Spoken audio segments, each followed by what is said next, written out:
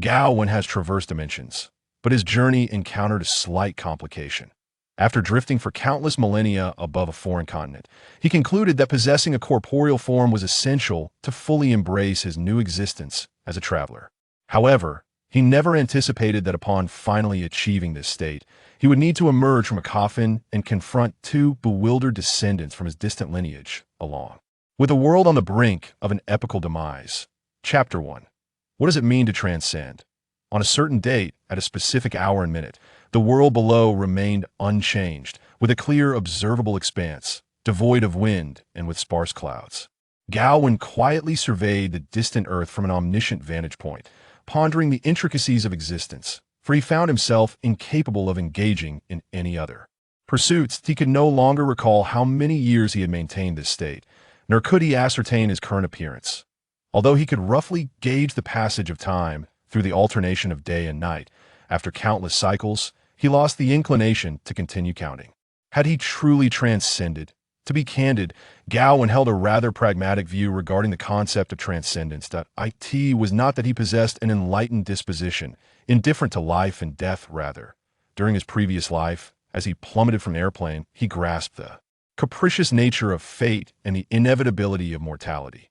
After all, in those dire circumstances, the mere opportunity to transcend was preferable to meeting a definitive end. His primary concern lay in the fact that he found himself suspended in the skies for an unfathomable duration. Gawain was uncertain of his current state. He could not shift his perspective nor perceive the existence of his body. In truth, aside from his sight, he had entirely lost his sensory connection to the external environment. Thus, he could not determine whether he was a lingering spirit or a drifting specter in the void. However, one certainty remained. He was not existing in a typical human condition.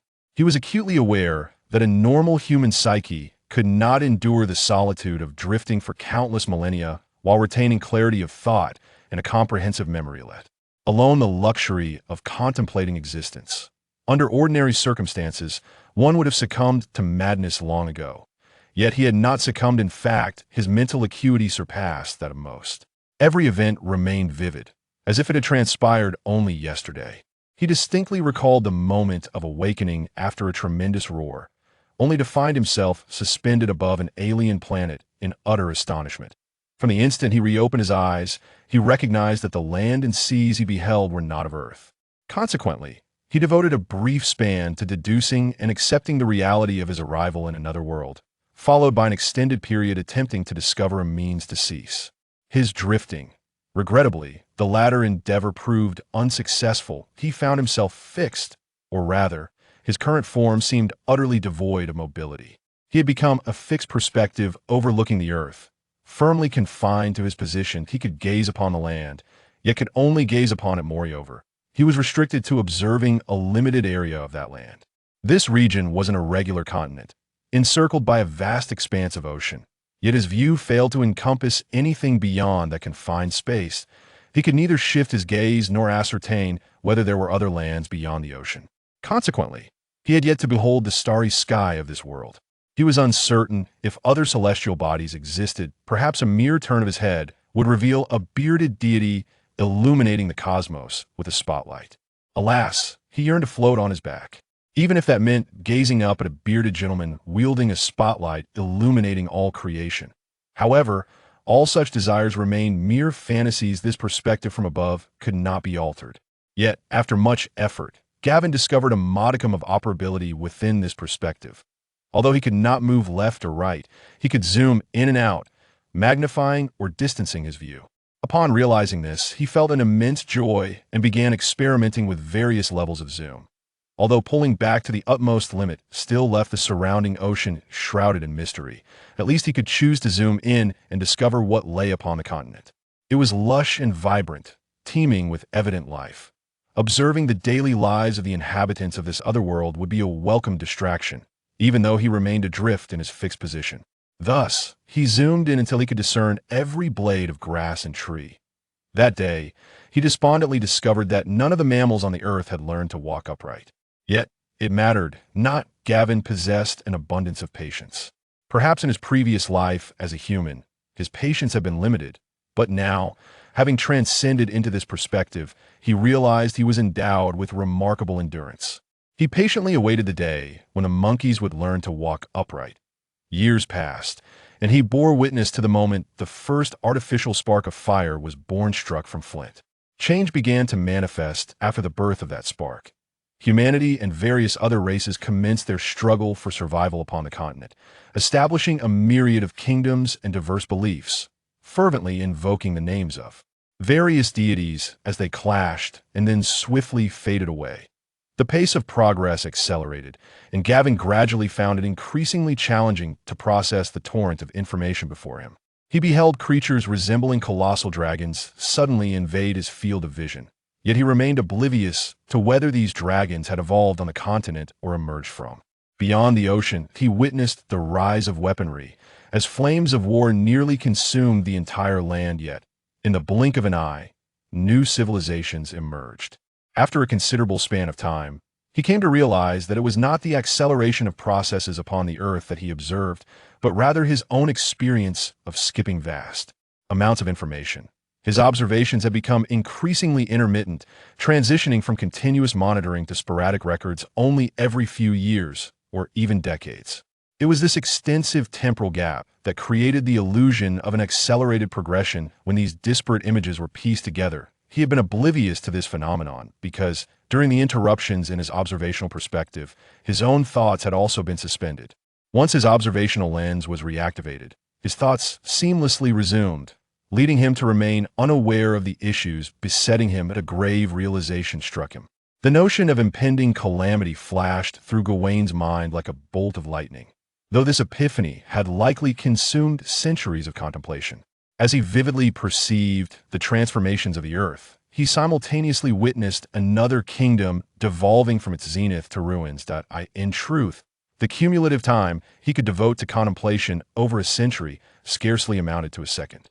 Furthermore, the duration of his thought interruptions continued to extend, that he recognized that the leaps in developments upon the earth had reached an unfathomable magnitude. The rapidly shifting slides of reality were approaching a state of incomprehensibility. That if this trend persisted, it was conceivable that, at some future moment, the essence known as Gawain would dissipate entirely in this bewildering realm, plunging into an eternal slumber with no chance of revival. For the first time in countless millennia, a sense of urgency surged within Gawain. He fervently endeavored to invigorate his thoughts, striving to extricate himself from the current predicament. He felt his mind racing, if such an organ still existed, as an eruption of ideas flooded his consciousness. However, gazing upon the incessantly shifting slides of the earth, he recognized that his thoughts had actually slowed to a pace of a millennium per frame. Though this assertion may seem exaggerated, the reality was scarcely more favorable. Extricate yourself from this situation. Extricate yourself from this situation. Extricate yourself from this situation. Gawain sensed his thoughts becoming increasingly chaotic, his consciousness gradually blurring. The previously seamless continuity of his thoughts appeared to falter. In a state of fury, he exerted every ounce of effort to contemplate. Yet as he remained fixed in his perspective, no amount of anger could alter the status quo. But just as he felt his thoughts nearing complete dissolution or stillness, a voice abruptly echoed from an unknown source. Energy failure. Mainframe reboot unsuccessful. Escape protocol initiated. In the next instant, the fixed perspective vanished, plunging Gawain into darkness. Yet, remarkably, his thoughts did not cease. For the first time in countless years, he maintained his capacity for contemplation even as he closed his eyes. He was unaware of how long he had lingered in this darkness. It felt as though he were plunging into a cold and confined space. Various sensations, now unfamiliar, coursed through his limbs and body, leaving his mind in a state of disarray. Amidst this chaos, he faintly discerned the voice of a young woman, her tone laced with urgency. "Please, don't kill me just yet. Compared to this, your ancestor's coffin lid can hardly contain it." Chapter 2. What on earth is it to crawl out of a coffin? As the heavy stone door slowly closed under the influence of an ancient spell, the magical energy flowed along the grooves in the walls and floor, forming a closed loop of energy, as if the nightmarish world outside had been entirely severed. The furious roars of the captain of the guard were inaudible, the agonized cries of the wounded and dying were silenced. and the terrifying howls and growls of monstrous creatures faded away, all sounds blocked by the weighty stone and iron. Although everyone knew this separation was merely temporary. In this fleeting moment of tranquility, Rebecca could not help but exhale deeply, wishing that the hell outside were nothing but a bad dream. However, in the next instant, Rebecca vigorously shook her hair, casting aside the weak thoughts that had surfaced in her mind. The thick rock and iron could not provide true, lasting safety. Rather, it might weaken her resolve, luring her into a false sense of security. With this realization, the young heir of the Cecile family tightened her grip on the now dull staff in her hand, hoping this weapon could instill within her a greater courage. The voice of Sir Byron Kirke, the family knight, came from behind. "My lord, the passage is sealed. Those monsters should not be able to enter for the time being." Of course, Rebecca could not be certain this was due to the infamous ineffectiveness of Aunt Hetty's magic against human physiques. "Thank you for your efforts, Sir Byron." Rebecca lowered her eyelids to conceal the weariness in her eyes. "At least we can catch our breath," including herself and Sir Byron. The 7 individuals present were likely the last survivors. Those left on the surface could not have survived. After confirming everyone in Apo's condition, Rebecca began to assess the state of the stone chamber. This was an ancient place. Within the rectangular stone hall, cobwebs and thick dust were ubiquitous, and some decayed artifacts were piled at one end of the hall. Despite their dilapidation, their former elegance and grandeur were still discernible. The walls of the chamber were adorned with well-preserved murals and reliefs. Although the murals had faded and the reliefs showed some wear, they remained captivating. Hetty Cecile scrutinized the murals and reliefs for an extended period, in stark contrast to the frivolous style that had emerged from the northern nations in recent times, which favored superficiality. The decorations within this stone hall exuded solemnity and simplicity, unmistakably bearing the essence of the First Dynasty. The murals depicted heroic figures and local customs, while the reliefs illustrated mythological scenes and abstract divine symbols. As a learned spellcaster, Hetty was adept at extracting valuable insights from these ancient images. Gazing at the intricate murals and reliefs, Hetty could not help but place her left hand upon her chest, murmuring softly, "May our ancestors grant forgiveness." As Rebecca approached Hetty, her staff in hand, the young lady's face betraying a hint of anxiety. It was only at this moment that she seemed to grasp the true nature of their surroundings, her unease palpable. This, indeed, was the hallowed resting place of the Cecile family and Apo's forebears. Hetty spoke earnestly, cautioning, "We must not act disrespectfully." Rebecca swallowed hard, surveying the area. "It appears no one has entered here for quite some time, since the Marquis of Grumman had brazenly pilfered sacred relics from the ancestral crypt a century ago, inciting a rebellion that nearly led to the family and Apo's demise. This place had been irrevocably sealed. The descendants of the Cecile family were all aware of how to access this chamber, yet due to the family's edict, none dared to enter unless in dire circumstances. Hetty cast a profound glance at Rebecca, stating, "For 100 years, we are the first to tread here." And indeed, it has come to that crucial moment. Rebecca inhaled deeply, wondering if their ancestors would pardon their intrusion. With little effort, she located the remarkable stone pillar, placing her hand upon its summit and applying gentle pressure. Instantly, the stone door leading to the deeper burial chamber emitted a slight tremor, and with a sound of friction, it began to ascend slowly. However, at that very instant, an unusual noise emanated from behind the stone door, a clatter of objects falling, followed by an involuntary gasp. "Is someone inside?" Hetty immediately reacted, whispering, "Byron." As they rushed into the tomb, Rebecca beheld Sir Byron, who had charged in ahead, brandishing his sword against a nimble, petite figure. This agile silhouette darted around Byron like a swift gust, occasionally transforming into a wisp of black smoke, vanishing into the shadows that pervaded the tomb. The mastery of shadow manipulation and the figure and Apo's agility left Rebecca astounded. It was rare to witness a rogue capable of entangling Byron for such a duration. Yet, as the remaining 3 soldiers completed their encirclement and Hetty, wielding flames that danced upon her hands, blocked the tomb's entrance, the elusive figure found herself devoid of escape, collapsing in a wretched heap. As the figure came to a halt, Rebecca discerned the intruder in Apo's appearance, a girl of similar stature, albeit slightly shorter. She donned worn leather armor, her hair cropped to ear length, and though her visage was marred with dirt, her beauty was unmistakable. Most striking were her ears, pointed yet not elongated like those of an elf, indicating her mixed heritage, a half-elf. However, the nature of her other lineage remained indeterminate. For the power of elven blood was formidable, rendering it nearly impossible to distinguish the traits of any human or beastkin mixed with elves. As the half-blood elven maiden touched the ground, Knight Byron promptly stepped forward, placing his long sword against her neck. The remaining 3 soldiers immediately surrounded her, their blades effectively sealing off all escape routes. "Who are you to dare intrude upon the ancestral tomb of the Cecile family?" Hetty demanded, her voice laced with uncontrollable fury. For someone of her noble lineage, the mere thought of grave robbers desecrating the ancestral resting place was enough to ignite her wrath. Should word of this scandal spread, the already precarious reputation of the Cecile family would surely be irrevocably tarnished. Rebecca, her eyes wide with shock, also directed a fierce glare at the half-blood elf. Despite her initial bewilderment at the unexpected turn of events, the presence of an outsider in this sacred site was sufficiently infuriating. The half-elf, held at sore point and subjected to Hetty and Rebecca's fierce gazes, stammered, "Wait. I haven't stolen anything." Byron pressed his sword down even harder, his voice filled with disdain. "You possess remarkable audacity." Just then, a strange clattering sound erupted from the obsidian coffin in the center of the tomb, silencing everyone, including Rebecca. After a brief pause, Rebecca was the first to regain her composure. A fireball, the size of a fist, erupted from the tip of her staff, aimed menacingly at the half-kneeling elf. "What have you done to our ancestors?" The half-elf, nearly in tears, pleaded, "Please, don't kill me. More importantly, your ancestor and Apos' coffin is about to burst open." As her voice trembled with desperation, the noises from the coffin grew louder, and the lid began to visibly shake. "Oh no!" Hetty and Apos' face drained of color. This dignified lady, renowned for her poise within noble circles, was momentarily at a loss. "Rest in peace. Those who disturb you shall face retribution." The half-elf cried out, "What does that matter now? You need to secure your ancestor and Apos' coffin." The soldiers exchanged bewildered glances, even Byron appeared bewildered.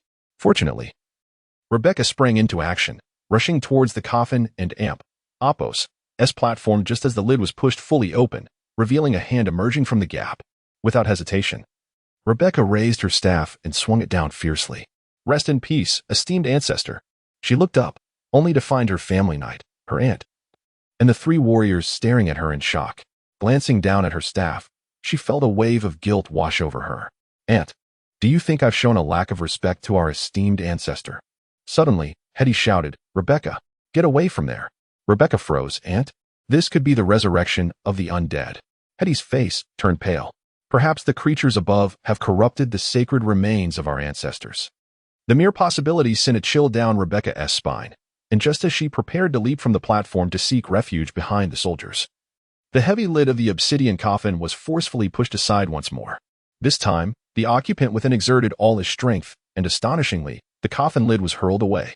Subsequently, a man with short, light brown hair, a commanding and dignified countenance, adorned in the traditional garb of nobility, rose from within. The half-kneeling elven girl turned her head upon witnessing this scene and could not help but exclaim with a long sigh, "Behold, your ancestor has truly returned from the grave this time." Chapter 3 Finally, able to move. Upon rising from a suspicious black metal box, Gawain found himself enveloped in a state of profound bewilderment.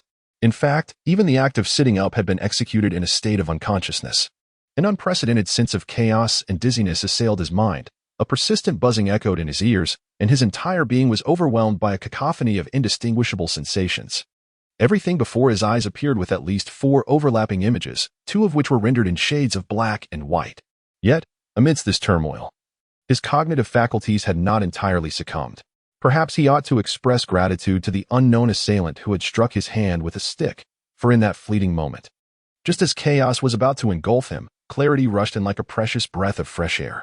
Nonetheless, that blow had indeed been excruciating. His body. He had acquired a corporeal form.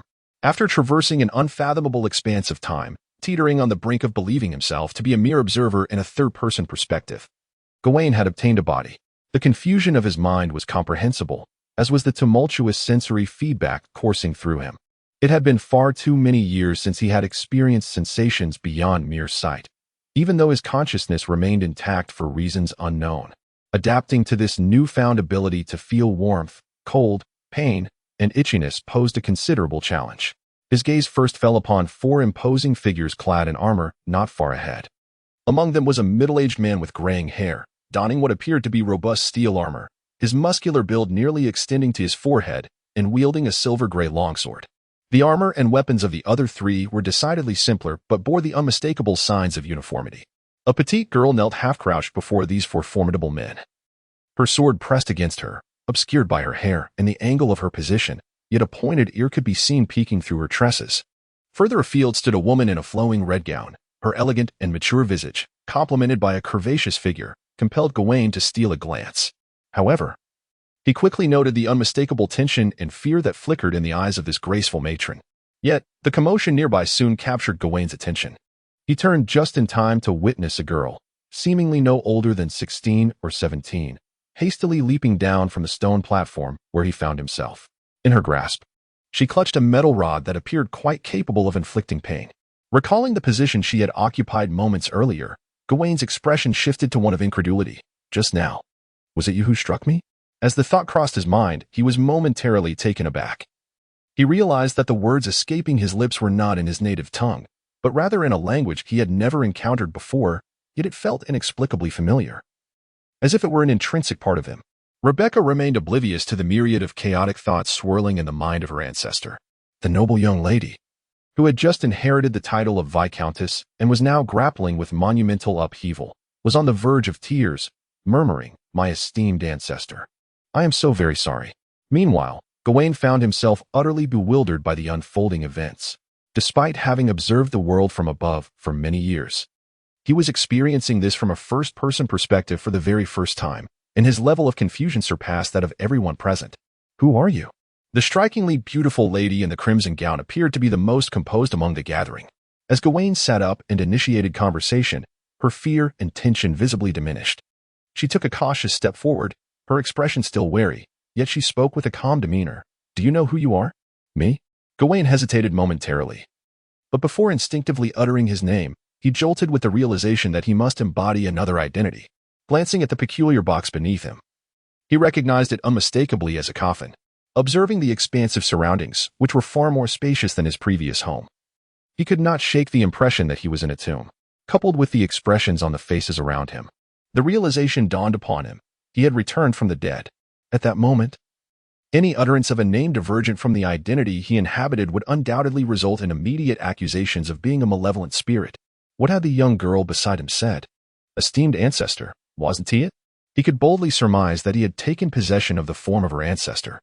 Setting aside considerations of what sustenance their forebear had consumed to remain corporeal after so many years, it was crucial to acknowledge that he, as an external soul, had not only usurped the body of the ancestor, but had also disturbed their grave, inadvertently sending the coffin lid flying with a careless kick.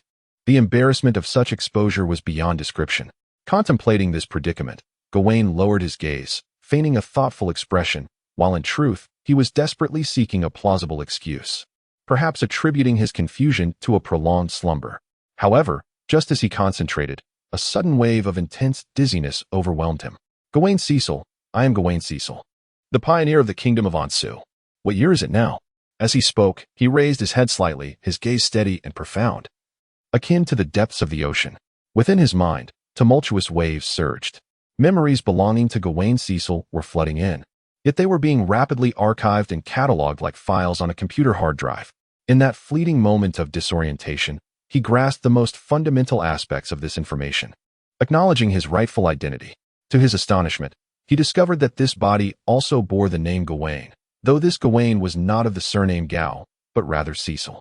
Was this merely a coincidence? Moreover, the phenomenon of the soul's flame rebounding and scorching could not be concealed. Thus, she relaxed, yet remained engulfed in profound confusion.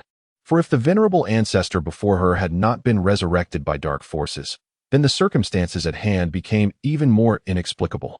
How could you have risen from the dead? Despite her bewilderment, a modicum of necessary decorum prevailed.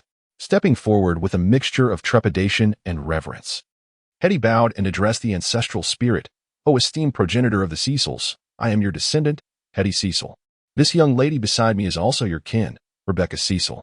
I beseech you, in light of her youth and ignorance, to overlook her recent indiscretion, and please forgive us for disturbing your eternal slumber. Ah, here stands the great-great-great-granddaughter, and it appears the other does too." The torrent of chaotic memories seemed to have finally subsided, and Gawain, unable to meticulously sift through the vast array of information now residing in his mind, sought to swiftly comprehend his surroundings. Leaning against his coffin, he attempted to rise, mumbling, "It's perfectly fine. I have no idea how I awakened. Could someone lend me a hand?" He soon realized he had overestimated his adaptability to this new body, finding himself unable to sit up, which left him somewhat embarrassed. Beside him, Rebecca, who had been nervously clutching her staff, recognized that it was her turn to shine. She eagerly hopped onto the stone platform, assisting Gawain with his arm as she chirped, "I shall help you from the coffin. I shall help you from the coffin." The phrase sounded oddly off. 700 years, indeed. Gawain, awkwardly rigid, was aided out of the coffin by the young girl. As he glanced down at his attire, he felt a sense of wonder that left Rebecca puzzled. "What material is this? It seems to be woven from elven moonshadow fabric." "Perhaps," Rebecca said uncertainly. "What a marvel of technology." "Oh, the ancestor speaks in such profound terms," she remarked with a hint of amusement. With Rebecca and Apos as assistants, Gawain finally descended from the stone platform, standing firmly on the ground. He sensed his control over this new form rapidly improving, akin to his soul swiftly installing its drivers. His consciousness and body were coordinating at an astonishing pace. Releasing Rebecca and Apos' hand, he tentatively attempted a small step forward. In the next moment, tears nearly brimmed in his eyes. Had a microphone been at hand, he felt he could express boundless gratitude to every person he had ever known and every television station. After all these years, while the protagonists of novels had long since acquired the power to vanquish gods and unify the cosmos, he had merely achieved the first milestone of human existence, the ability to walk upright. It was only after this accomplishment that he recalled the little girl, nearly forgotten, now encircled by 4 burly men. Chapter 4. Awakening in a chaotic predicament. The half-elf girl had been diligently striving to diminish her presence, hoping that the members of the Cecile family would forget the desecration of their ancestors' graves amidst the overwhelming shock of meeting their forebear. However, before she could seize an opportunity to escape, Gawain directed his gaze towards her. This unfortunate thief could only retract her neck, adopting a pitiful demeanor. "I merely sought refuge." Is hiding truly necessitated by burrowing into the innermost crypt? Hetty interjected, glaring at Gawain. "Forbear. It is this despicable grave robber who has violated your resting place and disturbed your slumber." Gawain paused, his expression turning peculiar as he regarded the half-elf girl. "So, you are the one who awoke me?" If not for the constraints of human anatomy, the thief would have wished to shrink her head into her pelvis at that moment. Her voice quivering. "I truly did nothing. Initially, I merely wished to find a safe place to hide, and inadvertently, due to my profession, I ended up in the crypt. Yet, once inside, I did nothing." Gawain pondered for a moment and earnestly replied, "In any case, thank you." The thief. "Huh? All present?" "Including Rebecca and Hetty." "What? Cough. Release her." It does not appear dignified for 4 burly men to restrain a young girl. Gawain acknowledged the awkwardness after expressing his gratitude, but found it difficult to retract his words and thus pressed on, reasoning it was inconsistent with chivalric ideals. Chivalric ideals. A flicker of hesitation crossed Hetty and Apos' face. "But, forbear, she is. I would like to thank her for awakening me from my slumber." Gawain waved his hand dismissively. "Let her go. If I have no objections, what more can you say?" The half-elf girl glanced around, confirming that the situation was not a prank, before cautiously rising to her feet and verifying with Gawain. As an elder, you must uphold your word. Please do not go back on it." Hetty and Apos' twitched involuntarily, and after much exertion to suppress the urge to thrash this grave robber, she managed to maintain her composure. Gawain observed the girl with curiosity. From the memories he had recently inherited, he deduced her lineage to be that of a half-elf. "What is your name?" The half-elf girl blinked. "Amber." Gawain stroked his chin. "Amber? It does possess a certain sylvan charm." At this juncture, Hetty interjected, interrupting the exchange between Gawain and the half-elf who called herself Amber. "Forbear, I must interrupt. This is not the time for idle chatter. We are not in a secure position." Gawain endeavored to immerse himself in his new identity, casting a serious glance at Hetty. "What is transpiring outside?" "Monsters." Rebecca, who had remained silent until now, exclaimed loudly. "They are pouring in from the Selen pathway and the direction of the mines. The troops and security forces within the territory stand no chance against those monstrous beings. It is likely that the outside world has been completely overrun by them. We have endeavored to organize a resistance, and, before the situation disintegrated entirely, Sir Philip managed to escort some soldiers to safeguard the civilians seeking refuge. However, before the second group could depart, those creatures destroyed the drawbridge. Hetty added, "Neither Rebecca nor I have sullied the name of the Cecil family. And neither have these valiant warriors. We fought within the castle until the very last moment, retreating only when the gates of the inner courtyard were breached." Gawain subsequently inquired further, gradually piecing together the overall narrative. This was the ancestral territory of the Cecil family, passed down from the first forebear to the present day. The young lady Rebecca, who appeared almost like a high school girl wielding an iron staff, was indeed the current lord of this land. When the monsters attacked, this young lady did her utmost to organize a defense, but it was evidently in vain. The creatures ultimately dismantled all defenses and slaughtered every human in their path. After the first group of survivors was evacuated, Rebecca, dutifully adhering to her responsibilities as lord, found herself trapped in the castle with the remaining soldiers. They fought valiantly for an extended period, but ultimately, the castle fell, forcing them to retreat into the ancestral crypt beneath. It was there that they encountered the peculiar phenomenon of reanimation, or rather, possession. The beautiful lady named Hetty was actually Rebecca's aunt. However, such familial ties held little significance for Gawain. After all, they all belonged to the same distant lineage. As for the half-elf named Amber, she was indeed a thief. But on this occasion, she sought a place to take refuge, remarkably skilled in her craft. This thief managed to navigate all the way to the deepest chamber of the Cecil family's ancestral tomb. Awakening to such a dire situation was quite the shock. Gawain rubbed his forehead, contemplating how to address the current crisis while searching his memory for any relevant information that might prove useful. It seemed that the monsters had completely taken over above, and venturing outside would be tantamount to a death sentence. Speaking of these creatures, what exactly are they? He pondered aloud. "I suspect they are some sort of demon subspecies," Hetty replied. "However, demons have not manifested in the material realm for many years, let alone on such a massive scale. I cannot say for certain." Rebecca clutched her staff, gazing at Gawain with hopeful eyes. "Might it be that even your power cannot vanquish the monsters outside, my esteemed ancestor?" Gawain was taken aback for a moment. "Me? Indeed. Are you not the most powerful knight in the kingdom of Ansu, and indeed the entire northern continent?"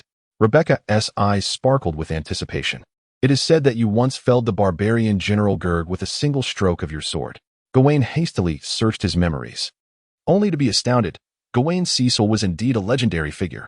He is the most illustrious hero of the Ansu Kingdom's pioneering era, also recognized as one of the earliest pioneers of the second expansion period. However, such a splendid life burned like an excessively bright candle. This legendary figure ultimately lived only to the age of 35, perishing in the final battle against the tide of darkness. Gawain Cecil succumbed to exhaustion. The inherited memories end here. This encapsulates the life of this formidable man. Gawain felt a pulsation at his temples. He had inhabited the body of an extraordinary individual. Yet, devoid of arrogance or trepidation, his primary reaction after a brief astonishment was a profound sense of uncertainty. Rebecca gazed at him with hopeful anticipation, as did Amber. And even the seemingly most mature and composed Lady Hetty regarded him with eyes full of expectation and trust. However, they were looking at Gawain Cecil, not at Gawain himself. He cast a glance at his hands, which were those of a warrior, broad, robust, and calloused, but he was unaware of the extent of power he could wield while controlling this body. Fortunately, this state of uncertainty did not last long. As Gawain and Apos' own memories began to awaken, they spanned thousands, perhaps even hundreds of thousands of years, although the substantive content of these memories may be scant. They were sufficient to swiftly steady his mindset and instill confidence within him. He acknowledged that he was somewhat astonished by the legendary life of Gawain Cecil. Yet in this moment, what he required was not astonishment or hesitation, but rather a firm resolution.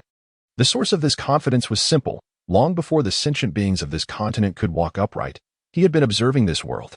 He understood that these memories might not provide substantial assistance, but at this moment, he merely needed to bolster his own spirit.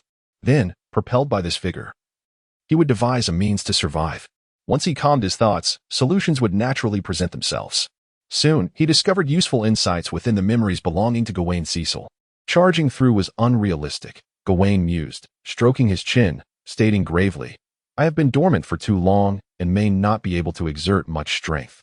And we cannot ascertain how formidable the creatures outside may be. Hence, the best course of action is to find a path that circumvents those monsters and leads us to safety." Rebecca interjected, but the drawbridge has been destroyed, and the other routes have been sealed off. Gawain raised his hand to interrupt his distant descendant. Beneath us, Cecil's territory once formed part of the southern defense line of the kingdom. There exists a secret tunnel system underground, blessed by the earth element, which will not collapse even after a millennium. The entrance to this clandestine passage is located just beneath the castle. Such a thing exists. Rebecca and Apos' face lit up with surprise. What are we waiting for? Let us hasten to find the tunnel. Ancestor, please lead the way. However, a dilemma arose. Gawain spread his hands, expressing, I am only aware of the route from the castle, but I am at a loss regarding the path from the crypt. Rebecca, astonished, exclaimed, have you truly resided here for so long yet remain unaware of the way? Gawain, the knights and soldiers of Byron. Herdy and Apos' complexion turned pale, as she feared that their esteemed ancestor might very well be infuriated by this disappointing descendant. Chapter 5. The role of the thief. Miss Gawain pondered whether the young girl named Rebecca had been dazed by a blow to her head during the battle with the monsters. Nevertheless, he patiently replied, although I have and Apos resided in Apos here for many years, I was already deceased at that time. After death, can one truly comprehend the appearance of their own grave? The upper structure had undergone several renovations, yet the foundation remained untouched. Hetty quickly interjected. The entrance you mentioned should still be in its original position. Is that so? Then it shall be straightforward, Gawain said, extending his hand towards a nearby soldier. May I borrow your sword? Upon receiving the sword handed to him, Gawain began sketching on the ground. He first drew an aerial outline of the castle, followed by a rough side view divided into 3 levels. Although it was a hastily drawn sketch, the general division of sections was still quite clear. The entrance is located here, 2 levels underground, adjacent to the wine cellar and granary, which used to be the wine cellar and granary. There are 2 passages leading inside, but both must be accessed from the surface, making them likely impractical. Rebecca observed Gawain's sketch with curiosity. That area is now a wine cellar and granary as well. But I had no idea there was a 3rd room in between them. It's not a room, but rather a mezzanine. Cleverly concealed between the walls and support beams, Gawain chuckled. In those days, this land was quite tumultuous. The frontier was frequently plagued by monsters emerging from the wastelands of the Gondor Empire and the deranged remnants of the old imperial army, almost every fortnight. The earliest Cecil territory was constructed to the standards of a war fortress. In such circumstances, secret passages and concealed walls were indispensable, serving for emergency evacuations and supply routes during sieges. Knight Byron examined the rudimentary map before him, then drew his sword to outline the lower section of the map. Thus, we must proceed to the entrance on the 2nd level of the castle and avoid any surface passages, including the courtyard. Here's our current location. The ancestral tomb is situated in the southeast direction of the castle's subterranean structure, overlapping with approximately 1/3 of the castle's foundation. Within that overlapping area, there should be a passage, Gawain interrupted Byron. The tomb was constructed 7 centuries ago, during a time when the craftsmen were still those who built war fortresses. These structures were also erected according to the standards and regulations of that era. Auxiliary passages must undoubtedly exist. As he spoke, he cast a curious glance at Rebecca. Are you truly unaware of this? Such knowledge should have been passed down through the generations of the Cecil family. Feeling somewhat embarrassed, Rebecca lowered her gaze. Ancestors, we have failed to uphold the glory you once fought for our family, Hetty bit her lip and said with difficulty. The Cecil family has endured many trials over these 7 centuries. Very well, I understand. Gawain waved his hand dismissively. Now is not the time for storytelling. Once we have left this place, I shall seek to learn about the events that transpired over these 7 centuries. At present, the urgent task is to locate the passage leading from the tomb to the secret corridor. Rebecca, Hetty, and Byron crouched over the rudimentary maps, engrossed in their studies. Although they were familiar with the ancestral castle of the Cecil family, the intricate structure of this 700-year-old sepulchre remained a mystery to them. This burial site was far from a mere tourist attraction, where entry could be bought for 2 silver coins, even a century ago, before the tomb was sealed. The heirs of the family had only a limited number of opportunities to enter the inner sanctum, and they were forbidden from approaching the resting place of their ancestors. Who could possibly know where the secret passage lay? In the face of this dilemma, even Gawain and Apos' memories proved ineffectual. After all, when he had perished, he could hardly have imagined that he would one day rise again to ponder his escape. Just as despair enveloped the group, the ever-quiet Amber, who had been patiently observing, suddenly spoke. Well, I might know the way. Instantly, all eyes in the tomb turned toward the half-elf thief. Amber shrank back slightly. Hetty furrowed her brow, questioning, how could you possibly know? Amber stammered, a hint of fear in her voice, but upon catching Gawain and Apos' encouraging gaze, her courage swelled. I came in from over there. The direction should be about right. I suspect that leads to the secret passage. Gawain nodded affirmatively. Excellent. Lead the way. Amber patted her chest. As long as you don't pursue the matter of me having dug up your family grave. Hetty shot a disapproving glare at the indiscreet half-elf and turned away, making her way toward the tomb's grand entrance. Gawain, however, halted abruptly before stepping forward. Ancestors? Rebecca inquired. Her curiosity piqued. I need to arm myself, Gawain replied. Though he was not the legendary duke who had once expanded territories 7 centuries prior, he possessed the common sense to seek a weapon for protection in such perilous surroundings. His gaze swept across the tomb, and a soldier willingly unbuckled his sword, offering it to Gawain, who declined the soldier's generosity with a wave of his hand. Guided by memory, he approached a black steel coffin and peered inside. Within the coffin, he discovered a heavy longsword, entirely black, with a faint crimson hue emanating near the guard. The moment he grasped the sword, a wave of familiarity and suitability surged within him, as if every intricate design on the blade corresponded perfectly with his own grip. Instinctively, Gawain swung the longsword a couple of times, each movement feeling as if it had been honed through countless trials. He realized that this was the residual memory from his current body. Although his soul had transformed, each muscle still recalled how to wield this weapon. This revelation was indeed a pleasant surprise, yet not entirely unexpected. Beyond the lingering memories of his body, Gawain also retained the entirety of his combat knowledge from his previous life as Gawain Cecil, encompassing not only fundamental swordplay and equestrian skills, but also those supernatural abilities that, to him, bordered on the magical.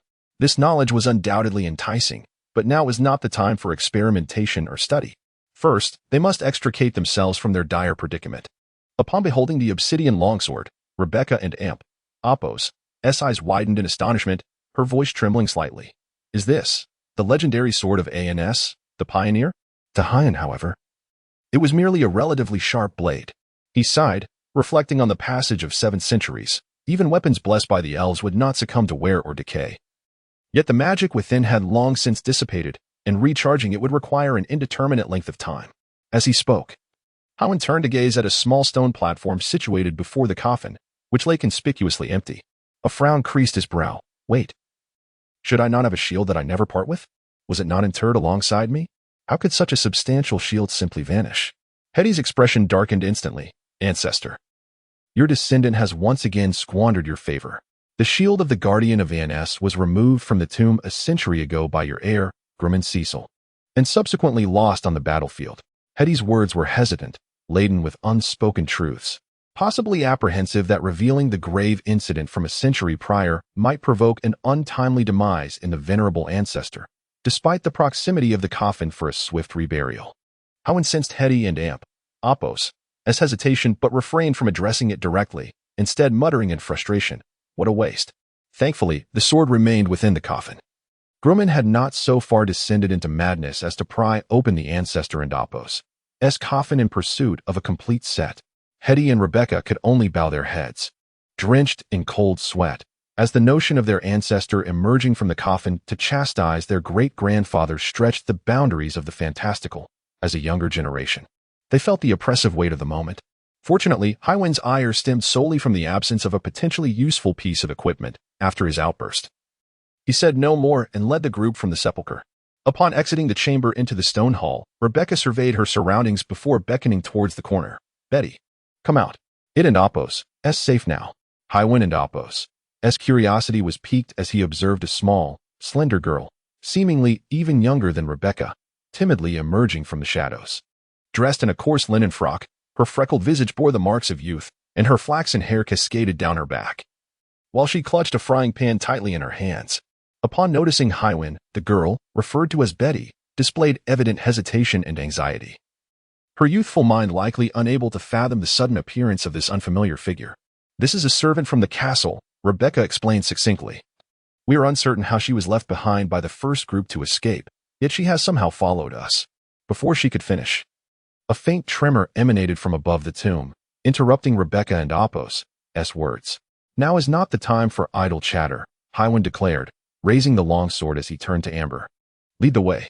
Chapter 6. What is this thing? Miss Amber, a master of stealth, an expert in shadow magic, and an enthusiast of grave robbing, has a profound saying. The path lies ahead. The door is merely an ephemeral ornament. Once one sheds their psychological barriers, even the gates of a royal treasury can be opened with but a mere stalk of celery. Well, perhaps this world lacks celery, yet for Amber, breaching the grand entrance of an ancient tomb requires no such vegetable.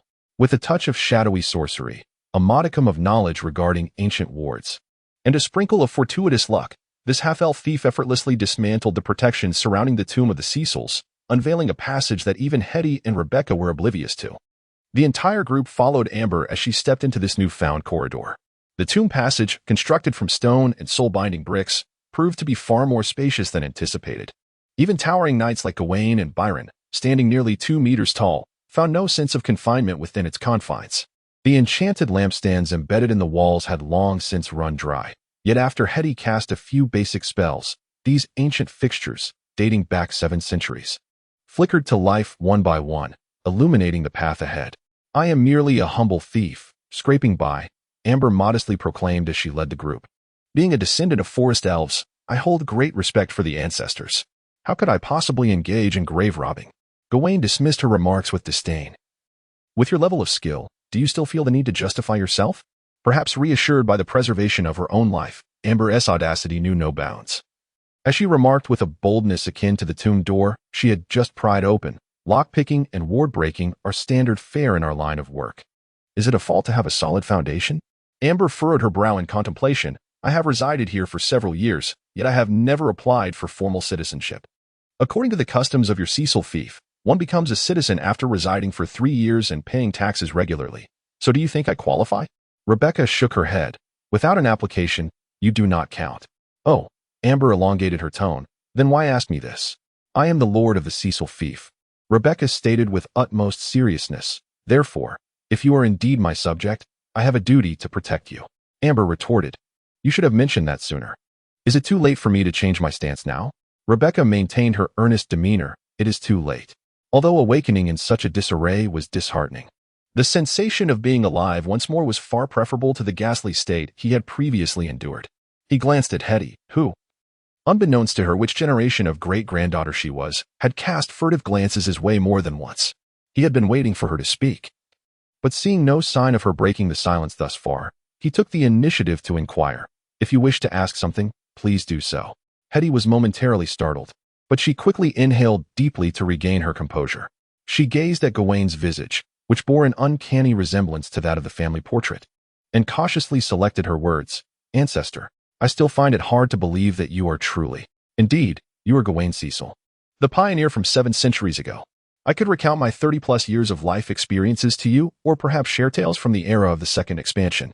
However, to be candid, such narratives may not serve as conclusive evidence. A distinguished historian might be more credible than my discourse. After all, my eloquence leaves much to be desired.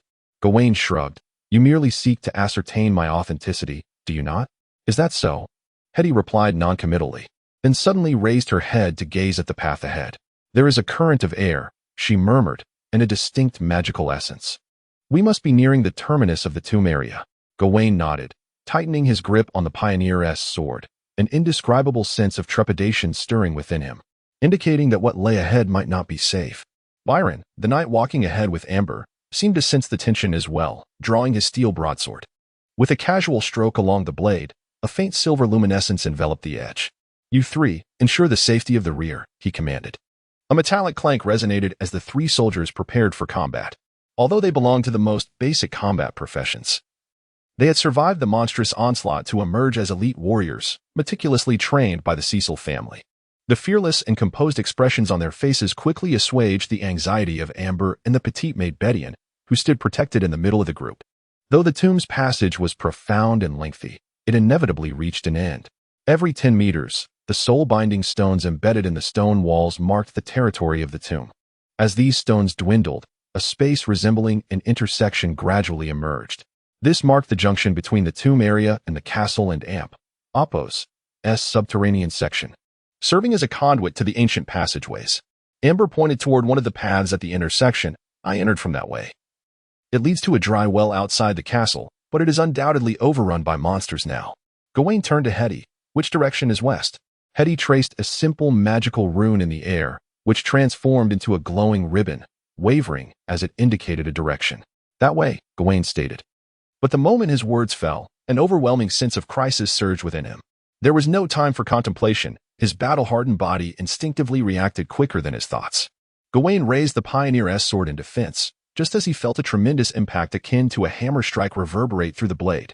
His body swayed slightly before stabilizing, and the assailants finally emerged before the crowd, accompanied by a murmur that sounded almost like a whisper.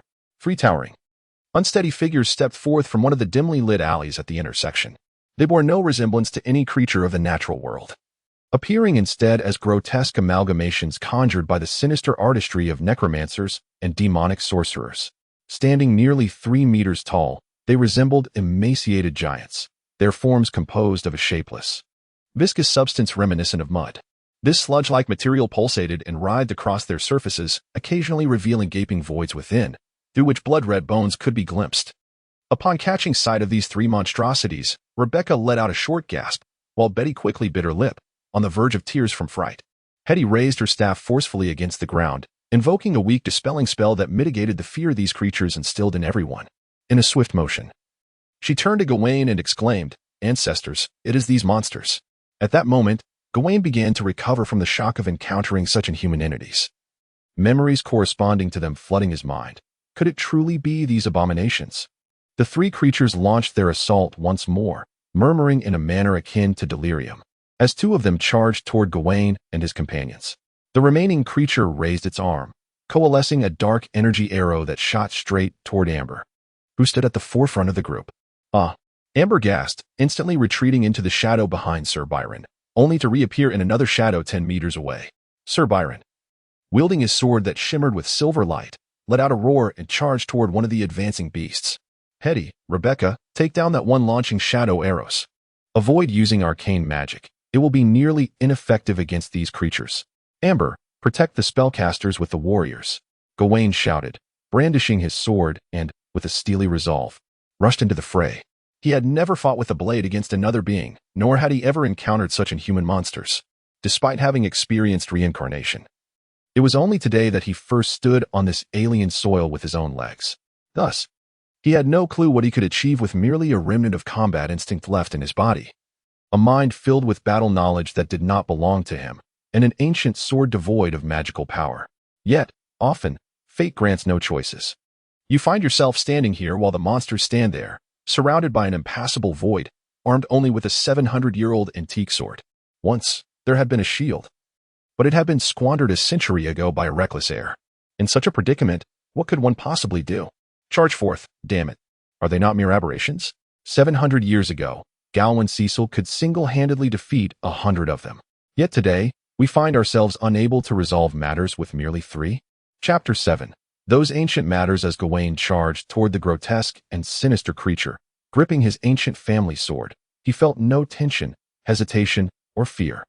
If one were to insist that he experienced anything at all, it might merely be a fleeting sense of disorientation and unreality. He vividly recalled the moment of the plane crash and the countless years suspended in the lofty heights of this world. He had yet to fully acclimate to the identity of Gawain Cecil, having descended from the heavens. Yet, in this very moment, he tightened his grip on the time-worn sword and lunged at the enigmatic being, uncertain whether it was a demon or a specter. With a resounding clash, a tremendous impact reverberated through the blade, dispersing all distracting thoughts from his mind. Reacting almost instinctively, he evaded the creature's sweeping claws, twisting his upper body slightly. The blade sliced through the air, trailing a luminous arc as he delivered a powerful strike to the creature's shoulder. Simultaneously, he summoned a latent strength within his body, channeling that power into the sword. A faint red hue at the base of the blade erupted into a brilliant crimson light, spreading rapidly along the blade like flames. The scorching heat distorted even the surrounding air.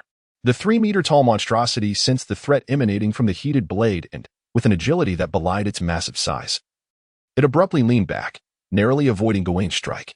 The skills and knowledge from Gawain Cecil's memory proved accessible, affirming that this body had not yet deteriorated to the point of ineffectiveness. While uncertain of the extent of his potential, Gawain felt a surge of confidence.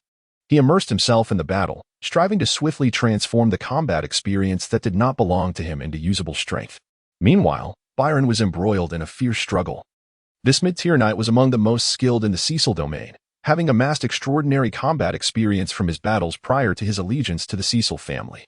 However, he had already expended considerable energy during the earlier assault on the castle by the creature, and the insidious magic of the monster further diminished his combat prowess, reducing his full strength to a mere 40 or 50%.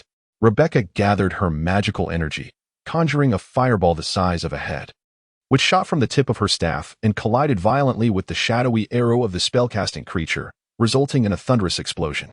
After catching her breath, she quickly noticed the perilous situation facing Byron and shouted to the soldiers beside her, "You three, go assist Byron."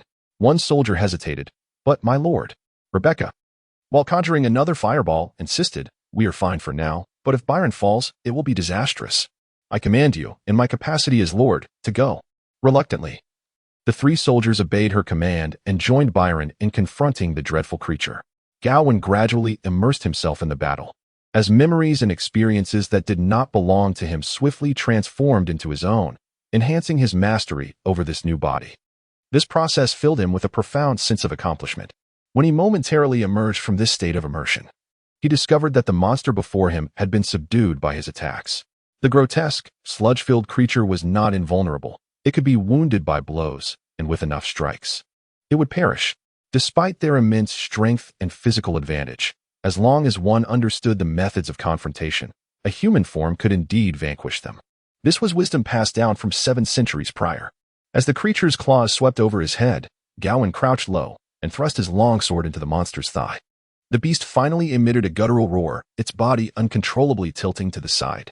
Seizing this opportunity, Gawain shouted to Byron, urging him to target the creature and Apo's abdomen and lower limbs, disregarding its chest, for these fiends had no heart. Taking advantage of his opponent and Apo's loss of balance, Gawain maneuvered to the creature and Apo's side and aimed a strike at its lower back, declaring, "Apart from the abdominal cavity, another vulnerability lies at the rear." Upon hearing the guidance from the ancestors of the Cecil family, Byron felt a surge of determination. With the cooperation of 3 soldiers, he swiftly restrained the creature and Apo's movements. And at the cost of his shoulder armor being pierced by its claws, he deftly slipped beneath its legs, turning to land a decisive blow.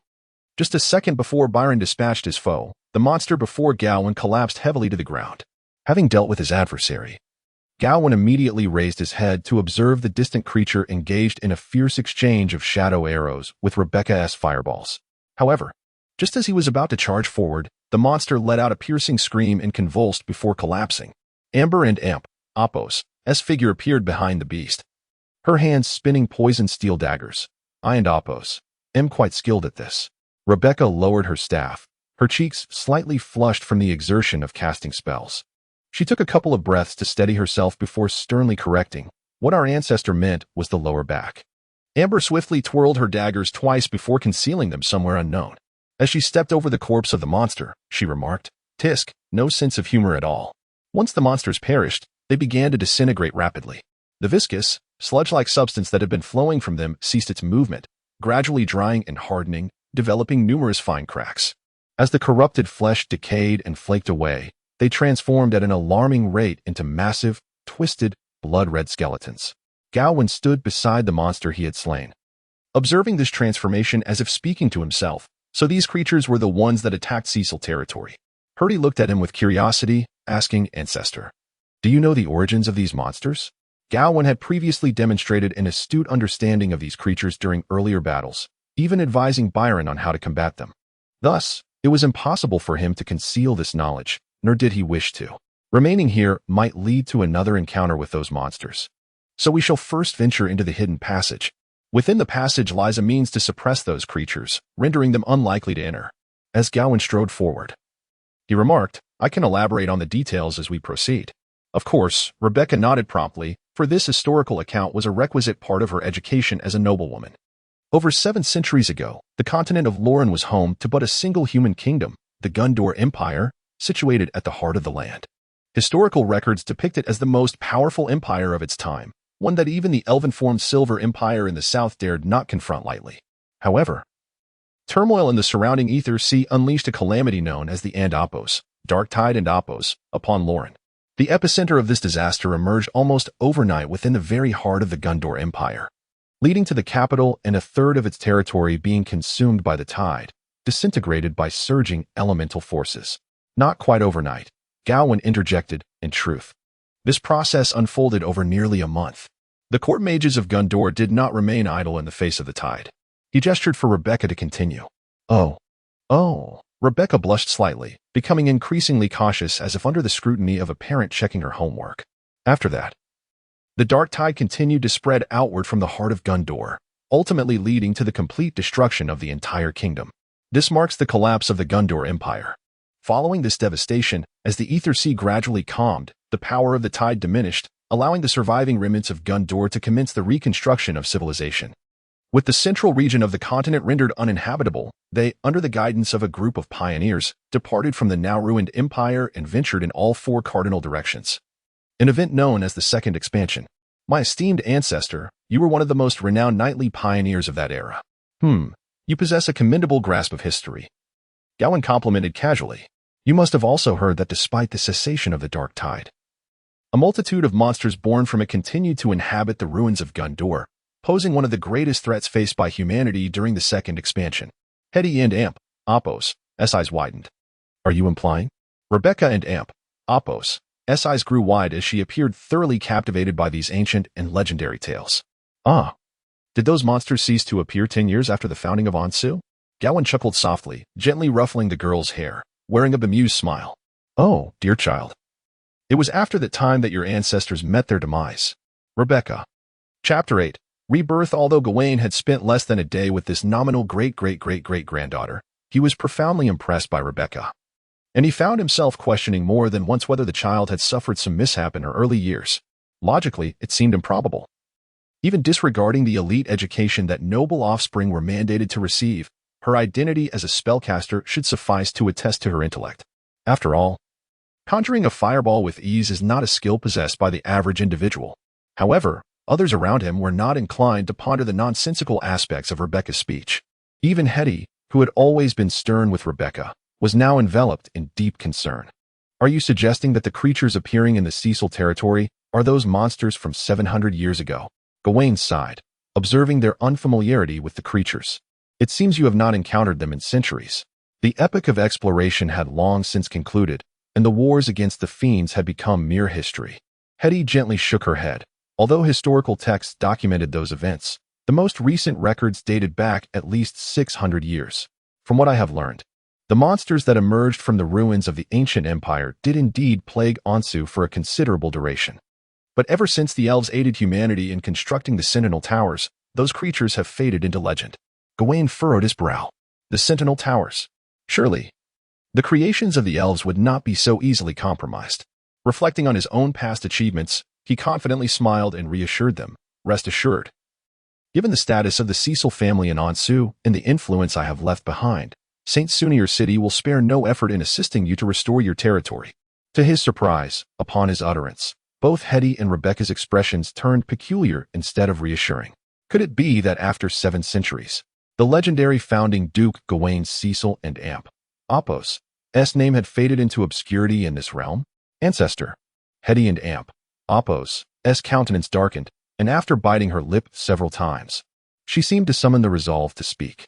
I wished to convey something to you even while in the tomb, but it was simply too difficult to articulate. Gawain had an inkling of what was amiss but nodded encouragingly. Go on, I am listening. The glory of the Cecil family has waned over the years. Although you are still regarded throughout the kingdom as the legendary founding duke. Hetty glanced at Rebecca with a hint of discomfort. The current heir to the family title, Rebecca, is merely a viscountess in this territory of Cecil, is the last remnant of the family lands. Gawain was taken aback. What? I distinctly recall that when I perished, I held the title of duke, and it was an inherited position. The lands extended from the Cecil territory all the way to the Holy Spirit Plains. What on earth have the later descendants of the Cecil family been doing? Did they commit regicide or rebel against the crown? Hetty lowered her head in shame. 700 years can bring about many changes, both to the family and to the nation. The present-day Ansu is no longer under the aegis of the First Dynasty, but has transitioned into the Second Dynasty. The Cecil family, once the stalwart supporters of the monarchy, now bears the weight of infamy, having been exiled by the royal court. Nearby, Rebecca took up Hetty and Apos' narrative.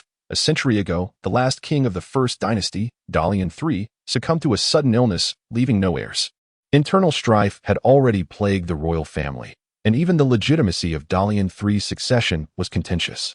Following the king's demise, the queen and the regent failed to swiftly stabilize the situation, culminating in the Fog Month uprising.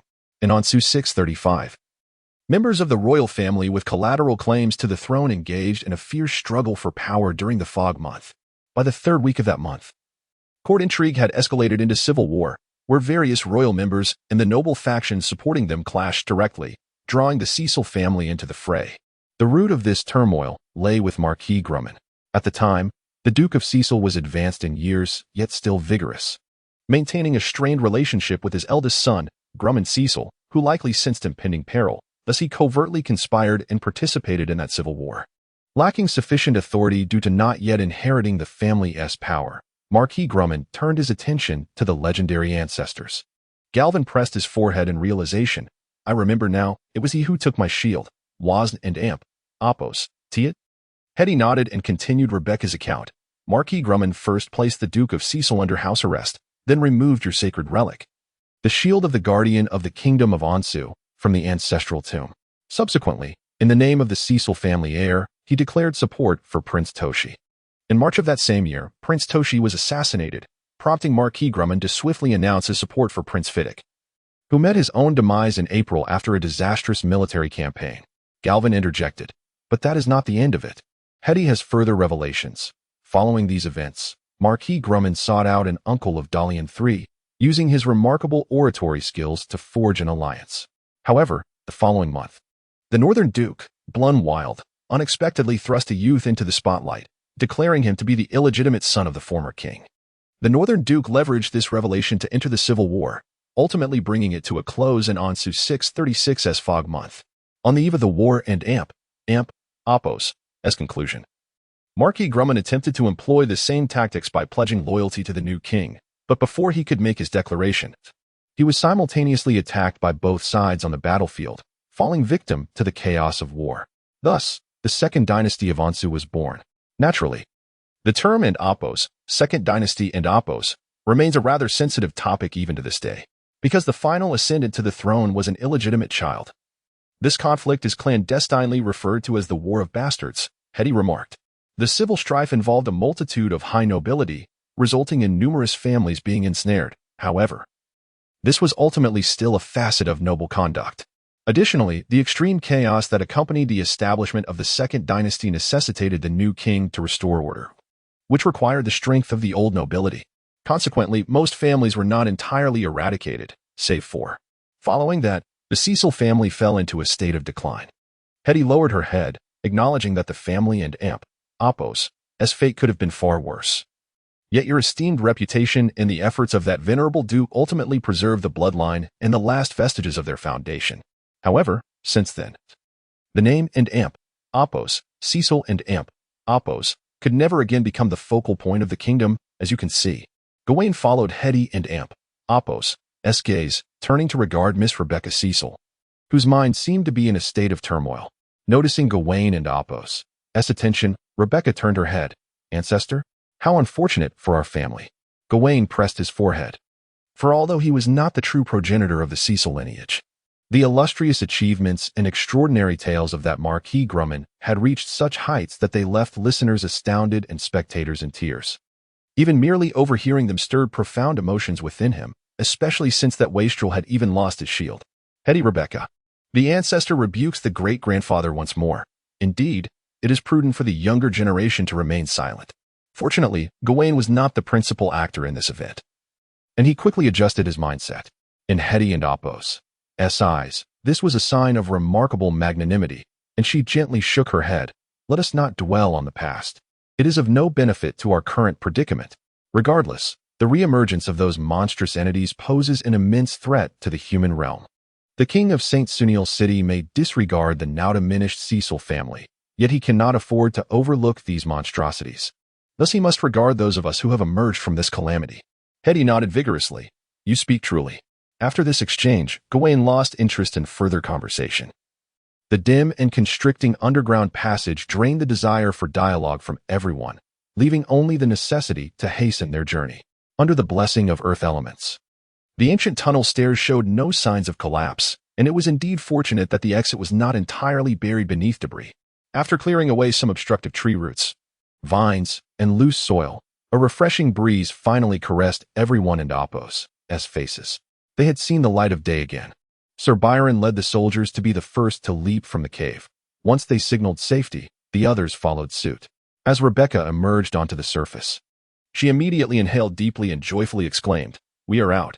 Gawain, trailing behind Rebecca, reached the ground with excitement that rivaled her own, perhaps even surpassing it. A vast expanse lay before him. His first instinct was to raise his gaze towards the sky. Unfortunately, the world outside was cloaked in darkness. Yet, he was grateful for the night, for it allowed him to behold the alien starry sky for the very first time. A faint glimmer of white light has begun to emerge on the horizon, and the impending dawn renders the starlight above sparse and dim. The scattered stars appear to be shrouded in a veil of mist, ethereal and distant, entirely foreign. The white light in the sky intensifies, the night has receded, and dawn is on the verge of arrival. Each individual who has escaped from the subterranean tunnel is now immersed in the joy of survival, while Gawain, overwhelmed with a peculiar delight and excitement, strides toward the direction of the rising sun, arms outstretched as if to embrace the sun of this new world.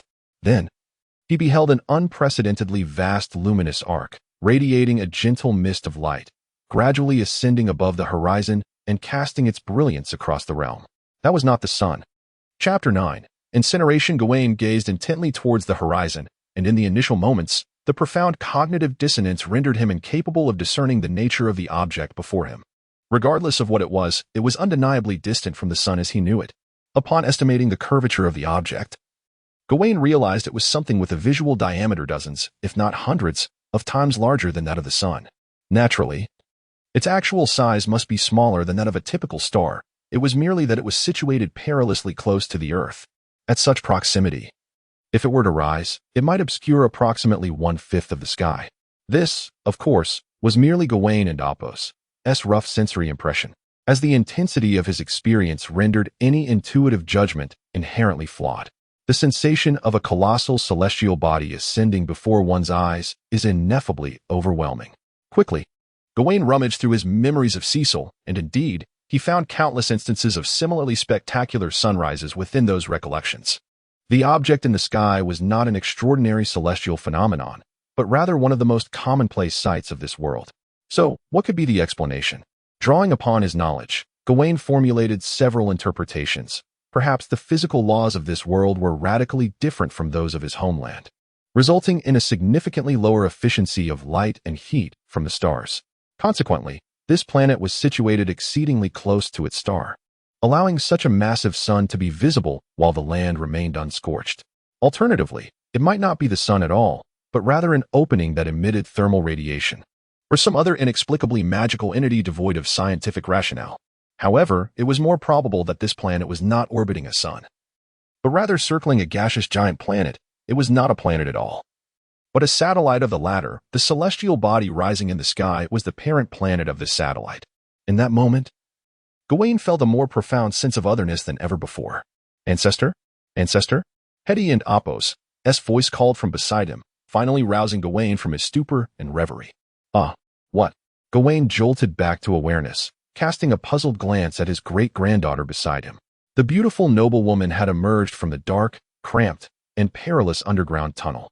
Now regaining a hint of her former grace, she inclined slightly towards Gawain. Ancestor, you seem lost in thought, but we must leave this place at once. Gawain mumbled a few vague responses, then noticed that the exit of the tunnel led to an unshielded hillside. Standing there, amidst the uncertain circumstances, was certainly unwise. He nodded. Let us ascend to a higher vantage point to ascertain our surroundings. My knowledge of the terrain is from 7 centuries past and may no longer be applicable. Thus, under Gawain's guidance, the group advanced towards the nearby hillside, and along the way, he could not help but steal glances at the enormous sun several times. Ancestor, you have been gazing at the sun for quite some time? Rebecca, walking behind Gawain, could not suppress her concern. Is there a problem? Beside him, Amber casually remarked, Your ancestors have slumbered for 7 centuries, hidden from the light of day. Now that they finally behold the sun, they must gaze upon it for a while longer. Gawain disregarded Amber's comment and cast a fleeting glance at the N1 great-great-granddaughter, subtly shaking his head. In his heart, he confirmed that the local inhabitants indeed referred to that celestial entity as the sun, regardless of how the term is pronounced. In the minds of the people in this realm, it unequivocally denotes the sun, nothing else. Gawain once more delved into the memories of this body as former owner. After several attempts with various keywords and vague associations, he finally felt a surge of insight and lifted his gaze toward the dimly lit sky on the other side. In that sky, which had yet to fully brighten and still bore a multitude of stars, he spotted a star, roughly the size of a grain of rice, shining brighter than all the others. The inhabitants of this world referred to that particular star as Ao, imbuing it with profound religious and magical significance. The first 2 hypotheses might be dismissed, leaving only the third as plausible.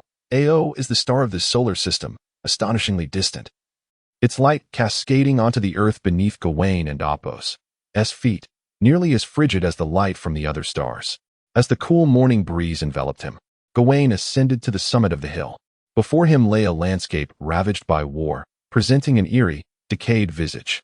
It resembled flesh marred by strong acid. The earth was in a state of grotesque decay, with vast expanses of rock and soil rendered a grim shade of black, fissures sprawling across the ground. The vegetation had long since succumbed to corruption, and the remaining tree trunks twisted into forms reminiscent of the claws of demons. Further afield, crumbling walls, charred houses, and the Cecil family's ancient castle shrouded in dust and smoke were visible.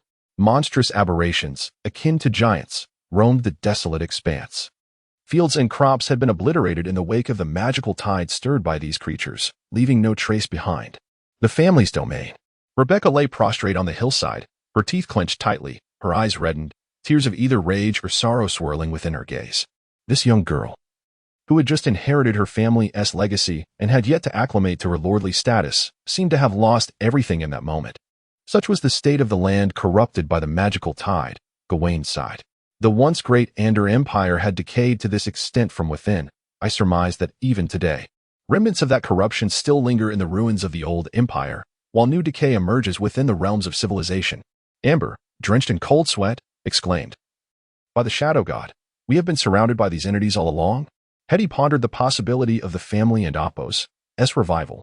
Is there still hope? None, Gawain replied, shaking his head. You failed to repel the aberrant creatures. They have achieved a resonant collective. The elemental contamination triggered by the magical tide is irreversible. Even if all the monsters were eradicated, the pollution entrenched in this land will persist for a considerable duration. And for how long? Hetty appeared reluctant to accept this grim reality. Has human civilization returned to the lands of the Gondor Empire? Gawain posed a seemingly unrelated question. The area remains a zone devoid of life. The lands beyond the Grand Barrier are territories no one dares to tread. Gawain shrugged, remarking that it seems the corruption of the Cecil domain has persisted for at least 7 centuries. Rebecca and Hetty gazed at their ancestor in astonishment, unable to fathom how this illustrious figure, who founded the Cecil lineage, could maintain such composure in the face of their family's last territory being ravaged by monsters. There was neither anger nor sorrow in his demeanor. It was as if he were observing an event detached from himself, a disposition that instilled a sense of fear in them. However, Gawain soon noticed the expressions of the two and proactively inquired, Is there something troubling you, ancestor? Do you not feel anger? Rebecca cautiously asked. This is the last territory of the Cecil family. Gawain paused, quickly realizing he had not fully embodied the role, revealing a crack in his faade. He promptly adopted a serious expression, summoning all his acting prowess. Indulging in such matters is of no consequence. Gawain Cecil is a pioneer. Every inch of land and wealth belonging to this family has been constructed from the ground up by me. If a territory is lost, then so be it. We shall seek new lands to cultivate. Why dwell on it? Hetty and Rebecca nodded fervently, their admiration for their ancestor reaching profound depths. They thought to themselves, truly a legendary forebear, possessing a vision and breadth of character that was unparalleled. Yet, in this era where all lands have been divided among the existing noble system, and unclaimed territories are predominantly forbidden zones, they wondered where their ancestor intended to delve into the wilderness. There is nothing more to behold here. We must plan our journey ahead, Gawain stated. Our first step is to locate a town and then find a way to reunite with the group that broke through initially. If I recall correctly, a knight named Philip led the escape. Did you discuss a rendezvous point? As Gawain nodded, intending to depart, an unusual sensation abruptly halted his steps. After a moment of bewilderment, he and Sir Byron, standing beside him, simultaneously shouted, "Get down! Hide!" In the gradually ascending brilliance of the sun, a graceful yet colossal creature glided through the sky. It was a dragon, measuring several dozen meters in length. In sheer terror, Hetty instinctively cast a third-tier spell, Cloak of Light, to conceal their forms, though she harbored doubts about whether such a rudimentary spell could elude the gaze of a legendary beast. Yet the dragon did not seem to notice the figures below, perhaps regarding them with indifference. It simply beat its wings with elegance and authority as it soared through the sky, its enormous eyes reflecting the lands of the Cecil domain. Devastated by the tide of magic. Subsequently, it unleashed a breath of salt water. Oh, a fiery exhalation scorched the land below. Chapter 10. Returning to the real issues, dragons, those magnificent creatures, have long since vanished from the realm of mortals. In truth, for the vast majority of intelligent races on the continent of Lorraine, dragons exist as entities straddling the line between myth and reality. They are acutely aware of the existence of these formidable beings, yet few have had the fortune or misfortune to behold a true dragon in their lifetime. Excluding the enigmatic and long-lived elves of the South, who can rightfully consider themselves witnesses to history, records of interactions with dragons are exceedingly rare throughout the extensive annals of the Elven Empire. The majestic being, adorned with deep blue scales and enormous wings, soared through the heavens, unleashing its lethal breath. The searing pillar of flame, heated to a blinding white, bore the essence of ancient draconic magic, its power transcending mere fire. Wherever the inferno swept, the earth ignited in a fierce blaze, relentless and spreading even in the absence of fuel. Within mere moments of its fiery breath, the entire territory of Cecil was engulfed in an inferno. After executing its devastating display, the dragon circled momentarily, as if assessing the fruits of its labor, before finally ascending to the heights, vanishing into the increasingly illuminated clouds. Gawain heard several deep breaths emanating from his companions. Even Hetty dared to inhale deeply at that moment. Had the dragon lingered a moment longer, he speculated, it was uncertain who among them would succumb first to unconsciousness. Dragon, Rebecca clutched her staff tightly, murmuring to herself, "Oh, ancestors, I have seen a dragon." Gawain cleared his throat and interjected, "Ahem, you need not mention it. I have seen it as well." Rebecca snapped back to reality, momentarily embarrassed as she cast a complex gaze towards the territory of Cecil. Having been ravaged by the tides of magic and then scorched by dragon fire, this land was utterly forsaken. As for the monsters, while they posed a considerable challenge to the inept guards of Cecil, they were ultimately merely the lowest tier of aberrations. Under the wrath of dragonfire, they had been reduced to mere ashes. Even those few that survived would inevitably disintegrate in the wake of the drastic environmental changes. "I had thought dragons existed solely in legend," remarked the typically taciturn Sir Byron, unable to restrain his voice. The three soldiers beside him were still struggling to regain their composure, and the usually strict knight offered them no reproach, instead furrowing his brow. "My lord, have you ever encountered a dragon?" "No," Gawain replied, shaking his head. Dragons are mysterious beings. Even during the upheaval that swept half of Lorraine 7 centuries ago, they did not intervene in worldly affairs. Despite his words, Gawain felt no overwhelming shock at the sight of such colossal creatures, for he had witnessed dragons soaring across the skies on numerous occasions throughout his life. Dragons are indeed enigmatic creatures. Even though Gawain has spent countless millennia in the heavens, his encounters with these majestic beings have been remarkably sparse. Coupled with the fragmented and chaotic images he has witnessed, he has been unable to distill any significant characteristics or habits of dragons. At that moment, a shadow beside Gawain suddenly flickered. Turning his head, he was greeted by the sight of Amber standing behind him, her half-elf visage still bearing the marks of shock. "I saw a dragon," Amber exclaimed exuberantly. "My mother would never believe I encountered one. It was enormous." All right. Everyone here saw it," Gawain chided, casting a disapproving glance at the timid and boisterous thief. "Where did you run off to just now?" "I hid in a crevice nearby." Amber puffed out her chest proudly. "I possess exceptional skills in fleeing." Gawain sighed, rubbing his forehead. "Your affinity for shadows is at least master level, yet your combat prowess leaves much to be desired. You take pride in that." He then shook his head. "This place is not suitable for lingering. We should depart swiftly." With that, he made his way down the hillside. Although the dragon had vacated the vicinity, who knows what other peculiarities might emerge. It was prudent to leave as quickly as possible. Hetty, however, cast a complex glance back at her ancestral lands. Ancestor, that dragon scorched our territory. It incinerated our ruins, Gawain corrected, observing her with a knowing gaze. To be precise, it targeted those monsters. I noted its breath attack was directed primarily at the densest clusters of creatures, although several times it veered off course. Its inclination was unmistakable. The Cecil territory had long since ceased to exist before the dragon and Apos' arrival. But Hetty found herself unable to argue, merely nodding in agreement. Indeed, Gawain understood Hetty and Apos' sentiments well. The Cecil territory was her homeland, where she had been born and raised. Despite its obliteration, the emotional barrier she faced was not easily surmountable. Even knowing that the dragon merely reignited a fire upon the ruins, likely to incinerate the lurking beasts, she could not help but feel a twinge of discomfort. After all, it felt akin to desecration. However, while he understood, Gawain found it difficult to fully empathize. After all, until he emerged from his coffin. He was not the ancestor of the Cecil family. With a tumult of emotions swirling within them, the group departed the area, only to be met by a dense thicket ahead. Gawain regarded the shimmering runes in Hetty and Apos' hands with a blend of curiosity and envy, despite his efforts to conceal it. Magic is indeed a most convenient tool. Ancestor, Hetty queried, a hint of confusion crossing her features, soon replaced by a look of apprehension. Have my skills displeased you? Gawain was taken aback. Huh? Why would I be displeased?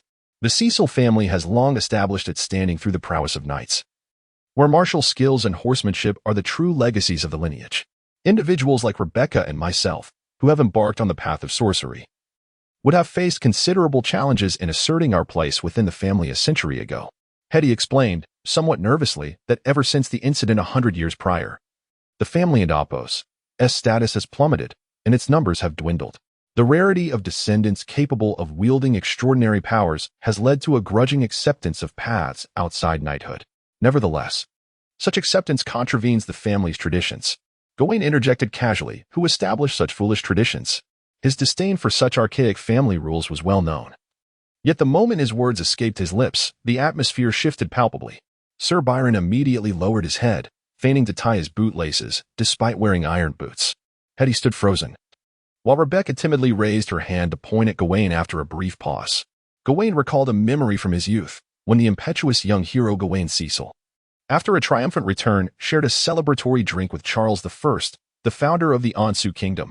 In their drunken revelry, they boasted about their accomplishments, reminiscing how their ancestors once fled to the north in hardship, only to later become esteemed pioneers and foundational figures.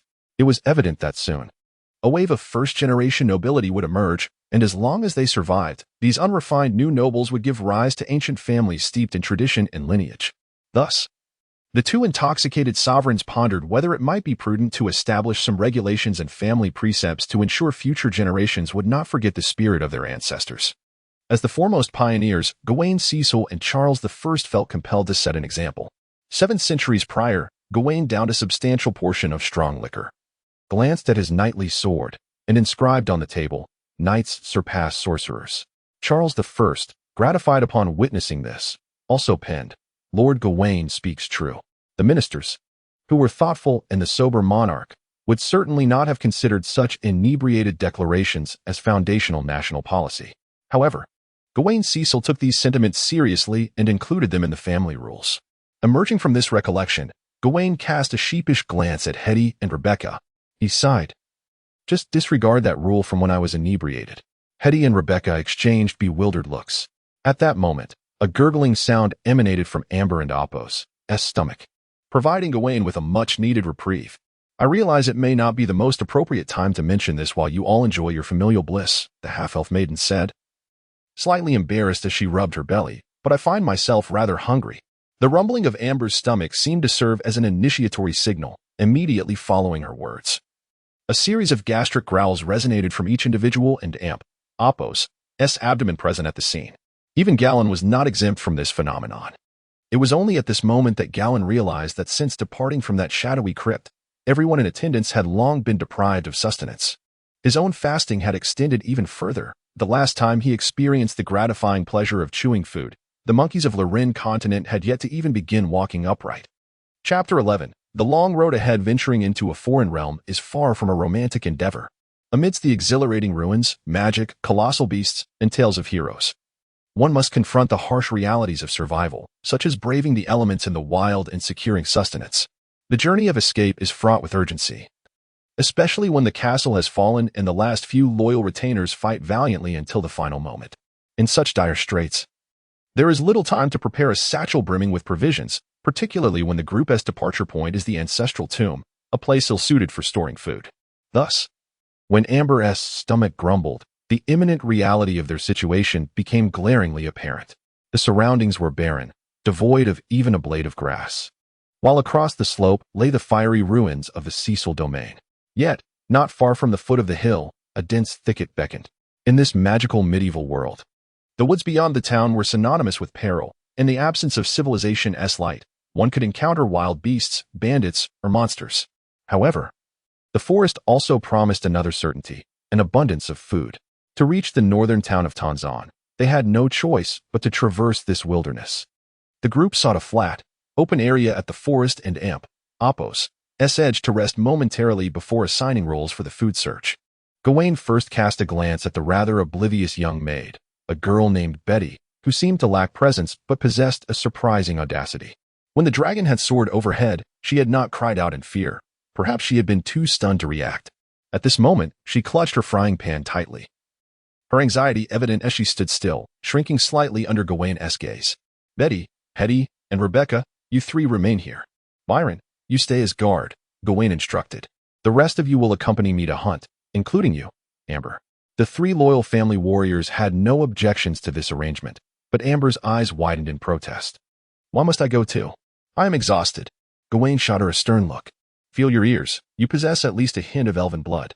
How can you claim your ancestors dwelled in trees if you do not accompany me to hunt in the forest?" Amber pouted, her heart full of grievances. "Is this racial bias? Who told you elves must hunt in the woods? I'm trained in stealth, not in forest patrol. You're digging my grave." "Very well," Amber conceded. Gawain led 3 soldiers and the half-elf, who claimed to be incapable of hunting, into the woods, leaving the steadfast Sir Byron and the 3 ladies to guard their temporary camp. After piling branches on the ground, Rebecca stepped back a couple of paces, raised her staff, and began to chant the most basic fire-starting incantation, causing an unstable fireball to coalesce in the air. Hetty intervened before the fireball could explode. "Let me handle this."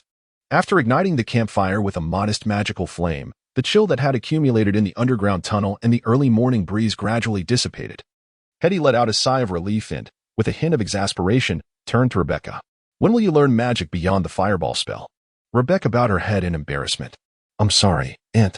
Do not so easily display such a lack of resolve. Even when apologizing, do not lower your head so," Hetty said, rubbing her forehead in frustration.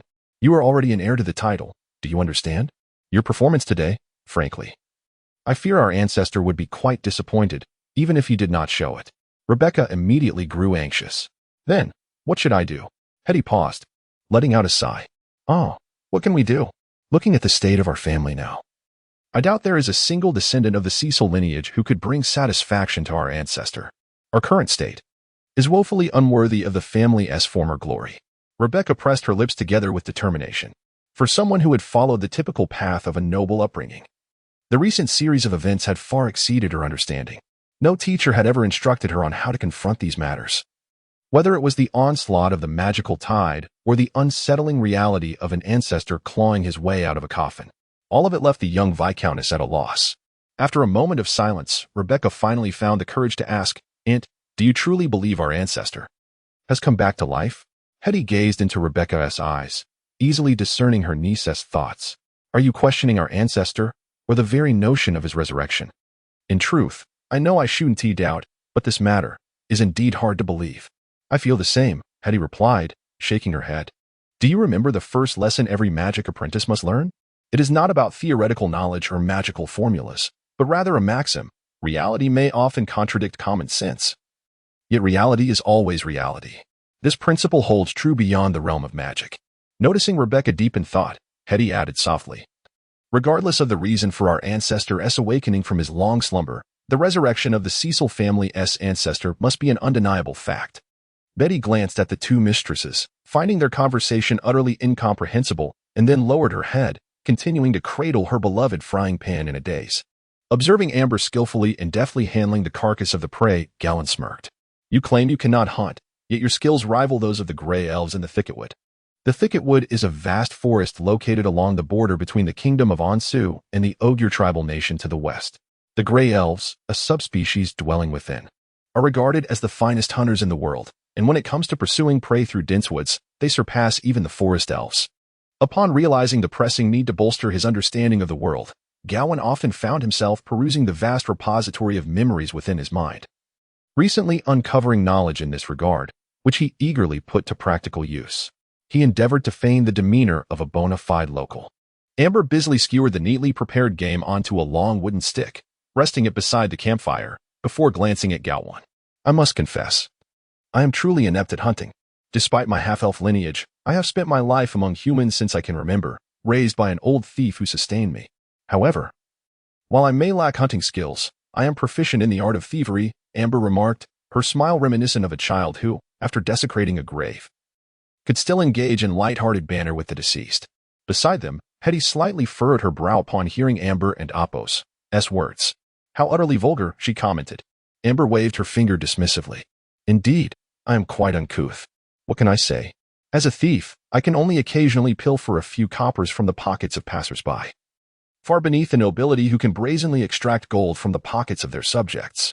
Before Amber could finish her sentence, Sir Byron unsheathed his sword with a sharp metallic sound, resting it against her neck. The half-elf broke into a cold sweat. Gawain raised his hand, urging Byron to sheath his weapon, and then turned to Amber with curiosity. I find it perplexing given your sharp tongue. How have you managed to survive unscathed until now? Before Amber could respond, Gawain mimicked her tone, shaking his head. Your exceptional skill at evading danger, perhaps? Enough, Amber interjected. Let us set aside any class conflicts for now. We are all in this together.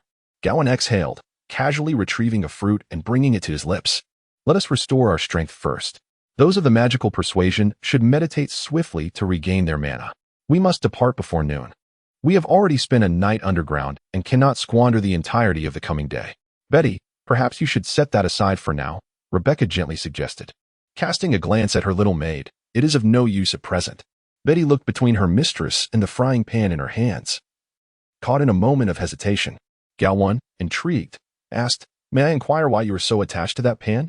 Betty, appearing somewhat timid, retracted her neck and clutched the handle tightly. Madame Hanson instructed me that my duty henceforth is to fry sausages and toast bread with this frying pan. Hanson, the castle and Apos' cook, had unfortunately passed away, Hetty quietly explained to Gawain. He sighed as he regarded the freckled young girl. This pan is yours, now and always. He reassured her. You may set it aside for the moment and join us for a meal. Chapter 12, Shadows in the Nameless Wilderness. Far removed from the centers of civilization, such uncharted territories are indeed ubiquitous. Although every piece of land has its lord, not all can be cultivated. The journey from the Cecil domain to the northern town of Tansen is not limited to a single path, however. Traversing the forest and joining the official road is the most direct route. Choosing an alternative route would either necessitate circumventing the entire region or navigating through perilous, uncharted lands, neither of which would be deemed wise. The deeper one ventures into the woods, the dimmer the daylight becomes, and the thick layer of decaying leaves underfoot grows increasingly bothersome. While this area cannot yet be classified as a grand forest, it is a realm of untamed vegetation, flourishing without human interference, which truly broadened Gawain and Apos' horizons. In his previous life, he existed within a concrete jungle forged of steel and cement. After crossing over, he could only observe this world from a distant perspective for many years. Now, as he stands amidst it, he realizes how superficial his previous imaginings of the natural environment truly were. Fortunately, he is gradually acclimating to this body, which possesses remarkable physical capabilities and overall resilience, allowing him to confront the challenges of wilderness survival with relative ease. Beside him, Sir Byron and Amber are not lacking in experience with traversing mountains and forests, making the journey less arduous. However, Hetty must endure some hardship. Despite the decline of the Cecil family, it remains a noble house with a long history. Loyal directly to the king, Hetty, born into such lineage, embodies the essence of a true noblewoman. While she has endured trials and possesses a resilient spirit, she still requires further experience to face the challenges posed by nature. Moreover, as a mage, her physical strength cannot be exceedingly robust. Gawain silently nodded. Despite Hetty and Apos' occasional lack of common sense, she is genuinely earnest and upright, qualities rare in noble circles. The entire granddaughter beside him, struggling to catch her breath. Ought to learn from her. Deep within this forest, there may be some magical creatures, though they are unlikely to be formidable. Sir Byron lifted a dark mass from the ground with his long sword. As it touched the blade, it gradually became transparent and dissipated into the air. The concentration of shadow elements suggests the presence of a natural magical focal point at the forest and Apos' heart, albeit a feeble one. It must be quite weak, Amber remarked, twirling an intricately crafted dagger while surveying their surroundings. If there were a high-quality magical focal point, the Mystic Society or the Astrologers and Apos Association would have long claimed this forest as their domain. Furthermore, examining the surrounding flora reveals no evident mutations, indicating that the elemental concentration is insufficient to even affect the plants. Gawain observed these two experts in wilderness survival with mild surprise. You seem quite knowledgeable. Rebecca glanced at Byron. Before pledging loyalty to my father, Uncle Byron was once a mercenary. Byron appeared somewhat reluctant to discuss his past. It is all in the past. Mississippi. The small dagger in Amber's hand twirled with increasing delight. Humph. With such a weary visage, who among us lacks a past? Despite the half-elf maiden's expression that seemed to beckon inquiries into her formidable history, Gawain had no intention of indulging her theatrics. From their brief acquaintance over the span of a mere day and a half, he had gleaned enough about her temperament. Her extensive wilderness knowledge was likely honed from frequent pursuits by the patrol squad, compelling her to take refuge in the woods and master survival skills. Yet, should one inquire, she would undoubtedly weave a gripping tale of grand adventures across the continent, perhaps even recounting jovial conversations with the Elven King. Gawain raised his gaze, and through the dappled branches, the colossal sun appeared fragmented into myriad flecks of light, resembling a vast plate inverted in the sky. The sunlight that bathed him felt unusually chilly. The friliest among them, Betty, could not suppress a sneeze, her hands icy enough to nearly drop the frying pan she held. Amber ceased her playful dagger spins, suddenly crouching low, her pale eyes flashing with vigilance. She directed her gaze at Gawain, exhaling a puff of white mist as she spoke. Do you sense that the temperature has dipped rather excessively? This was a universal spell, accessible to mages starting from the 2nd level all the way to the 9th level archmage, each possessing corresponding spell models. The spell bore no offensive capabilities. Its purpose was to detect concealed energy phenomena within a certain radius, such as hidden magical traps or invisible energy fields. When cast in its entirety, the spell could detect energy traces from entities 1 level higher than the caster, and Hetty was a 3rd level mage. As the effects of the distortion detection activated, Gawain noticed a fog enveloping their surroundings. No, it was not mist, but rather a previously concealed, now potent ethereal energy, thick enough to influence the material realm. It converged from all directions, growing denser and stronger, to the point that visibility beyond a few meters was severely impaired. Within the swirling pallor of the fog, shadowy forms flickered in and out of view. Betty and Apos' eyes widened in terror, poised to scream, but Gawain swiftly covered her mouth. Shoo, keep silent. We must not disturb whatever lurks within the mist. The young girl, her eyes round with fear and tears nearly spilling, clutched the frying pan tightly and nodded earnestly. Gawain could not help but shake his head. She had not wept in fright when confronting a dragon, yet now she was so easily terrified. Truly, each person in Apos' vulnerabilities were distinct. What are these entities? Rebecca, too, felt a twinge of fear, gripping her staff tightly, its tip already sparking with embers. When did we become surrounded by these things? Vengeful mist, phantoms. Hetty gritted her teeth. How could such entities exist here? In the ethereal embrace of the vengeful mist, Gawain has unearthed the corresponding knowledge within his memory. This phenomenon can manifest both naturally and artificially, with the former being more prevalent. In locales where shadow energy converges and specters wander, the vengeful mist has an exceedingly low probability of emerging. It is an integral aspect of the shadow realm, yet it is profoundly influenced by the essence of the undead, rendering it extraordinarily destructive. However, once this mist materializes, it remains imperceptible. It takes form and grows within the spirit realm, leaving no trace in the material world. Only when a victim has ventured deep into the mist does its presence become perilous, unbeknownst to those who stray within. It gradually leads them to their demise through frigid temperatures and haunting illusions that invade their minds. instilling terror throughout the process. Ordinary individuals who unwittingly enter may remain oblivious to their fate until the very end, for they perceive nothing until their souls plunge into the shadow realm, at which moment the mist manifests and consumes their final memories. The artificial creation of vengeful mist is indeed feasible, yet the prerequisites are exceedingly stringent, demanding a high caliber of skill from the conjurer, and the resultant efficacy pales in comparison to most spells of similar rank. Thus, the nefarious necromancers seldom squander their time on such endeavors. Gawain has drawn forth his pioneering sword, yet refrains from launching an attack. The vengeful mist is peculiar. While it inflicts harm upon entry into its domain, it does not initially engage in aggression.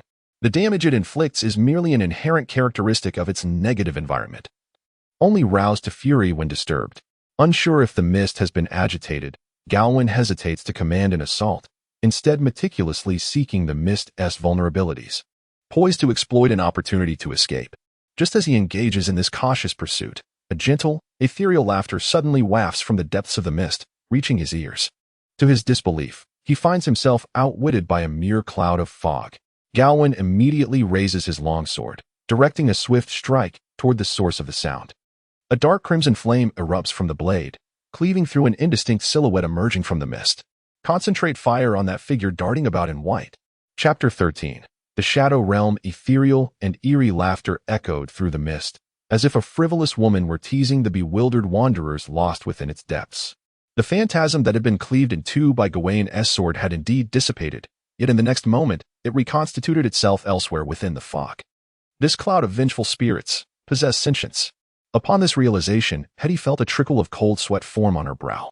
The mist first feigned a lack of consciousness, leading the group to believe their situation was not as dire as it truly was, all the while seeking opportunities for escape. However, as time wore on, each individual's strength would be inexorably sapped by the mist. By the time Gawain and his companions endeavored to break free, their conditions would undoubtedly be compromised to varying extents, and any sudden attack from the vengeful spirits within the fog would yield catastrophic consequences. Yet perhaps due to the inherent deficiencies of the undead in terms of awareness, the light laughter emanating from the mist sabotaged its own trap. Nevertheless, the circumstances remained dire. Ordinary soldiers found it exceedingly difficult to contend with such a bizarre foe. They could only rely on the resilient will forged through experience to withstand the malice and fear seeping from the mist. The utterly defenseless Betty was quickly ushered to the heart of the formation. Sir Byron wielded his steel sword, radiating intense heat, as he continually dispelled the pervasive chill and severed the countless spectral arms extending from the fog. Under his protection, Hetty and Rebecca found a relatively stable environment for spellcasting. Hetty recited her incantations, employing a variety of low-level supportive spells to weaken the mist's potency. In contrast, Rebecca and Amidst's approach was markedly more straightforward. She wielded her staff and unleashed a series of fireballs. These orbs of flame hurtled from the tip of her staff into the mist, igniting a succession of explosions. However, the outcome was far from satisfactory. While fire indeed had a certain efficacy against undead entities, the vengeful mist was a peculiar phenomenon, thin and expansive, lacking any substantial form to absorb the explosive damage. As a fireball detonated within the vapor, much of its destructive power dissipated into the ether. Do not use fireballs? Gawain observed Rebecca's combat method and urgently called out, "A wide area spell doesn't need to be overly powerful, it must encompass a vast range. Otherwise, the mist will scatter all attacks." Rebecca shouted back, "But I can only cast fireballs." Gawain was taken aback. "What? Only fireballs?" Hetty and Amidst's voice was tinged with exasperation. "After 5 years of study, and that's all you can do?" Flushed with embarrassment over her lack of magical aptitude, Rebecca gathered her formidable magical energy, straining to mold it into a spell. With a sweep of her staff, a fireball the size of a basin hurtled toward the densest part of the mist. There was no moment of epiphany or miraculous breakthrough in sight. The fireball, exceeding all standards, triggered an explosion of unprecedented magnitude, causing the fog directly ahead to thin momentarily. Yet, almost instantaneously, the breach in the mist was filled anew. To make matters worse, Gawain was suddenly startled by a roar from behind him. Imbued with both terror and rage, a warrior of the family, his eyes bloodshot, had succumbed to the negative energies conveyed by the vengeful mist, which had utterly shattered his soul. The damage to his spirit manifested immediately in his body. His skin rapidly shriveled and turned a pallid white, resembling desiccated parchment. while he spiraled into madness, brandishing his long sword high and striking wildly as though surrounded by mortal enemies on all sides. The soldier who was restrained thrashed violently, as if his flesh were attempting to tear itself away, contorting in agony. With eyes wide open in fury, he finally let out a hoarse scream. "Kill me! Kill me!" Yet, in the eyes of the two other soldiers, a crimson hue seemed to gather like ominous clouds, and they offered no response to their comrade and Oppo's plea. They too were on the brink of losing their sanity. Observing this, Gawain promptly plunged the sword of the pioneer into the earth with great force. Channeling the innate power of this body as recorded in his mind, mental shock. This is one of the few abilities that knights possess to influence the mind. A formidable will sweeps across the battlefield, imposing tremendous mental pressure on all hostile targets while simultaneously inspiring allies with great fervor. Under the influence of this mental intimidation, two soldiers swiftly liberated themselves from the clutches of fear. However, the unfortunate soul pinned beneath them was utterly consumed by the fog of vengeful spirits. Struggling briefly before becoming completely motionless, Gawain's eyes swiftly scanned the battlefield, observing that the surrounding fog showed no signs of abating. Rather, it appeared to thicken further under the assault of Hetty and Rebecca. Moreover, in the position formerly occupied by the three soldiers, Betty had inexplicably vanished. Where could Betty have gone? Gawain and Oppo's heart tightened, and he called out loudly, "Betty!" Amber emerged from the nearby shadows, exclaiming, "I just witnessed that little girl wander into the mist, as if in a trance. Alas, she has lost her sanity." Gawain was taken aback. How could the situation within this vengeful mist be so peculiar? Amber was utterly horrified. "I cannot fathom what is so peculiar, but the situation has spiraled into utter chaos." The vengeful mist showed no signs of dissipating. Logically, after enduring such prolonged assaults, even the most formidable fog should exhibit some degree of weakening. Gawain swiftly articulated his assessments based on the wealth of knowledge residing in his mind. Although those memories were not his own, he discovered that when he actively summoned them, they proved as useful as his intrinsic knowledge and experience. Moreover, we had previously deduced that the magical focal point in this area was not particularly potent. How could such an ordinary magical focal point give rise to a vengeful mist capable of harboring sentience? Amber is remarkably astute. Grasping the situation with ease, are you suggesting that this mist is not a natural phenomenon? Is there some artificial energy source or similar contraption sustaining it? It may not necessarily be a source of artificial energy, yet something undoubtedly sustains it. Gawain furrowed his brow, staring intently at the mist, as though he sought to pierce through the fog and unveil its true essence. Furthermore, that sustaining element should be nearby. We are simply blinded to its presence, unable to perceive it. However, Miss Hetty has already employed distortion detection, Amber said with confusion, only to suddenly widen her eyes. Could it be that it does not exist in Oppo's, this layer and Oppo's? Before her words faded, Gawain observed the half-elf maiden abruptly leap backward, her form vanishing into thin air.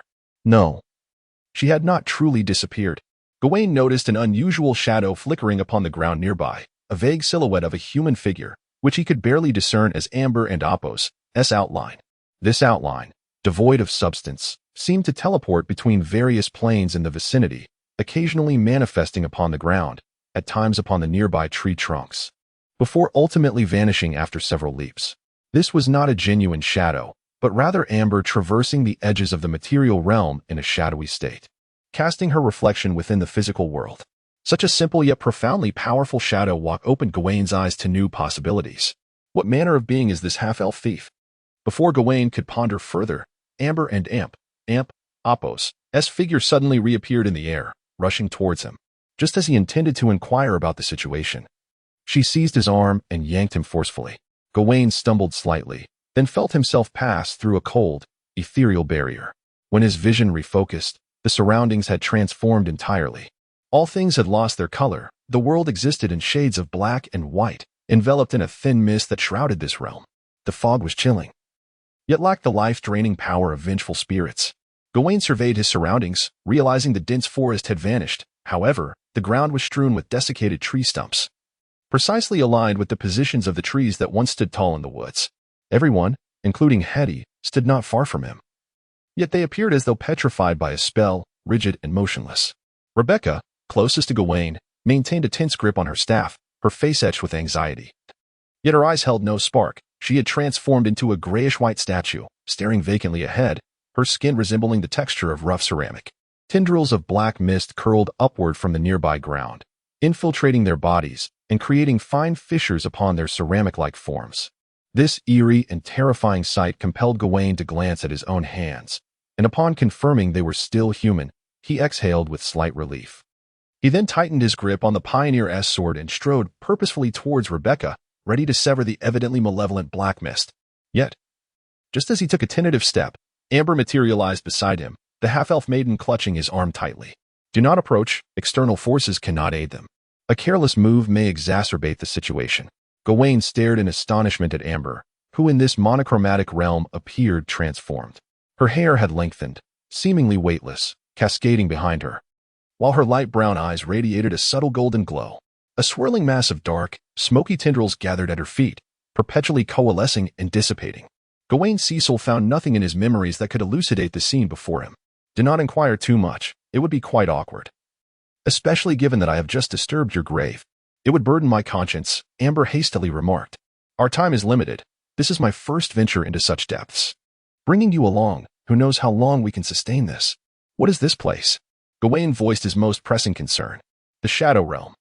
Amber replied with a hint of detachment, gesturing subtly towards the direction of Hetty and the others. Look there.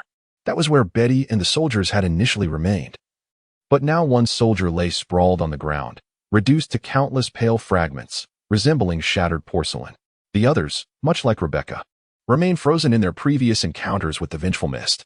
However, beneath the little maid Betty and Apos' feet, a trail of faintly glowing footprints stretched forward. Chapter 14. The Wild Mage in the Shadow Realm. Gawain was uncertain of the contemporary understanding of the Shadow Realm among the nations of humanity. However, within the memories he inherited, he recalled that over 7 centuries ago, the kingdom of Gondor had made significant inquiries into this subject. Those erudite scholars devoted countless days to the monotonous study of ancient texts and data, fixating on the lattice gauges buried within magical wells to hypothesize the true nature of the world. A classic model emerged from their explorations, delineating the stratification of existence. In this esteemed model, scholars posited that the world was composed of several layers, the uppermost being the material realm, solid and stable, governed by discernible laws, easily accessible and observable. This realm was home to the vast majority of living beings. Beneath the material realm lay the Shadow Realm, a realm that most humans could not directly engage with. The Shadow Realm served as a distorted reflection of the material world, imperceptible to ordinary individuals yet measurable through the arts of magic and the mental domain. Further descending into the abyss, one would encounter the ethereal realm, an even more elusive and enigmatic territory, serving as the reflection of the Shadow Realm. Here, the limits of magic and mental prowess were rendered futile. Only a fortunate few mages, having encountered shadowy beings possessing rudimentary intellect and capacity for communication, had gleaned hints of the ethereal realm's existence through fragmented utterances. Moreover, some radical scholars expanded upon this classic model, theorizing the existence of even deeper layers beneath the ethereal realm, realms that belong to the divine. Established by the Creator during the genesis of this world, territories beyond the scope of mortal inquiry. To Gawain, this conceptualization resembled layers of translucent parchment, with the true visage of the real world in the forefront, casting shadows that grew increasingly indistinct and distorted through each successive layer. He and Amber found themselves on the reverse side of the first sheet, the Shadow Realm. Even this second layer was a domain few humans had ever tread. Wisely, he refrained from inquiring why Amber possessed the ability to enter the Shadow Realm. From her earlier remarks, it was evident that this was her inaugural venture into such depths. Further questioning would likely yield little enlightenment. There remained myriad secrets in this world worthy of exploration, and not all truths could be discerned merely by gazing upward for many years. After a moment of contemplation, Gawain resolved to follow the trail of Betty and Apos' footprints as the sole path to advancement. Perhaps this was the true state of the vengeful spirit and Apos' mist. Amber glanced in the direction of Gawain and Apos' gaze and shook her head, remarking, "If we were to sell this discovery to the Arcane Society or the Astral Association, how much do you think it would fetch? They would inundate you with potions, affix a recording crystal to your head, and ultimately cast you into the Shadow Realm as a living probe." Gawain shot her a sidelong glance, urging her to focus on the matter at hand. As Amber trailed behind him, she continued to murmur, "But you could represent us. After all, you are the founding ancestor of Ansu. Would they dare to administer potions to such a venerable figure?" Amber was left in a state of astonishment. Why? After uttering this exclamation, Gawain strode forward with purpose, leaving Amber to process the situation for a moment before suddenly shouting, "Wait, you and Amp, Oppos, V got it all wrong. There is no holiday for tomb sweeping. Only during the commemoration of the founding monarch is there a 3-day holiday. You died too early to know that, didn't you?" Gawain nearly stumbled at her words. Yet, while he had dispelled Amber's intention of selling information about the Shadow Realm, he harbored his own plans. His curiosity about this Shadow Realm was insatiable, or rather, he was intrigued by the entirety of this world. Thus, he resolved that one day he would unravel all its mysteries. The trail of footprints did not extend far. The wooden cabin was both small and dilapidated, its presence here a mystery of time. Surrounding it was a circle of crumbling fence, given its sparse condition. It likely offered no protection anymore. In one corner of the cabin, Gawain noticed a splash of color. It was the hue of moss. Standing out starkly in this monochrome world, and with the passage of time, that small patch of color was rapidly fading. Betty and Oppos' footprints led directly to the door of the cabin. Amber drew her small dagger, nervously gesturing in front of her. "Just charge in like a celestial being and cleave through them while I stand guard behind you." Gawain contemplated restraining the impulse to toss Amber into the fray by her collar. Instead, he placed one hand upon the hilt of the pioneer's sword, while cautiously pushing open the gray-white door with the other. However, no attack ensued. Inside, the cabin was merely an ordinary room, old, decrepit, resembling a faded black and white photograph. Yet, there was someone present. A scruffy man, clad in a tattered robe, sat behind a square table in the center of the cabin. He appeared so haggard and worn that Gawain could not ascertain his true age. Behind this man stood 2 wooden shelves cluttered with various jars and a weathered alchemical table. Apparatus for magical experiments were scattered throughout the room, all mingled with a host of other dilapidated odds and ends. Any respectable mage who happened upon this dismal scene would likely feel a surge of despair. The man behind the table lifted his gaze, fixing it upon Gawain, and offered a stiff smile. It has been quite some time since I last had visitors in my laboratory." And 2 at once? Amber peered around Gawain, her half-elf features etched with caution. You're not going to attack, are you?" Gawain did not draw his sword, yet he kept his hand close to the hilt, maintaining a stance ready for action as he stepped into the cabin. "We happened to pass by, seeking a girl of about 15 or 16 years, carrying a frying pan."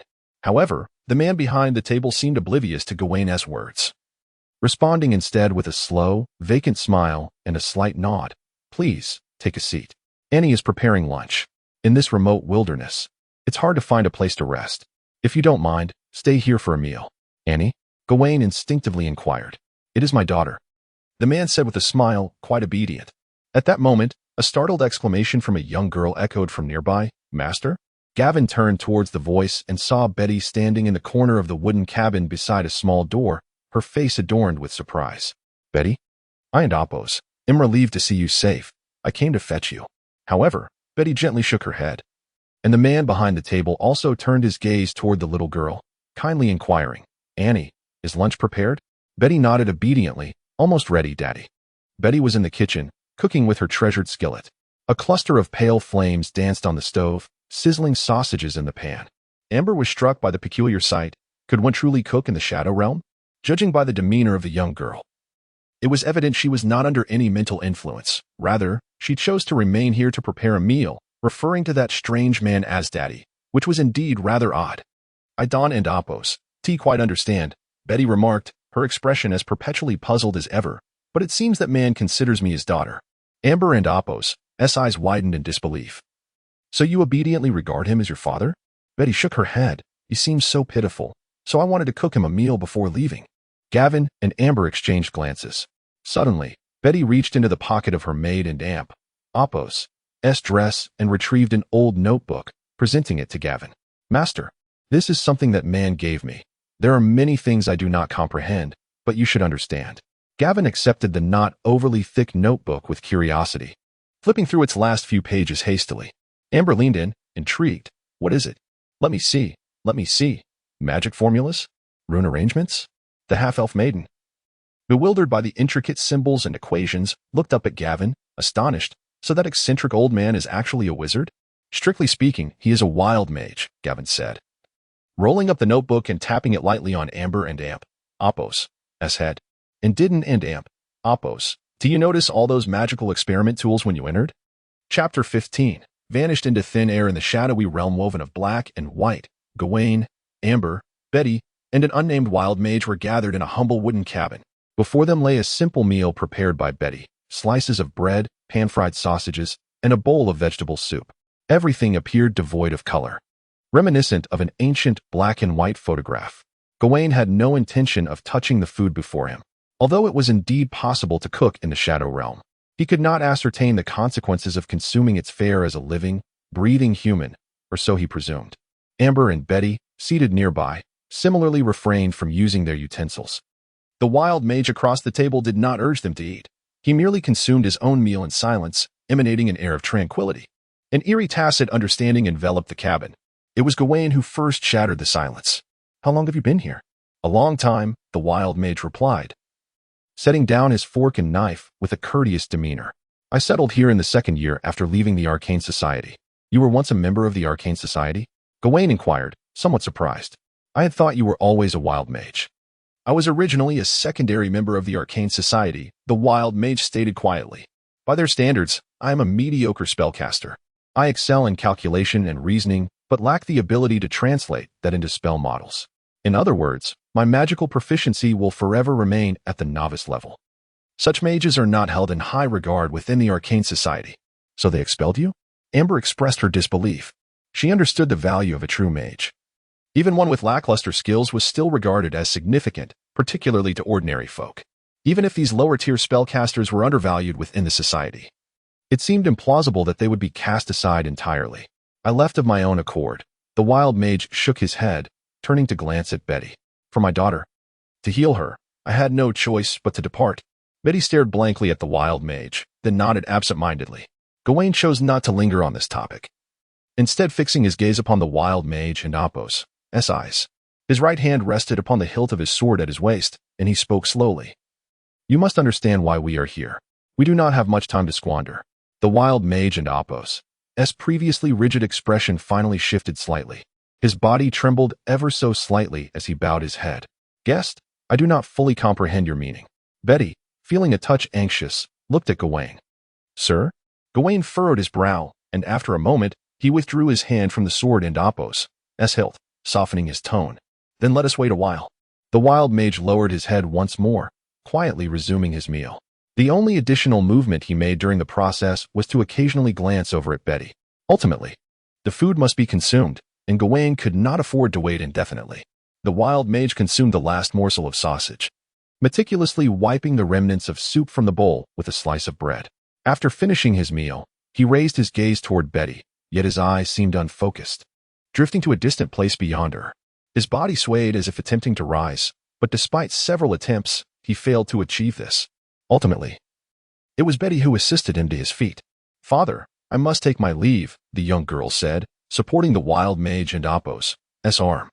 Only after ensuring he was stable did she release her grip and take a few steps toward Gawain. "Miss Rebecca and Lady Hetty are still waiting for me, and the master has arrived." The wild mage and Apos' lips moved, and he finally nodded gently, his expression settling into tranquility as he imparted his final instructions. "Do not eat anything given by strangers. Sleep at the proper hour. Remember to heed your teacher's words. Avoid fighting with other children." The light of reason gradually faded from the eyes of this pitiable man, and Gawain recognized that what he was now uttering was mere rambling.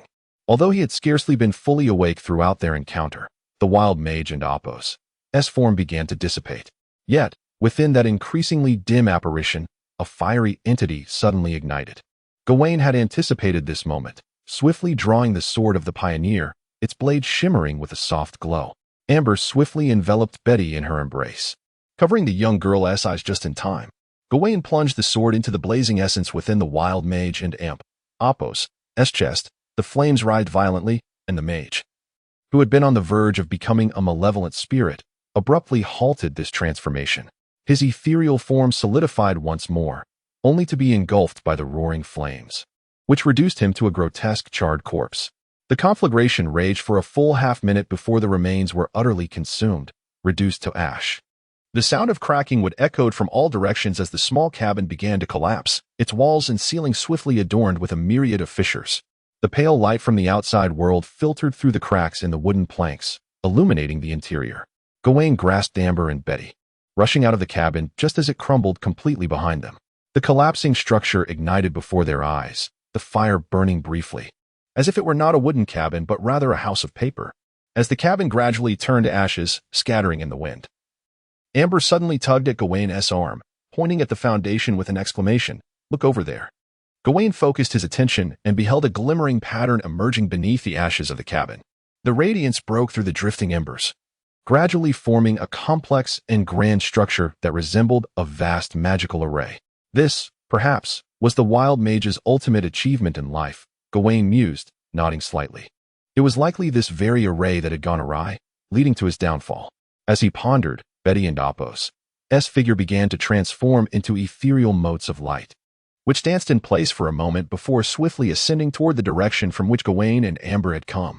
A nebulous presence coalesced from the surrounding mist, devoid of form, yet evidently malevolent. The native denizens of the Shadow Realm had finally sensed the intrusion, and entities from the shallowest depths emerged, gathering like hyenas drawn by the scent of blood. "We must retreat," Amber urged Gawain. "This place has begun to turn against us." Gawain cast a final, lingering glance at the ruins of the cabin, striving to imprint the glowing lines and symbols into his memory before pulling Amber's arm. "Let us go." After a brief moment of disorientation, the sights of the real world reappeared before his eyes. Betty appeared to be in the best condition among them, holding a frying pan and standing beside Rebecca in a daze, as if that vacant expression had become permanently etched on her face. Upon seeing Gawain, Hetty immediately rose to her feet, exclaiming, "It is truly wonderful to see you safe, ancestor." However, her expression shifted subtly upon noticing Amber trailing behind him. "So, this thief did not flee? Hey, what do you mean by this preferential treatment?" Amber retorted, springing up like a cat whose tail had been stepped on. "I just risked my life alongside your ancestor in the Shadow Realm to save you. You brainless old woman." Hetty was taken aback by the audacity of this thief, her demeanor darkening. "Silence. This is utterly disrespectful. Do you understand the implications of offending a noble?" Gawain quickly interjected to mediate. Now, let us not quarrel. Amber speaks the truth. We indeed faced a crisis together, although her comment regarding your physique was uncalled for." A brief silence ensued, and Rebecca cautiously raised her hand. "Esteemed ancestor, Amber only offered a single compliment, which you dismissed." Hetty wore a look of despair. "Gawain, fortunately, Hetty is sensible enough not to dwell on trivial matters. Once I clarified the events that had transpired, all misunderstandings dissipated." The experiences that Gawain and Amber had encountered in the Shadow Realm astonished everyone. Even Sir Byron, who knew little of magic, could not resist eavesdropping for quite some time. "Is it true that you were able to enter the Shadow Realm?" Hetty and Apo's first concern was indeed Amber and Apo's extraordinary ability. She scrutinized Amber with skepticism, as though attempting to unearth the answer from the half-elf's countenance, for only a select few high-ranking shadow mages or divine chosen ones of the shadow deities possess such power. "How did you accomplish this?" Amber turned her face away. "I am the chosen one of the night goddess. Is that acceptable?" Hetty glared at her. "Do not jest. How could a chosen one be subdued by Byron with a mere steel sword?" She sighed, deciding against further inquiries. Ultimately, Gawain halted Hetty's probing, stating, "I have promised her not to press further. When she is ready to speak, she will do so. The vastness of heaven and earth pales in comparison to the greatness of our ancestors." With such words from the esteemed High, even Hetty had no choice but to lower her banner and cease her efforts. The two surviving soldiers gazed at High with some astonishment. Puzzled, he inquired, "What have I said that is amiss?" As a descendant of serfs, he was approached by Sir Byron, who explained that it was the decree of the noble Viscount that granted serf offspring like him the opportunity to enlist in the territorial army to earn their freedom. However, having only served for 6 months, he still bore the status of a serf, which precluded him from being buried as a warrior. High furrowed his brow and turned to Rebecca. "Is that so?" Instantly, Rebecca appeared flustered, as though she had erred. "Why, yes. I apologize. But I believe the system of serfdom is truly not very reasonable, so I thought allowing them to serve for their freedom was a solution. I understand this is against the rules, but..." High's frown softened slightly. "No, I do not blame you." He then bent down, rummaging in his pocket for a coin, which he placed in the breast pocket of the deceased soldier, close to his heart. This coin had been laid to rest by Charles I himself, 7 centuries prior at the burial of High. Upon seeing the coin, Amber immediately recognized its significance and gasped, "My goodness, at least half a manor." Yet, High remained oblivious to its value, simply adhering to the customs of memory. He then clapped his hands and stood up. Now, someone has redeemed his soul's debt. Enter him. Byron hesitated. But the rules. High cast him a glance. I am the rule. Chapter 16. Omen not far from the site of the ambush. Gawain discovered a small wooden cabin that had been reduced to ruins, nestled among the trees. The scorched remnants indicated that it had succumbed to a fierce fire that raged from within. Yet the flames had not spread further. Perhaps a timely rainfall had spared this part of the forest. Sir Byron examined the traces surrounding the cabin and deduced that the fire must have occurred over a fortnight ago.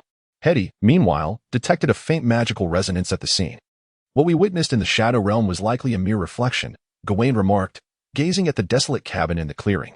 This wild mage had secluded himself here for many years, beyond the borders of the territory, where even hunters would not venture. Thus, no one knew a hermit resided here. The question remained, how did the incident transpire? Hetty furrowed her brow. There was only a feeble focal point of magic, and the wild mage's power was quite limited. Even if a magical experiment of his had gone awry, igniting the cabin, it could not have conjured a long-lasting projection in the Shadow Realm, nor produced such formidable vengeful mist. The magic required for such phenomena was beyond the capacity of a mere wild mage. Perhaps this journal may elucidate your doubts. Gawain proposed, handing Hetty a tattered notebook. It was the very same journal he had acquired from Betty in the Shadow Realm, serving as both the diary of the unnamed wild mage and a record of his research. Following Gawain and Apo's indication, Hetty delved into the latter half of the notebook, poring over its contents with utmost diligence. Year 729 of Ansu, Fire Month, XX Day. It has been 6 months since I relocated to this place. I have found a focal point of magic at the edge of the Cecil family territory. Although its potency pales in comparison to the public focal point of the City of Thousand Towers, it suffices to sustain my laboratory. The elemental forces here are singular and stable. Annie and Apo's condition should see improvement. Year 729 of Ansu, Harvest Month, XX Day. Annie and Apo's state appears to have improved. She has not had an episode in quite some time. I am uncertain whether it is due to the environment here or if my rituals and potions are genuinely effective. The focal point of magic is too weak. Even with the amplification array, the efficacy of my rituals is significantly diminished. Perhaps I should reconsider the formulas I previously derived. Though the members of the Arcane Society always mocked my calculations, I am no longer affiliated with them, and they have no jurisdiction here. Year 731 of Ansu, Frost Month, XX Day. After treatment, Annie can actually rise and move about, even preparing a meal. There were fragrant sausages and vegetable soup. I felt as though I had not tasted anything so exquisite in a century. Although the sausages were charred and I had forgotten to add salt to the vegetable soup, it became evident that my treatment plan was effective, and as long as this focal point of magic could continue to supply its power steadily, Annie and Apo's recovery would soon be within reach. Following this, the diary entries primarily chronicle the daily lives of the author and her daughter. Hetty skimmed through this portion until a haphazard and chaotic record appeared in the last few pages. Ansu Year 734, Frost Month, XX Day. Annie has fallen ill. Damn it. Ansu Year 734, Frost Month, XX Day. Annie has shown no signs of improvement. The new remedies have had no effect, and she continues to grow weaker, gradually slipping away from this world. This morning, I observed her hands becoming transparent like mist, and her face was covered in numerous blisters. This world is rejecting her, thrusting her towards the Shadow Realm. What am I to do? Ansu Year 734, Fog Month, XX Day. That cursed sun. Its dark red patterns seem to mock my helplessness. I have finally discerned the root of the problem, yet I am utterly powerless to resolve it.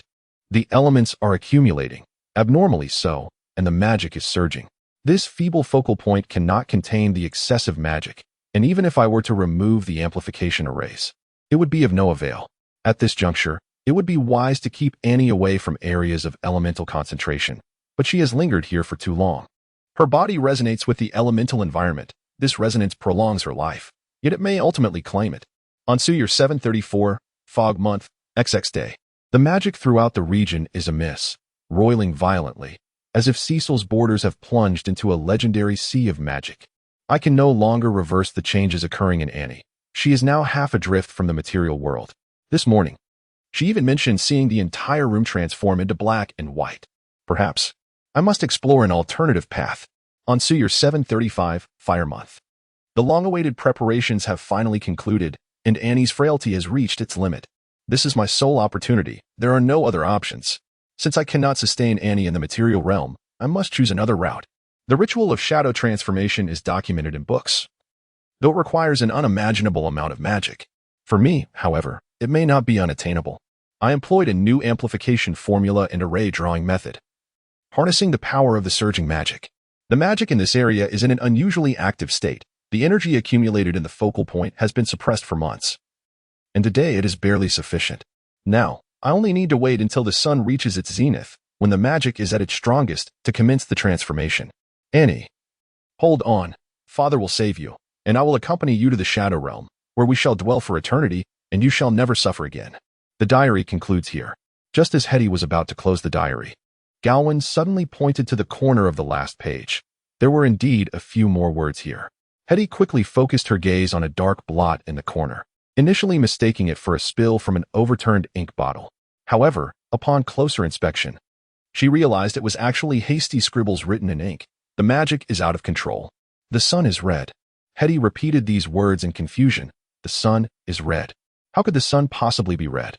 Rebecca suddenly recalled something, saying, "It was just over half a month ago when the sun and Opos' surface exhibited an unusually high number of sunspots. If this wild mage was not entirely lucid at that time, he might have indeed perceived the sun as red." Hetty blinked, seemingly accepting Rebecca's explanation, and then shook the notebook in her hand. This notebook could clarify a lot of matters. It appears this nameless mage set up a considerable array of magic here to cure his daughter. Subsequently, he conceived the mad idea of transforming both himself and his daughter into shadow forms to prolong their lives. However, his transformation ritual spiraled out of control due to surging magic, resulting in the great fire from half a month ago, which also gave rise to the vengeful mist, and what our ancestors encountered in the shadow realm. Hetty noticed the grave expression on Gavin's face and felt a surge of tension. Ancestors, these two events. Gavin waved his hand dismissively. Moreover, as for the surge of magic mentioned by this wild mage in his diary, you two, as mages, should have sensed it as well, right? Gavin glanced at the two of them and continued slowly. In the year 1736 of the Gondor calendar, reports from across the empire noted the appearance of large dark red patterns on the sun and Opos' surface. In 1738, the most extensive sunspot outbreak in history was observed, covering nearly half of the sun's surface with red blotches. In the same year, 26 provinces within the empire reported widespread surges of magic, though the scale was not vast. It encompassed almost two-thirds of the territory. In 1739, under the blood-red sun, the entire nation was shrouded in a dark crimson canopy. Yet, no disasters occurred. Instead, an abundance of magically gifted infants were born. Records indicate that nearly a third of the newborns that day possessed innate elemental affinity, creating a situation where resonance stones were in short supply at various newborn testing institutions, prompting court scholars to declare that day as the Opos, dawn of magic, and Opos. However, it was also in that same year that the largest magical energy facility near the capital, the Opos, Deep Blue Well, and Opos, experienced a massive explosion. The cause was the sudden influx of chaotic and potent magic within the focal point of the Deep Blue Well, overwhelming the purification array and ultimately leading to the heart of the furnace melting down. Gavin paused, but Hetty, her face somewhat pale, continued. In 1740 of Gondor, the magic tide erupted, leading to the downfall of the most powerful human empire in mere months. Chapter 17.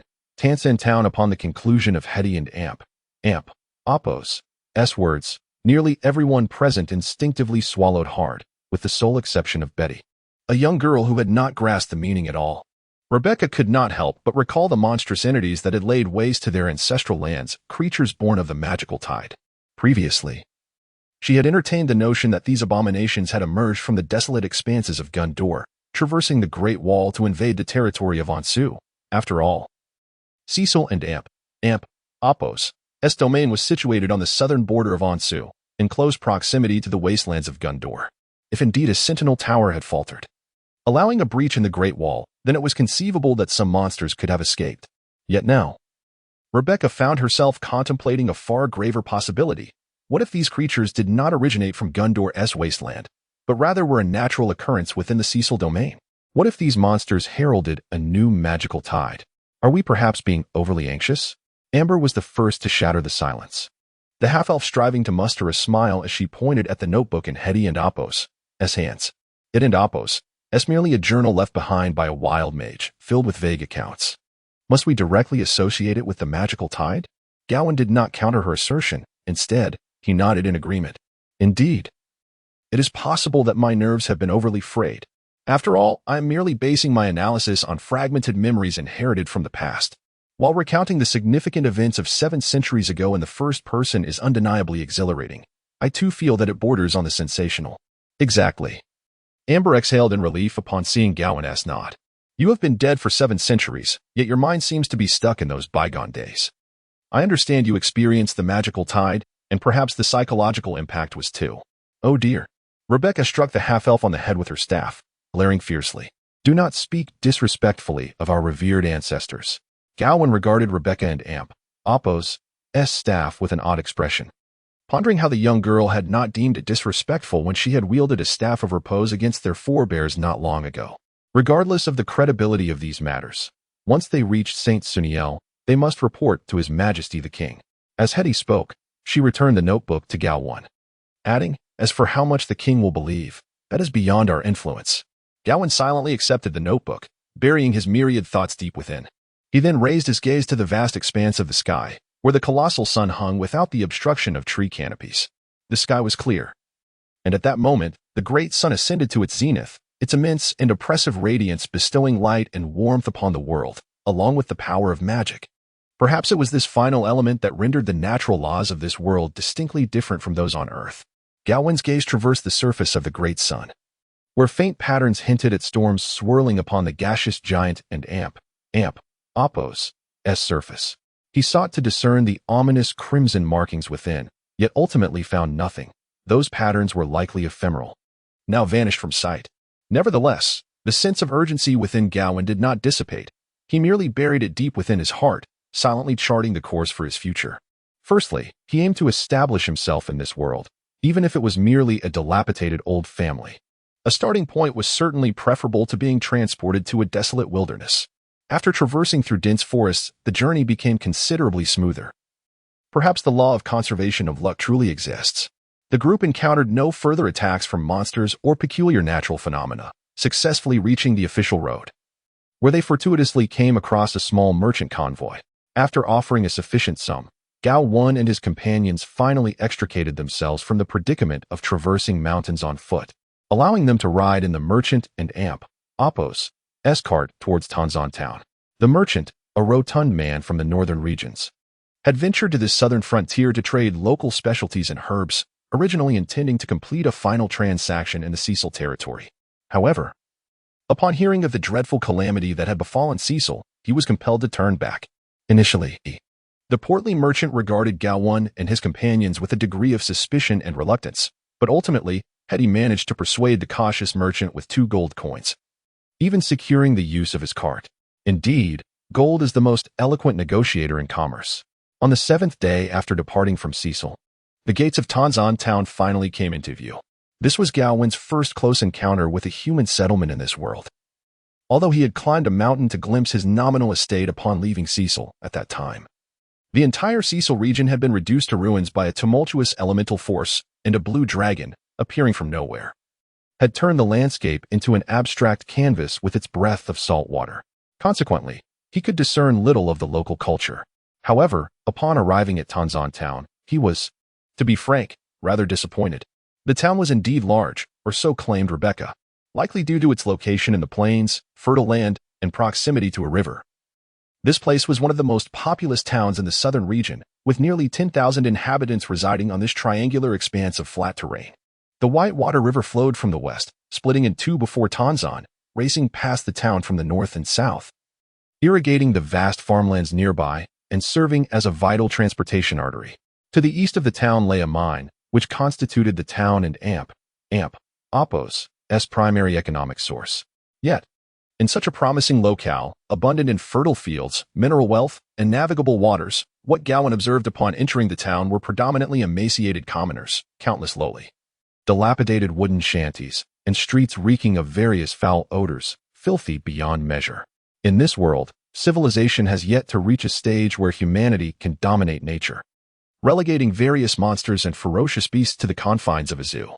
Coupled with frequent conflicts in the border regions, the town is encircled by a low defensive wall, with dilapidated slums accumulating within its embrace, stacked upon each other like moss and festering wounds. The crumbling homes offer no aesthetic appeal, serving merely as shelters against the elements. A broad avenue leads from the city gate to the heart of the town, though the scenery along this thoroughfare is scarcely more pleasing. Gawain sat in the merchant caravan's wagon, observing the scenes unfolding on the streets outside. He noticed the impoverished clad and tattered shirts traversing the roadside. Only a scant few wore shoes, while most had merely rags wrapped around their feet, and some even lacked the means to bind their feet at all.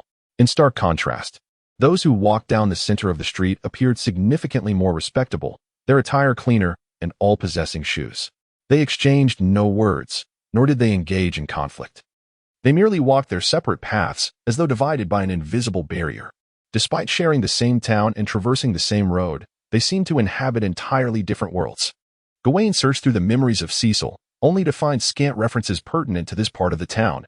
Gawain Cecil hailed from the illustrious Gondor Empire, having been raised in affluent surroundings where such sights were non-existent. Following the eruption of the Gondor demon tide, Cecil led the people through a bloody path to the north, where they shared both hardships and joys, devoid of any distinctions of rank or wealth. Subsequently, with the establishment of Ansu, the pioneers forged a kingdom upon a desolate expanse. Starting from scratch, even the founding dukes and kings had once laid down their swords to tend the fields. How could he have witnessed this scene? Then, Gawain Cecil met his demise on the southern front lines, this hero who perished at the tender age of 35. Never living to witness the day when the nation he helped create would experience the stark divide of wealth and poverty. Thus, he could only seek counsel from his descendants, inquiring about the customs pertaining to the road. The individuals flanking the avenue were serfs and enslaved workers from the mines, Hetty explained, as well as impoverished free folk from the outskirts, who were forbidden from walking the main road due to their inability to contribute financially during its construction. Walking in the center were the respectable and Apos, citizens and Apos, and merchants or mercenaries from beyond the borders. These individuals, capable of paying the requisite taxes, were permitted to traverse the thoroughfare. Gawain recalled the plump merchant who had discreetly slipped a few coins to the gate guard upon entering the city. Those were surely the entrance taxes. He then remembered the soldier, now interred within the woods, the son of a serf. His ability to wield a sword for his lord's cause was a mercy granted by Rebecca. Yet, even in death for his lord, he was denied a warrior and Apos' burial, for he had not yet redeemed himself. He had not even redeemed his own sword. Great ancestor. Is there a problem? Hetty inquired, noting the fluctuating expressions on Gawain and Apos' face with a hint of concern. He instinctively felt a sense of resistance towards these matters, approaching them with the mindset of a traveler from another realm. Yet, it was not the appropriate time for him to critique or correct anything, as his understanding of this world remained insufficient. After a brief contemplation, he turned to Hetty and inquired, "What are your next steps?" Hetty appeared to have a plan. First, they would seek out the local lord, for Viscount Andrew was known to be relatively amenable. Through him, they should be able to easily establish contact with Sir Philip. If all proceeded smoothly with Sir Philip, they could locate those who had managed to break free on that fateful day. Subsequently, they would assess whether to settle the inhabitants in place or to head directly to the capital. The events unfolding in the Cecil territory could not be resolved merely by dispatching one or two messengers. It required Rebecca to personally meet with the king to elucidate the situation. Gawain felt no objection to this course of action, primarily because, as a traveler from another time, he found it challenging to offer any substantial advice. Let us proceed thus. Chapter 18. Lord Andrew. If there exists a locale in Tansin town that might alleviate Gawain and Apos' disappointment and offer a glimpse of a realm adorned with classical elegance, it would undoubtedly be the affluent district situated slightly to the north of the town center. Here, a few streets and a formidable wall segregate this area from the impoverished quarters beyond, where the dignified and notable residents dwell in this relatively clean and orderly enclave. The district boasts charming two-story houses, each constructed from light gray stone and aromatic cedar wood. Balconies protruding from these abodes are adorned with drying fish and cured meats, symbols of wealth and prosperity. Though Tansin is, in its essence, merely a town, far from achieving the stature of a city, the inhabitants of the affluent district proudly refer to themselves as honorable citizens. They are individuals of both freedom and means, capable of paying various taxes, holding respectable positions within the community, such as landowners and foremen in the mines. On this day, these esteemed individuals, as per their customary routine, gathered on their balconies, discussing recent events with their neighbors. Every morsel of news, however trivial, warranted extensive dialogue, and the most significant topic of conversation was, without a doubt, the calamity that had befallen the Cecil territory. The lands of Tansan and its surrounding areas fall under the dominion of Lord Andrew, with the Cecil estate as its neighbor. Despite a vast expanse of desolate land separating their prosperous regions, a main road connects them, allowing for the swift dissemination of news, even in this era of limited communication. Thus, the events transpiring in the Cecil domain quickly reached the ears of Tansan's residents. Initially, a group of individuals resembling refugees, led by a knight and a dozen soldiers, sought refuge in this town. Soon after, the harrowing news spread that the Cecil territory had been completely inundated by a horde of monstrous creatures and elemental tides, leaving devastation in its wake. This alarming tidings seemed akin to the fanciful tales spun by wandering bards, and for citizens who had lived in peace for many years, the existence of such calamity was met with skepticism.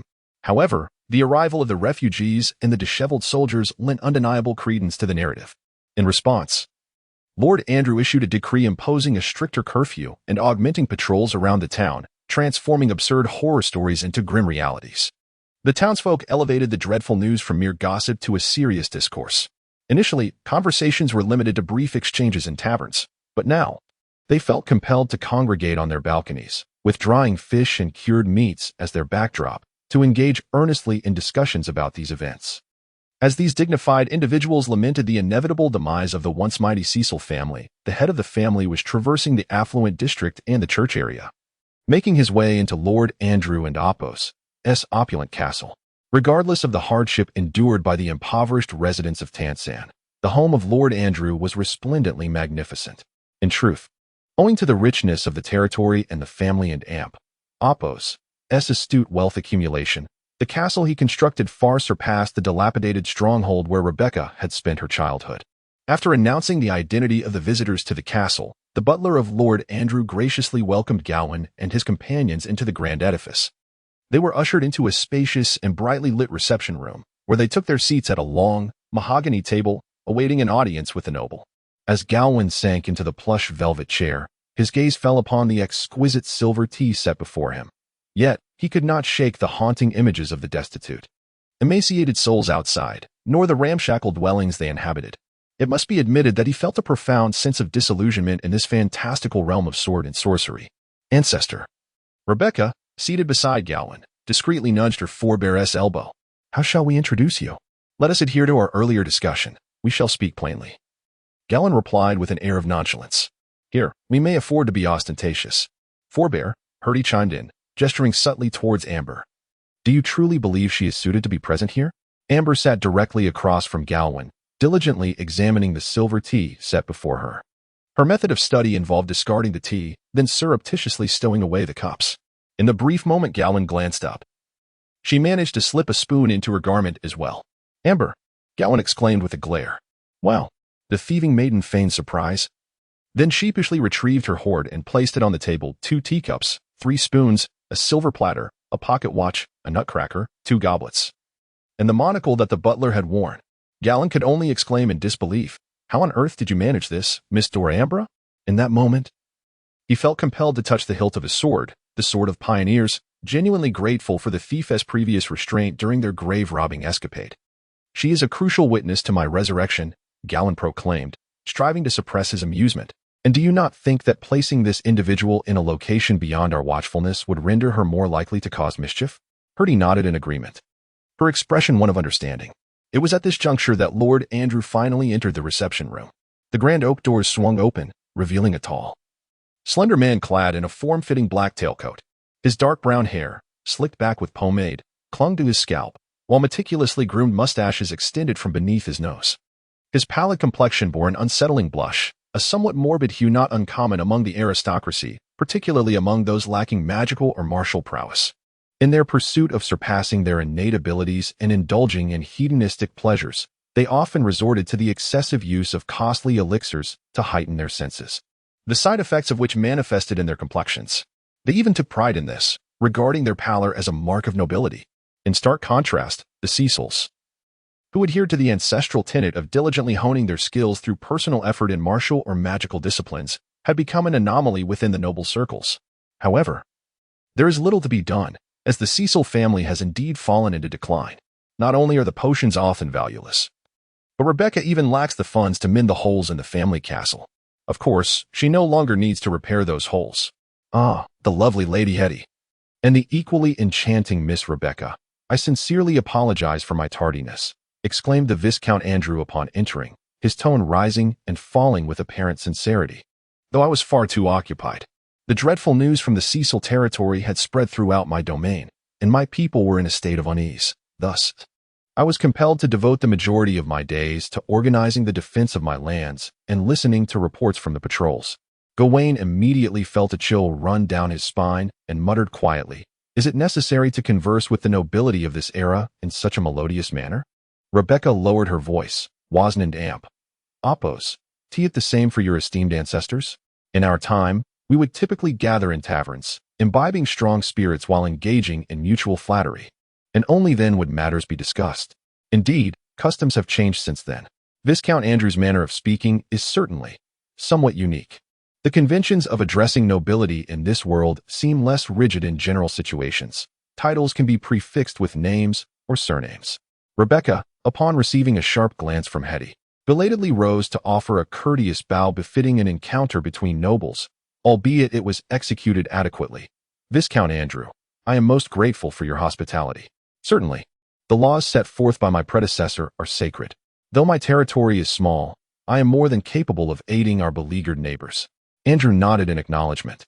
"The brave knight was gravely injured and has yet to recover. I have arranged for him to rest in the Church of the Holy Light, where he will receive the finest care. As for the loyal soldiers and unfortunate civilians, I have ensured their shelter in the East and South districts, and thus far, not a single soul has perished from hunger or cold. The fact that none of the Cecil citizens who fled here have succumbed to starvation is a testament to my diligence in their care. Of course, it is understandable that Viscount Andrew is willing to shelter those refugees. For each Cecil citizen he takes in will inevitably become a debt weighing upon Rebecca. If she wishes to restore her family, she must compensate Viscount Andrew per individual. Just as it is written in the laws of Anjou that a noble should provide refuge to the subjects of a neighboring noble in distress, it is equally clear that the beneficiaries must render due recompense to their benefactors. Gawain is well aware of this. After all, these two laws were established by Gawain Cecil and Charles I in years past. Though Rebecca, as a noble, may not yet be fully mature, she is still cognizant of this rule. Upon hearing Viscount Andrew's words, her countenance darkened slightly, as she harbored doubts about her ability to settle this unforeseen debt. Unable to suppress a glance toward Gawain, her mind began to entertain some audacious and mischievous thoughts. Ancestors, possessing a collection of antiques. Perhaps we should encourage the venerable elder to part with that attire? Chapter 19. Gawain was unaware of the audacious and infuriating notion swirling in Rebecca's mind. Yet he understood that Lord Andrew and Amp, Oppos, as protection of the Cecil vassals could not be without ulterior motives.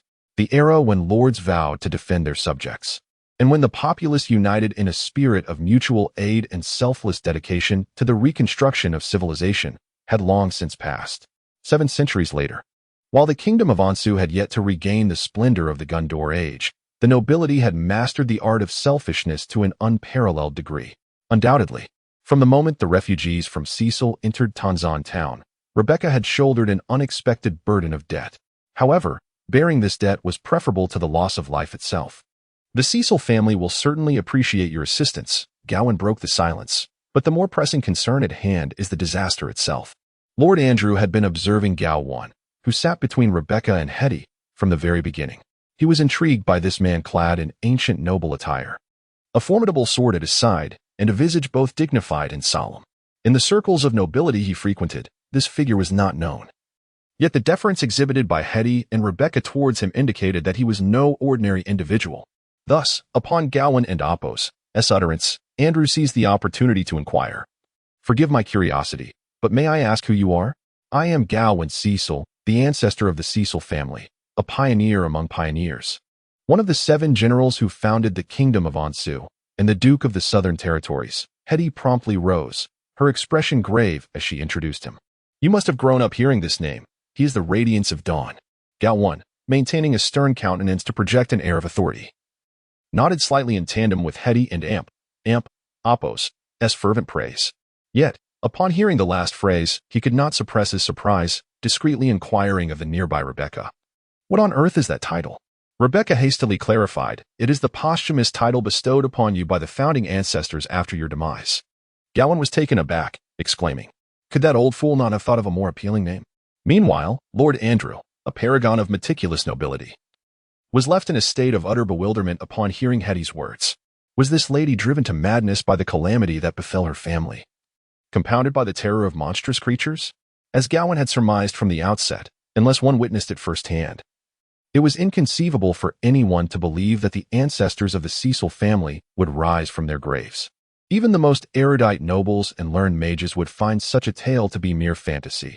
It would likely be the superstitious common folk, illiterate yet steeped in belief, who might take it as truth. Upon hearing Hetty and Apos' proclamation, Andrew displayed remarkable composure by refraining from immediately summoning a servant to administer medication to the distressed lady. "Madam, allow me a moment to, permit me to ponder." Andrew struggled to maintain a neutral expression, seeking a manner of speech that could convey his sentiments without descending into rudeness. Ultimately, however, he could not restrain his candor. "I understand you have endured unimaginable nightmares. Yet is it not somewhat excessive to present such a fanciful tale?"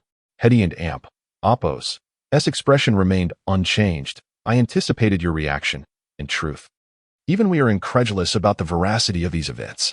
Nevertheless, the ancestors of the Cecile lineage have indeed awakened from their long slumber.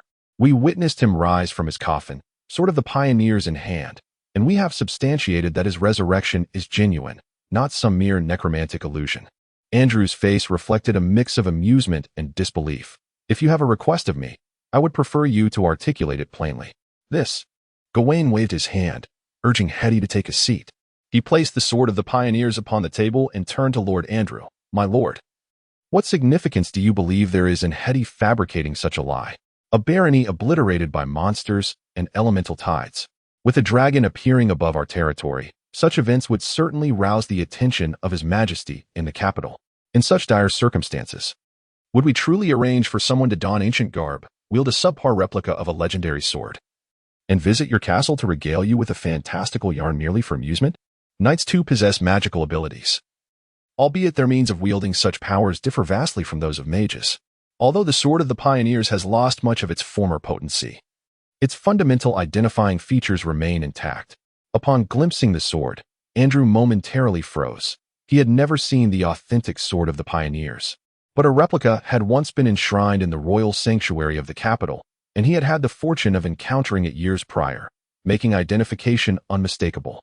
If the sword upon the table is not a counterfeit crafted by the Cecile family, it must be the genuine article, interred within the family crypt, an artifact that, despite their decline, no one would dare covet. Would a family in such disarray truly exhume their ancestor and Apos' grave to unearth the holy sword for the sake of fabricating an outrageous deception? Andrew hesitated. If this were a mere farce, the cost of such a charade was indeed staggering. Yet, if it were not a farce, the notion of an ancestor suddenly emerging from his grave was utterly incredulous. You may certainly seek elven artisans to authenticate the sword. It was forged by their kin, who know how to inspect the elven sigils.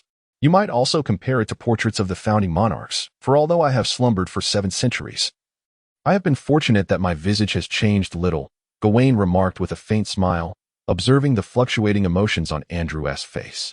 "If feasible, you might even seek out any elven mercenaries who participated in the second expansion, now living in seclusion. Perhaps there are still those among them who remember me." No need for that." Lord Andrew waved his hand, rubbing his temple, feeling that the situation unfolding before him was indeed not within his realm of expertise. After all, with a legendary hero such as yourself, the notion of awakening after 7 centuries of slumber might not be entirely implausible. Yet, it was evident to any discerning observer that this nobleman remained skeptical about Gawain and Apos' identity. He merely sought an excuse to temporarily halt the discussion in a state of half-belief. Had he truly contemplated what relevance the resurrection of the Cecil family and Apos' forebear held for him? Why entangle himself in the veracity of such matters? If the Cecils claimed it to be true, then let it be accepted as such. Ultimately, he was merely an ancient figure who had perished 7 centuries ago. Indeed. A blue dragon, uncertain of its origins, but ultimately veering northwest. Gawain nodded, proceeding to recount the events that transpired in the Cecil territory. And that is how matters stand. Abominations, creatures of the tide of magic, and dragons, my heavens.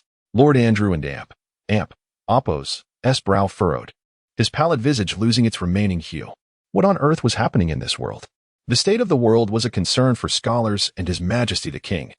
We must prioritize relaying the events that transpired here to St. Sunil City, Hetty interjected, interrupting Lord Andrew. The situation had escalated considerably. I have dispatched a messenger to report the attack on the Cecil territory, Lord Andrew stated. The courier set off on a swift steed and should be halfway there by now. It appeared that Lord Andrew was quite capable of taking decisive action. Not only had he welcomed the refugees from the neighboring lands, but he had also promptly sent a messenger to inform the king. This was commendable for a border noble in these times. However, Hetty found it necessary to present a more pressing requirement. Lord Andrew, this is insufficient. The situation has deteriorated to the point where Lady Rebecca must personally meet with His Majesty. Furthermore, Duke Cecil, having awakened from his long slumber, must also travel to the capital. We are grateful for your assistance to the Cecil family, yet we require further aid.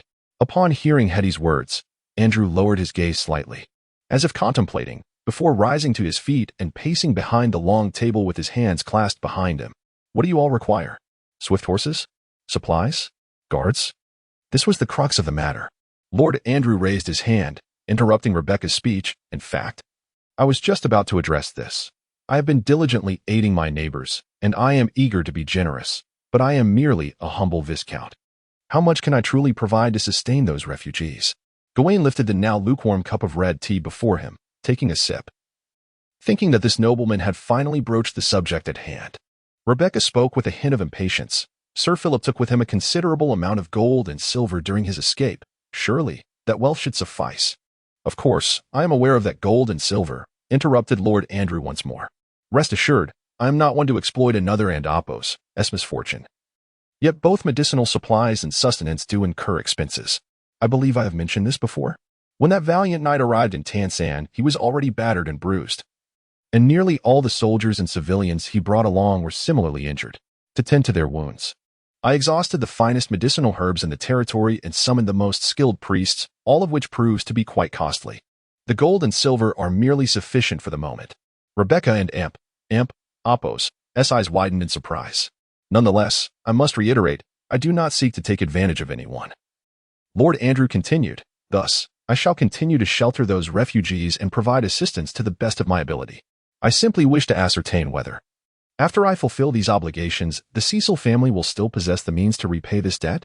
Chapter 20. The value of investment. Gawain began to perceive the intriguing nature of Lord Andrew. He presented himself more as a businessman than a nobleman. Yet he appeared to be rather inept in his mercantile pursuits, at least from Gawain and Apo's perspective. A shrewd merchant would not so brazenly lay bare the details of transactions, stakes, and debts at such a time, while a true noble would hardly deign to broach such matters. The most prudent course for Lord Andrew at this juncture would have been to discreetly continue aiding the Cecil family, while simultaneously infiltrating the ranks of the protected knights and soldiers, leveraging his noble status to legally establish his claims against the Cecil family. Ideally, he would present this claim before the king, and then, whether Rebecca would be willing to repay this debt would become inconsequential. The laws of the land and the intricacies of the noble system would facilitate this transaction for him. Gawain empathized with Lord Andrew and Apo's predicament. After all, the decline of the Cecil family was a well-known fact, particularly in light of the total devastation of their core territories. The extent of Rebecca's capacity to repay remained uncertain. The Cecil family would not owe anyone anything. Rebecca's assurances appeared somewhat unconvincing. Rest assured, we are capable of repayment. Although we have lost our most prosperous regions, some forests and mountains on the periphery of the Cecil domain still remain. As long as I, the heir, am alive, there will always be a loan belonging to the Cecil family waiting in the mithril treasury.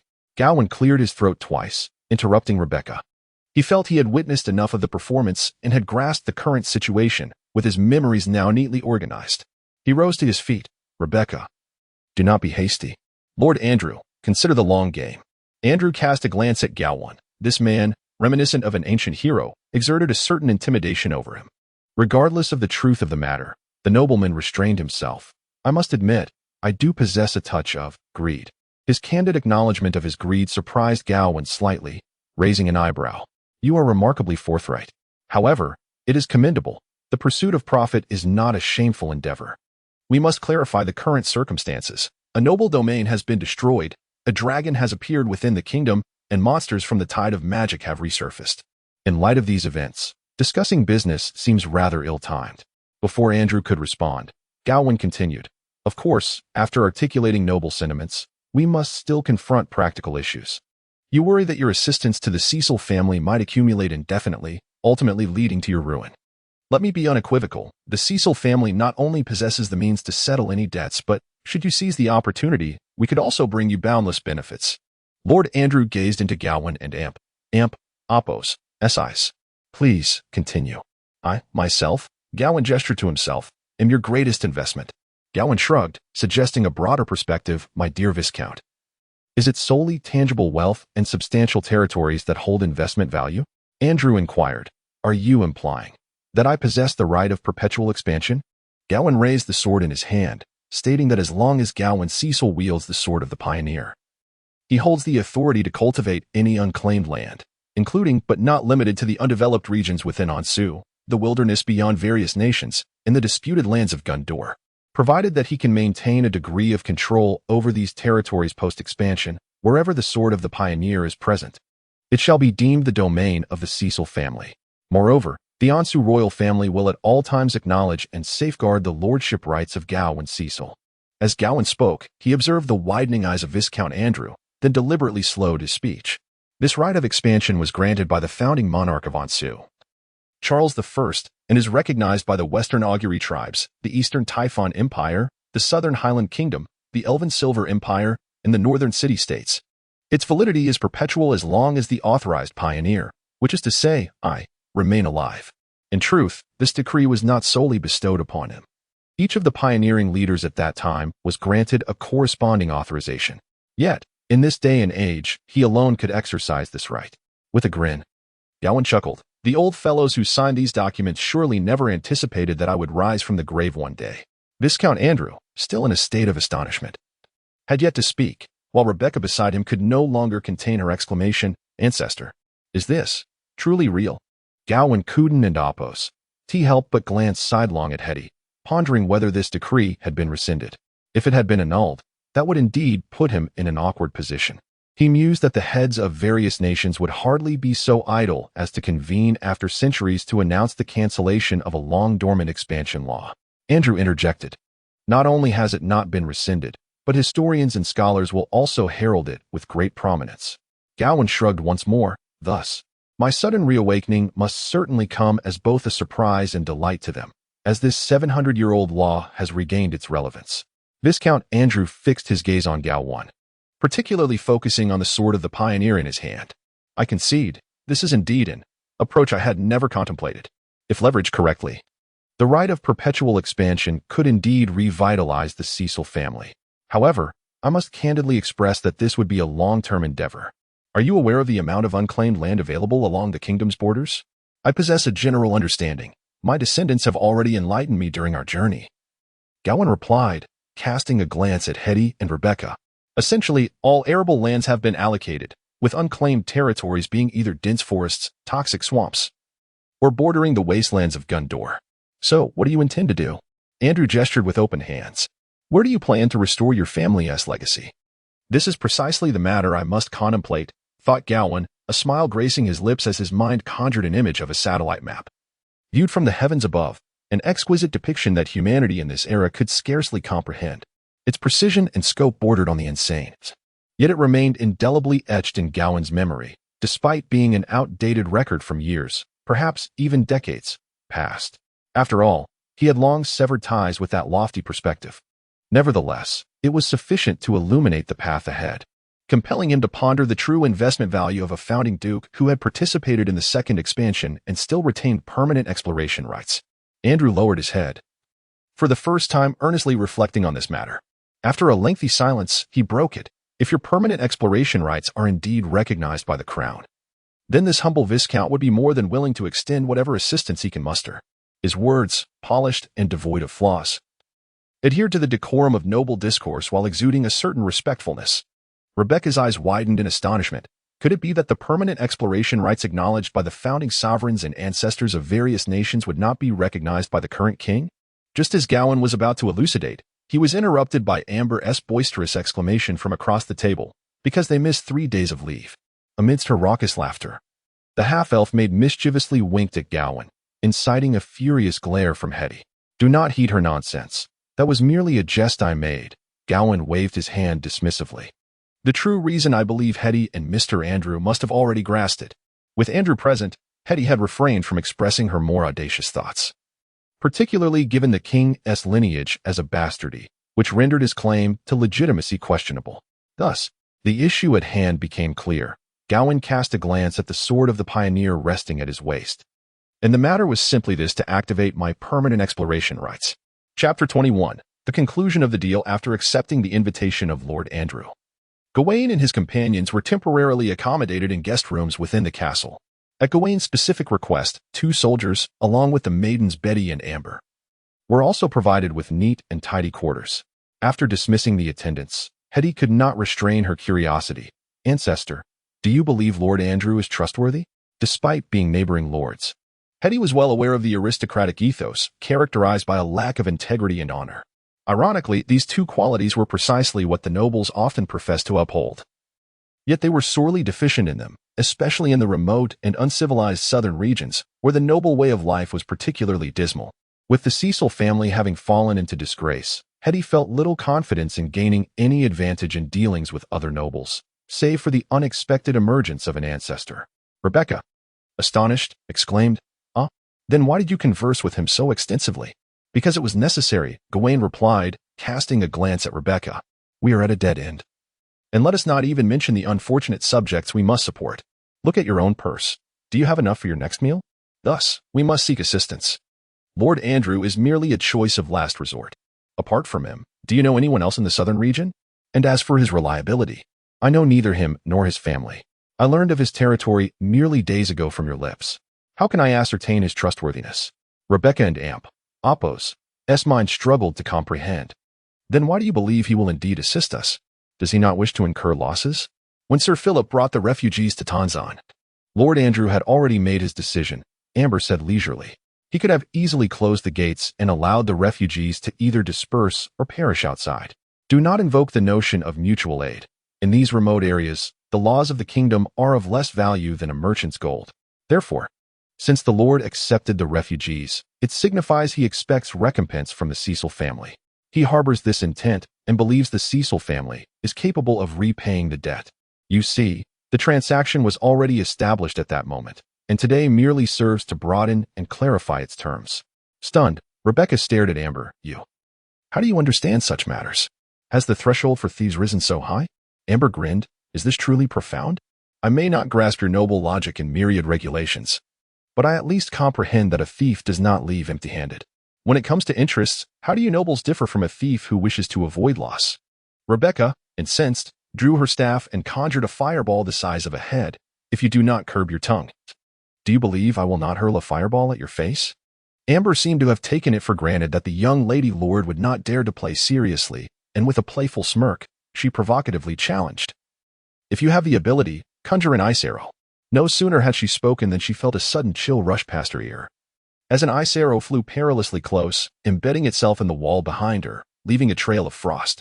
Not far away, Hetty maintained a posture with a finger raised, her expression cold. The ice arrow you requested. A bead of cold sweat trickled down Amber's face. The terrifying proximity of the arrow to her skin evoked a fear that far surpassed the arrow's own threat. She could not help but wonder what level of magical control was required to achieve such precision. Rebecca, with a slight twitch of her lips, remarked, And Hetty's offensive magic indeed remains consistently off target, merely a brush with mischief. Gawain clapped his hands, bringing an end to the brief farce. All right. Let us consider ourselves allies for the moment. Let us all temper our actions.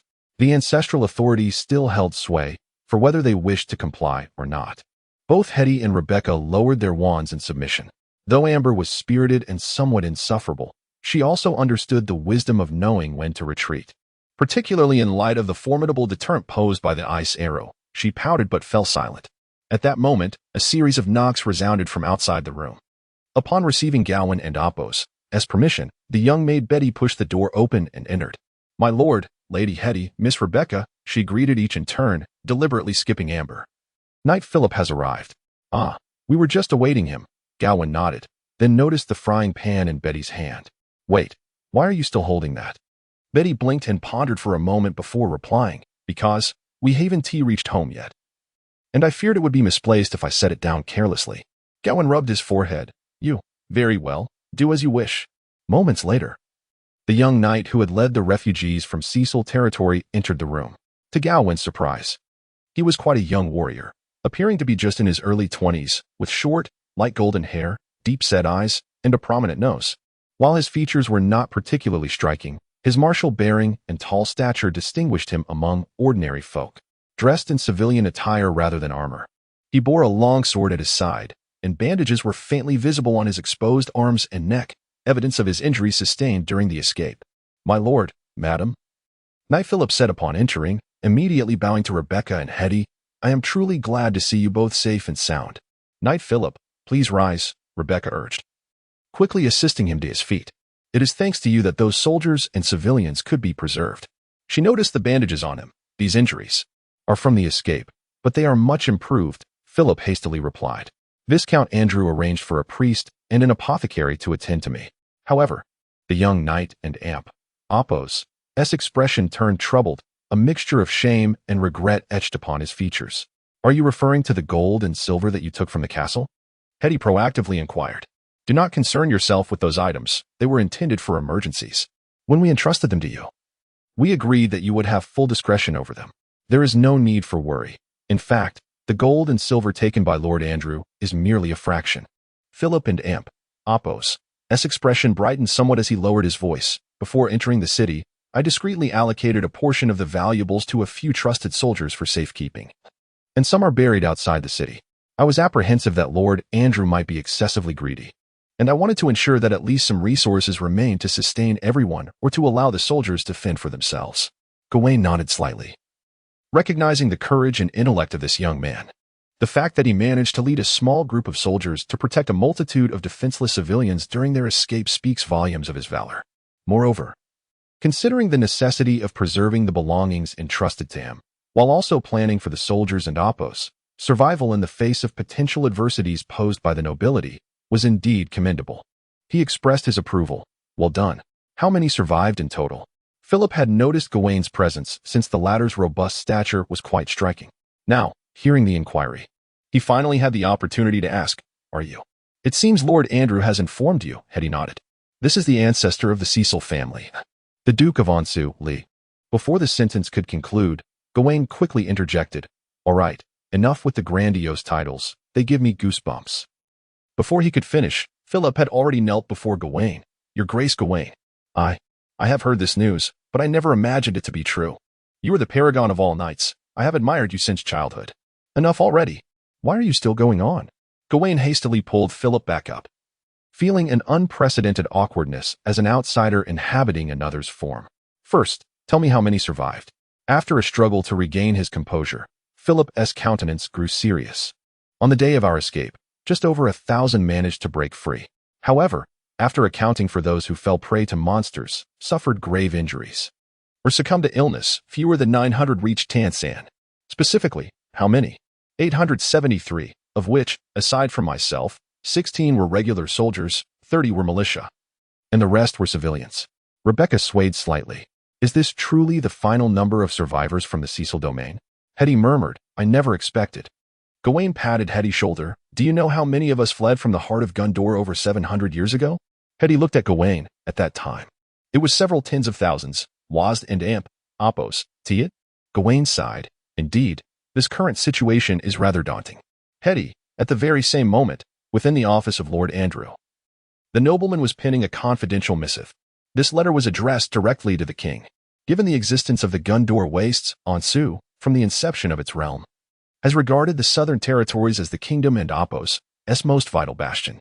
Even though the southern regions have enjoyed prolonged peace, Some regulations that have endured for centuries continue to persist in this area. For instance, every noble, great and small, in the Southern Dominion is a direct vassal of the Ansu royal family, possessing the right to converse directly with the king, as well as the obligation to report affairs directly to him. To His Majesty the King, your loyal vassal extends his salutations. You are already aware from my previous correspondence of the calamities that have befallen the Cecil domain. However, there have now arisen new developments. This occurrence is unprecedented in its peculiarity, yet I have personally verified its authenticity. The ancestor of the Cecil family, the founding Duke of Ansu, and the foremost of the 7 generals, Gawain Cecil, has recently returned to the realm of the living. I witnessed a radiant light descend upon the desolate lands of the Cecil estate, vanquishing the invading monstrosities, only to be followed by the emergence of a great dragon. I shall submit a separate report regarding the dragon. I ventured forth to investigate and, alongside the Viscount of Cecil, beheld the astonishing phenomenon of the heroic spirits revived. Chapter 22. Gazing at the sky, the previously agreed upon content had been inscribed in the confidential letter, rendered with utmost authenticity and reliability. Lord Andrew was notably confident in his storytelling prowess, believing that anyone who laid eyes upon the letter would be convinced of his first-hand experience of the events. What remained was to ascertain whether the elderly king, residing far away in the royal capital, would choose to believe in the veracity of the matter. More accurately, it was a question of whether he would wish to acknowledge the truth of the situation. This was a somewhat audacious endeavor. Yet Lord Andrew was not one to shy away from risk. Had he not embraced peril in his past, he would never have emerged from among his 7 siblings to become the heir of the Leslie family. However, he had not anticipated that his new venture would intertwine with the Cecil family, a lineage that had seen its zenith fade a century ago. Having retreated from the political stage of the kingdom and now faced the specter of extinction, Lord Andrew had always kept a keen eye on his neighbors, not merely due to the proximity of their territories and the frequent commercial exchanges, but also because the decline of the Cecil family had become increasingly pronounced in recent years. If this trend continued, he could expect to double the lands of the Leslie estate within his lifetime. The hasty inheritor of the Cecil estate was, without a doubt, an inadequate lord. Despite her earnest efforts, she would likely fail to preserve her meager inheritance. Yet fate had played a cruel jest on everyone, and in a manner most unexpected. Upon hearing of the destruction wrought by monsters upon the Cecil domain, Andrew found himself utterly bewildered. When he learned that these creatures bore a striking resemblance to the beings described in historical accounts of the magical tide, he remained in a state of confusion. The mention of a dragon by merchants entering the city only deepened his perplexity. And when Rebecca Cecil and Hetty Cecil arrived at the castle accompanied by a man claiming to be their ancestor, Lord Andrew displayed remarkable composure and acceptance. This was a result of his growing accustomed to bewilderment. He sealed the confidential letter within a silver tube, wrapping it in a strand of magical thread, and then entrusted it to the old steward standing by. Deliver it with the finest ranger messenger, mounted on a griffin, ensuring it reaches Silver Castle before the arrival of the Cecil family. Yes, my lord. But is it sufficient to return it as it is? Returning it, as is, will suffice. Before their departure, I shall prepare a token of goodwill in the guise of travel expenses. Circumstances had shifted. What was once a trivial greed had transformed into a burdensome liability. Returning it as is was merely the first step, yet it could not be executed too abruptly. Lord Andrew weighed his options with utmost seriousness, hoping that the ancient figure from 7 centuries past would understand his sincerity. The night had deepened. Gawain, clad in a nightgown, pushed open the balcony door of his chamber and stepped onto the terrace of the 2nd floor of the castle. The nights of this world are devoid of the moon. Only the vast, profound canopy of the heavens is adorned with a denser array of stars than those on earth. These twinkling celestial bodies cast a cold luminescence upon the land, each glimmering light appearing particularly alien to Gawain. Since his arrival in this realm, he has cherished gazing at the sky, both day and night. By day, he marvels at the immense, yet gentle sun. By night, he contemplates the moonless expanse. His gaze wanders among the stars, striving to locate a stationary and uniquely significant celestial entity among the multitude. However, such efforts are destined to be futile. The stars are innumerable, and lacking sufficient data and calculations, he cannot pinpoint the location from which he once beheld the earth. Even if he were to find it, distinguishing it from the myriad of stars would prove impossible. Yet he cannot help but attempt, for he is acutely aware that the sky of this world conceals secrets. There lies something, perhaps a surveillance device, a satellite, a space station, or a vessel, though it is highly probable that it has long ceased its operations. One cannot dismiss the possibility of other entities still lingering in the heavens. He once was a part of that surveillance apparatus. This is the closest conjecture Gawain has arrived at after days of contemplation. Had he not experienced the perspective of overlooking the earth, had he merely traversed into the persona of Gawain Cecil upon his arrival, he would possess no such awareness and would not endure the corresponding pressure. Yet, he is burdened with knowledge, and as a modern soul from earth, he cannot quell his curiosity about the sky and his anxiety. What truly hangs above? What impact do they have on the earth? Will they remain there, placidly suspended? What intentions might their creators, assuming they have creators, harbor? This myriad of questions engenders within Gawain an urgent sense of unease, akin to an earthling suddenly discovering an alien spacecraft anchored in their orbital space. Even if that vessel has remained motionless for eons, it is arduous for those dwelling below to find solace. Clarity regarding its origins and purpose is imperative for peace of mind. Moreover, even in the absence of such worries, Gawain's curiosity renders him incapable of ignoring the sky. After all, one gazes upward daily, either at the sun or the stars. Gawain cast her a sidelong glance, sneaking onto someone else and Apos' balcony in the dead of night to frighten them is hardly courteous. The night is my domain, filled with shadows. I can wander wherever I please. Amber swayed upon the railing, her form melding seamlessly into the darkness, only to reappear on the opposite side of the balcony in an instant. And you, a celebrated hero from 7 centuries past. Are you truly afraid of an unexpected conversation at night? Gawain felt a shiver course through him, though he was loath to admit it. Speaking of which, what do you truly observe each day? Noticing Gawain's silence, Amber shifted the topic. By day, watching the sun serves to discern direction. By night, is your stargazing an attempt at astrology? Do you possess knowledge of the stars? What do you believe exists in the heavens? Gawain retorted. The heavens? Surely. It is merely the stars and the sun, Amber replied casually. Oh, and you would and Apos, dare suggest that the palaces of the gods reside up there, would you? I have no interest in such matters. I revere the goddess of shadows and the night, the Lady of Night. Her divine realm lies deep within the starless night, a place entirely distinct from the sky of our reality. Each day, I merely close my eyes and offer a prayer, and that suffices as my devotion. Are you truly a devotee of the Lady of Night? Gawain inquired with a hint of surprise, glancing at Amber. Although he himself held no particular faith, he possessed substantial knowledge of the myriad religions in this world from the memories of Gawain Cecil. The vast array of deities and the myriad sects both fascinated and intimidated him. He never anticipated that this seemingly irreverent thief before him would bear any faith. I just pay her some lip service. After all, the Lady of Night requires no offerings, nor does she issue divine edicts, and there are no scheduled rituals to observe. Why not indulge in a bit of belief if it costs me nothing? Amber remarked nonchalantly, uttering words that would be considered blasphemous by true adherents. Besides, the path of shadows is somewhat aligned with her powers. Sometimes, I feel that my prayers might grant me a modicum of strength, though later. I often realize it was merely the effect of intoxication. Gawain scoffed, choosing to ignore this unfettered half-elf. She was indeed a disgrace to her kind. Regardless of her other lineage, it was still a source of shame. Hey, why are you silent again? Amber pressed on, refusing to relent. You Haven and Apos, told me what you were looking at. Gawain felt a tinge of embarrassment. No, it and Apos. Yes. You have died before, Haven and Apos. To you? Amber exclaimed, her eyes widening with the discovery, as she leaned closer, eagerly asking, did you ascend to the heavens upon your death? What is it like to die? Tell me. Go away. Gawain pushed her face away, forcing her back. When one dies, they know nothing, understand? I was merely rambling out of boredom. TCH. Amber glared at him for a moment, and upon confirming his disinterest in sharing, she turned her head away. Old people are so dull. Say that again. Gawain snapped. In an instant, Amber vanished. Chapter 23. Journey to the royal capital. Those who managed to escape the nightmare of Cecil's domain were fortunate, yet profoundly unfortunate.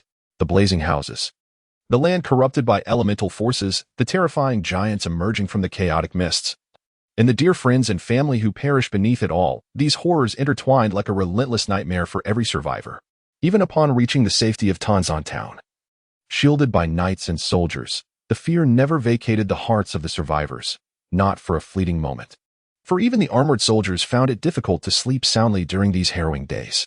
Many resorted to alcohol as a means of numbing their anguish, while the impoverished, unable to afford such solace, endured relentless torment. Moreover, As refugees scattered across the territory of other lords, their living conditions were far from favorable, exacerbating their plight.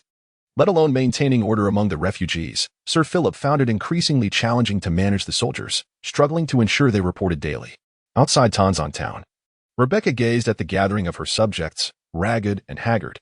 Although Lord Andrew had indeed accomplished basic arrangements in food distribution, the nobles of this era offered minimal charity to the common folk. The fact that these individuals were spared from freezing and starving was a testament to the extraordinary kindness of the Viscount, far surpassing that of his peers. And Rebecca could not demand much more. For those who fled from Cecil's domain, the appearance of their lord served as a potent tonic. The common folk of this era possessed neither high awareness nor psychological resilience, and their loyalty to their lord was tenuous at best. While Rebecca was indeed a benevolent and kind-hearted lord, largely due to her naivete, which prevented her from grasping the cunning and avarice of her noble counterparts, she had held her position for less than a year. Given the poor flow of information, many of her subjects were entirely unaware of their lord's appearance. Nonetheless, her presence was uplifting for these weary souls. It sufficed that someone stood forth to declare their continued protection. They cared not who their lord was or what she looked like. The centuries of feudalism had dulled their capacity for thought, rendering them easily appeased. In Gawain's eyes, this was a form of cohesion born from ignorance and naivety. Yet it proved effective. "I vow to you," Sir Philip declared, standing tall, "I shall safeguard every subject and every possession of House Cecil." "Do not forget to attend to your responsibilities," Gawain interjected. "Lord Andrew will provide the necessary assistance. Merely send forth those who are fleet of foot and sharp of mind without hesitation regarding expenses. Their tasks are far more precious than gold." "Indeed," the young knight replied, though his confusion was palpable. Living in an isolated era and specializing in martial skills, he found it challenging to grasp Gawain and Apo's thoughts. Yet, were those matters truly so vital? Certainly significant, Gawain chuckled, for on a smaller scale, it is mere gossip, while on a grander scale, it embodies the power of public opinion. One must not underestimate these intangible forces. Once the masses begin to discuss a singular event, even a king may find himself restless. After making the necessary arrangements, Gawain and Rebecca boarded the carriage provided by Lord Andrew, accompanied by the maid Betty, the loyal Sir Byron, the formidable thief Amber, and 12 soldiers of the family. These soldiers, while not meticulously selected, comprised the remnants of the warriors who had managed to break through with Sir Philip, totaling only a handful. Adding the 2 who escaped alongside Gawain, they barely numbered 20. In such circumstances, gathering 12 fully equipped soldiers could be considered the last vestige of the Cecil family's dignity. Listening to Hetty's instructions weighed heavily on Gawain's heart. For he truly did not comprehend. Not only did he lack understanding, but the genuine Gawain Cecil also grappled with confusion. The founding hero had passed away while Ansu was still governed by a band of commoners. In the court and Apo's customs were primarily centered around drinking contests and public disputes with the king. It is reasonable to surmise that the realities of 7 centuries later differ from those of yore. Yet, to prevent Hetty and Apo's already frayed nerves from unraveling entirely, he placed a reassuring hand on her shoulder and offered a calming gaze. "Do not worry, I understand." Thus, with Hetty's relieved smile, the carriage embarked towards the capital, carrying the bewildered Rebecca and the seemingly knowledgeable Gawain. Simultaneously, Sir Philip, adhering to Gawain's pre-departure arrangements, dispatched a contingent of individuals. These included astute persons sourced from among the vassals, as well as agile and articulate locals recruited in Tonzon town. Among them were even a few ruffians and scoundrels who could be easily bribed with a handful of coins. Engaging with such individuals left the young knight feeling distinctly uncomfortable, and the tasks assigned to them were equally perplexing. Their sole directive was to disperse in all directions, venturing into every populated area, infiltrating taverns, delving into the black market, and navigating the squalid shanties of the impoverished, where they would boast and engage in idle chatter with the locals. Ideally, they would also encounter passing minstrels to exchange tales. "Have you heard? The Cecil family in the south has encountered calamity. Their lands have been ravaged by monsters and dragons. It is said that the spirits of the underworld have been stirred, and the legendary ancestor of the Cecils has risen from his grave." "You heard correctly. The fabled Gawain Cecil has awakened from his slumber. Surely, he has come to vanquish those beasts." "Hey, why would I lie to you? This tale is circulating among the southern folk. You need only inquire in Tonzon town or Linmu town to hear the same. And look at my attire. I escaped from the farthest south. I even witnessed the resurrection of the Cecil ancestor with my own eyes." Almost everyone recounted similar stories, and they invariably concluded their accounts with fervent affirmations that these extraordinary events were witnessed firsthand. Even those not initially dispatched by Sir Philip would likely echo such sentiments in the subsequent propagation of the rumors, if there were an individual capable of consolidating all the rumors into one place. He would undoubtedly be astounded to discover that at the moment the ancestors of the Cecil family were resurrected, no fewer than 1,000 onlookers were present in the tomb, with an additional 10,000 spectators gathered outside on the graves. Yet, in this era, those with the capacity to accomplish such a feat would not concern themselves with the tales circulating among the common folk in the streets. Those who believe and propagate these stories do so without much contemplation. Inside the carriage en route to the city of St. Sunil, Gawain idly gazed at the scenery beyond the window, pondering how best to confront His Majesty, the king, who resided in the silver castle of St. Sunil. He was uncertain of the impact his request to Sir Philip would yield. In fact, he harbored less than 30% confidence regarding its efficacy. This world is a paradox. Steeped in ignorance, the existence of magic renders many matters astonishingly convenient, even surpassing the capabilities of the age. Yet, such supernatural powers are wielded solely by a select few. The populace remains either unable or, more accurately, perceives no necessity to transform magic into a broader productive force. Consequently, in the impoverished lower strata of society, everything languishes in an astonishing backwardness. Communication relies on shouts, and transportation is achieved through walking. Rumors can proliferate rapidly within a town, as the gossip in taverns serves as one of the few forms of entertainment for the laboring masses. However, transmitting news from one city to another is tenfold more arduous. For the desolate wilderness impedes much of the flow of information, compounded by the local nobility's stringent controls over the movement of people within their domains. Without the lord's permission, a peasant risks execution simply for traveling from their village to the neighboring lord's village to purchase a chicken. The pass co-signed by the Cecil and Leslie families, the family of Viscount Andrew, could alleviate the restrictions on movement, yet it does not resolve the myriad other challenges. Nevertheless, making some effort is preferable to inaction. Gawain and Apo's objective was simple: to ensure that the resurrection of the Cecil ancestor was disseminated as widely as possible. The broader the circulation, the better. It should not merely remain a secret known within aristocratic circles, but rather become a sensational topic among the commoners and even the impoverished. If feasible, it should evolve into a tale of horror, a chilling story. In truth, the rumors were already gravitating toward this very direction.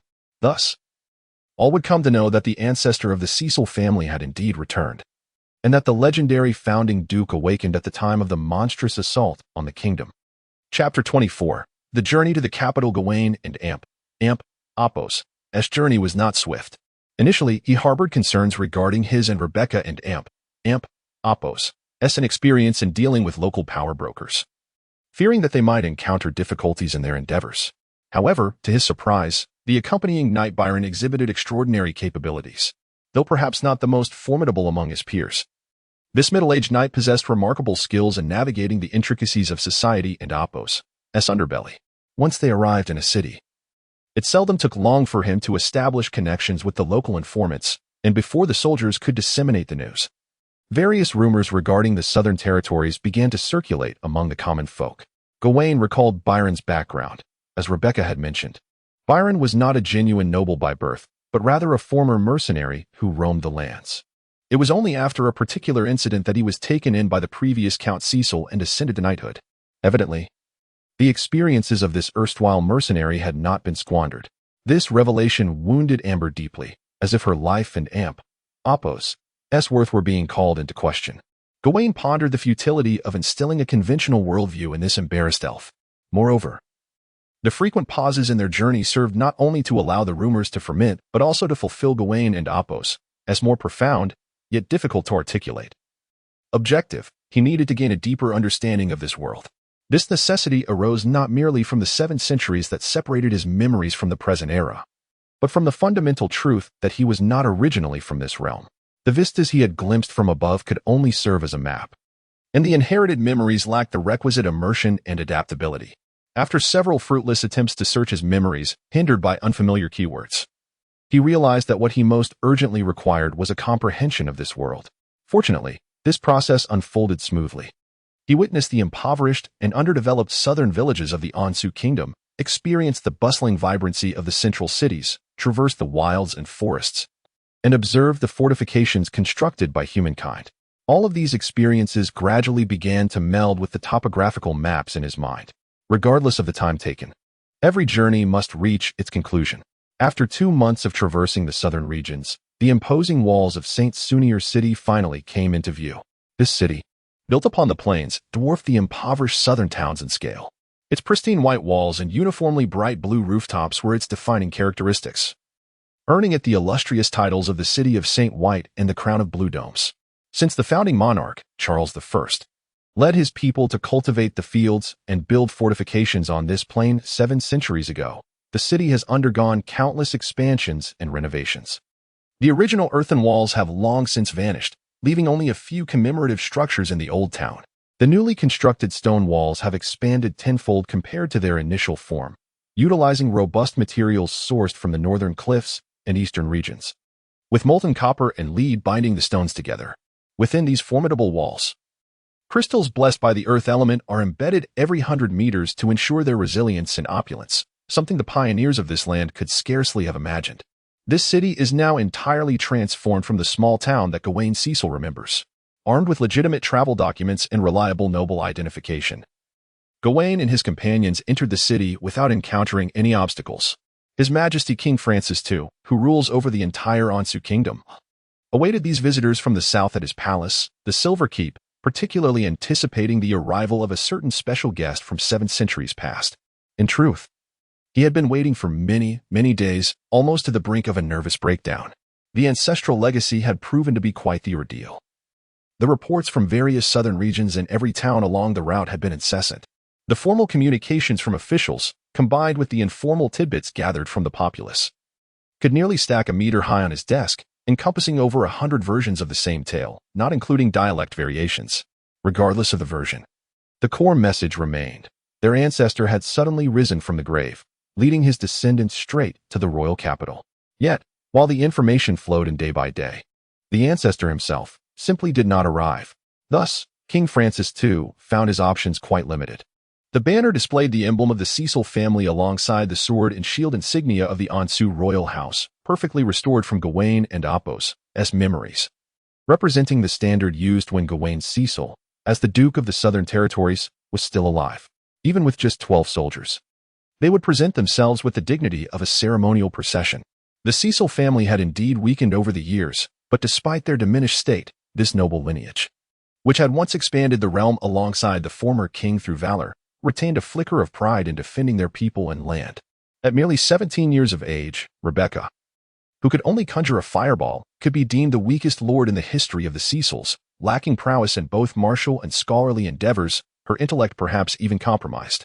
Yet, she could still lead the remaining family soldiers in a valiant stand at the castle, enabling the last of the civilians to escape, all relying on the enduring glory of their lineage. Thus, although the Cecil family possessed the most impoverished domain in the south, they still cultivated the finest warriors in the region, even if only a handful of these fighters remained alive today. The soldiers raised their banners and mounted their steeds in 2 orderly lines, gazing at the fluttering insignia upon the flags. It seemed as though they too were imbued with a sense of purpose, their heads held high. Behind them, Rebecca and Gawain had dismounted from their carriage, riding alongside the soldiers in solidarity. At the forefront, Byron forged the path, this knight of mercenary origins, striving with all his might to present himself with the dignity befitting a true noble, lest he bring shame upon the family to which he pledged his loyalty. Yet, Gawain rode up beside him, whispering, "Relax and set aside those formalities. When we first arrived here, some bore axes for chopping wood." Meanwhile, at the rear of the procession, the carriage that was originally meant for Gawain and Rebecca now housed Miss Thief and the drowsy young maid, Betty. Betty and Apos, as head bobbed slightly, appearing as if she were nodding off, until a small bubble of mucus unexpectedly emerged. Amber blinked at Betty, her gaze drawn to the frying pan resting nearby, and a mischievous thought sparked within her. Employing her exceptional skills as a thief, she stealthily approached the pan. Suddenly, Betty snatched the frying pan into her embrace, glaring at the astonished Amber. "No, the master said this is mine." Amber. Chapter 25.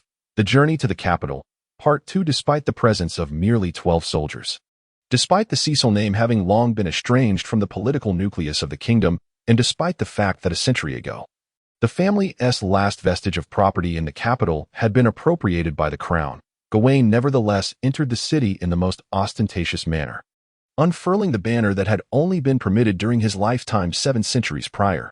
Displaying this banner was less about asserting his presence and more about conveying a message to the current Ansu royal family. It was not the 17-year-old Viscount Cecil entering the city, but rather the Duke of the Southern Territories. From his vantage point, he could discern nothing. The city had expanded exponentially since those bygone days.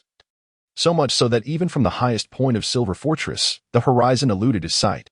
One could only wonder whether the ancient figure, who had lain dormant for 7 centuries, would feel astonished upon entering this city. Would he comprehend that after 7 centuries, nothing resembled the past? The attendant received his orders, but just before departing, Francis too called him back. Moreover, aside from the arrangements for the meeting, every request made by Duke Cecil should be accommodated as much as possible. We must not falter in matters of decorum. As the attendant withdrew, a young man clad in splendid attire, with a shock of light golden hair and an extraordinary visage, stepped forward from beside a nearby pillar. "Father, do you believe that the resurrected Duke is genuine?" "This is of little consequence," Francis too replied, regarding his successor. "Although Andrew has delivered that letter, and we have received numerous corroborations, the authenticity of the ancient Duke remains to be seen as events unfold. For now, I can only say, it is certainly not a farce. That resurrected ancient has bestowed upon us a considerable surprise." The young man lowered his eyelids, feigning humility. "What do you surmise his intentions to be?" "Before our meeting, all intentions remain speculative, and one must gauge his style of conduct based on the momentum he has generated along the way and the clearly orchestrated rumors. He will undoubtedly refrain from explicitly revealing his intentions in advance." The old king shook his head.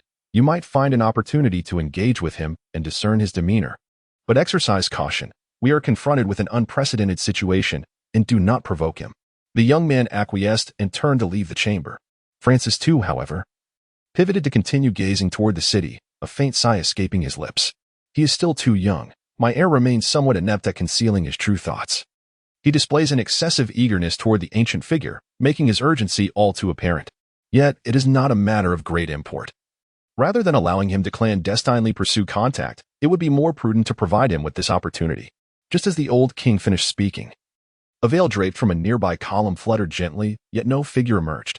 "Moreover, do not draw too close. If that truly is the legendary figure from 7 centuries past, an indiscreet approach would certainly reveal you," the old king added. The drapery beneath the archway remained perfectly still. As Gawain and his entourage entered through the main gates of St. Sunier, they traversed the Grand Avenue, and word of their arrival had spread to nearly half the city. Before they could reach Silver Fortress, they encountered a royal welcoming party dispatched by the king. The reception was splendid and grandiose. A crimson carpet unfurled from the depths of Silver Fortress, leading to Gawain's feet, while elegantly attired attendants scattered petals along the way, accompanied by musicians playing horns and drums in 2 lines. All of this suggested that His Majesty the King had undoubtedly prepared for more than just a day for this moment. Yet, Gawain was certain that had he altered his approach to the city or arrived a day earlier, the nature of this welcome would have been markedly different.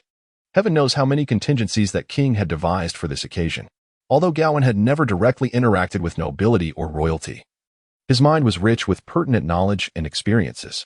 Gawain Cecil, a man from the barbaric era at the dawn of Ansu's establishment, had nonetheless witnessed the splendor of the Gondor Empire.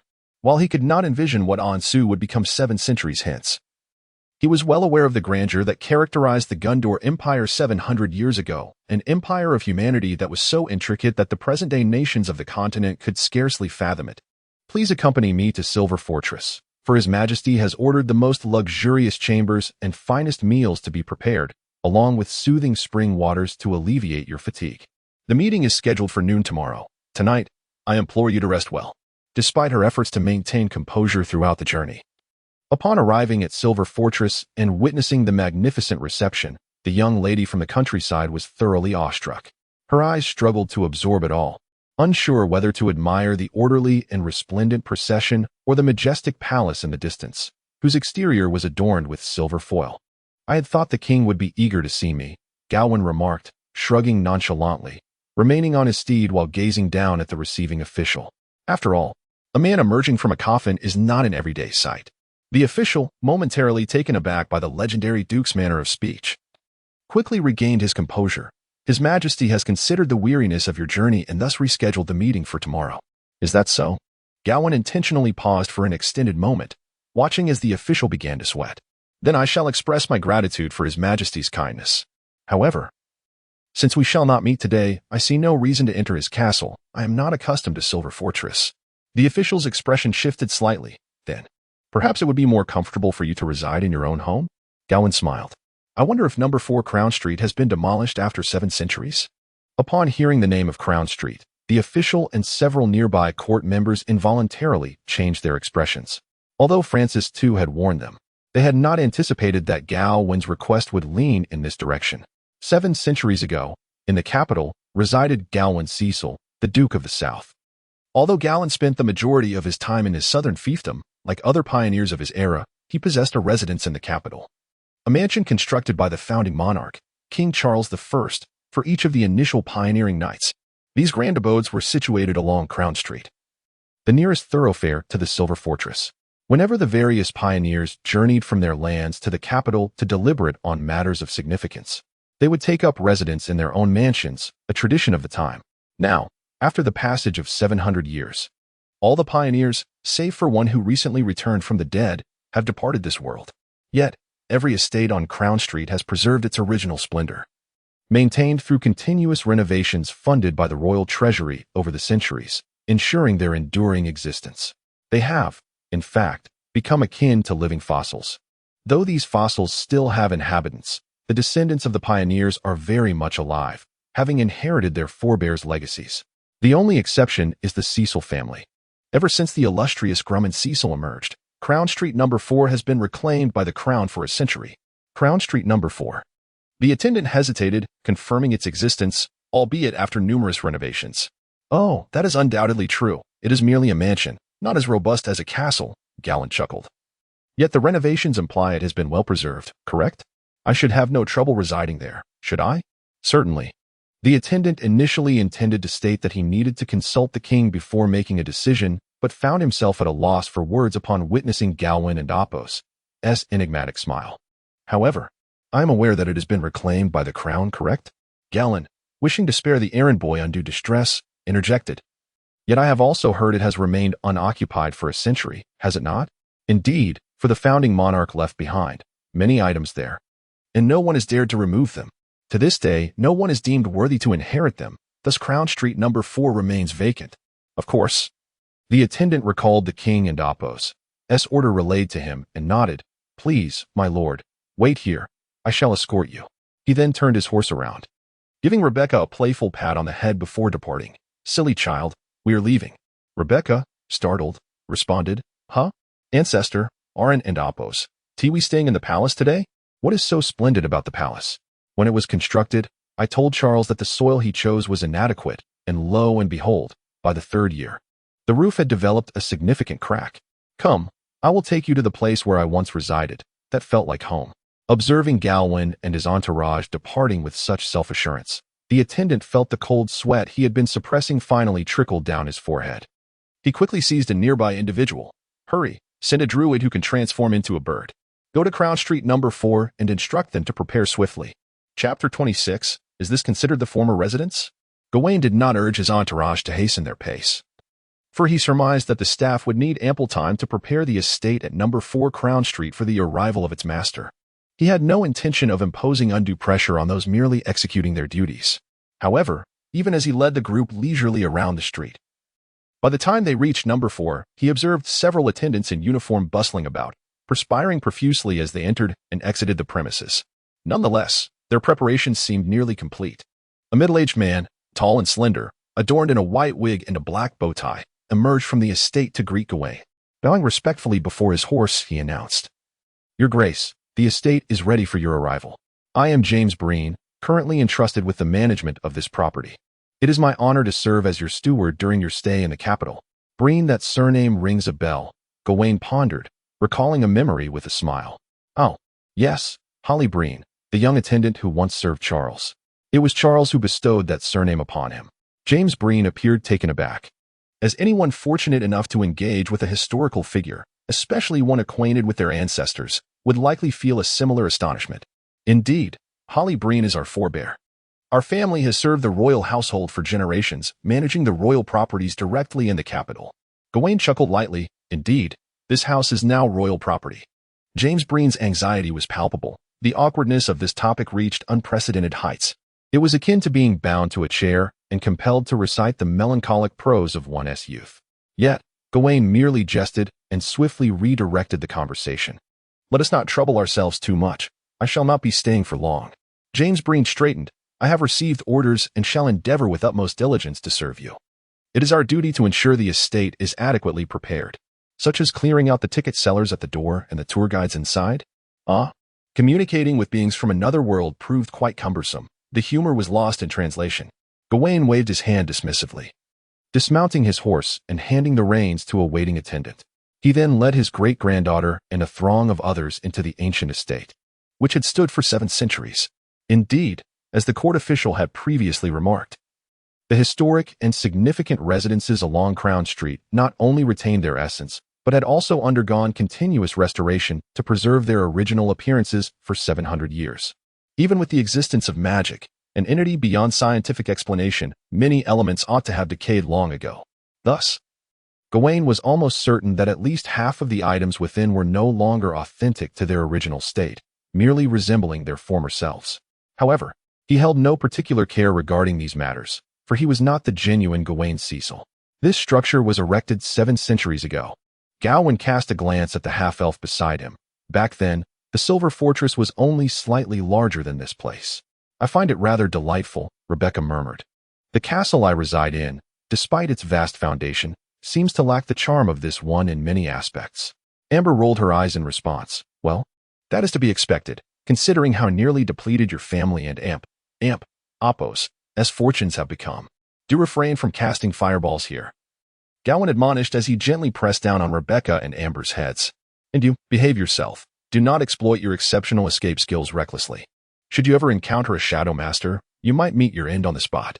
After ensuring that Sir Byron and the soldiers were settled under the guidance of the attendants, he directed Betty to assist in the kitchen with dinner preparations. The little girl's frying pan would finally find its purpose. And then Gawain began to meander through the main hall. Remarkably, it has all been preserved, he softly remarked after circling the room twice. Memories surged within his mind, intertwining with every object before his eyes. Although many items were no longer the originals from that era, the familiarity derived from his recollections evoked a sense of nostalgia. Rebecca trailed behind Gawain. Her curiosity mingled with complex emotions as she observed the artifacts displayed in the hall. The pioneers of your had descendants, many of whom resided on this Crown Street today. Yet she, the heir of the most illustrious of the pioneers, the current head of the Cecil family, had only now come to comprehend what her ancestors' abode had looked like. Many of these items she had only encountered in family tomes, such as an ancient battle axe hanging on the wall of the main hall. This was acquired during a duel with Charlie. It isn't a legendary weapon, merely a dwarven axe, Gawain explained while pointing at the axe on the wall, searching his memories as he spoke. I wonder how those stout fellows develop such strength. Each barely reaches my waist yet possesses tremendous power. This axe appears heavy for human soldiers, yet they wield it with ease. Rebecca's attention was captured by the name Gawain when mentioned. Charlie. Could it be the founding ancestor, Charlie? Indeed, Charlie Morn. The individual now referred to as Charles I. Who else could it be? Gawain chuckled. The Charlie I speak of can only be him. Although he merely donned the persona of Gawain Cecil, the sensation of boasting in the first person was undeniably exhilarating.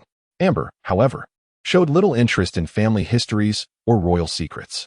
After taking a stroll around the hall and contemplating the potential consequences of thievery in this place, the half-elf maiden, possessing a strong sense of professionalism yet valuing her life more, settled on a sofa, swinging her legs while glancing around. By the way, are you truly here to tidy up and pack away the items? After all, your descendants are nearly bankrupt. Opportunities like today to relocate belongings are rather scarce. Gawain stared at her, bewildered. Where did that line of thought come from? Amber, in all her pride, remarked, there is no need to feel embarrassed. It is quite normal to have such thoughts. If you are concerned about carrying too many things, you can entrust them to me. I assure you, with my skills, I can transport them without anyone noticing. Just give me 3 outings for grocery shopping, and I could nearly empty this place. Such a thief. Casually discussing with the original owner how to smuggle items out is indeed a rare breed. Miss Amber has evolved from the shame of her race to the disgrace of her profession. It feels like an extraordinary achievement. Spare me, Gawain interjected, dismissing Amber and Oppos, impractical fantasies. If I truly wish to take something, I would, and oppose. Need your assistance. Even Francis, too, is not so foolish as to quibble over such matters. Amber blinked in response. All right. I suppose. Most of the items in this room do seem rather worthless, nearly all replicas, except for that axe in the vase by the door. Oh. The vase is also a fake. Goodness, how has this girl managed to evaluate everything in here in such a short time? If you possess such abilities, could you not spare some energy to manage your loose tongue and perhaps build a bit of courage?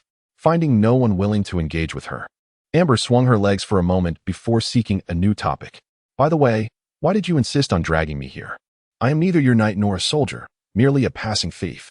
What assistance can I possibly offer?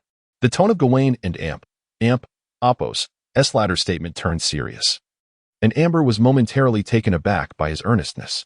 She had never anticipated that Gawain would address her with such gravity. As a petty thief, she would never have imagined being entrusted so solemnly by a nobleman, especially not by the legendary Duke Cecil. She could boast about this for half a year.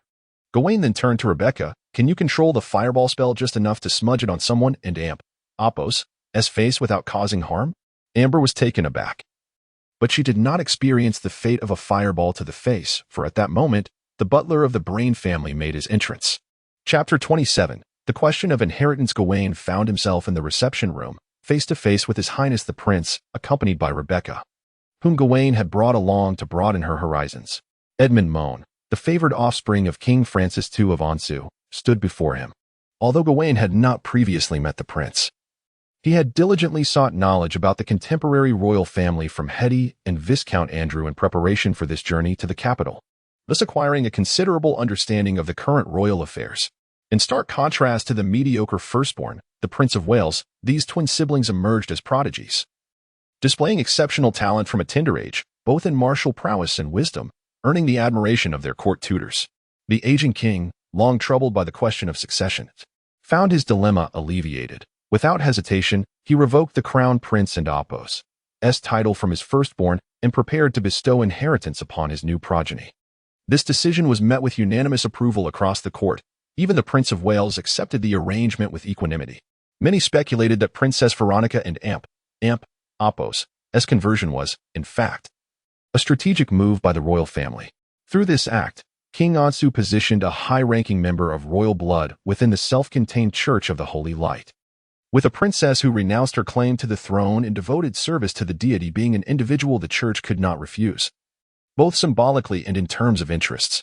Conversely, there were dissenting voices suggesting that this indicated an encroachment of the Church of the Holy Light's influence over the monarchy. Both perspectives had their proponents, yet Gawain perceived them as mere strategic deceivers, as they seemed to be engaging in vacuous speculation.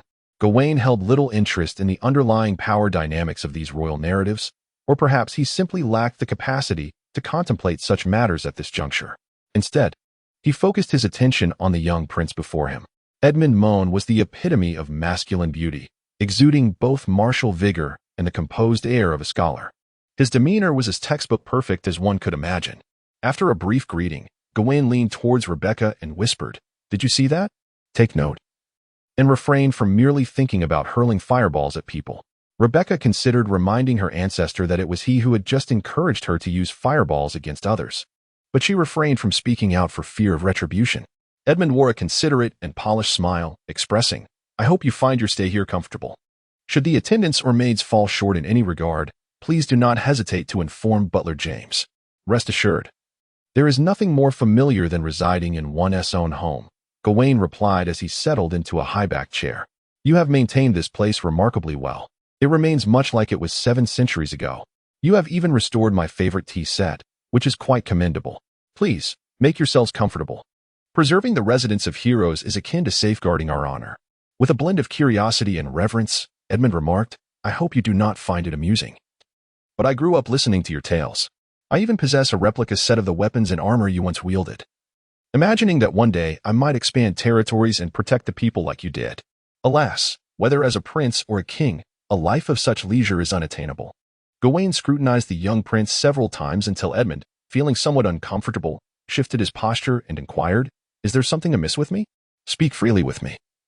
Do not treat our conversation as if addressing a rigid elder." Gawain waved his hand dismissively. though I have been deceased for 7 centuries. I was but 35 at the time of my demise, not significantly older than you. Edmund displayed a hint of embarrassment. Well, you are right. I cannot help but add those 7 centuries to your age. There certainly exists a generational gap of 700 years, Gawain chuckled.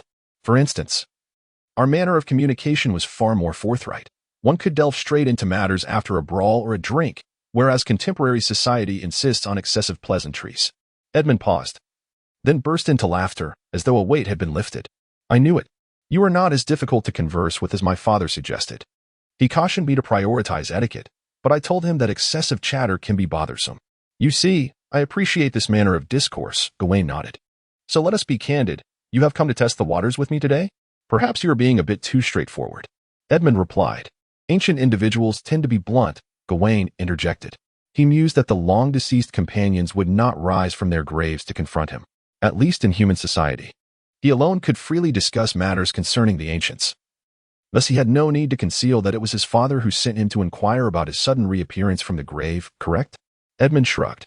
That is not my father's intention. He is exceedingly cautious. Even if he wished to ascertain your motives, he would not dispatch me to inquire so boldly. This is my own desire, and I am indeed quite curious about your purpose. Gawain gestured for him to continue. You have awakened for quite some time now, and must have realized that many changes have transpired over these 7 centuries, particularly the transformations of a century ago.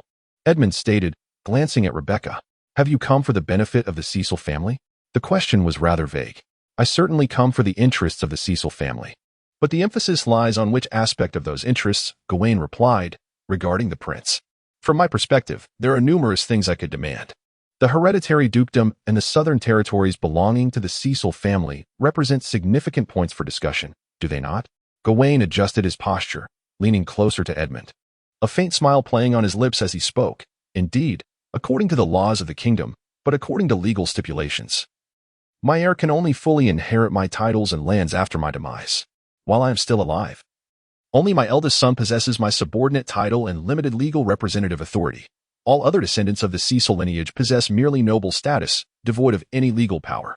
It is evident that I am alive, and there exists no clause in Ansa law that delineates how the inheritance rights of a person resurrected from death should be defined, nor when they become effective or void, and how to adjudicate the conflicts arising during the periods of validity and invalidity. Legal representative authority, in the context of Ansa law, refers to the rights conferred upon qualified noble heirs to act in the name of their family, enjoying corresponding privileges while bearing the associated risks and responsibilities. Edmund. Gawain spread his hands. Thus, the initial step of inheritance is rendered void. That Grumman from a century ago should neither have been a marquis nor held any legal representation of the Cecil family. You have merely seized something from an individual who possessed no inheritance rights whatsoever. Rebecca stared blankly at her ancestor, utterly taken aback by this unexpected development, while Amber, eavesdropping from the adjacent room, turned a glance at Sir Byron. Impressive. He is even more shameless than I. Prince Edmund, facing Gawain, was on the verge of losing his composure, his lips twitching as he finally managed to utter, but who could have anticipated that you would suddenly return to life when the laws were enacted? Furthermore, you have indeed died once. Therefore, when conversing with me, you may set aside those logical constructs and regulations. They became ineffective the moment I arose from my coffin. Gawain chuckled. I certainly do not seek to reclaim those lands or titles that have already been appropriated from me. I am well aware of the actions of that spendthrift from a century ago. Were I in his position, I would have dealt him a fatal blow as well. The royal judgment rendered in this matter is not in error, nor do I intend to overturn it. I merely wish to convey that if I truly desired to engage in a meticulous debate regarding the inheritance rights of the Cecil family based on the kingdom's legal code, there would be an abundance of intricacies to unravel, given that a myriad of clauses revolves around my life and death. All right, I understand. Edmund raised his hand in surrender. You just remarked that people from 7 centuries ago were straightforward and unskilled in subterfuge. Yet it seems you are far more formidable than my debate instructor. I have not only endured the barbaric era of Ansu, but also witnessed the zenith of the Gondor Empire, so do not underestimate the ancients of 7 centuries past. Gawain retorted, a smirk on his face. In our barbaric times, we could feast on raw flesh and drink blood. In our elegant times, we can bestow 36 names upon a single type of red wine, each accompanied by a sonnet of 14 lines. This is indeed remarkable. Edmund conceded with genuine admiration. Then may we discuss in detail the matters you are to address with my father at noon tomorrow. Chapter 28. A new visitor. Only after Edmund departed did Rebecca voice her thoughts. He seems like a rather amiable person. I had expected the Crown Prince to be exceedingly difficult to engage with, burdened by a plethora of courtly formalities. This perception arose from the fact that he was conversing with a venerable ancestor from 7 centuries past, rather than a decrepit border viscount.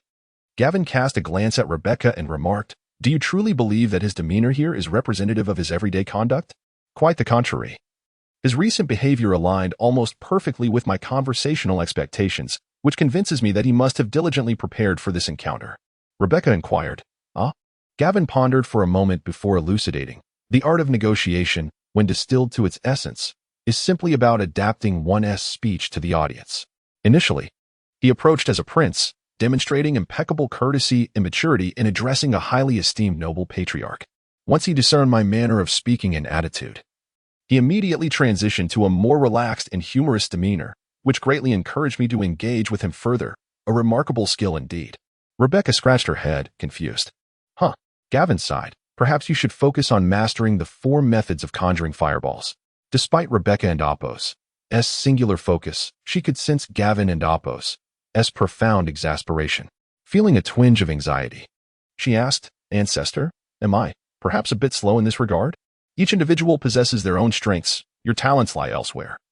So there is no need to force it," Gavin replied, gently patting Rebecca on the head, his height granting him a measure of authority. "Moreover, to be frank, I am not particularly fond of such Machiavellian tactics. I prefer the days of yore when a group of us, undeterred by the specter of death, forged a path through the wilderness with sheer determination." Rebecca nodded, somewhat perplexed, then curiously inquired, "By the way, ancestor, was what you just mentioned true?" Gavin replied, "What do you mean?"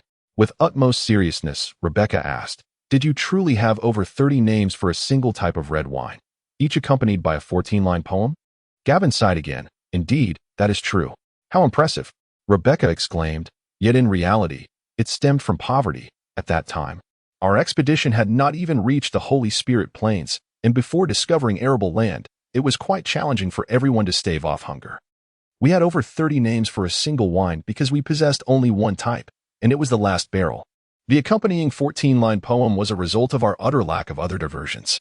Therefore, you must understand that the intricate rituals and protocols of the nobility are either the product of excessive indulgence or the result of desperate hunger, fundamentally. They are all dreadfully tedious affairs.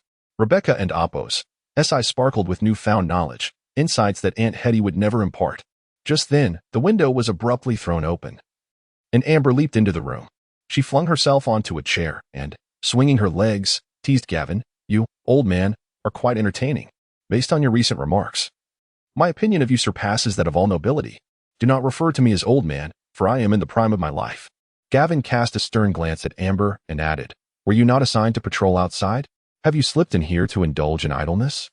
If even the prince can scale the walls, then Charlie would likely rise from his coffin, just as I have." A smirk played at the corners of Gavin's mouth. "Yet not everyone seeking information from me enters through the front door. I am here today to await such visitors." Regrettably, the sword of the pioneer was not in my grasp. Rebecca nodded and then inquired, "And what of you, esteemed ancestor?" "I am accustomed to late nights and intend to visit the study," Gavin replied. "It is somewhat of a homecoming. I must ascertain how much this place has changed." Rebecca obediently wished Gavin good night and exited the room, while he lingered for a moment before ascending to the study on the 2nd floor. Gavin Cecil, renowned for his martial prowess, was not merely a brute wielding weapons. In fact, he could also be considered a scholar and herbalist, finding great pleasure in reading during his leisure time. Consequently, within the residence at No. 4 Crown Street, there existed not only a chamber for the storage of arms and armor, but also a rather spacious study. As memories not belonging to him surged once more in his mind, he felt an inexplicable sense of familiarity with the items before him. He marveled at the diligence of those who came after him. They had not only restored the furniture, but had even placed the magical quill and parchment on the desk in the exact positions familiar to Gavin Cecil during his lifetime. This near-obsessive restoration instilled within him a subtle sense of dread. An hidden compartment was revealed, and as his fingers brushed against the cold metal, he grasped a pull ring on its surface and drew it forth from its concealment. It was a delicate little box, emanating a chilling silver light, remarkably preserved after 7 centuries. Upon seeing the box, Gawain exhaled in relief. It remains. While much of the contents within this residence may no longer be original, some items are capable of enduring for over 700 years, such as this secret silver safe. The box was engraved with intricate magical patterns. And in addition to these designs, a crest featuring a sword and shield was forged from exquisite gold and star iron. Beside the emblem were elegant inscriptions, along with the joint seal of Charles I and Gawain Cecil. These markings and texts, combined with the ancestral codes passed down within the Morn family, the Ansu royal lineage, ensure that even if someone were to reconstruct the primary structure of the house and discover this little box, it would still be sealed in its original location. However, it is fortunate that Gawain's revival occurred not too late, for the ancient codes and the deterrent power of his ancestors wane with the passage of time. Especially now, in the era of the Second Dynasty, the influence of the First Dynasty is diminishing rapidly. Had he arrived a touch later, and if this residence underwent a complete renovation, the whereabouts of this little box would be shrouded in uncertainty. Gawain solemnly placed the small box upon the table. If the paramount objective of this journey to the capital was the acquisition of the permanent expansion rights, then this silver-clad safe before him represented the second most significant goal. His decision not to bring Rebecca along in search of this box was not born from a lack of trust in his theoretical descendant. Rather, it stemmed from his uncertainty regarding the box and Apos' existence. Should he inadvertently mislead the young girl with a display reminiscent of an ancestor showcasing a prized possession, only for her to discover nothing upon investigation, the ensuing embarrassment would be profound. Drawing upon his memory, Gawain infused the magical patterns adorning the box and Apos' surface with arcane energy. He then applied a drop of his own blood to the emblem at the center of the lid. Instantly, the small magical artifact emitted a crisp, mechanical whirring sound, and its lid gently sprang open. The contents were scant, apart from a few crystals that had long since lost their magical properties and now served merely as ornamental pieces. There lay a palm-sized platinum disc. Gawain set the crystals aside for the moment and picked up the disc for examination. Its surface was similarly inscribed with intricate magical designs, but in addition to these patterns, there were characters that seemed to float above the disc. Subtly vibrating, these were seals used for elemental communication. At last, the key is in hand, Gawain murmured, stowing both the crystals and the disc in his cloak. However, just as he began to rise, a sudden breeze whispered past his ear. Instantly, he seized the short sword that lay at the ready beside him, his muscles taut and poised for combat. This keen perception and reflex indeed belonged to you, a young woman, and Apos' voice echoed from outside the window. It was only then that Gawain noticed the study and Apos' window had been inexplicably opened, and a veiled woman clad in a flowing purple gown appeared to float in midair. Advancing toward the window, "Please, relax.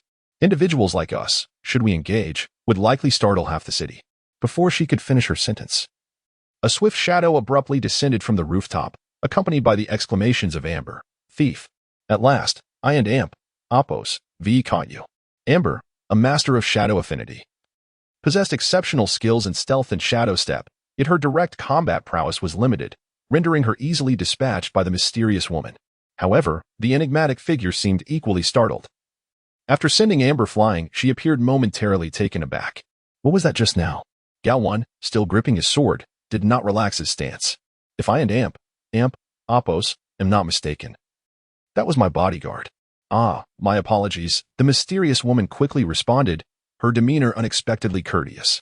She glanced in the direction where Amber had fallen and explained. She suddenly charged in, and I reacted instinctively. But do not worry, she will be fine, if a bit dazed for a short while. Gawain exhaled lightly, though his demeanor remained steadfast. Who, exactly, are you? Apologies, it seems my entrance was somewhat lacking in consideration. The enigmatic woman stood gracefully on the windowsill, offering a polite bow. The Mithril Treasury extends its greetings to you. Allow me to introduce myself. I am your esteemed liaison, Melita Pea, and I oversee all your savings within the Saint Silver Treasury. Gawain furrowed his brow, my little pony. Chapter 29. The Mithril Vault. Upon hearing the words that involuntarily escaped Gawain and Apos' lips, the enigmatic woman shrouded in a veil paused momentarily, blinking in confusion. My name is Melita Pea. The pronunciation may indeed differ from the names commonly found in the northern realms. She then cleared her throat twice, striving to adopt a more serious demeanor, while subtly attempting to alleviate the atmosphere. So, esteemed Miss Agent from the Mithril Vault, is there a particular reason for your late-night visit, especially entering through the window? The woman gracefully descended from the windowsill and approached Gawain. It was a necessity to enter through the window, as I am unaware of how many pairs of eyes are watching this place. Moreover, the items you left in the mithril vault are classified as amp, opos, top secret, and amp, opos, according to our agreement from years past. The processes of both deposit and withdrawal must be conducted with utmost confidentiality. As she spoke, her eyes, faintly glimmering with a lavender hue under the night sky, remained fixed on Gawain. Although her expression was concealed by the veil, the scrutiny in her gaze was unmistakable. Gawain and Opos' mind raced with thoughts. He recalled the records pertaining to the Mithril Vault, which was not a clandestine organization, but rather an entity known to the vast majority of sentient beings in this world. Yet, paradoxically, no one dared to claim a comprehensive understanding of its true nature. On the surface, it presented itself as a comprehensive treasury, capable of safeguarding wealth and treasures, provided one paid the requisite fees. The vault and amp, opos, as public image reassured patrons that any entrusted possession would remain secure. To date, there have been no reported losses of items left in their care. Additionally, the Mithril Vault offered lending services, boasting numerous agents and locations. Anyone meeting their credit standards could easily access loans of money or other valuables, with two caveats. Firstly, the amount one could borrow depended entirely on the vault and Opos' undisclosed rating system. Secondly, repayment was mandatory. On the third day following the repayment deadline, the Elemental Lord and Opos' core and shards appeared at an auction in the north, with the proceeds perfectly matching his debt and late fees. This illustrates that the Mithril Vault did not solely engage with humans. In fact, it conducted transactions with all intelligent races. Anyone with financial needs could potentially be a client of the vault, including the ethereal elves of the south and the stoic dwarves of the west. It is even said that one could find a foothold of the Mithril Vault within the caverns of goblins. The origins of this organization remain shrouded in mystery, with no one knowing whether it was established by humans, elves, or another race. Nevertheless, it has persisted through the ages, remaining unaffected even by the magical tide that surged 7 centuries ago. In fact, the establishment of the Kingdom of Ansu was partly facilitated by one of its loans, which, thankfully, King Charles I ultimately repaid.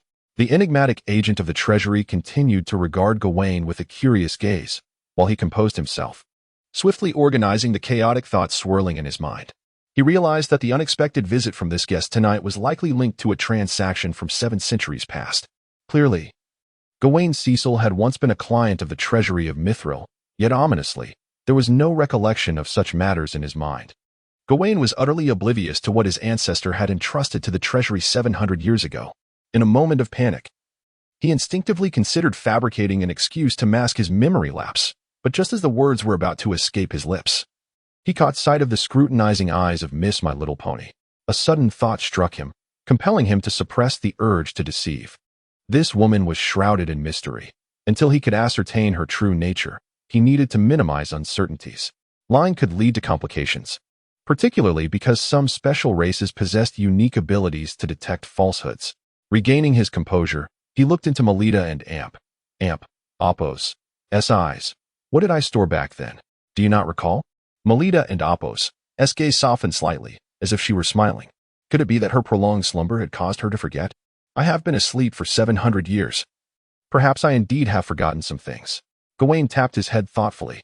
Is it not the case that even after the principal party has passed away, you continue to safeguard the entrusted items? Typically, the death of the principal would signify the termination of the trust. Afterward, there are 2 potential courses of action. If a legitimate heir is designated, the entrusted items would be handed over to them. If no lawful heir exists, the items would revert to the treasury of Mithril. Melita indeed smiled, raising her hand slightly, as a delicate little vault materialized in her grasp.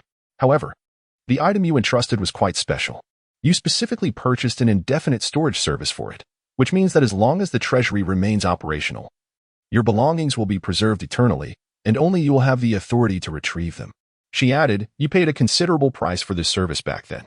After we received news of your demise, we anticipated it would become a troublesome debt account.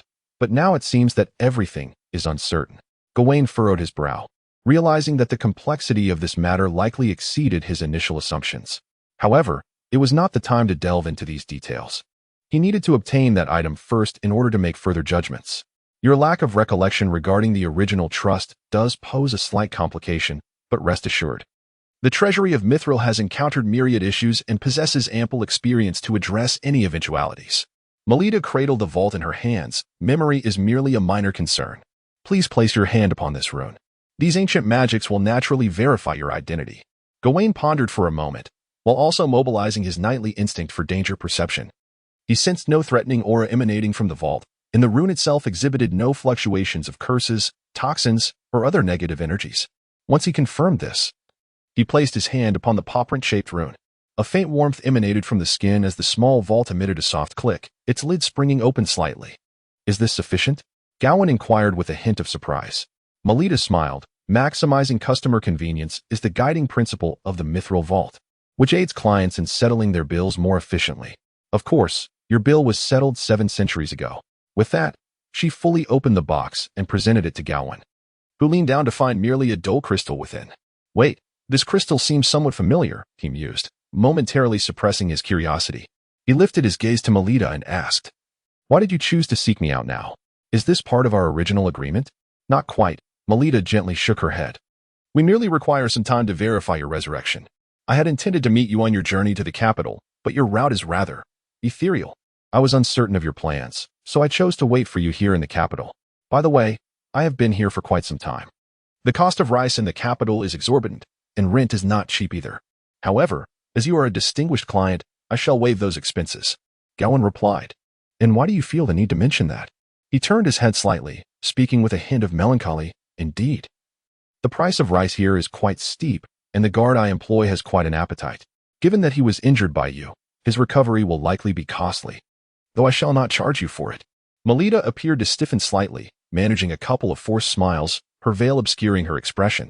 Ultimately, she shook her head and extended an object towards him. "Well then, Mr. Gawain Cecil, this transaction has been successfully completed, and as a distinguished client of the Mithril Vault, you shall receive a gift." Curious, Gawain accepted it, discovering it to be a silver-white ring. "What is this?" "The Mithril Ring. Every distinguished client receives one after completing their first transaction. Through it, you can always contact your dedicated agent, the VIP representative. Should you encounter any financial difficulties in the future or require someone to safeguard your treasures, simply reach out to me. Additionally, for minor services, you may visit the nearest Mithril Vault agency with this ring, which will afford you numerous benefits." With that, she turned to leave through the window from whence she came. Gawain raised the ring, stating, "I hope I shall never need to borrow money from you." As Melita stepped onto the windowsill, she glanced back with a smile at his words. "Believe me, Mr. Gawain, everyone may face financial troubles at some point. The Mithril Vault will always welcome clients in distress." Upon hearing such a sales pitch reminiscent of credit card promotions from a past life, Gawain waved his hand dismissively. All right, I understand. My little pony. You should return quickly. The price of rice in the capital is quite steep." Melita slipped, though it was uncertain whether it was due to the rising rice prices or the allure of My Little Pony. This time, however, she did not turn back. Instead, she vanished into thin air. Moments later, her figure materialized in a small attic on the top floor of the mansion. This was a place that rarely experienced disturbance, typically used for storing miscellaneous items, and now it housed additional belongings such as bedding, pillows, pots, and dishes. Melita was not deceiving. She had indeed waited here for quite some time. As she tidied up her luggage, the agent shook her head, relieved that the food consisted solely of your family's rice. Chapter 30. This evening. So many visitors. Gawain stood by the window, waiting for a moment, until he confirmed that the presence of that My Little Pony had completely dissipated. He exhaled, then swiftly began to close the window. Just as the window was about to shut, a shadow suddenly darted up from below, accompanied by Amber and Amp. Opos, exclamation. "Hey, uncle, I just saw a little thief." With a loud thud, Gawain was momentarily taken aback. Moments later, the beleaguered Miss Amber finally steadied herself on the ground, clutching her forehead, her face adorned with an ice pack, glaring at Gawain with indignation. "This is utterly unacceptable. I had no idea you would suddenly leap in through the window," Gawain remarked, casting a glance at her. "What is wrong with everyone today? Can't anyone use the front door? I am a thief. Are you implying that I should enter through the front door, thus demeaning my professional integrity?" Amber retorted, her frustration palpable. "Moreover, I was just knocked away. Aren't and Amp, Opos, are you going to address how my injury will be compensated? Is this how stingy you nobles are?" Before Gawain could respond, he continued, "As your elder, I assure you I would not deceive you. Amber's eyes widened. You said it, and I have a good memory. Gawain waved his hand, motioning for the excitable half-elf to remain quiet, then approached the desk where 5 crystals lay scattered. One of the crystals had been given to him by Miss Melita earlier, a relic from 7 centuries ago, which was theoretically an important item entrusted to the mithril vault by Gawain Cecil himself. Yet, for some inexplicable reason, he could not recall any associated memories. The other 4 crystals had been retrieved from the mithril safe in the study. However, Gawain was equally unaware of their origins. While he possessed memories of the safe, he only knew that the platinum disc within was a key to a long-forgotten warehouse. But he could not remember where the remaining crystals had come from. It was as if all memories related to these crystals had been erased. Gawain examined the crystals. They were of the same material, yet the one from the mithril vault appeared intact, perfectly symmetrical, resembling a palm-sized spindle without a tip, with a faint blue glow at its center. In contrast, the 4 crystals he had taken from the safe were evidently fragments, remnants of another spindle. Gawain attempted to piece them together, discovering that they could only form 2/3 of a spindle. What are these? Amber, having grown bored after a few minutes of standing by, couldn't end Opos. T restrained her curiosity and leaned closer to Gawain. Crystals? Though they appear so dull, they seem utterly worthless. Without lifting his gaze, Gawain replied, fortunately. They seem valueless. Otherwise, I would have silenced you to prevent you from harboring any intentions of mischief. Amber dramatically patted her chest, exclaiming, Wow, you nobles are truly cruel. Gawain cast a curious glance at her, pondering, You constantly speak of nobles. Do you harbor a grudge against them? No grudge, she replied, rolling her eyes. But isn't it reasonable for the poor to scorn the nobility? When there's nothing else to blame, it's only natural to attribute all misfortunes, be it illness, disaster, or calamity, to the nobles. Gawain regarded her with a bemused smile, remarking, That hardly reflects the demeanor of the impoverished. True beggars lack such audacity. With a sense of pride. Amber retorted, Well, ordinary beggars wouldn't even engage in shadow walking. Disregarding her nonsensical chatter, Gawain gestured for her to summon Rebecca. Call that little lord? Amber blinked, then glanced at the crystal before Gawain. Wait, could these truly be valuable items? Gawain, puzzled by her train of thought, queried, Why do you think so? A cold sweat broke on his brow as he warned, If you don and Opos, to leave now, I shall thrust you against the wall with my sword. In a swift motion, Amber transformed into shadow, gradually dissipating into the air. Taking a deep breath, Gawain relished the newfound silence, allowing himself to ponder the unsettling mystery surrounding his resurrection or possession. What lay concealed behind it? Initially, he believed it was mere coincidence, floating in the heavens until a device reached its lifespan, only to be cast down by an escape system, fortuitously emerging from someone's ancestral tomb. Yet, it now seemed, perhaps his arrival was indeed an accident, but the resurrection of Gawain Cecil was not. A person destined for a limited lifespan, who had genuinely passed away at an early age, would not invest in a permanent trust within a mithril treasury. Of course, it was also conceivable that he simply had money to burn, but that possibility seemed too far-fetched to consider. Gawain's fingers instinctively traced the surface of the table, inscribing 3 Chinese characters. Who am I? Gawain, hailing from Earth, had perished in an aviation disaster, subsequently traversing to this realm. Although the underlying principles remained unclear, he had lingered in the heavens for countless millennia, witnessing the vicissitudes of this world, before assuming the identity of Gawain Cecil. A mere 2 months had elapsed since. His memories were impeccably intact, his persona unblemished, and his thought processes remained lucid. Thus, his greatest fears were not manifesting. The issue, it seemed, lay with Gawain Cecil. Had his resurrection been inadvertently compromised by this unwelcome visitor? Upon reflection, a body that had remained uncorrupted for 7 centuries posed a significant anomaly. Perhaps that legendary warrior had meticulously arranged for his revival on a future day, be it when his wayward descendants threatened to ruin the family legacy, or when marauding forces returned to breach defenses, or even if 2 calamities unfolded simultaneously.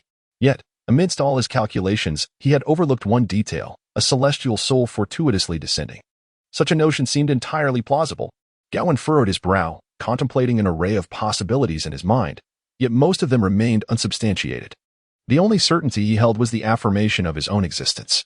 He refrained from pondering overly intricate and futile questions, such as the imperceptible changes of the subconscious or the influence on thought that eludes awareness, for he deemed it a mere waste of time to entrap himself within the confines of philosophical musings, as long as he could ascertain the freedom of his thoughts. He felt equipped to pursue his endeavors. The sound of footsteps from outside his study interrupted Gawain's contemplation.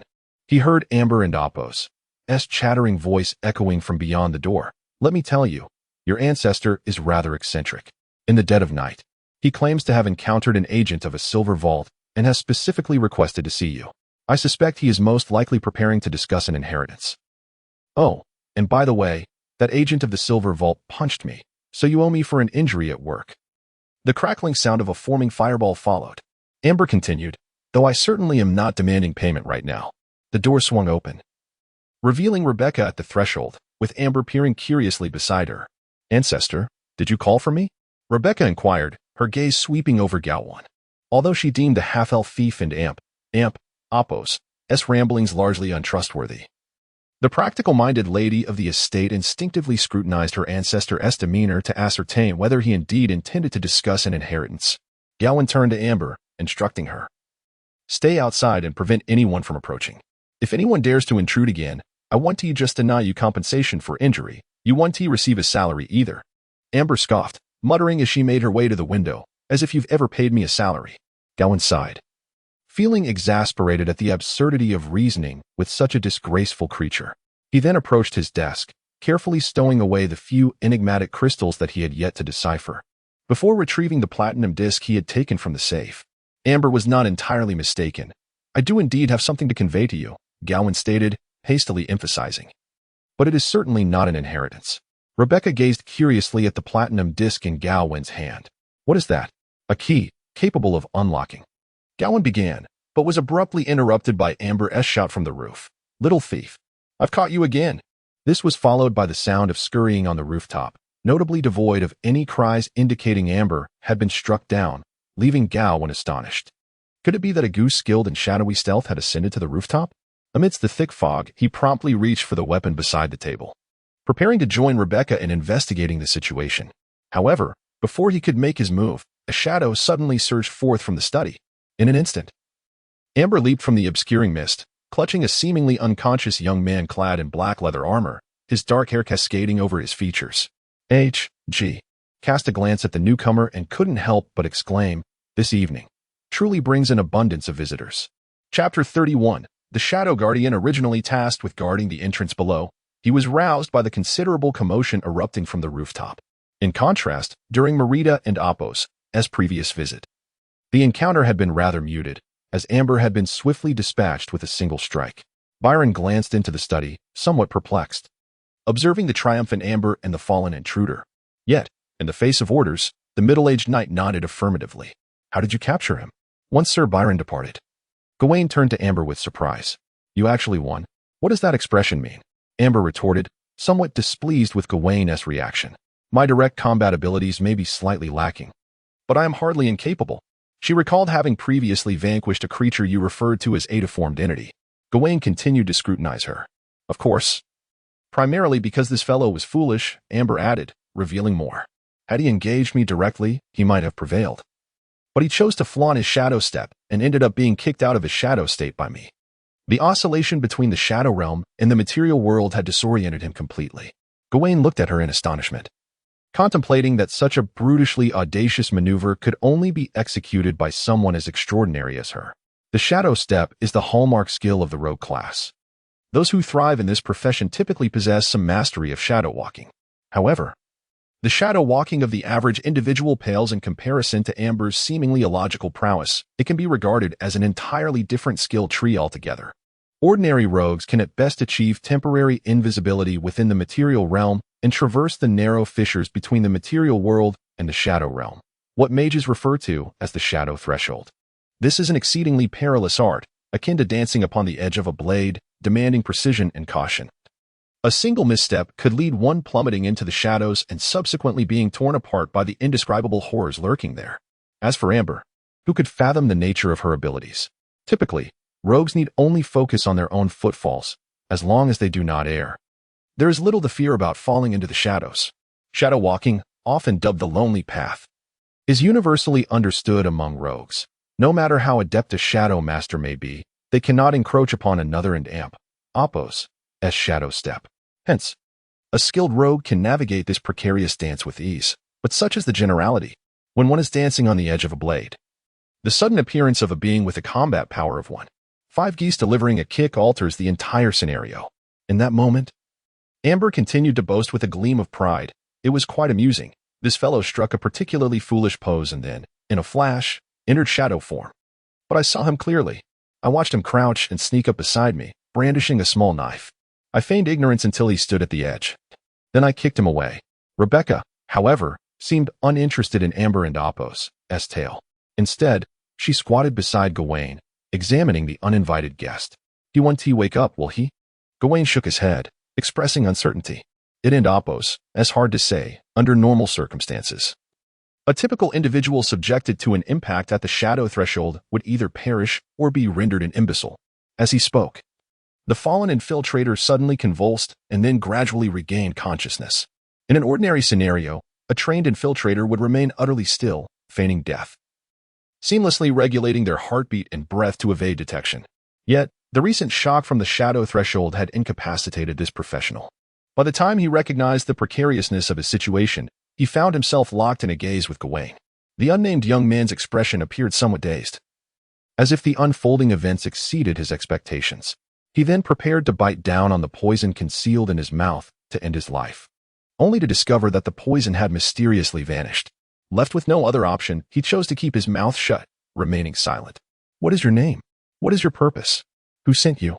Amber brandished her small dagger, twirling it rapidly in her hand. "Shall we resort to some interrogation? Though I may not be highly skilled, I did observe some practical techniques during my escapades in the dungeons." Rebecca, looking bewildered, interjected. "What were you stealing from the dungeons?" "You wouldn't understand," Amber replied, reveling in her explanation. Many guards, after acquiring valuables from prisoners, would hide them in the nooks and crannies of the dungeons, waiting for a shift change to transport the goods. Otherwise, they risked being discovered by patrolling officers or lords. I specialized in seizing those opportunities. As she spoke, she glanced down at the young man, whose astonishment was evident. However, during my lifetime, the Royal Shadow Guard was merely an elite escort, primarily tasked with reconnaissance in extreme environments. How is it that 700 years later, the Royal Shadow Guard has devolved to such petty thievery? The captured Shadow Guard gazed at Gawain in shock, but before he could articulate his thoughts, Gawain continued. "You wish to know how I discerned your identity?" The Shadow Guard nodded slightly. "Naturally. I was the one who personally devised your titles in the first iteration of your training regimen," Gawain declared, patting the Shadow Guard and Apos' face. "I am the instructor of the first generation of the Royal Shadow Guard." Amber stared in disbelief at Gawain, who towered nearly 2 meters tall. "You, a knight, served as an instructor to infiltrators? You taught them stealth?" Gawain smiled slightly. "No, I instructed them in physical conditioning and two-handed swordsmanship." Amber looked utterly perplexed. Why would infiltrators need to learn two-handed swordsmanship? "Of course, to eliminate all witnesses if discovered while executing a mission," Gawain replied. "As an infiltrator, being discovered signifies the end of a mission, does it not?" "No, for the infiltrators of Ansu, discovery marks the commencement of the task." However, it appeared that this individual had not effectively completed those training courses. Perhaps, after 7 centuries, the curriculum I established had become obsolete and been discarded. The Shadow Guardian collapsed on the ground, wore an expression of profound agony. It was the torturous training regimen left behind by the individual before him. Although 7 centuries had elapsed and the courses had been revised countless times, the foundational training remained unchanged, particularly the physical conditioning and dual sword techniques. Observing the shift in the Shadow Guardian's countenance, Gawain discerned that those old lessons were evidently still pertinent. "Was it Francis too who dispatched you?" he inquired, regarding the young man on the floor with a benevolent smile. "Yet I presume that His Majesty the King is not so befuddled as to send an assassin to eliminate me with half the kingdom's populace aware of my presence in the royal capital. Your true mandate must be to observe, correct?" The Shadow Guardian remained silent. "However, you ought to be reminded to maintain a distance. After all, the stakes of this affair are exceedingly high. Though the Cecil family may have fallen from grace, Gawain Cecil has not descended into oblivion alongside it. Thus, you might be overly confident, or perhaps you have chosen to disregard your orders." The Shadow Guardian finally uttered his first words. "To dishonor my mission is to invite death upon myself. You need not concern yourself with that." "Invite death, you say?" Gawain retorted, striking the youth across the face. "Have the comforts of time rendered you so complacent?" The Shadow Guardian gazed at Gawain with evident confusion. seemingly oblivious to the implications of his words. Do you not understand the role of the royal shadow guardians? It is to protect the king, safeguard the realm, and defend this land. Your duty is to confront those malevolent forces that seek to undermine this kingdom, not to assist a befuddled king in spying upon the founder of your own nation.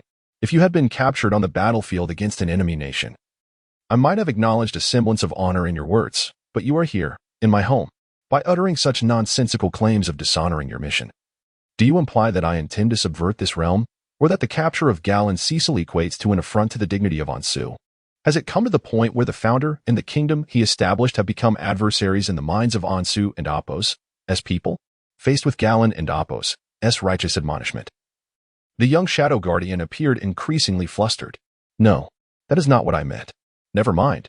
Your perspective holds little significance, Gawain interjected, rising to his feet. I am not so petty as to harbor resentment against my own successor, so you are free to depart.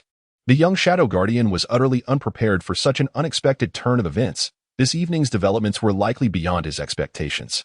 He stared at Gawain, unable to fathom what he had just heard. Even Amber and Rebecca, standing nearby, wore expressions of disbelief. Gawain reiterated, I said you may leave. Do you require an escort? The shadow guardian slowly rose. Are you certain? Of course. I cannot execute a man sent by Francis II here. Nor do I intend to parade you before the public at Silver Fortress tomorrow, despite my inclination to do so. Regrettably, I have outgrown such whims. So I must allow you to go. Thank you for your mercy. The silhouette of the shadow guard gradually dissipated into the air. Gavin curled his lips, another one escaping through the window. It was only at this moment that Rebecca found the opportunity to speak. Ancestor, are you truly letting him go? Of course, Gavin chuckled. I certainly intend to let him escape. But does he not deserve punishment? Moreover, His Majesty has dispatched people to monitor this place. This situation itself could. Rebecca. He interjected, remember, if you wish to attain greater benefits, you must adopt a broader perspective. He gently patted Rebecca and Apos' head. Letting go of a mere pawn is hardly a significant loss, yet the potential benefits are undoubtedly substantial. Potential benefits? Rebecca blinked. Such as? As he spoke, he turned to gaze at the moonless night of another world. The phrase, relative loyalty is, in fact, absolute disloyalty, carries profound truth. Chapter 32. The Legacy. Truly a legacy. To be candid, Rebecca was not particularly adept at matters of this nature, even after Gavin had elucidated the topic to her. She grasped only a fraction of it. However, one thing she did comprehend was that her esteemed ancestors appeared to harbor a distinct aversion toward the current king, Francis II. So, you intend to cause trouble for His Majesty the King? Rebecca inquired, her eyes wide with curiosity. No, I actually have no desire to trouble him. Gavin replied with a nonchalant shrug. I am merely stirring the pot. Gavin found it challenging to elucidate this matter to Rebecca. Thus he deftly shifted the subject. Never mind, that is not important. Let us return to our previous discussion. Amber. Without waiting for instructions, Amber raised her hands in acknowledgement. I understand. I shall guard the outside, right? What a tiresome fate. Amber gazed incredulously at Gavin. Hey, have you suddenly become benevolent? Gavin shook his head, disregarding the half-elf's comment, and placed the platinum disc back on the table. You mentioned earlier that this is a key, Rebecca recalled, remembering Gavin's incomplete statement. Could it lead to our family and Apos' secret treasure? Amber and Apos' ears perked up immediately, though she pretended to scan the surroundings exaggeratedly. Gavin chuckled softly. Indeed, it is a treasure, located in a concealed vault at the southern border, originally intended for the Ansu kingdom. Of course, for the present kingdom, it may no longer be deemed a considerable wealth. Yet, for the pioneering group that had just fled to this land, it represented half of their expedition and Apos' fortune. Rebecca and Apos' eyes widened in astonishment. It was initially a safeguard for the Ansu kingdom, for in those times, no one could predict what the morrow might bring, Gavin said with a smile, unveiling the true purpose of this journey to the royal capital. The pioneering group fled northward from the desolation of Gondor, all the while relocating and rallying the surviving remnants of the wasteland, simultaneously gathering various resources. Thus, our numbers burgeoned, becoming cumbersome and conspicuous, which ultimately led to a monstrous army emerging from the wasteland, discovering our trail as we crossed the dark mountains. The army shielded the civilians as they moved through the mountains, but their pace could not match that of the relentless monsters, resulting in a fierce battle. The losses were significant, and during the aftermath, As we tallied our casualties, Charlie and I realized something. Those monsters would not relent. If we continued to carry all the supplies over the mountains, the entire group would likely perish along the way. Thus, we made a decision. We left behind a portion of the supplies that would severely hinder our speed, concealing them deep within an abandoned frontier fortress, while simultaneously casting a powerful seal over the vault. Thereafter, we traveled light and continued our journey northward. As for what transpired thereafter, you are already aware. The pioneering group established a foothold in the north and erected a new kingdom center between the Holy Spirit Plains and the northern mountains. Charles I built walls in the Sunil region, yet the supplies from the south still lie quietly in wait. Initially, it was due to the instability of the situation and the exorbitant costs, Hayan elucidated. At that time, pollution was still spreading incessantly, and the monsters even managed to extend the corrupted area to the northern side of the Dark Mountains. Consequently, the place where we left our supplies transformed into a polluted zone, and dispatching a team to such a location to retrieve goods would be unwise. More importantly, we discovered abundant resources nestled among the northern mountains of the kingdom, while the sacred spirit plains began to yield a continuous flow of wealth. It would not be long before this newfound fortune would surpass the meager supplies remaining in the south. Under these two significant factors, the treasure trove in the southern mountains gradually faded from memory. Rebecca gazed at the platinum disc in Gawain and Apos' hand, but it seems it was not entirely forgotten. Amber scrutinized Gawain from head to toe. This decision was made after a few drinks with you two, Wazd and Apos, Tia? Gawain replied, you could say that. Rebecca stared blankly at her ancestor for a moment before speaking. Yet, as the heir of Cecil, I have never heard this story. Such methods of inheritance often lead to complications, Gawain sighed. His passing had been rather sudden, leaving little time to relay such matters to the next generation. Rebecca interjected, however, it appears Charles has successfully passed down this secret to his descendants. Gawain cleared his throat, attempting to alleviate the awkwardness, and raised the platinum disc in his hand. I came here to ascertain that this key still exists. Since it does, it indicates that the Ansu royal family has not accessed that wealth in the past 7 centuries. This secret is known to Charles and his legitimate descendants, but not to the illegitimate ones. In the years 635 to 636 of the Ansu era, a civil strife obliterated the royal lineage, with the king failing to leave behind an heir, while his siblings perished in the conflict. Ultimately, only a bastardy, unearthed from the populace by the Duke of the North, ascended to the throne, its legitimacy shrouded in uncertainty. Even if that illegitimate child were genuine, they could not possibly know the secrets of the southern treasury. Those treasures. Rebecca's eyes sparkled as she gazed at the key, but she soon furrowed her brow. But can we truly use them at will? They are. Gawain cast a glance at his great-granddaughter. Of course, you can. You are a descendant of the Cecil family, so muster some confidence. Those treasures were buried by Charles and me. Who in this world could be more suited to inherit that wealth than I? I refuse to believe Charles could rise from his grave just like me. Rebecca pondered for a moment before abruptly turning and gripping Amber's arm tightly. You must not go digging in the royal tombs.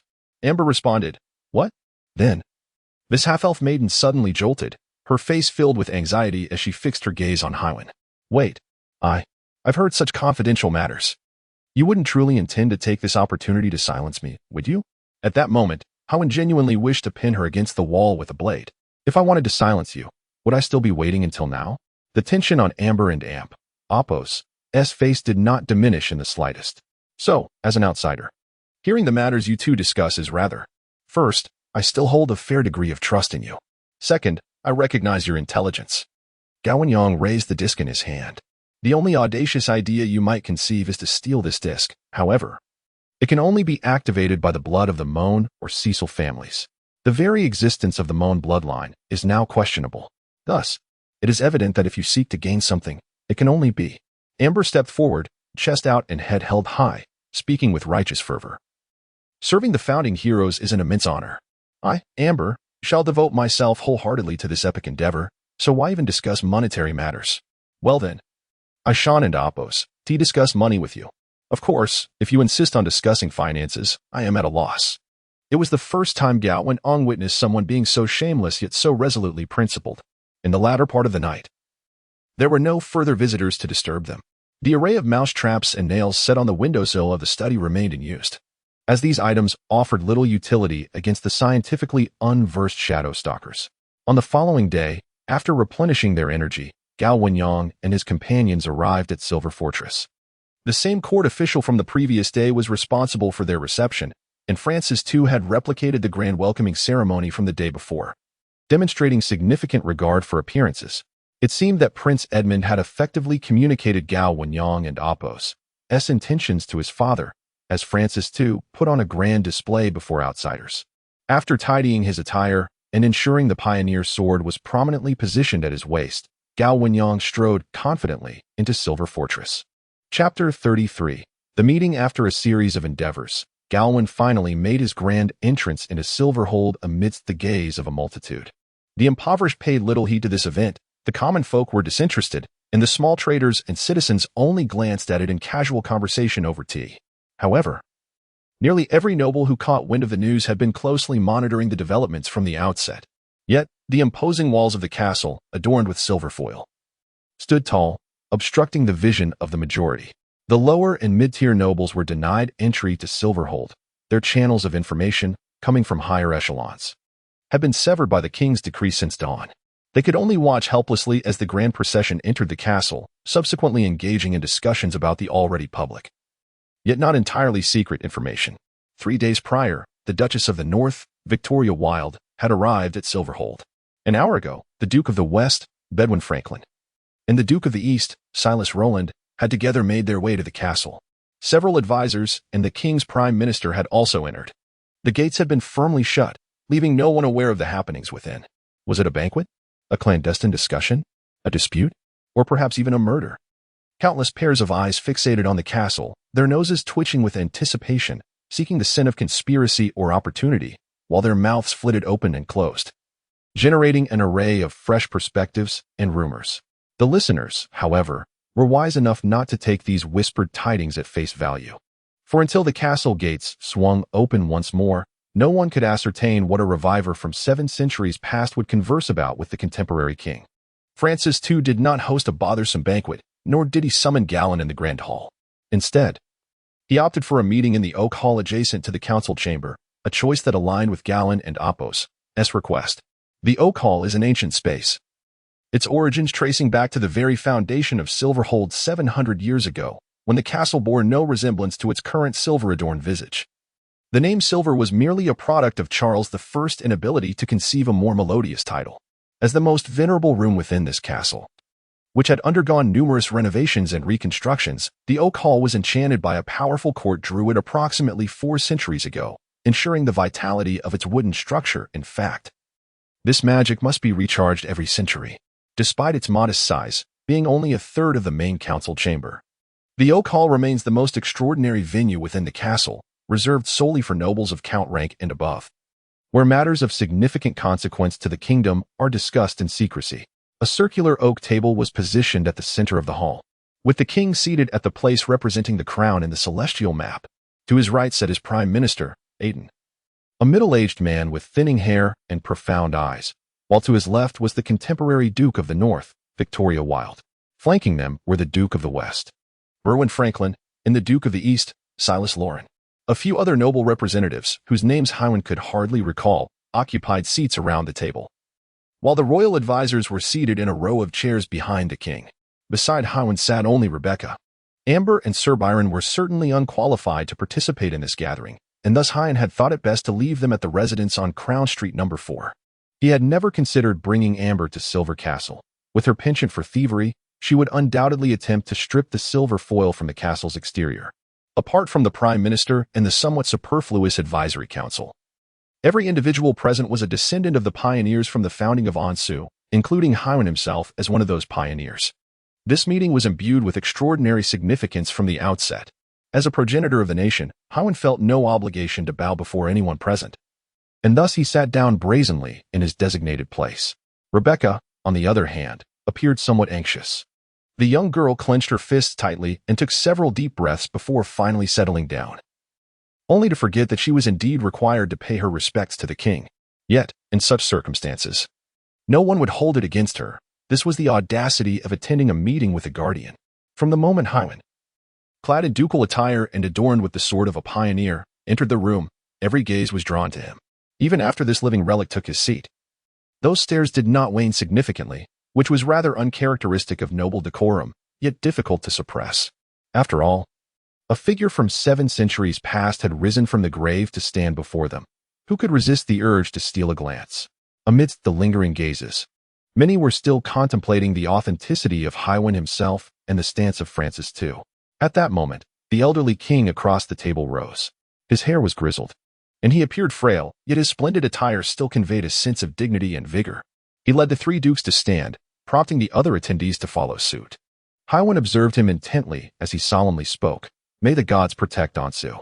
On this day, 7 centuries later, we are honored to witness the heroes of the pioneering era. We thank you and your generation for the sacrifices and contributions made for the continuation of humanity. This land and every soul upon it shall never forget the great pioneers." Here, as a scion of the Mon family, and alongside the descendants of all pioneers, I pay tribute to our ancient heroes. The king bowed, and every descendant of the pioneers, including the 3 dukes, mirrored his gesture. At this moment, the king and Apos, as acknowledgement of Gawain Cecil and Apos, resurrection could indeed be deemed genuine. Regarding whether it is inappropriate for a king to bow to a duke, there is, in truth, no issue at all. After all, the long-deceased Gawain, who has been gone for 7 centuries, has transcended the mere title of duke. He has become a symbol.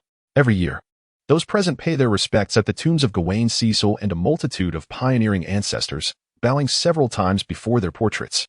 With a lifelike figure standing before them now, is it truly improper to bow? Yet, Gawain felt something amiss. A second later, he realized, his expression turning peculiar. "The last time so many bowed to me, I was lying in a coffin." The atmosphere turned palpably awkward. Fortunately, everyone here has weathered numerous storms, albeit this particular tempest is a first for them, and they quickly regained their composure, rising steadily. The king smiled, stating that it is customary for younger generations to pay their respects to their elders. Gawain chuckled in response, despite appearing considerably younger than Francis too. His tone resonated with the authority of an elder. "Although there is a significant age gap, your expression when making excuses is strikingly reminiscent of Charles from years past." Gawain Cecil acknowledged that Francis too indeed bore the bloodline of Mon. Upon saying this, Gawain exchanged a knowing smile with the old king, who appeared notably relieved, even somewhat elated. Each individual present was astute, perhaps excluding a particularly obstinate descendant, adept at discerning character traits from the slightest of cues. Thus the simple exchange between Gawain and Francis too was sufficient for them to grasp the tone of their conversation, as well as infer a certain level of consensus reached between the king and the ancient duke. The lady seated to the king and Apos' left appeared to furrow her brow slightly. Yet upon closer inspection, her expression seemed unchanged. As the only female duke among the 3, her presence drew Gawain's attention. She was a woman in her 30s, mature and beautiful like Hetty, yet imbued with a cold and indifferent demeanor. Clad in a flowing white gown, draped in a silver fox shawl, complemented by white silk gloves and cascading silver curls, she seemed to embody the essence of ice and snow. This Queen of Frost stood out starkly in the oak hall, illustrating the high reflectivity of white. The entire left side of Francis too appeared more radiant than the right. However, it seems that the descendant of that illegitimate child is no longer under the control of the Weald family. Noticing the gaze from across the room, the frost-laden lady nodded stiffly, presumably in greeting. Gawain, observing this, waved his hand dismissively. "Just like your ancestor, you possess an expressionless demeanor. I once advised Wilder to marry a lively southern maiden to temper that somber visage of his, but he refused to heed my counsel. Now it seems the consequences have befallen his descendants." The northern duchess and Apos' expression quivered slightly at his words. Gawain then turned his attention to the dukes of the west and east, engaging them in a few discussions regarding their ancestral lineage, before finally directing his gaze toward the empty space between the prime minister and the northern duchess, which lacked a chair. That seat had originally belonged to the Cecil family, but it had been removed a century ago. Since then, the remaining 3 dukes of the 4 realms have existed, with the Ansu southern region devoid of a duke, while the royal-affiliated nobility has risen to dominate the south, relegating the Cecil family to the most remote corner. However, Gawain merely cast a brief glance at that spot, his face breaking into a relaxed and almost contemptuous smile as he addressed the king seated across the table. "Let us proceed to the matter at hand. My descendant, Rebecca Cecile, will now elucidate the calamity that has transpired in the southern part of the kingdom. Esteemed guests, that is the true dilemma." Chapter 34 Negotiation. Rebecca was suddenly called by name, and her immediate reaction was one of shock. For this young heir of a fallen family, the scene before her, surrounded by a circle of formidable figures, was a spectacle she had never even dared to dream of, not even during her childhood. When she had faced wolves in the woods and was knocked unconscious by a swipe of their paw, had she conjured such grand illusions. As she observed her ancestors engaging in lively discourse with these dignitaries, she momentarily forgot that she was indeed a significant participant in this meeting. However, Rebecca possessed a remarkable resilience. Even in her moment of bewilderment, she managed to regain her composure, drawing upon her formidable, albeit nearly exhausted, mental fortitude. After gathering her thoughts, this young lord from the southern countryside began recounting the nightmare that had unfolded in the Cecil territory to the king. Every individual present listened intently. Despite their initial surprise that such a young girl would take the floor, the calamity itself had silenced the room, compelling all to pay heed. Those assembled were somewhat familiar with the events transpiring along the southern border. The incident had been gaining traction throughout the southern region, with various rumors circulating. Of course, this was not solely due to Gawain's influence. He had primarily dispatched messengers to spread tales of his resurrection, while the disaster itself was left largely unembellished. Yet, calamities inherently serve as the finest catalyst for gossip, and after 2 months of brewing and dissemination, the news had become common knowledge throughout the South. As Rebecca and Amidst's narrative grew increasingly fluent, the disaster was meticulously pieced together, establishing a connection to the dark tide of magic that had emerged 7 centuries prior. The appearance of a dragon added an enigmatic layer to the entire affair. Observing the king and nobles furrowing their brows, Gawain let out a soft sigh. Moments ago, their attention had been captivated by the resurrection of the founding duke and the potential gains the Cecil family might seek from the crown. They had likely forgotten that the primary purpose of the Cecil family and Amidst's visit to the capital was to report on these monstrous occurrences. This was understandable, given Gawain and Amidst's commanding presence. Now, extensive areas of the Cecil territory lay in desolation, rendered to ashes. The dragon and Amidst's fiery breath, infused with magic, left the scorched earth barren for years, depriving my people of sustenance, forcing them to endure under the protection of Baron Grumman. Rebecca had risen to her feet, her fists clenched, the earlier trepidation and anxiety dissipated. "Your Majesty and esteemed lords," she proclaimed, "though the Cecil territory may be small, this disaster serves as a harbinger. The intentions of the dragon remain ambiguous. Yet the monsters are undeniably a calamity. They appeared 7 centuries ago, leading to the ruin of the Gondor Empire, an experience my ancestors lived through." Francis, too, commenced a hushed dialogue with his prime minister and the Duke of the North, while several others bowed their heads in discussion. It was evident that they did not dismiss the news brought by Rebecca as mere trifles. This was undoubtedly thanks to the incessantly circulating rumors, the confidential missives from the south, and the very presence of Sir Gawain Cecil himself. Without these, a fallen noble from a rural southern estate, lamenting the destruction of his family's lands by monsters and dragons, would have only garnered ridicule, rather than inciting any meaningful discourse. Indeed, he might have even attracted blame. However, the extent to which they could regard the matter with gravity, and the measures they could take in response, were uncertain. After all, this world had enjoyed peace for 7 centuries.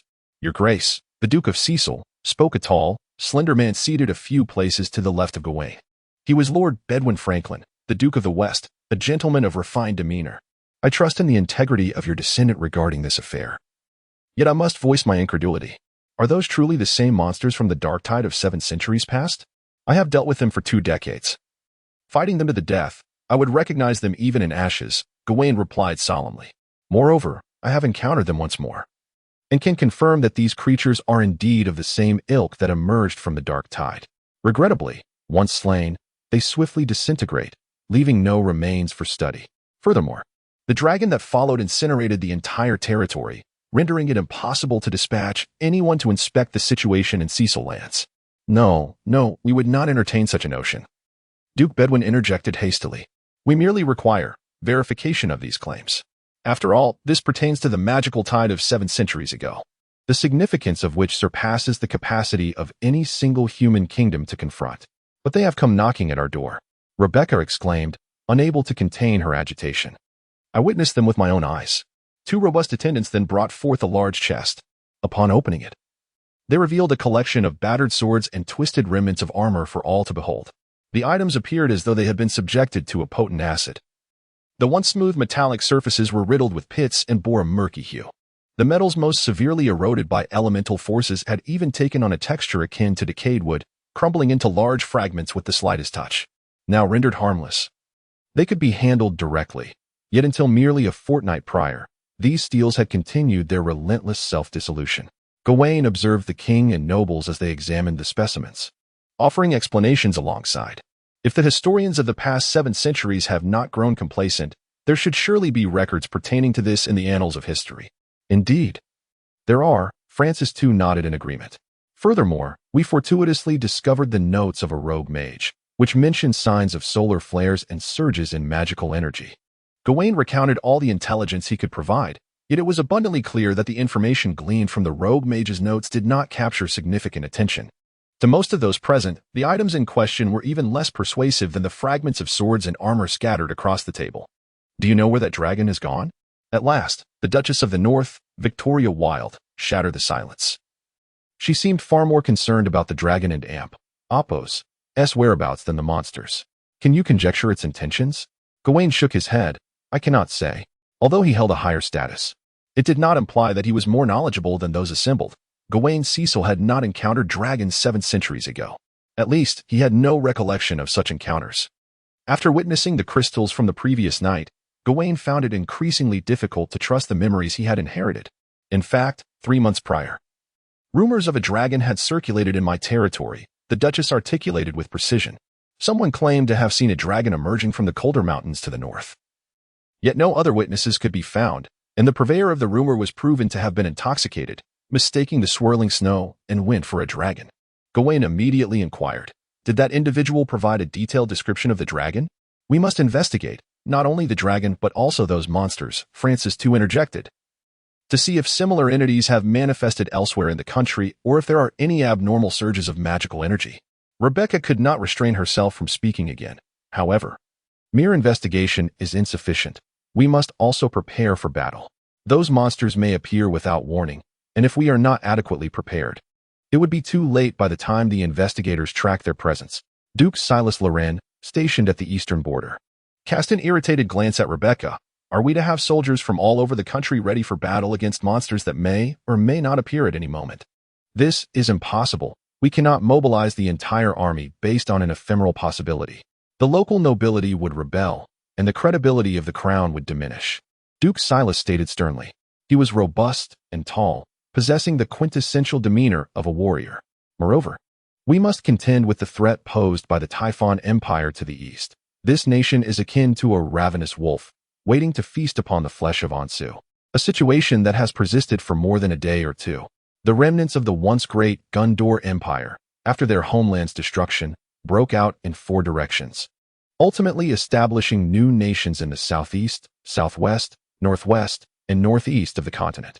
The Typhon Empire is situated in the eastern part of the continent and has emerged as the most formidable of the 4 nations. The human realms of the north, south, and west coexist with the indigenous kingdoms or races, but Typhon stands alone as the sole nation in the east. Its might and modus operandi are self-evident. Ansu shares a border with Typhon, and the extensive fertile lands and rich mines along their frontier represent a natural point of conflict. In the initial centuries, the human kingdoms, sharing a common lineage, could still recall the bonds of brotherhood and maintain a semblance of peace. However, enduring tranquility was never a realistic expectation. A century ago, the Ansu civil strife provided the Typhon Empire with an opportunity to subtly meddle along the borders, precipitating a rapid deterioration in relations between the 2 nations. Presently, it can be asserted that peace has become a rare commodity. While major confrontations are absent, minor skirmishes have persisted unabated. Considering the current state of the Ansu kingdom, the southern regions are arid and have long enjoyed a period of stability. The northern realms harbor no grievances against Ansu, and the western Ogier tribal nation has always been a steadfast ally of Ansu. Thus, among its borders, only the eastern front has endured the relentless pressure of warfare over the past century. Consequently, Duke Silas Loren, a proponent of military strength, would vehemently oppose diverting military resources to guard against those ethereal creatures, for to him, the Typhon army, which daily looms ominously at his doorstep, poses a far greater threat than those near mythical entities. Chapter 35. Reaching agreement, everything unfolded precisely as Gawain had anticipated. News from the south served to heighten the anxiety of the king and the nobility, compounded by the warnings issued by a resurrected ancient figure. This tension might escalate to a modicum of panic, but no further. Those who had never experienced the magical tide and could scarcely envision its ramifications would not react significantly to mere verbal reports.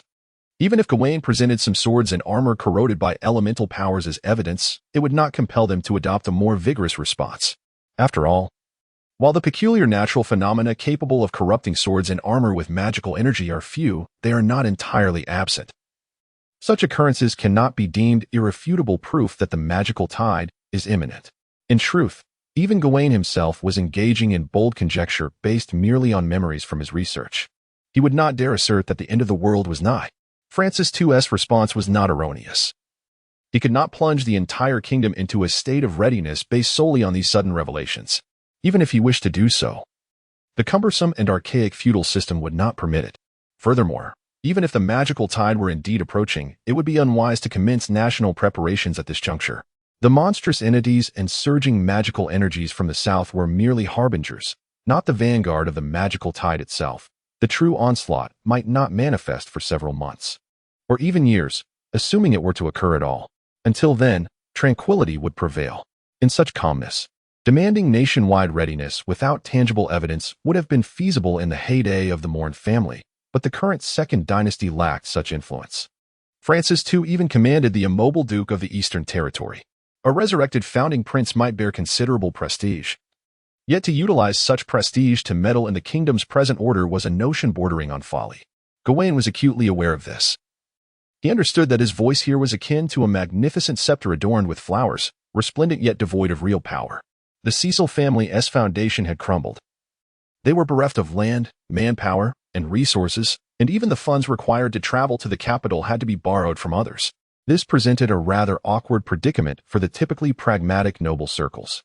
Thus, Gawain restrained Rebecca, who was poised to speak further, and turned his gaze toward the king.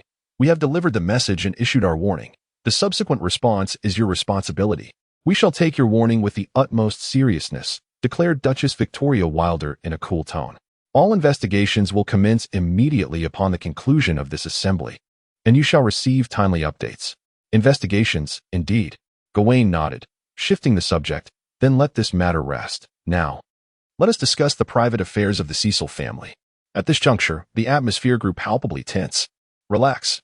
Do not appear as if your ancestors have risen from their graves demanding the redemption of paper money burned over the years," Gawain remarked with a smile, only to realize that no one understood his jest. How utterly embarrassing.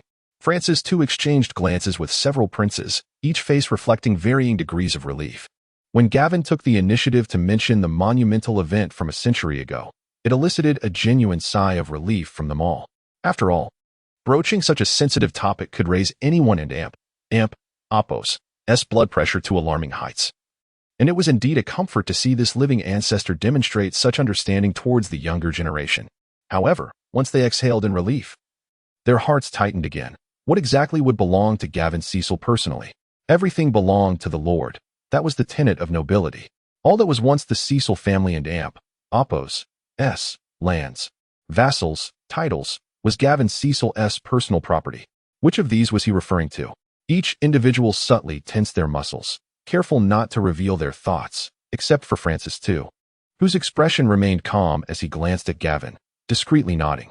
The great nobles and their advisors exchanged looks, and immediately, these erudite and well-mannered gentlemen and ladies recalled the ancient and sacred expansion decree. It commemorated the splendor of the second expansion, serving as a testament to humanity and Apos' struggle for survival in dire circumstances, a declaration of the indomitable spirit of mortals before the forces of nature. Even to this day, it remains a part of the foundational legal codices of the four great realms, a decree that would never see the light of enforcement again. Yet none would dare to propose its abolition. The original version of the expansion decree was inscribed on platinum plates, enshrined in the halls of every human kingdom. Its retention was meant for commemoration, to impress future generations, and to signify a lineage of legitimacy. Why then was it suddenly to be enacted again? Yet amidst the astonishment, a hint of genuine relaxation flickered across each face, a subtle change that did not escape Gawain and Apos, as keen observation. Thus, he too allowed himself to relax and began to discuss the matter of the permanent expansion right with those present. Gawain believed that this matter would not prove particularly challenging, in comparison to a resurrected ancestor demanding the restitution of burnt paper money from years past. Along with a claim to vast tracts of land that had once belonged to him 7 centuries ago, the request for a mere permanent expansion right seemed trivial. Although it sounded formidable, it would not impact the immediate interests of anyone present, and under such circumstances, every noble, including the king himself, would be relatively amenable. This was also a result of Gawain and Apos' deliberate maneuvering. However, his objective remained solely the permanent expansion right. The disparity could be likened to stepping out to purchase a watch originally priced at 860,000, only to snag it for 25. Feeling as though one had made an extraordinary bargain. One might even be tempted to question the authenticity of the watch. Yet, even if that $25 watch were counterfeit, the ancestor was undeniably real. If his desire was merely for a permanent expansion right, what more was there to say? Had Gawain not laid any groundwork, and had he proposed the permanent expansion right from the outset, perhaps matters would not have unfolded so smoothly. The inherent greed of the nobility could have led them to seek a cut even in such matters, but with ample preparation, discussing the expansion right became considerably easier. The assembled kings and dukes reached a consensus without much discussion, affirming that the right of expansion should indeed be recognized. For it was not solely the kingdom of Ansu that had signed the decree of expansion.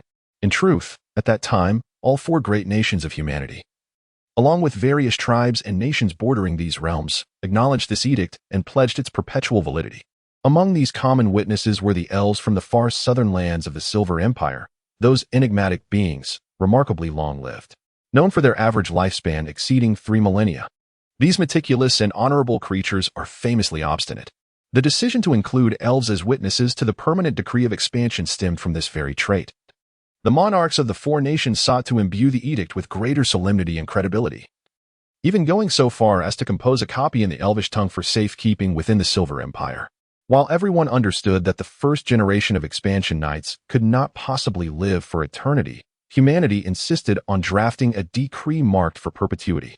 And enlisting a long-lived race as witnesses was perhaps indicative of human eccentricities. She distinctly recalled the seal she had affixed in those days. Dare one challenge its validity? Regardless, Hyan had remarked that should Ansu deny the right of expansion, he would lead his family on a journey across half the continent to seek refuge in the Silver Empire, where ample uncharted territories remained around the elven forests. Many among those elves were acquaintances, ensuring a harmonious coexistence with the Cecil family. Should news spread of their ancestral founder being compelled to vacate his own home and reside among a foreign race in treetops, would they still hold their dignity? Thus, all present unanimously agreed that the right of expansion ought to be preserved, yet the specific areas for such expansion warranted further deliberation. Within the kingdom and Apos' borders, no uninhabited land remained. Every inch of land was owned. The king and Apos' prime minister, Aidan Alfred, rose. This composed man was Francis II and Apos' right hand, well acquainted with the kingdom and Apos' current state. Outside the kingdom, the borders with other nations also harbored scant unclaimed territories, and those that did exist were desolate wastelands, such as the buffer zone surrounding the Gondor ruins. Your Grace, where do you intend to expand? Hyan gestured for the map to be presented.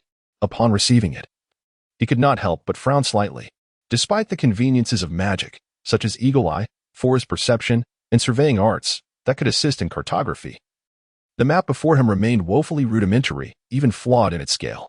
Compared to the satellite view he envisioned, it resembled mere scribbles. Perhaps the overabundance of magical convenience had inadvertently stymied the development of many aspects. As Hyan pondered this, he mentally compared it with an accurate map, then pointed at a particular area on the crude map. I shall commence from here. It was a mountain range adjacent to the Gondor wasteland and the Typhon border, the Dark Mountains. Chapter 36, The Banquet in the Dark Mountains. Upon noticing the location pointed out by Gawain, everyone was momentarily taken aback. The first to break the silence was Duke Bertram Franklin of the Western Territory, his eyes wide with disbelief. Are you certain? Is there any issue? Gawain chuckled, questioning whether the area still had an owner. Not exactly. Francis too shook his head. The entirety of the Dark Mountains and the lands further south were indeed unclaimed, satisfying the requirements of the colonization decree. However, The proximity to the Typhon Empire and the direct connection to the desolate lands of Gondor posed significant concerns. The most critical reason lay in the existence of the Gondor wasteland. This territory remained shrouded in chaotic elemental forces and magical energy. Its land nearly barren due to the incessant corruption that rendered it inhospitable, filled with toxins lethal to humanity. Although its expanse no longer spread, the toxic dust storms that occasionally swept in from the wasteland and Apos' edges and the monsters that occasionally wandered forth posed deadly threats. Moreover, as the northern regions of the kingdom prospered and diplomatic ties with the Violet Kingdom were established, the kingdom's focus shifted further north. Following the Fogmonth Civil War a century ago, the Cecil family in the southern region collapsed overnight, exacerbating the deteriorating situation in the south. To this day, the entire Dark Mountain area and much of the surrounding regions have become indistinguishable from a wasteland. The corrupting breath of the wasteland even tainted the plains to the north of the mountains. Yet, Gawain merely smiled. I have faced far worse situations in the past. When it comes to political machinations and intrigue, I may not rival you younger generations, but in the battle against the treacherous forces of nature, you are certainly no match for me.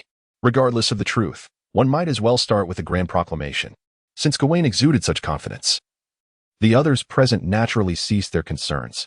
For the king and other nobles, Gawain Cecil's ability to establish himself in the south was not their primary concern. Rather, they were eager for this burdensome matter to be resolved and for him to depart the capital, since Gawain had voluntarily chosen a desolate area. What was there left to discuss? They hurried to send their ancestor away from the capital. After settling the most crucial matter of colonization rights, Gawain further persuaded Francis to acknowledge several other trivial issues.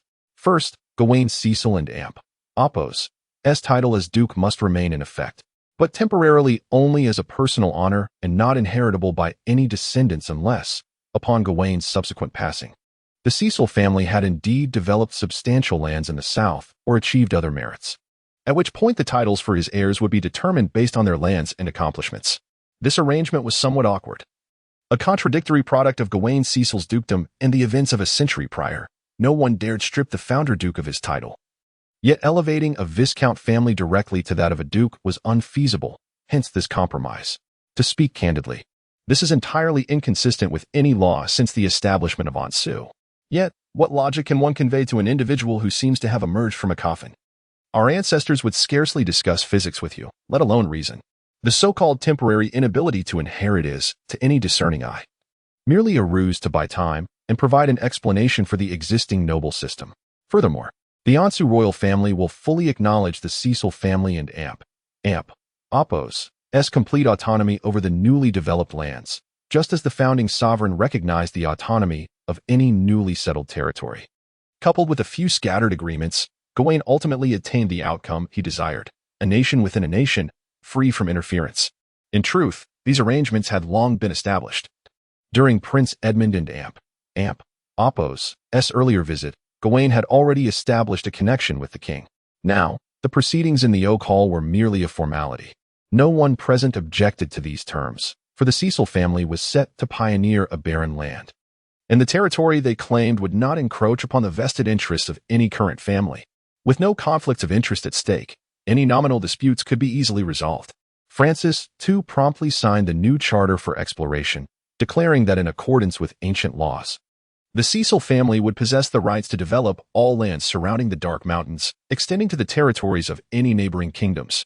He also announced the provision of necessary support for this undertaking, including a contingent of 100 craftsmen and apprentice mages, as well as the supplies of food and fabric required for the first year of settlement. The craftsmen and apprentices would remain in the newly developed territory for a full 3 years, after which they could choose to stay or leave. However, should any decide to remain, the Cecil family would be obliged to purchase their services from the royal family at the rate of 30 gold shields per individual. While this support may not seem substantial, Gawain was quite content, as it would alleviate the immediate hardships facing the impoverished Cecil family. The treasures within the mountain vaults could not be directly transformed into sustenance or skilled artisans. In this era of prolonged peace, where the notion of pioneering has become a distant memory, few are willing to abandon their secure homeland for the perilous task of cultivating land adjacent to the desolate wastelands of Gondor. Thus, those 100 craftsmen and apprentices would prove to be the most invaluable asset.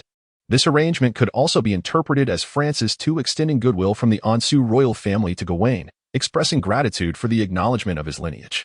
With the negotiations concluded to mutual satisfaction, a celebratory banquet was deemed essential. The newly emerged nobles, who were unqualified to enter the oak hall yet privileged to be the first to learn of the meeting and Oppos' outcome, had been waiting in the lounges of Silver Castle for half the day. It was only when a servant rushed into the banquet hall, ringing a copper bell to signal the festivities, that they appeared with smiles upon their faces. This was Rebecca and Oppos' first experience in such an opulent setting. The destitute young lady had never before set foot in such lavish surroundings, and due to the noble circle's exclusion of the Cecil family, she had attended but a handful of dignified banquets throughout her life. In her recollection, the most extravagant banquet she had ever attended was the lively celebration her father hosted in the castle for her 16th birthday, which merely featured a long table laden with food. It was utterly incomparable to the lavish feasts held at Silver Castle. The king, indeed, possessed immense wealth. Initially, Rebecca endeavored to maintain a composed demeanor, striving to project an image of maturity, but soon her youthful exuberance overtook the facade of poise she attempted to uphold. She grasped Gawain and Oppos' hand, peppering him with questions, while he, with a smile, regaled her with tales drawn from his memories and the imagination of a time traveler. Rebecca and Oppos' somewhat naive demeanor did not escape the discerning eyes of the esteemed nobility, yet they refrained from displaying any disdain towards the young lord from the countryside. Perhaps they harbored some inward judgments, but Gawain Cecil remained steadfastly by Rebecca and Oppos' side, a guardian whose unwavering presence compelled everyone to temper their condescension and at least maintain a facade of cordiality towards her. One might jest that with Rebecca and Oppos' somewhat simplistic mindset and obstinate nature, she would struggle to navigate the complexities of the southern realm, let alone engage with the astute citizens of the royal capital without inadvertently compromising her family and Oppos' interests. Excessive protection does not foster growth in children, a gentle male voice interjected. Lady Rebecca is now of age. She should be allowed to mingle with the upper echelons of society. Gawain shrugged nonchalantly, acknowledging that his own experiences in raising children had been limited due to an untimely demise. Lord Birdwin commented dryly, while Victoria remained silent, her expression inscrutable. Moreover, I believe that even if I did attempt to intervene, Rebecca would still be too preoccupied to engage with others, Gawain remarked, gesturing towards the young countess, who was currently indulging herself at a nearby table with unreserved abandon. Truly, she is quite spontaneous, Duke Birdwin stated flatly. Gawain chuckled softly, casting a glance towards Victoria Wilder, who stood nearby, her demeanor impassive and her lips sealed. Rather than focusing on educating our offspring, I find myself with inquiries directed at this young lady from the Wilder family. Chapter 37. The news of the dragon. It is indeed merely a rumor, Victoria remarked coolly. Her tone as frigid as the northern winds. To those unfamiliar with her demeanor, she might even seem somewhat aloof. I have dispatched someone to investigate. And aside from a solitary drunkard, no one witnessed the so-called dragon that day. I am not referring to that occasion, but rather to the countless tales of dragons that have circulated in the north for centuries, Gawain replied, gazing into the eyes of the Duchess. How many rumors about dragons have persisted since my demise? Victoria's brows arched slightly, while Duke Birdwin cast a curious glance her way. If that is the case, it appears the stories of Oppos, dragons on the prowl and Oppos, are indeed a specialty of your northern lands? The northern regions do occasionally recount tales of dragons, and there are even small cults that venerate these mythical creatures. However, Victoria shook her head, asserting that these were merely superstitions held by the mountain folk. The north is rugged and often beset by storms. The inhabitants interpret these tempests as the roars of dragons. Furthermore, the north borders the Holy Dragon Duchy, where the populace prides themselves on being descendants of dragons, openly embracing the creature as their official faith. Naturally, the mountain dwellers are influenced by them, leading to the emergence of peculiar stories. Yet, the Weirder family has resided in the north for 7 centuries and has never truly witnessed a dragon soaring through the skies. These tales are nothing but fabrications. But now, a real dragon has emerged, soaring right before my eyes, Gawain remarked calmly. If a dragon truly exists, I shall inform you at once, Victoria replied, a hint of a smile gracing her lips. Just a moment ago, I thought you were about to invite me for a dance. I shall refrain. I am not skilled in such matters, and 7 centuries have passed. Rendering me unaware of what modern dance entails, Gawain chuckled, shaking his head. You all carry on with your affairs. Conversing with this living relic of 7 centuries is hardly comfortable for me. I shall observe on my own. Yet, he found himself unable to refute her words. As he watched the 2 contemporary dukes depart, Gawain let out a soft sigh. It was indeed not so simple. Upon hearing the northern duke mention the rumors of dragons during the recent meeting, he had hoped it might serve as a significant lead. Dragons had long abandoned this continent. So much so that nearly a millennium had passed without any credible sightings recorded, rendering these magnificent beings nearly mythical to the majority of sentient races inhabiting the land. However, to Gawain, who had traversed the skies for countless millennia, dragons were far from unfamiliar. After witnessing the dragon, he meticulously organized the memories within his mind, cataloging all instances where dragons had appeared. Upon reviewing these recollections, he realized that nearly all the dragons had originated from the north. Regardless of whether the passage of time spans a millennium or 10,000 years, and whether the dragons that arrived on the continent were solitary beings or a multitude, they invariably traversed the northern mountains before venturing into the heart of the land. Each time these colossal creatures appeared, they seemed to possess a distinct purpose, advancing straight into the depths of the continent, attending to certain matters before departing with no inclination for leisurely exploration. Unfortunately, Gawain's perspective from above was limited, allowing him only a glimpse of a portion of the continent and a scant view of the southern coastlines. He remained uncertain about the extent to which this land stretched to the north, leaving him unable to speculate whether the great dragons originated from beyond the northern mountain barriers or from another distant continent across the sea. Nonetheless, he harbored a strong sense that the dragons would undoubtedly re-emerge. Gawain and his companions did not linger in the royal capital for long, departing on the 3rd day. The assistance promised by the king would require additional time to assemble. Food supplies could not be transported overland, as the journey would consume half the provisions, while river transport awaited the rise of the Dolgan River in the Holy Spirit Plains, which would not occur for another fortnight. Additionally, the assembly of 100 craftsmen and apprentices would necessitate time, primarily to allow various guilds to identify and propose their less fortunate, marginalized members, ultimately selecting the 100 most unfortunate souls to be registered. This process was also quite time-consuming. Ensuring these individuals could depart before the food was loaded onto the ships would be a remarkable feat Gawain could not afford to wait. Having finally secured the rights to explore, a multitude of plans awaited his execution. Thus, after receiving a plethora of documents from the king, he departed the capital with palpable eagerness. Regrettably, while magic existed on the continent of Lorraine, it was not as convenient as depicted in tales. The various races utilized magic primarily for rudimentary purposes, such as conjuring fireballs or compressing arcane energy into a forceful blast. Although spells like teleportation and spatial storage were not entirely absent from records, they were largely relegated to the realm of legend. For instance, the ancient primordial elves, now faded into the annals of history, were said to have mastered the art of spatial teleportation, and some claimed that the source of many spells lay within the descriptions of spatial magic in draconic language. Yet, none had ever witnessed the reality of such wonders. Throwing her thick and warm silver fox cloak carelessly to a servant, Victoria strode swiftly into the depths of the castle. She seated herself in her office, where a woman of ordinary appearance, with dark hair and eyes, approached to place a cup of hot tea on her desk. The woman then skillfully began to massage the Duchess's shoulders from behind. "You appear quite fatigued," she remarked, her voice deep and soothing. "The founding Archduke has truly been resurrected." Victoria whispered, "The legendary Gawain Cecil. He bears an identical visage, and the sword of the pioneer is the same." I dared to employ a truth detection spell, and astonishingly, everything he stated was indeed true. The woman, who appeared to be a maid, countered Victoria and Apos' argument. A skilled trickster can evade the detection of lies. And even if magic takes effect, it is not invariably reliable. There is always an element of chance involved, and one must not become overly dependent on it. Victoria shook her head. "Maggie, I still have my intuition." "Intuition, you say?" The woman named Maggie pondered for a moment. "What do you intend to do?" The resurrected great hero seemed disinterested in the current power dynamics of the kingdom. He merely sought to reclaim his perpetual rights of exploration. Victoria spoke of her experiences in the royal capital with an indifferent expression. "What concerns me is his attitude towards the king. I had assumed that the founding duke would place immense importance on the legitimate bloodline of the Mohn family, possibly even opposing the current royal family on this matter. Yet, he openly acknowledged Francis II as the rightful heir of the founding patriarch. This was unexpected. They must have had private conversations, Maggie remarked, pausing her massage. You have been careless. Careless? Victoria frowned. And now, that king is likely even more difficult to control.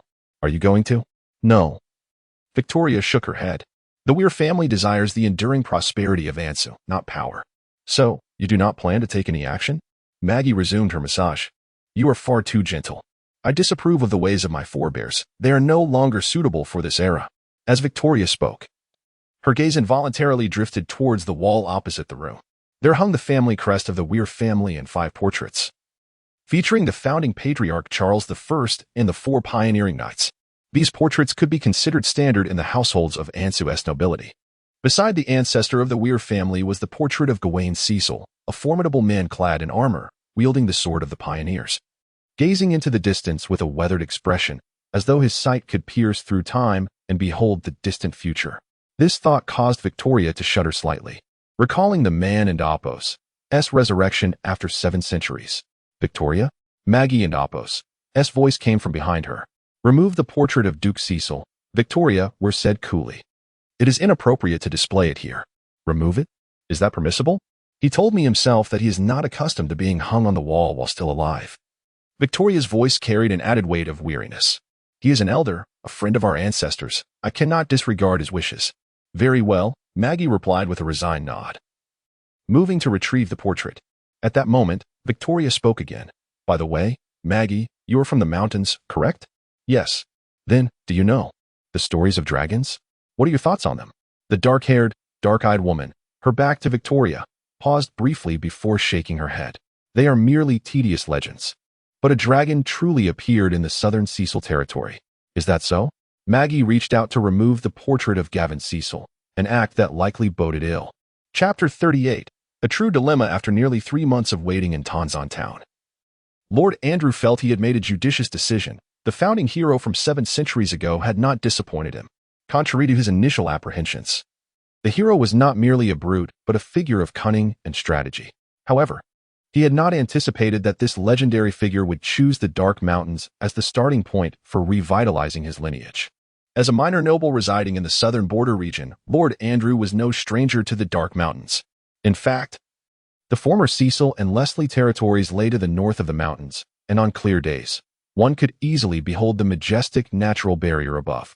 The mountains shielded the area from the unhealthy air emanating from the Gondor wasteland, yet their notorious reputation, replete with tales of monsters and mischief, deterred many from venturing into their depths. Even the most reckless hunters seldom dared to seek their fortunes within the Dark Mountains, despite the southern lords' granting of hunting rights in those perilous lands. The former Cecil territory was situated slightly to the northwest of the northern slopes of the Dark Mountains, with Tonzan Town lying to the northeast. The newly established Cecil territory, chosen by Gawain, was located southeast of Tonzan Town, forming a rough triangle among the 3 locations. Notably, the distance between the new Cecil territory and the Dark Mountains was the shortest of the 3, with its southern expanse delving directly into the mountainous terrain. A tributary of the White Water River, flowing through Tonzan Town, would feed into the new Cecil territory, making it a strategically advantageous location in terms of logistics. Supplies from Tonzan Town could be readily accessible, and should the territory flourish in the future, trade costs would significantly diminish. Yet, this was contingent upon Gawain and his people establishing a firm foothold in that barren land. Within Lord Andrew's castle, this lean and meticulous noble appeared troubled. With all due respect, Your Grace, the location you've chosen for your initial settlement is not particularly suitable. While the land may be abundant, its proximity to the Dark Mountains renders it vulnerable, lacking the protection of civilized society. The ferocious beasts of the mountains pose a grave threat, and each year during the month of fog, unclean winds sweep across the mountains from the Gondor wasteland. While robust soldiers may withstand it, the frail common folk and serfs cannot endure such conditions. You must have seen the map.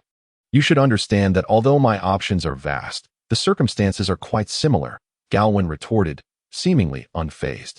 Among the lands adjoining the Dark Mountains, the territory I have selected is the most favorable. The unclean winds can be mitigated with potions and magic. I shall devise my own means of defense. As long as we can endure the first year, we can extract ores from the Dark Mountains, and the territory will establish itself. He could hardly admit that his choice was motivated by the hidden treasures of national fortune buried within the mountains for 7 centuries. At least he must wait until he could unlock that treasure trove and seize its contents before allowing others to know of it, and even then, only to a limited extent. Complete secrecy was unattainable, as resources would eventually need to be utilized, and once construction commenced, even the most naive would discern the truth. One can only ensure that the fewer individuals aware of these matters before their complete utilization, the better. Observing the resolute demeanor of Sir Gawain, the Viscount Andrew found himself at a loss for words. He merely reminded, "This is your decision, and I shall certainly do my utmost to support you.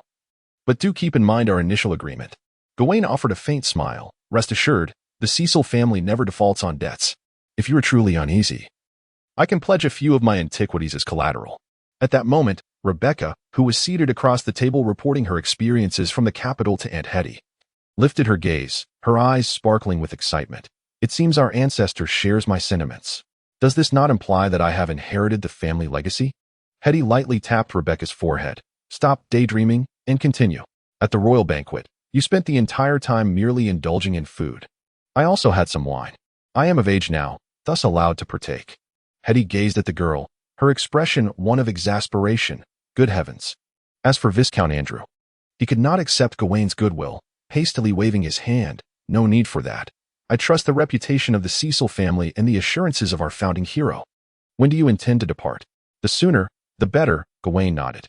"Once we have gathered the necessary supplies, we shall set forth.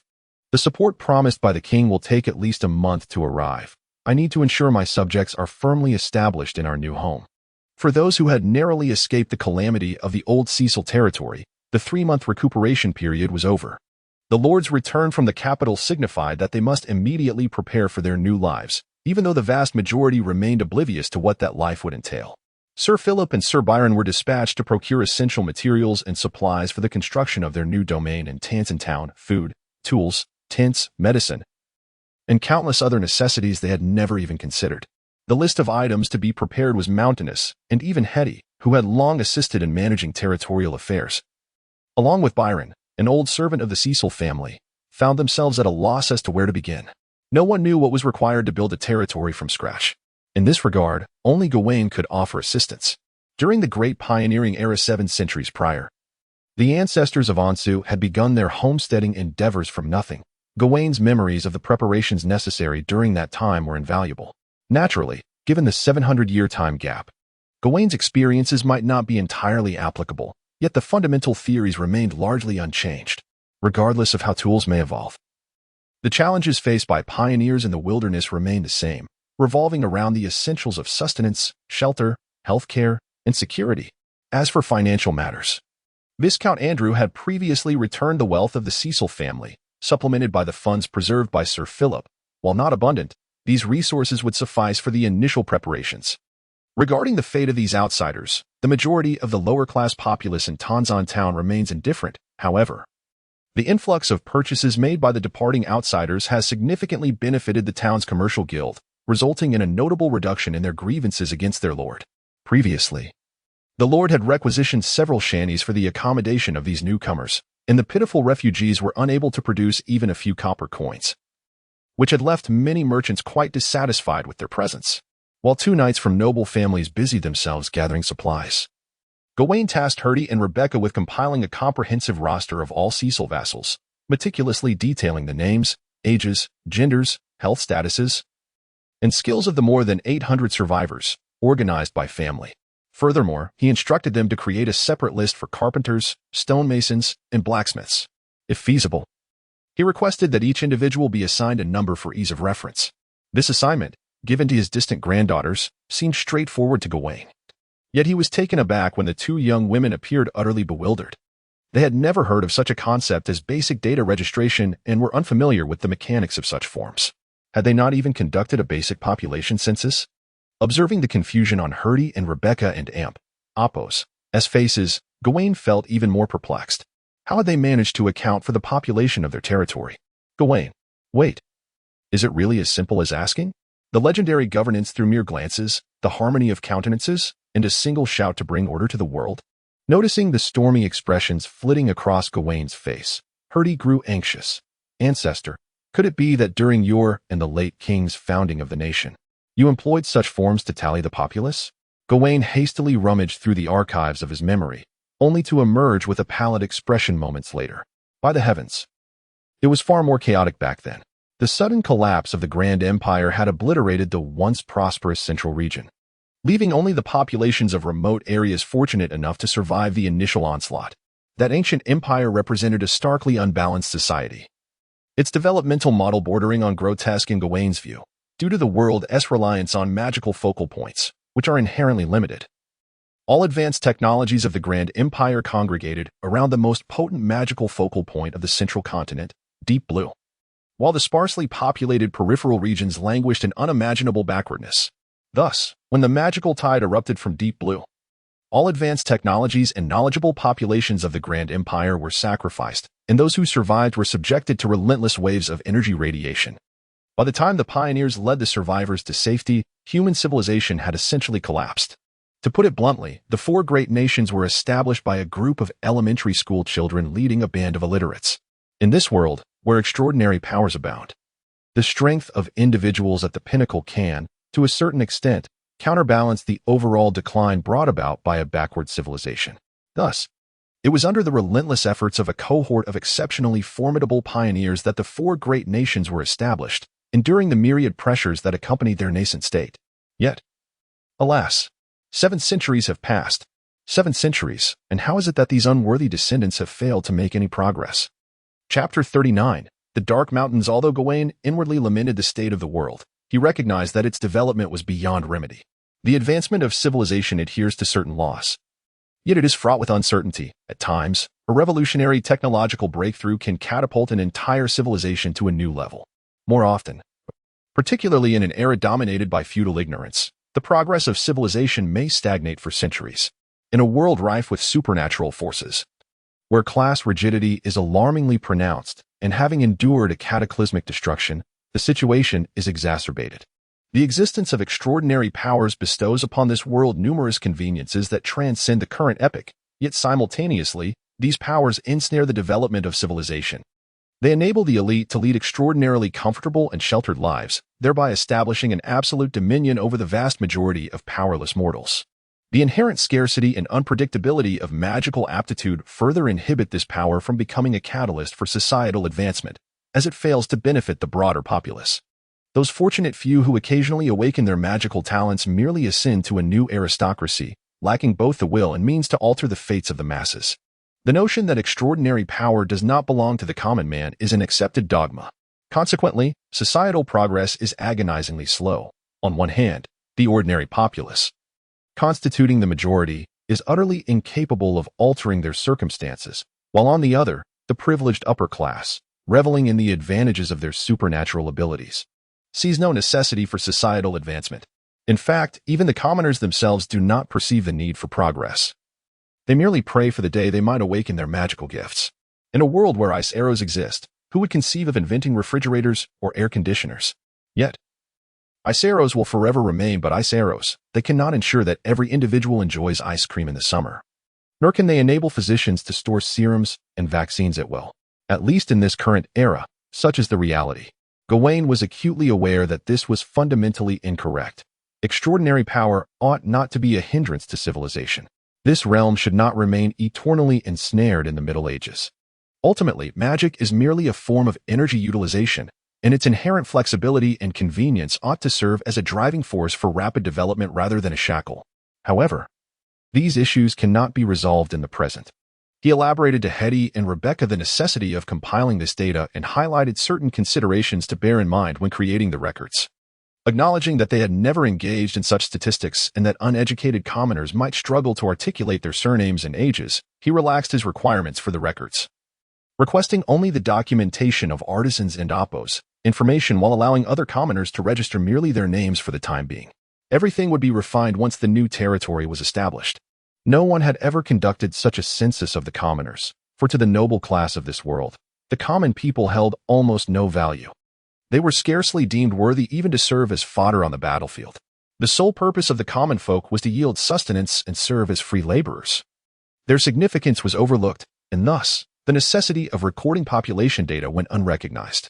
However, it was heartening to observe that amidst her usual confusion, Rebecca grasped this matter with remarkable clarity. She swiftly comprehended Gawain and Amp, Apos, intentions and eagerly set off with her companions to organize the information. Reflecting on her previous decree that allowed serfs to attain freedom through service, it appeared that this seemingly incompetent lady lord was not entirely devoid of merit. Perhaps, with proper education, she could even be deceived into managing personnel affairs. Fortunately, the number requiring documentation was fewer than 900, and after settling in Tansan, Sir Philip had already conducted a preliminary record of the survivors. With Hetty's assistance, Rebecca quickly compiled the requested data. Upon receiving the information, Gawain decided to split the party into two groups for their journey to their new home. One group, the advance party, was to be led by him, Rebecca, and Hetty, which included half of Sir Byron's soldiers and militia, essential craftsmen, and 100 laborers. This advance party would establish a temporary camp at their destination, assess water sources, and prepare for potential threats from wild beasts in the vicinity. The majority of the commoners would follow under Sir Philip and Apos' escort. It would be unwise to charge into barren lands with over 800 individuals, even though this number included hardly any elderly or infirm, as they had not managed to escape. It was more prudent for the less combat-capable civilians to trail behind the vanguard. When venturing into uncharted territory, no amount of preparation ever feels sufficient. Yet, every endeavor must begin with that first step. After meticulous planning and deployment, Gawain and his advance party finally departed from Tansan, heading towards the shadowy mountains in the southeast. They progressed along the tributary of the Whitewater River, traversing the relatively flat riverbanks. Knights and lords led the way at the front of the procession, while soldiers flanked the sides for protection, safeguarding skilled craftsmen and various supplies in the center of the group. "We are the pioneers," Gawain remarked, smiling at her. Hetty blinked in response. "What I meant was the grand expedition from 7 centuries ago." Gawain shrugged. "Wasn't that still me?" Hetty replied. "That is true. Exude some confidence," Gawain encouraged the lady who seemed somewhat anxious about the future.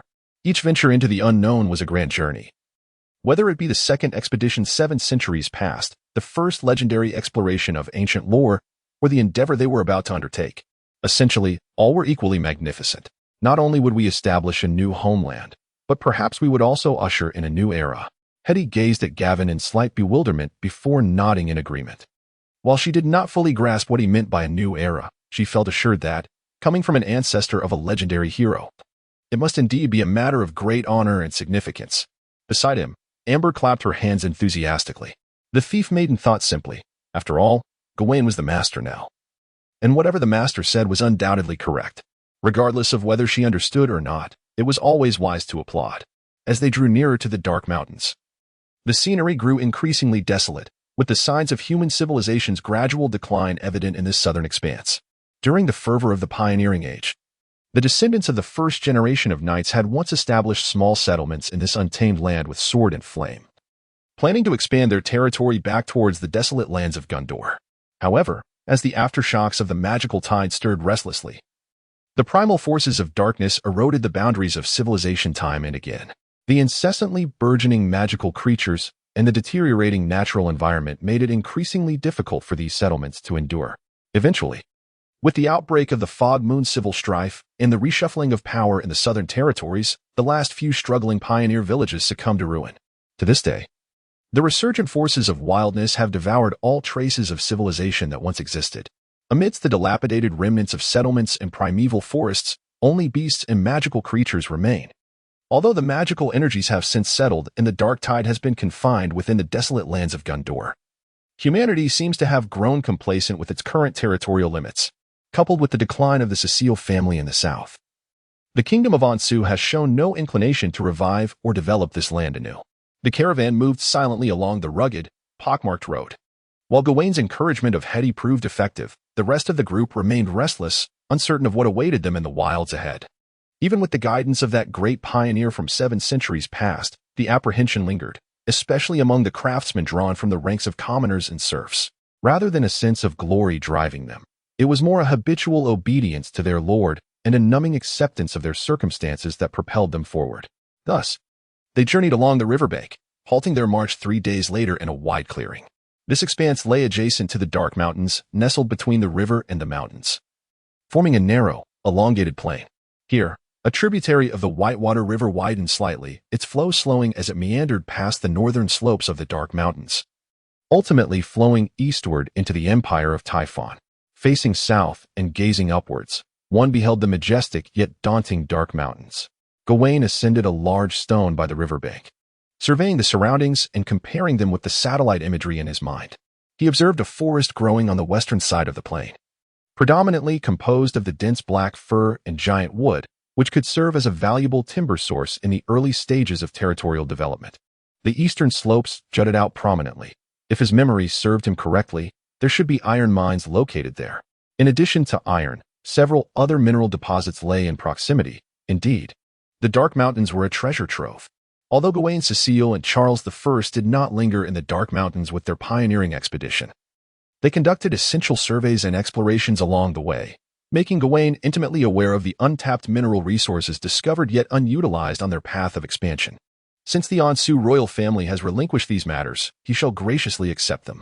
After surveying the terrain, Gawain leapt down from the rock and addressed Hetty.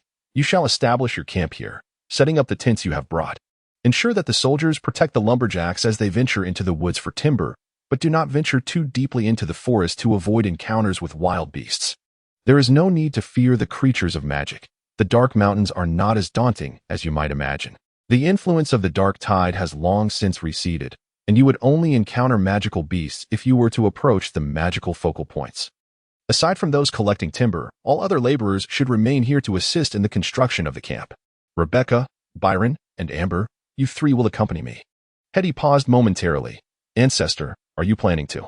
Chapter 40. Ancient Ruins and Truth. The ancient ruins that linger in Gawain's memory are not far from the campsite. They are situated on the northern side of the Dark Mountains. Much of the structure is concealed within the mountainside, with portions exposed between the cliffs. Theoretically, one could merely gaze towards the distant Dark Mountains to glimpse fragments of the ruins nestled hundreds of meters above the ground among the rocky walls. However, the relentless passage of time has obliterated the vestiges of civilization, with copious vines and mountain flora shrouding the cliffs, obscuring the ancient site. Furthermore, the ruins themselves have succumbed to collapse, and the accumulation of earth and stone renders the exposed structures nearly invisible. From the campsite, even the keenest-eyed hunter would struggle to discern any anomalies amongst the rocks and vines. Once the camp was established, Gawain and his trio set forth into the mountains. A mere decade would not suffice to alter the landscape sculpted by nature. Armed with the satellite imagery etched in his mind from 10 years prior, coupled with recollections of the route into the mountains, they navigated their way with ease. Amber appeared somewhat anxious, exclaiming, I say, we are venturing into the Dark Mountains to unearth treasures, and there are only 4 of us. Do you not find this venture rather precarious? Gawain cast a glance at the half-elf. And what would you propose? Amber gestured animatedly. Surely, we require a contingent of several hundred for protection. A dozen masterful rangers and druids leading the charge, knights clearing the path, and mages holding the rear. Not to mention a master thief like myself to handle the locks and traps. Surely this is the standard configuration for treasure hunting in the mountains. Standard, you say? Gawain initially expected profound insights, but was met with mere folly. What treasure-seeking band adheres to the standards of a regular army? And you suggest I muster such a force? All right, perhaps I exaggerated, but this is the Dark Mountains. The Dark Mountains, mind you. Amber waved her arms dramatically. According to legend, a demon lord resides every 800 meters. You are entering the mountains with merely 3 companions, one of whom can only cast fireball. Do you believe I could incapacitate you without even resorting to fireball? Rebecca interjected, her temper flaring as she raised her staff towards Amber. Allow me to demonstrate the prowess of the women of the Cecile lineage. Gawain intervened, weary, casting a resigned glance at Amber. You shall inevitably find yourself in trouble because of that mouth of yours. Moreover, where did you hear that a demon lord dwells every 800 meters in the Dark Mountains? Such tales are merely the fabrications of ignorant villagers to frighten children. If there were truly that many demon lords, they would have already swept through Ansis. As he spoke, he lifted his gaze towards the winding mountain path ahead. The Dark Mountains are indeed a perilous realm, yet the general populace tends to exaggerate the dangers that lie within. In truth, during the era of the Gondor Empire, this mountain range was merely one of the ordinary northern hills, often mentioned alongside the lofty peaks of the southern continent as part of the dual mountain systems known as the Southern and Northern Lorien.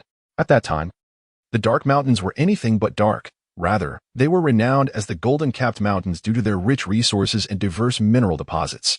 Unfortunately, the rise of the magical tide led to the Dark Mountains facing the brunt of elemental storms, eroding the entire southern slope into the fearsome Black Forest, which eventually earned the mountains their ominous name. Gawain shared his knowledge, a blend of memories from his mind and newly acquired information. The Black Forest on the opposite side of the mountain was indeed perilous. However, it lay to the south, with the mountain range serving as a natural barrier, effectively isolating the malevolent essence seeping from the desolate lands of Gondor.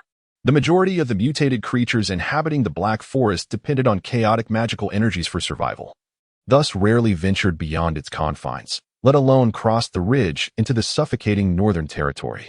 Consequently, the northern side of the Dark Mountains was relatively secure.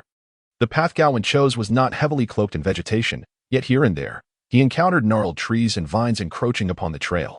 These resilient plants, thriving in the region of the Dark Mountains, were somewhat affected by the tainted essence that drifted annually from the south, a minuscule elemental breeze, referred to by Viscount Andrew as the unclean wind.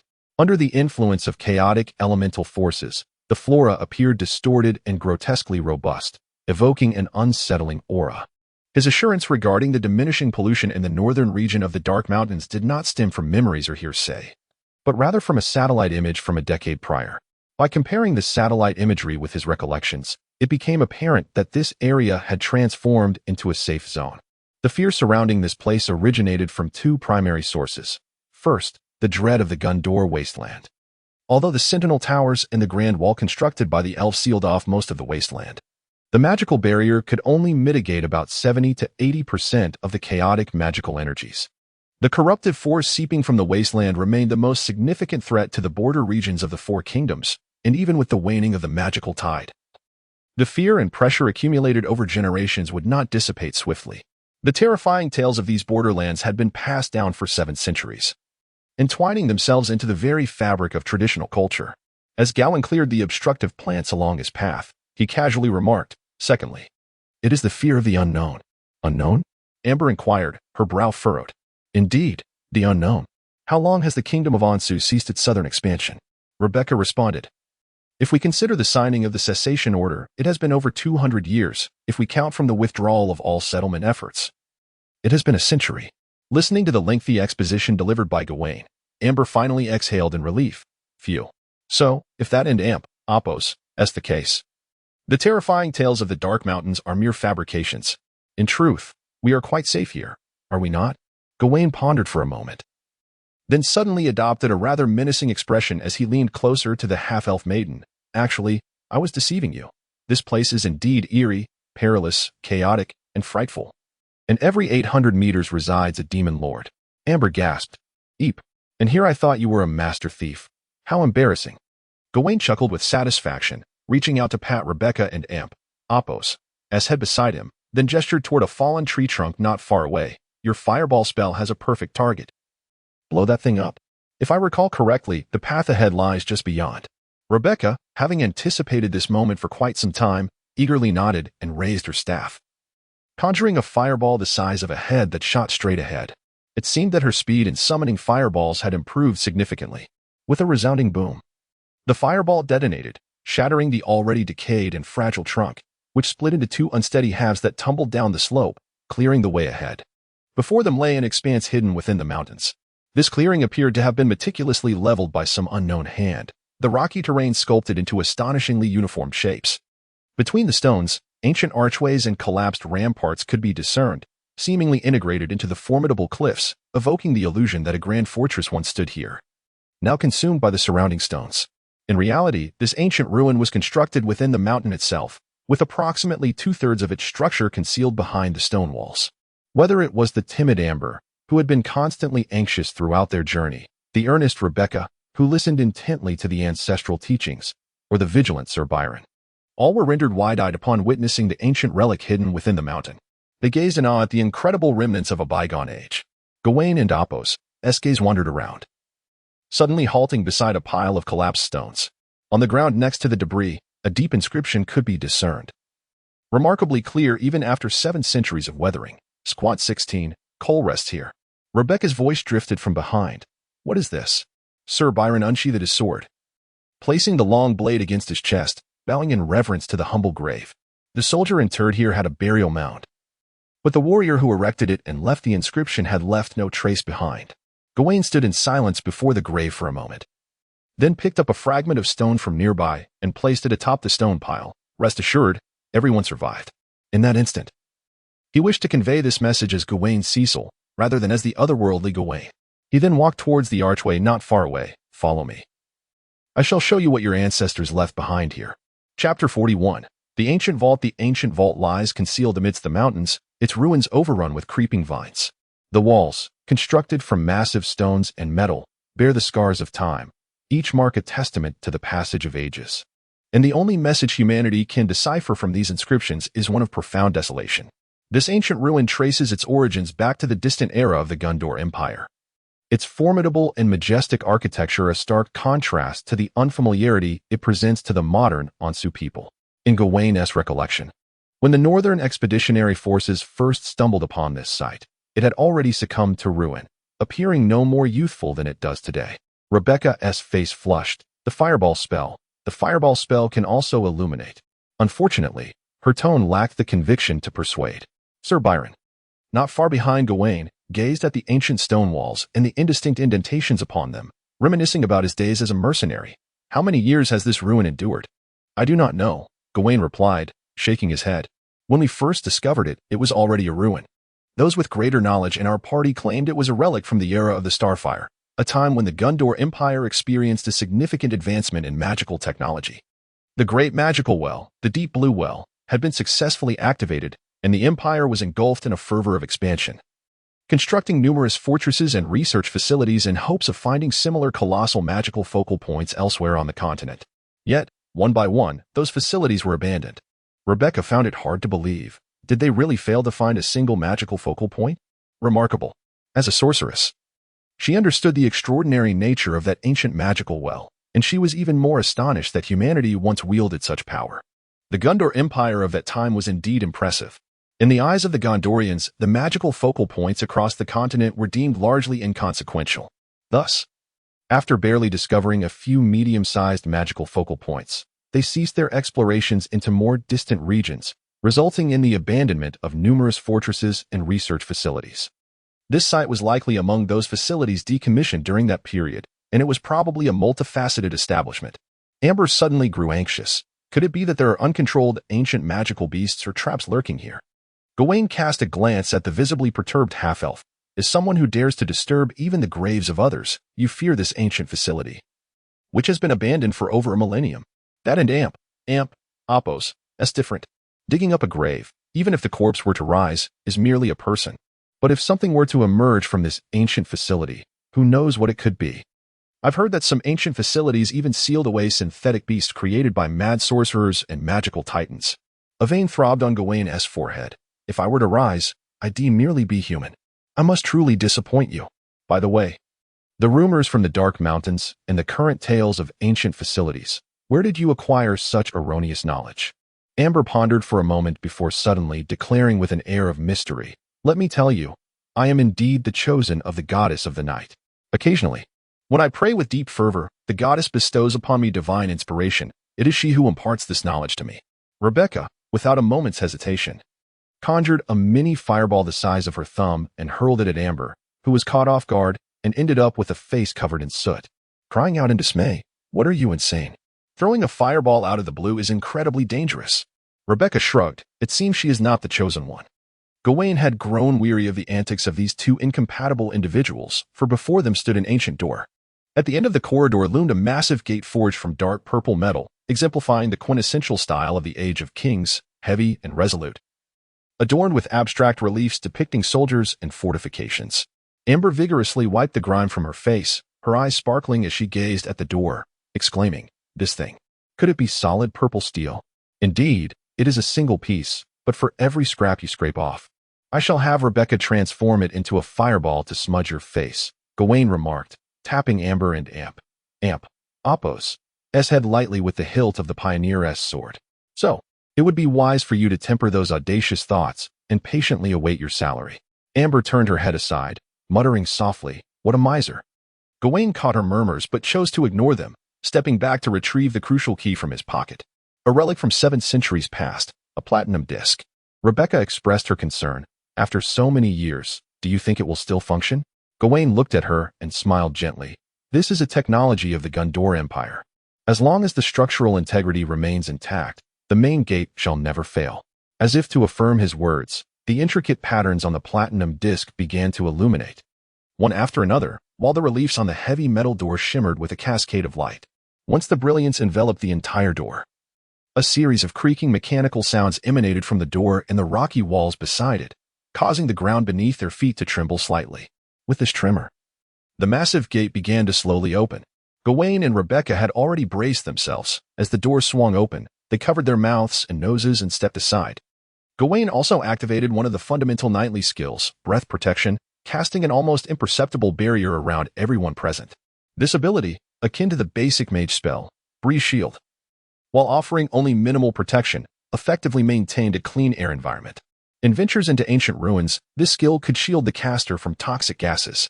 Although this ancient ruin did not harbor any poisonous gas traps, it was prudent to be cautious.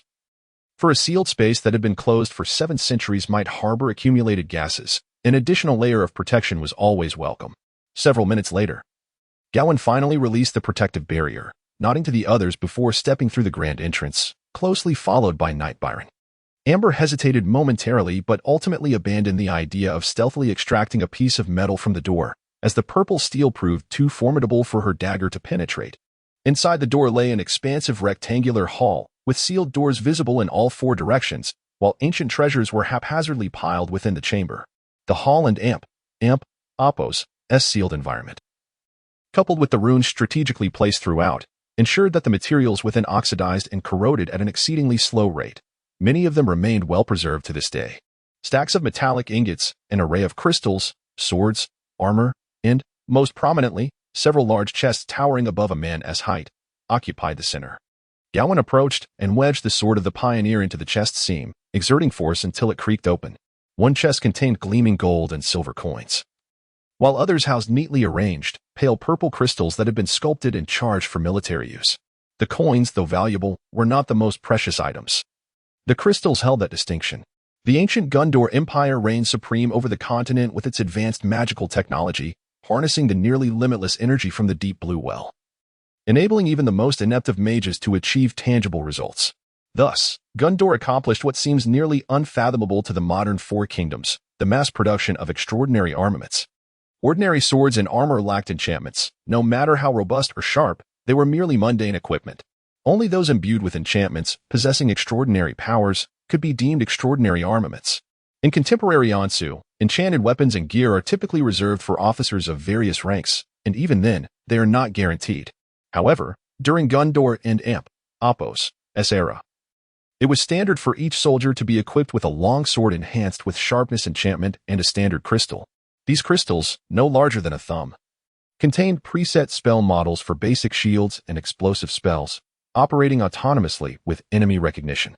Even the most unskilled soldier could activate a shield upon being attacked, which would deplete, flash, and signal danger, then be forcefully thrown to detonate at a safe distance from the wearer and nearby allies. Gawain regarded this as an astonishingly advanced form of armament. Had circumstances not forced the pioneers to abandon these treasures, they would have certainly taken them along. The team had carried away all valuable resources they could manage, leaving behind these crystals as a reluctant sacrifice. Gawain picked up one of the crystals, gently rubbing it between his fingers. This could have been a means for the common populace to access magic, yet it was an impractical path. Only by activating the deep blue well could such items be produced without regard for cost, and with the well's destruction, these ancient crystals dwindled in number. Nevertheless, for the time being, these crystals would serve as a cornerstone for the stability of the territory. Chapter 42. The camp. As they gazed upon the dazzling array of gold coins and crystals, Rebecca, Amber, and Sir Byron found themselves enveloped in a state of stupor. Sir Byron, during his days as a mercenary, had encountered treasures of the deep mountains, yet those dimly tarnished relics paled in comparison to the military supplies before them, safeguarded by runes. For Rebecca, a scion of a once noble but now impoverished lineage, the treasures she had glimpsed within her castle walls throughout her life were trifling compared to the wealth contained in this warehouse. As for Amber, from the perspective of a dedicated and skillful thief, she felt an unprecedented challenge in her quest to empty this trove. Yet, amidst their astonishment, a flicker of curiosity arose. For many of the items before them were standard equipment from the Gondor era.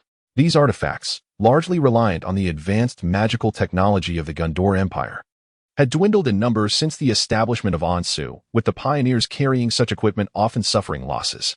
Many had depleted their energies over time, rendering the ancient weapons of Gondor nearly forgotten in Ansu and Apos' historical records. Thus, the dazzling array of gear in the warehouse was utterly unfamiliar to them. However, for Miss Amber, the underlying principles of these items were of little consequence. Their sheer value is evident. Gondor gold coins, shield emblem silver coins, and the authentic three-leaf gold coins. My heavens! With a burst of excitement, Amber dashed to a chest brimming with coins, her head nearly buried in the pile of gold. Money. This is all money. We are rich. Boss. We and Apos, V struck it rich. When in want, she was a stickler. When in wealth, she became the boss. Such a dramatic shift in attitude truly befitted her elven disgrace. Gawain reached out and pulled Amber from the heap of money. Grasping her by the nape of her neck, calm down. This is my money, not yours. Amber, with a righteous demeanor, replied, as your most loyal follower. Your money is, by extension, mine. Although the treasure trove was protected by sealing runes to mitigate the oxidation and corrosion of the metals, the inevitable deterioration of the magical mechanisms and the dissipation of energy could not be halted. While these items possessed a lengthy shelf life, 7 centuries presented a formidable challenge, imposing limits even on their durability. It was not only the weapons and armor that faced this decay. Even the military crystals contained within several chests exhibited varying degrees of energy loss, now harboring less than 1/3 of their original power.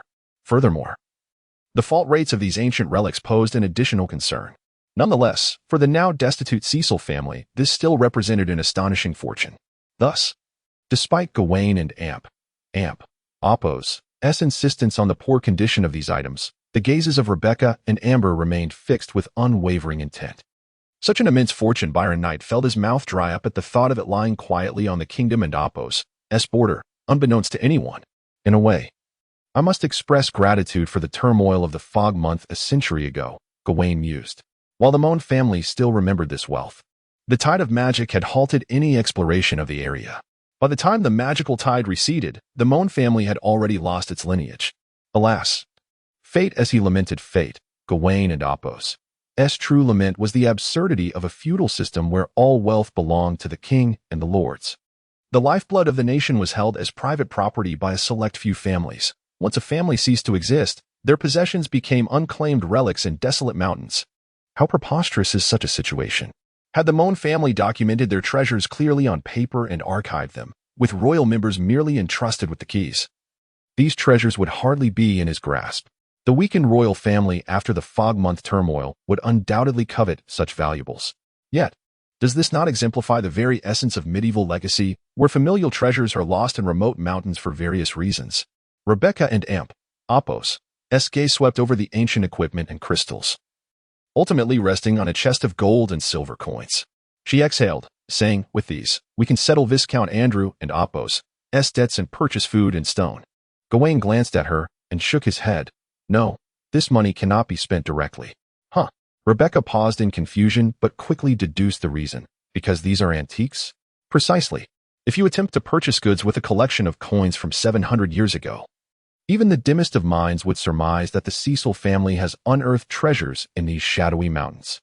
Gawain nodded, at least for now. We cannot afford to reveal these items. What shall we do? Rebecca furrowed her brow. We are in dire need of funds quite simply, even if we alter their appearance. Gold remains gold, and silver remains silver. Thank heavens for this age of precious metal trading. Gawain smiled brightly, while his words made Amber and Apos' heart race beside him. Let us melt these down. Goodness. The half-elf lady nearly leapt up. Do you even realize what you're suggesting? Melt them. These are ancient gold and silver coins from 700 years ago. It would be far more sensible to sell them in the black market than to melt them down. Amber gritted her teeth, contemplating whether to hoist a chest and flee. However, upon glancing at Gawain and Apos' arms, which were thicker than her thighs, she suppressed her reckless thoughts. Yet she persisted. But you can and Apos' melt them all. That would be too wasteful. Of course, we will only melt a portion. Gawain spread his hands. If I were to melt all these antiques, I would feel heartache too, wouldn't I? We will recast part of it to address our immediate needs, while the rest shall be preserved for when it might be of use. Amber's expression finally relaxed. while Gawain looked at Rebecca with a cheerful smile. Now you understand why I insisted on retaining my title as Duke of Cecil back at Silver Fortress, don't you? Rebecca blinked in surprise. Ah, how foolish. Dukes possess the right to mint currency. Amber's eyes widened, and she quickly turned to Gawain. So you were scheming to melt down the antiques here, Warren and Oppos. To you? Gawain admitted without hesitation. I am now an unprecedented non-territorial duke, with no lands to my name. And I must cultivate my own domain. Yet, despite lacking territory, the various privileges inherently associated with the title of duke are, in legal terms, and Oppos, naturally endowed, and Oppos, and the right to mint currency is merely one of them. Amber gazed at Gawain with wide eyes, ultimately exclaiming, You ancient nobility truly know how to play the game. Those rustic lords who merely dig pits to extort tolls from merchants on their lands cannot even begin to compare. He then instructed Byron and Rebecca to each gather some crystals and coins, preparing to leave the location. The treasury had already fallen into their hands, but they were not yet able to put everything to use. First, they needed to establish the camp below, and then have trustworthy soldiers transport the most critical items, particularly weapons and equipment, from the treasury in batches. Additionally, they needed to assign guards to the treasury. Although protected by that magical door, now that they had reached this place, they could not allow the treasury to remain unattended in the mountains. After sealing the treasury once more with a platinum disc, Gawain and his companions departed. The camp near the riverbank was still busily being constructed, but it was nearing completion. Knights Byron and Philip had procured a large quantity of tents in Tansin town, which consisted primarily of canvas and timber required for their assembly. Once they arrived at the site, further processing would be necessary to transform them into temporary accommodations. Fortunately, the first wave of the advance party comprised skilled artisans, who could set up the tents with remarkable speed, aided by Hetty's supplementary spells, and the camp was beginning to take shape. In accordance with Gawain's prior plans, all tents were erected on the southern side of the Whitewater River, forming a rough fan shape.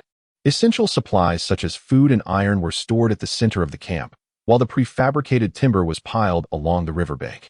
The transport carts and covered wagons, once emptied, were stacked around the camp to serve as a temporary barrier until a proper wall could be constructed. Although the magical tide had receded, this was still a desolate wilderness, devoid of civilization. Who knew what ferocious beasts might emerge? Beside the tent at the center of the camp, Gawain found Hetty, her face etched with fatigue. He believed that the ancient crystals could invigorate this weary lady. Chapter 43. The limitations of the era. Come and take a look at these crystals. Upon seeing Hetty, Gawain directly tossed a piece of pale purple standard crystal into her hands. The lady cast a curious glance at the object, her face instantly revealing an expression of astonishment. Is this what you spoke of earlier, from the treasure trove in the mountains?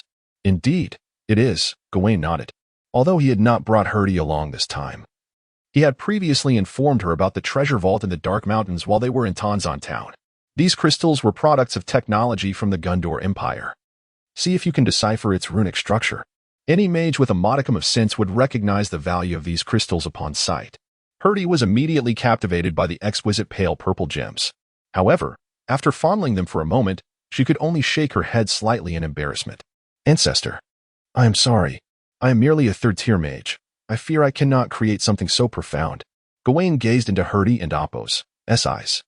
I do not require you to create. Simply analyze its runic structure and, if possible, render it onto paper. As for creation, it is unlikely anyone in this age could replicate such artifacts. They are directly infused with the magic of the Deep Blue Well. The Deep Blue Well. Upon hearing that illustrious name, Hetty Kuden and Oppos helped but repeated, her eyes gleaming with enthusiasm as she looked at the crystal in her hands. If it were merely a matter of reading and arranging the runic structure, that would pose no challenge. A set of crystal resonators would suffice to project the engravings contained within. However, merely reading the runic structure, what significance does it hold? Without corresponding energy infusion techniques and activation methods, the runic structure is but a collection of geometric shapes. That is a discussion for another time. Gawain replied with a nod. These crystals can no longer be produced. At least until they are fully expended, I wish to preserve as much information as possible. Hetty responded with an "oh," stowing the crystal away. The weariness still lingered on her face, yet the uplifting news of the mountain's treasure had rejuvenated her spirit, visibly enhancing her complexion. Seizing the opportunity, Gawain inquired about the progress of the camp and Oppos, as construction. The tents can be fully erected before sunset, and a perimeter fence can be established. I plan to set up several magical traps and warning runes around the area, which should suffice to deter any beasts. The lumberjacks have discovered an abundance of quality timber in the western forest. The logs currently being felled are piled upstream of the Whitewater River. After cutting more tomorrow, we will simply let the wood float downstream. Additionally, based on the intelligence you provided, I dispatched 2 individuals to the east, and they indeed found an iron mine. However, we currently lack the capacity for smelting, so we can only transport it incrementally. The most pressing issue at hand is the shortage of manpower. The advance team is primarily here for reconnaissance and establishing a forward base, while resource gathering must await the arrival of reinforcements. The main contingent will arrive in 3 days, at which point the manpower issue will be alleviated, and tools and materials will follow suit. Gawain, while speaking, turned his gaze toward the camp that was gradually nearing completion. He harbored numerous plans and strategies, fueled by the expansive mindset of a traveler and the profound knowledge of Gawain's Cecil, which instilled him with unwavering confidence. Therefore, as he beheld the nascent form of the camp, a swell of ambition inevitably rose within him. Everything appeared to be progressing splendidly. However, upon entering the camp and meticulously surveying the surroundings, Gawain could not suppress a frown. He observed the numbed and fearful expressions of the craftsmen and common laborers, as well as their lackluster attempts at evasion of labor. Though the tents and fences seemed orderly and compliant, it was commonplace to find corners cut and a lack of diligence, with missing nails being the most frequent sight. Some tents were even inadequately secured. The craftsmen, under Hetty and Apos' supervision, managed to execute their tasks with a degree of accuracy, yet the assisting laborers seemed to operate haphazardly. Gawain had previously considered that the majority of the common folk in this era lacked education, being both illiterate and enumerate. Thus, he had taken the initiative to explain in detail how to erect the tents and plan the camp. Yet it appeared that, aside from positioning the tents and fences in the designated spots he had meticulously outlined, nearly every individual aspect of the camp was subpar. Gawain's indignation swelled, only to be abruptly tempered by a moment of clarity. They simply did not know. These belongings belonged to the Lord, not to them. Even though these tents would eventually provide them shelter, they did not believe they would remain there indefinitely. One day, once the wasteland was surveyed, they would be driven into the desolate areas, and the tents would be dismantled, transformed into the Lord and Apos' castle and stables. This was the prevailing norm of the era, a conviction held by all. Despite having endured the calamities of the old Cecil domain, having fled with the throngs to this place, and having commenced the construction of a new home, these peasants and serfs had long since adapted to their suffering, becoming accustomed to maintaining a numbness amidst their trials. Thus, they harbored no illusions of great fortunes following great calamities, nor did they possess the vigor and spirit necessary for constructing a new abode. Gawain recognized that he had previously taken certain assumptions for granted, and he came to realize that portions of the plans he had painstakingly devised might not come to fruition easily. He promptly summoned Hetty and Rebecca in front of a tent that, while seemingly adequate, was found to be lacking several supports and stood askew. He pointed out the areas of negligence. What is your perspective on this? Hetty, momentarily perplexed by Gawain and Apos' inquiry, assumed it was a reprimand directed at her and immediately lowered her head. I apologize, ancestor, I was supervising. No, this is not a matter of supervision. Gawain interjected. It is an issue of the workers and Apos' attitude. You cannot oversee them to ensure every nail is driven properly. Esteemed ancestor, Rebecca pondered for a moment before elucidating. One cannot impose excessive demands upon those commoners and serfs. Most of them possess little knowledge beyond the labor they have inherited from their forebears, confined to the fields and mines. The vast majority have never even erected a tent, especially considering you have specified the dimensions and functions of the tents, as well as the overall layout of the encampment, which is exceedingly intricate for them. Gawain shook his head. Is it truly that complicated? Hetty nodded slightly. Military encampments are indeed strict. These commoners and serfs cannot meet such standards. No, it is not complex at all, Gawain countered. I have deconstructed every task into its most fundamental components. Each individual merely needs to perform one simple action, either hammering a nail, securing a rope, or sawing wood. They need not comprehend the entire layout of the camp. The tasks are no more complex than manual labor. He gazed at Rebecca and Hetty. Do you truly believe that these commoners and serfs are incapable of mastering even this? Hetty and Rebecca exchanged glances, discerning Gawain's dissatisfaction. Yet they remained unaware of the crux of the issue. To them, particularly Hetty, Gawain's inquiry seemed entirely reasonable. It was evident that commoners and serfs were, indeed, lacking in intellect.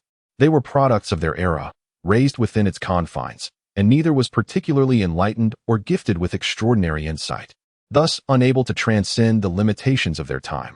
In truth, Hetty and Rebecca were already considered radical progressives among the contemporary nobility.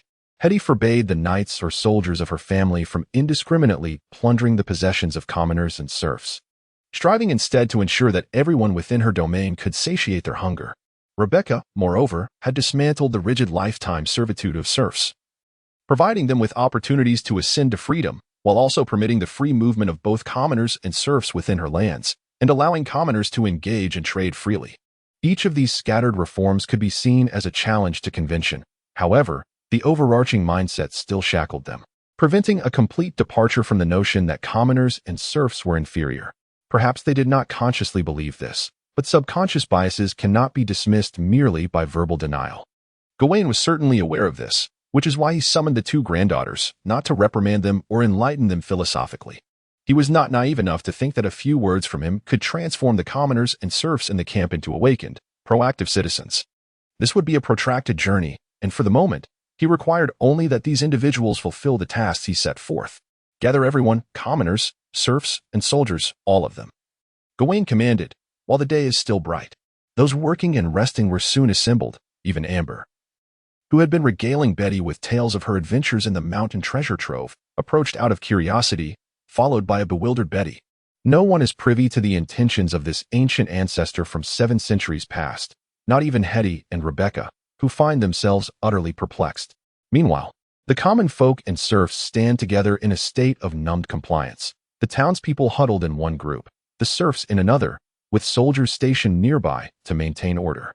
Many assume that their newly appointed lord has issued yet another command, potentially more intricate than the previous convoluted tent-pitching protocols, causing some to wear expressions of distress, as they had hoped to rest after their labors.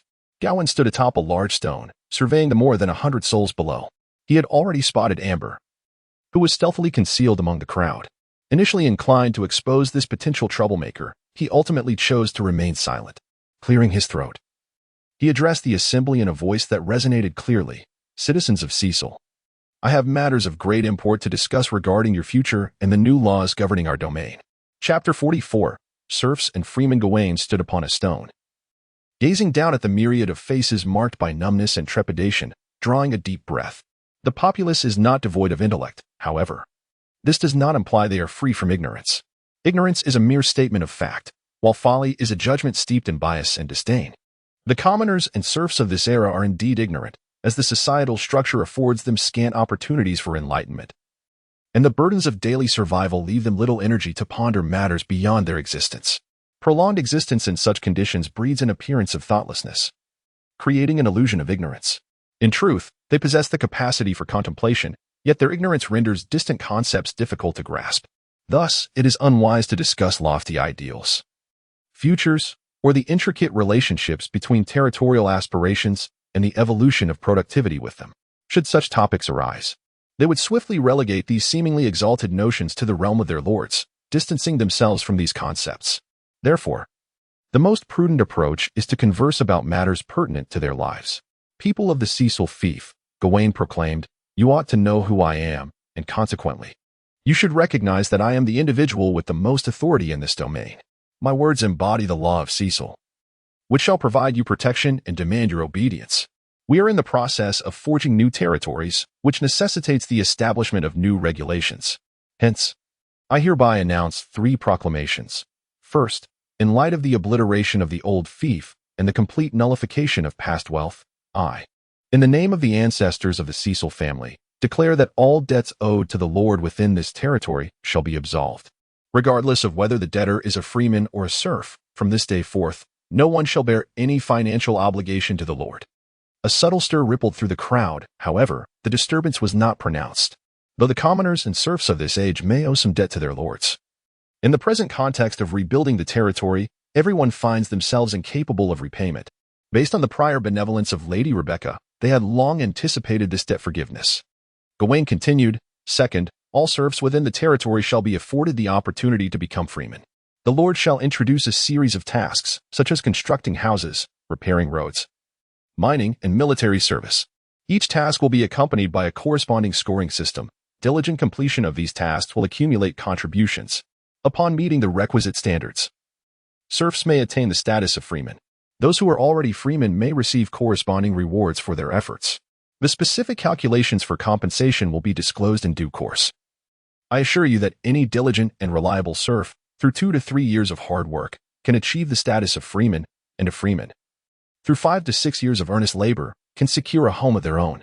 This time, the murmurs among the crowd transformed into an uncontrollable discussion. The prospect of serfs becoming freemen is, in this era, a notion that challenges the very fabric of convention. Although the laws of Ansu's kingdom do not explicitly prohibit serfs from becoming free men, and the territorial laws of various nobles lack clear stipulations on this matter, the reality is that few nobles would casually grant freedom to their serfs. For them, serfs signify cheap labor, individuals from whom they can extract every last drop of effort without any burden. Those nobles, fixated on incessantly increasing taxes and labor hours to amass wealth, cannot fathom any advantage in liberating their serfs. When Rebecca initially proposed that serfs could gain freedom through military service, it stirred considerable unrest, but this time, Gawain has evidently taken a significant step forward. As for the notion of working for wages or even securing housing, many free commoners find it nearly unbelievable. Who would believe that working for a lord would yield payment? Gawain did not allow them to dwell further on this topic and proceeded to announce the third point. Today, the tents and fences to be erected, as well as the drainage ditches in the camp, constitute the first task assigned to you by the Lord under the new laws. I have recorded the specific responsibilities for each of you. Only those who complete the work strictly according to my requirements will be deemed to have fulfilled their duties. Additionally, as an incentive for diligent work, the first 10 individuals to complete their tasks will be rewarded with meat. Upon hearing this, the assembled commoners and serfs were momentarily stunned, then suddenly surged toward the seemingly finished camp. They rushed to reinforce the loose ropes and nails, and to drive the fences deep into the ground.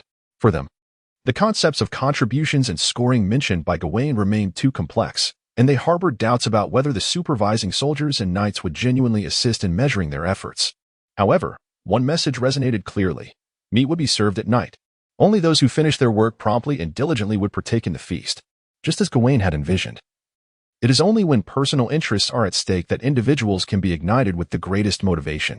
Watching the throngs of commoners and serfs rush off, Hetty felt somewhat bewildered until Gawain stood before her.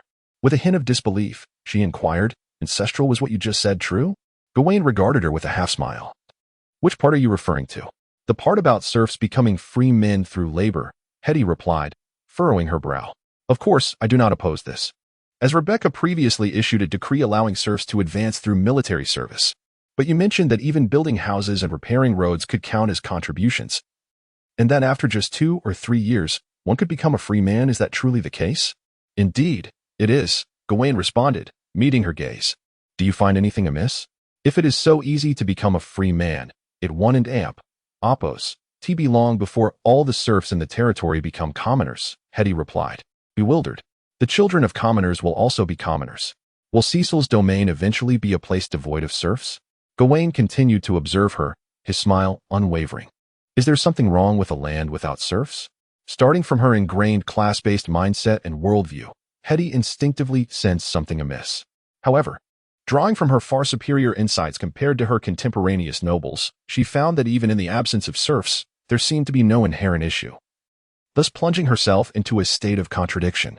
Conversely, after a moment of furrowing her brow, Rebecca remarked, "In truth, I believe the feudal system has become rather redundant in this day and age.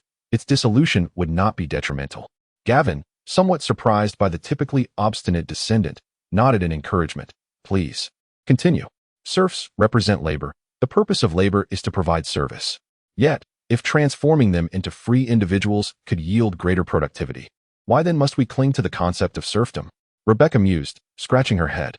"My father once told me that the primary reason for denying serfs their freedom is the belief that once emancipated, devoid of the whip, they would immediately become indolent and cease to work. However, I think the whip is not necessarily the best solution." Gawain regarded her with admiration. For the first time receiving encouragement from her ancestor, Rebecca's courage surged, and she spoke fluently. Moreover, I have observed that when a serf is tasked with work, they will invariably seek ways to shirk their duties. Yet, if two serfs are assigned the same task and are informed that completing it swiftly would earn them an extra loaf of bread, they can collectively produce the labor equivalent of 3 or 4 individuals, far exceeding the value of that single loaf. Thus, I pondered, to prevent their laziness, one need not resort solely to the whip. Alternative methods may prove more effective. This was indeed a commendable awakening. Gawain could not help but chuckle. It was a rather straightforward notion, yet in this era, few paid heed to such matters. In truth, the nobility seldom observed the labor of the serfs or commoners under their dominion, nor did they entertain the concept of measuring work efficiency. The ultimate expression of their governing prowess lay in wielding the whip and dispatching soldiers for oversight. As for Rebecca, one could only conclude that this impoverished country viscountess had ample leisure time, which allowed her to contemplate such matters. However, she was limited to her superficial observations. In reality, Gawain understood well that the emergence and abolition of slavery transcended mere issues of whips and bread. The deeper causes were rooted in productivity levels and whether society had genuinely reached a juncture necessitating change. On Earth, a monumental transformation had long since transpired, yet here, the existence of supernatural forces impeded this progression. For 100 peasants armed with pitchforks could not prevail against even a low-tier mage or knight, regardless of how their numbers might double in fearless defiance. Perhaps, as this world continued to evolve, the deadlock would eventually be shattered. However, Gawain had no intention of waiting. He must preemptively instigate change and embark upon his grand developmental scheme. He felt an impending sense that the tide of magic was indeed approaching.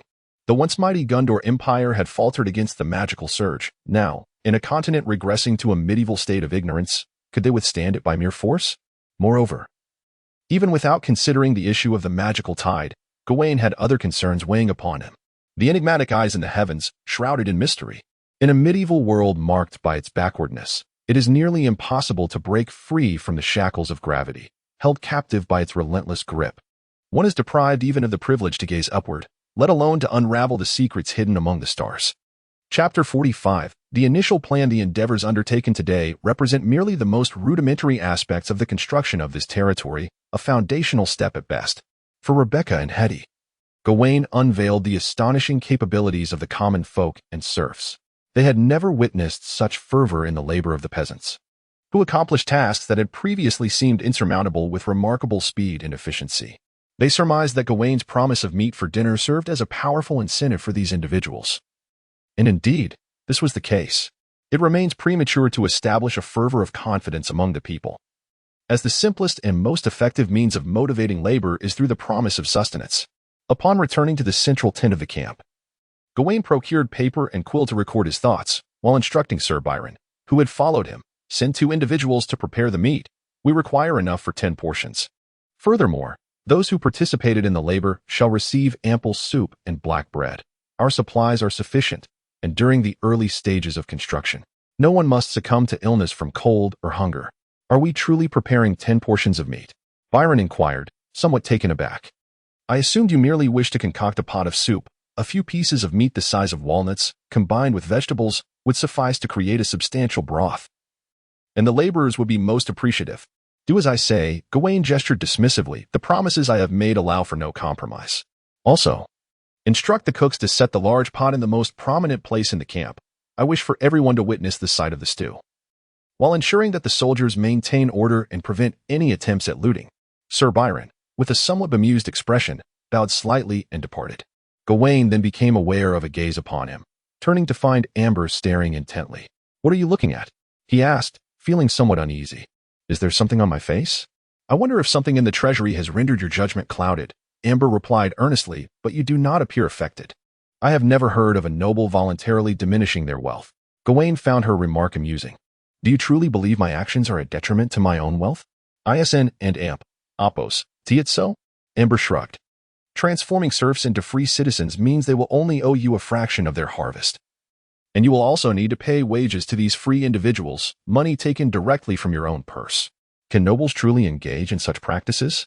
If I were to ask you to assist me in painting a wall without compensation, how much work do you think you would accomplish in a day?" Amber contemplated this. "I would pilfer a few coins from your pocket to hire a scullion to do the work for me, using the remainder for ale." Gawain retorted, I am utterly perplexed by your audacity. Amber replied, why am I the one being audacious? At that moment, Hetty entered the tent, interrupting Amber and Oppos' outburst.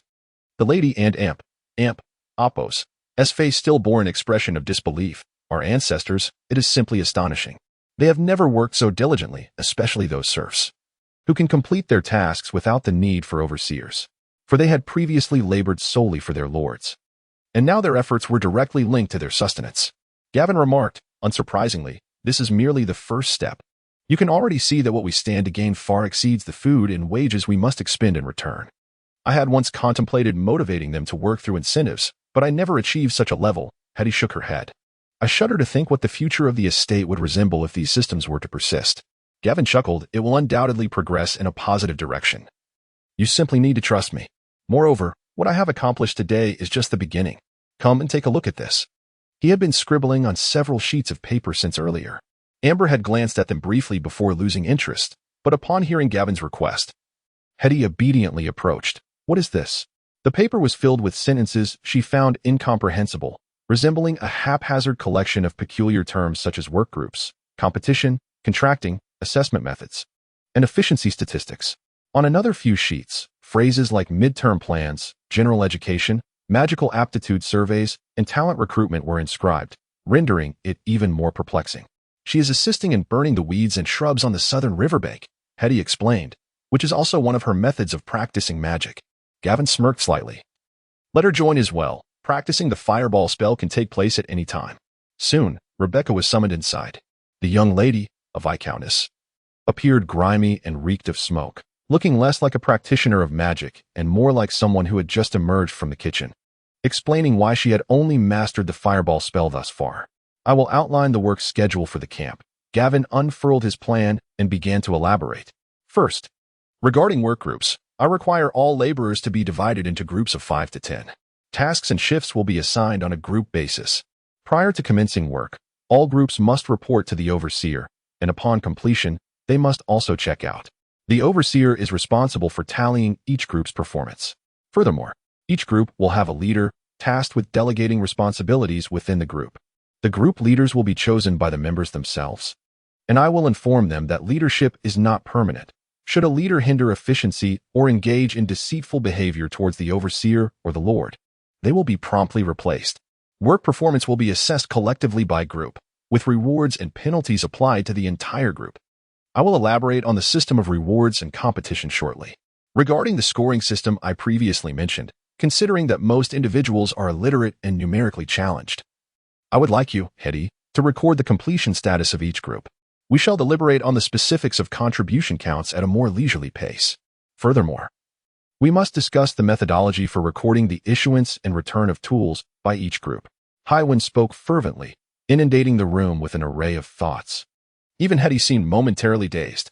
She stared blankly at Hywin as he spoke, jotting down hasty notes on paper. The entries that had previously consisted solely of nouns soon burgeoned with hasty scribbles, leaving her perplexed.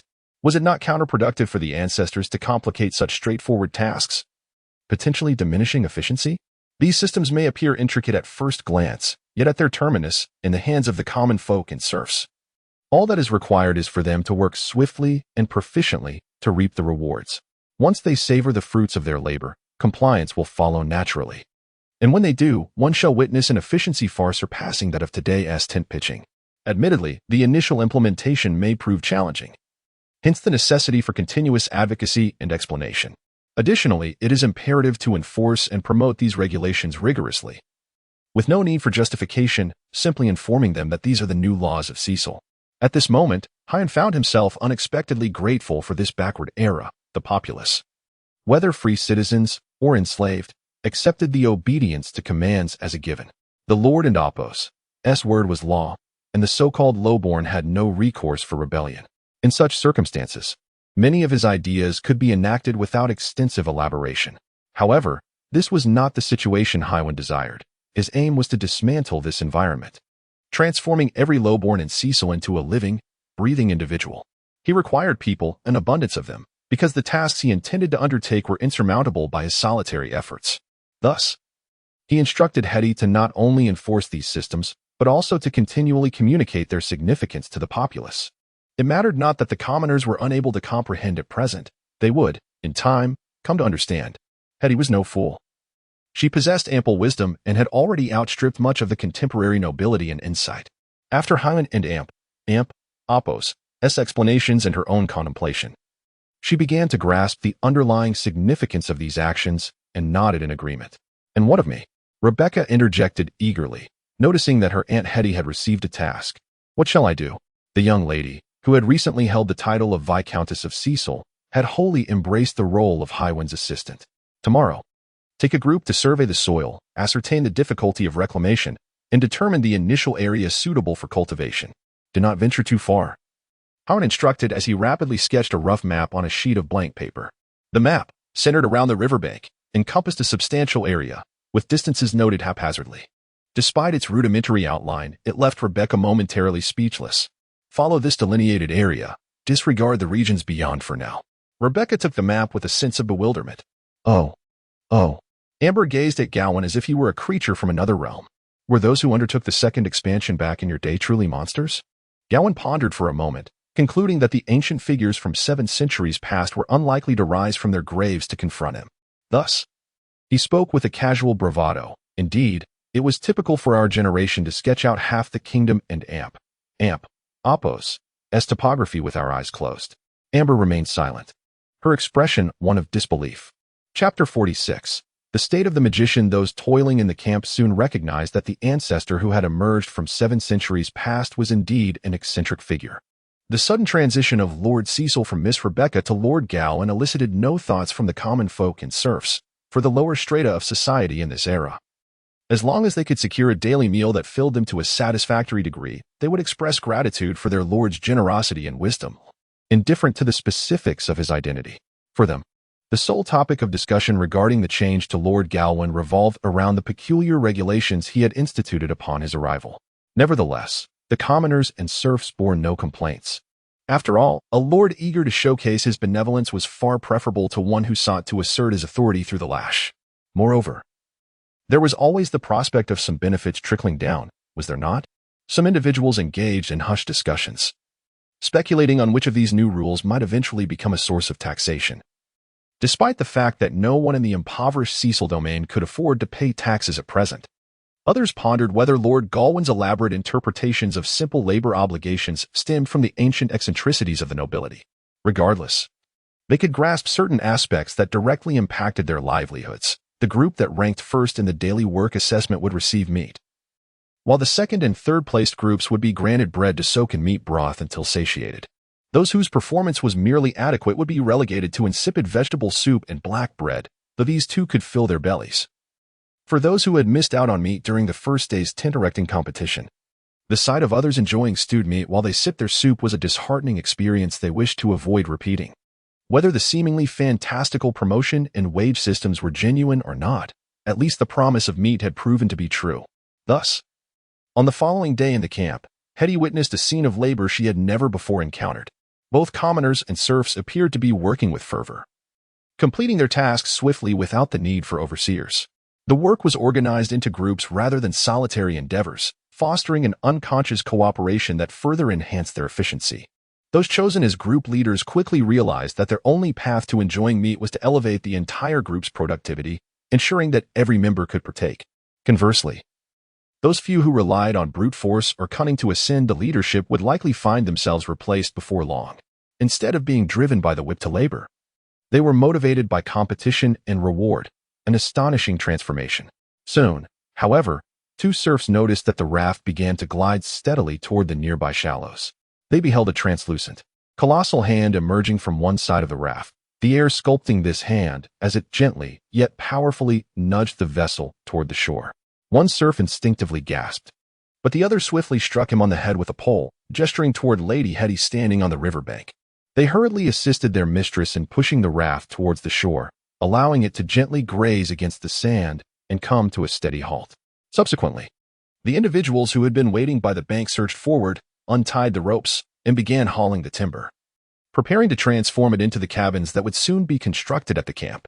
Ordinarily, The wood would require a series of processes such as air drying and pest removal before it could be deemed suitable and durable enough for use. But given that many of the facilities to be erected at the camp were temporary and the urgency of the situation, they could afford to overlook such meticulousness. Gawain stood thoughtfully behind Hetty, reflecting. Indeed, magic proves to be quite convenient. Hetty had just caught her breath when a sudden voice startled her, nearly causing her to tumble off the stone. Fortunately, Gawain caught her just in time. I apologize, the lady stammered. I did not expect you to be standing behind me. You startled me. Gawain waved his hand dismissively. By the way, your earlier display was quite impressive. Wasn't he it? Hetty felt her cheeks warm slightly. The hand of manipulation is a fundamental spell. I have practiced its advanced techniques, allowing for a longer duration of effect. Thus, as long as I maintain the push, even a heavy raft can be guided to the shore. However, if the current were to flow any faster, I would find it challenging. Though Gawain was a knight, the era of exploration had compelled everyone to evolve into naturalists of sorts. He possessed a rudimentary understanding of the theoretical aspects of magic. Despite Hetty and Apos' seemingly simple explanation, he recognized that enhancing a basic hand of manipulation to such a degree, along with engaging in specialized advanced practice, was no trivial feat and indeed quite rare. I am not particularly gifted in magic, Hetty admitted, her face betraying a hint of embarrassment upon hearing Gawain and Apos' inquiry. Although she awakened her affinity for magical powers at a young age, her mental fortitude coalesced slowly, preventing her from constructing overly intricate spell models. Thus, she remained a mere third-level mage, likely to remain at this tier for life, relegated to the repetitive strengthening of basic spells. Rebecca's magical aptitude seems rather limited as well. Gawain furrowed his brow, recalling that headstrong descendant who could conjure 4 types of fireballs. Although her total magical energy was substantial and her mental prowess formidable, she encountered similar challenges to those faced by Hetty when constructing spell models, perhaps even more severe. Hetty lowered her gaze, lamenting that she could only master a single fireball spell or a larger fireball variant akin to it. In truth, she was a diligent child, well aware of her shortcomings and various talents, neither a commendable lord nor an adept mage. Although she often appeared carefree, she understood her limitations and had been striving in silence. Yet, there was little she could do. The constraints of her innate abilities were akin to an insurmountable wall. As she spoke, she sighed softly. Thus, when I first perused the notes of that rogue mage, I was quite moved. He was not an anomaly. Such circumstances are rather common among fallen mages. The inability to match one's capacity for constructing spell models with theoretical knowledge often relegates one to a lifetime of being a low-tier spellcaster. For a pragmatic wizard, if one cannot translate a mind filled with calculations into usable spells, then everything amounts to nothing. Yet, Gawain and Apos' voice abruptly interrupted her. Hetty momentarily failed to comprehend. What? If the ability to conjure a fireball or an ice arrow is the sole measure of an Apos' practicality, and Apos', then a wizard wielding a staff bears little distinction from a monkey brandishing a stick. Gawain shook his head. The formula is not 0. It is a 1 preceding countless zeros. You simply have not discerned the position of the decimal point. Hetty frowned. I do not quite understand. If one cannot realize the formulas in their mind through spell models, what value does theoretical knowledge hold? Can it defeat an opponent? One day, you will grasp that the phrase and Apos can defeat an opponent, and Apos is not the sole criterion for evaluating a wizard. It should not even be the primary standard. Gawain chuckled. I have dispatched someone to ride to Tonzon town to inform Sir Philip to procure additional supplies. By the time the main force arrives, your magical laboratory shall be established. A magical laboratory? Hetty paused, then furrowed her brow. Those items are quite expensive, especially initially. I have retrieved some pieces of mithril ingots from the mountain treasury. They are not currency, requiring no reminting, and can serve as hard currency when purchasing magical tools, sufficient to procure the most basic equipment for you. I am aware that your previous magical laboratory in the castle was utterly destroyed, but we must establish a new one as swiftly as possible. Hetty recalled the task Gawain had previously assigned her. Understood. Once the crystal resonator arrives, I will replicate the rune diagrams you requested. Hetty could not suppress her laughter. Although she regretted the mithril ingots, as a wizard, how could she not be delighted to reclaim her own magical laboratory? Moreover, as the saying goes, a child selling their father's land feels no pain. Is it problematic for an ancestor to bestow a little pocket money upon their great-great-great-granddaughter to purchase a set of experimental apparatus? Not at all. Admittedly, this sentiment may not suit the composed and mature Hetty, yet it would certainly resonate with Rebecca when the opportunity arises. Should I also consider providing that headstrong young girl with a magical laboratory? Although she would likely spend her time solely researching fireball spells. Chapter 47. The construction of the camp must progress gradually. Although Gawain has drafted a multitude of regulations and plans, even sketching a blueprint for the future expansion of the camp into a permanent settlement, these aspirations cannot be realized overnight. Given the prevailing lack of education among the populace, with the literacy rate among commoners and serfs at a dismal zero, and knights only capable of rudimentary reading and writing, it is evident that many initiatives must be approached with patience. Furthermore, the current territory of Cecil cannot support a substantial workforce. The desk before him could be regarded as one of the few pieces of finished furniture brought from Tanzan town. It would likely be some time before the carpenters could craft the first batch of furniture from the timber sourced from the western forests. The materials for furniture must be of a higher quality than the makeshift boards used for simple shelters. Thus, this solitary desk stands as Gawain and Apos' greatest privilege as the lord of this land. Scattered across the desk lay a disarray of papers, each inscribed with a variety of content: construction plans, inventory lists, sketches of the camp, and a rough draft of future development plans, which included layouts for walls, docks, residential areas, production zones, and arable land. To one side of the desk rested ink, quills, pencils, and a wooden ruler, while on the opposite side lay Amber, sprawled languidly. Gawain approached and lifted Amber by the scruff of her neck, moving her aside.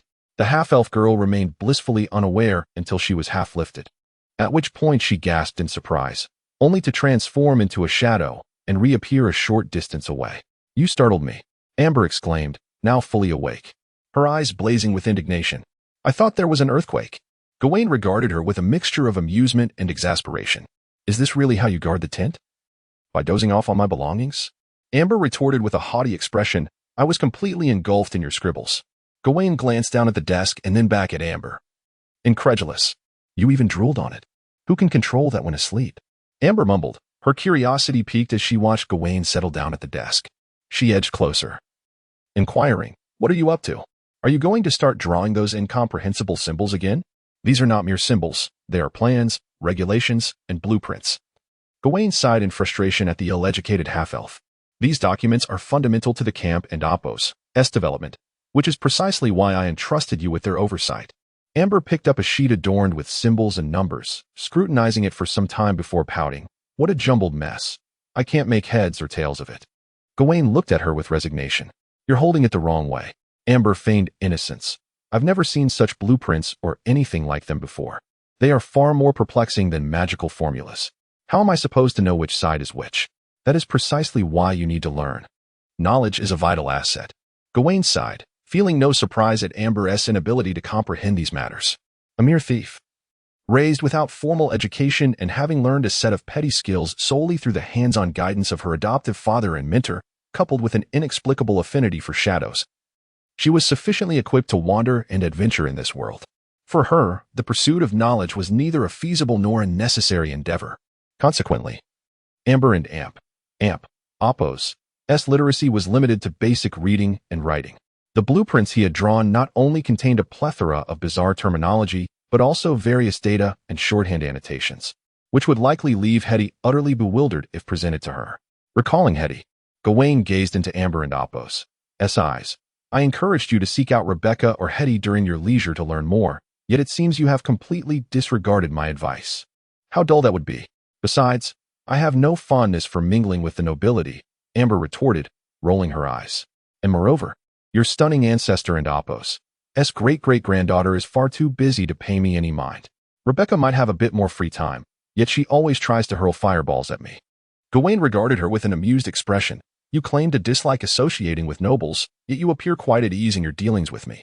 Amber candidly replied, "You don't strike me as a noble at all, and you differ greatly from the elves I envisioned."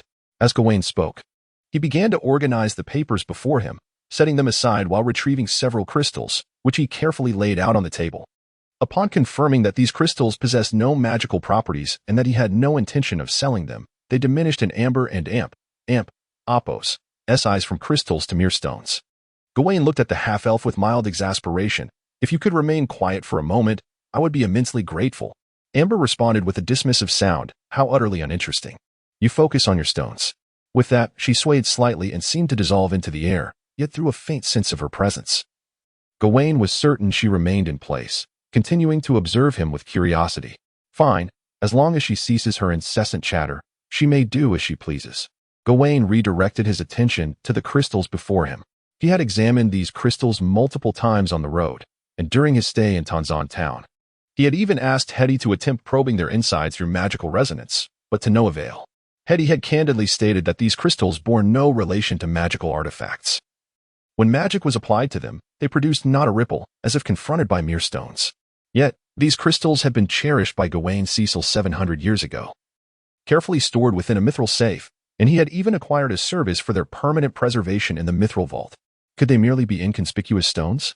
Gawain could only boldly hypothesize that these crystals possessed some extraordinary quality, albeit one not rooted in the realm of magic. Perhaps current magical theories were incapable of elucidating their nature. He set aside the fragments of the crystals and picked up the intact one. The shattered crystals have revealed a portion of their inner crystalline structure, yet it remains difficult to observe accurately with the naked eye. Once Hetty and Apos' magical laboratory is established and equipped with a crystal resonator, it may be possible to explore the physical structure in greater detail. However, the integrity of this complete piece leaves one hesitant to meddle with it. Heaven knows whether the crystal resonator might disrupt some intrinsic information within the crystal. He lifted the crystal, allowing light to pass through. Upon the crystalline facets, radiant glimmers danced, shifting with the angle of incidence, each surface and edge displaying a myriad of colors and light patterns. This was a geometrically precise crystal, crafted with remarkable skill, and during the testing with the fragmented crystals, Gawain had already verified their astonishing strength. They were extraordinarily hard and not prone to shatter like typical brittle crystals. They could effortlessly etch marks into a bar of mithril, with the tips remaining entirely unscathed. This prompted him to ponder how those 4 crystal shards had fractured in such a manner. After observing under the sunlight for a while, Gawain attempted to prick his finger, smearing a drop of blood upon the crystal and Apos' surface before the wound could heal. Of course, it proved to be of little consequence. He vaguely heard the sound of a half-elf stifling laughter. Disregarding amber, Gawain found himself ensnared in thought. Reflecting on the increasing number of enigmatic phenomena in this world, the origins of these mysterious crystals, the inexplicably vanished memories, the suspicious gaseous giant planets that differed greatly from normal ones, and those surveillance satellites that should still be suspended in the sky, their purposes and origins shrouded in mystery. Just as his thoughts drifted towards the surveillance satellites, he suddenly felt a faint warmth emanating from the crystal in his hand. At first, he assumed it was an illusion, but soon the crystal began to tremble gently, its core's pale blue light flickering to life. Heat, trembling, and luminescence, these 3 elements could hardly be mere figments of imagination. Gawain gazed at the crystal in astonishment, but before he could grasp a pen to document its changes, a voice echoed in his mind. To call it a voice seemed inadequate. It felt more like information flooding directly into his consciousness. He comprehended its message. Mental frequency reset. Re-establishing connection. Immediately, he sensed a disorientation in his awareness, as if something had intrusively interjected into his thoughts. Streams of data not belonging to him began to flow in. Yet, these data streams bore no characteristics of an intruder, for after a brief moment of bewilderment, he felt an inexplicable familiarity wash over him. These familiar data streams rapidly coalesced into distinct images within his mind. Scenes began to unfold, a perspective overlooking the earth from great heights. In that instant, Gawain did not feel surprise or astonishment, but rather an exclamation of disbelief. Wait, am I ascending again? Cold sweat soon trickled down his forehead. This revelation instilled within him a profound sense of calm, which was soon replaced by excitement as he directed his focus upon the images dancing within his mind. It was at this juncture that he discerned a significant anomaly in these visuals, which bore no resemblance to the familiar landscapes he once knew. The imagery had become nebulous, as if shrouded by an ethereal filter that rendered an unusual spectrum of colors, akin to the distorted images produced by thermal imaging devices. He could only vaguely identify structures such as mountains, forests, and rivers, while this indistinct and peculiar depiction was confined within a remarkably limited scope. It encompassed the northern side of the dark mountains, surrounding the newly developed territory of New Cecil, from which he could faintly perceive the Whitewater River, the western forest, and even a mere shadow of a campsite. This enigmatic portrayal was impervious to scaling. Chapter 48. satellite warning the image was confined within this range, rendering it immobile and unzoomable. Moreover, the originally high-definition satellite view had transformed into a blurred depiction, obscured by bizarre color patches. What did those colors signify? Thermal imaging? Or perhaps some other form of sensory imaging? Or was it simply a malfunction? Gawain vividly recalled the voice he had heard upon disengaging from the aerial perspective. He distinctly heard terms such as energy failure, post-reboot failure, and escape protocol. Thus, the likelihood of a malfunction was exceedingly high.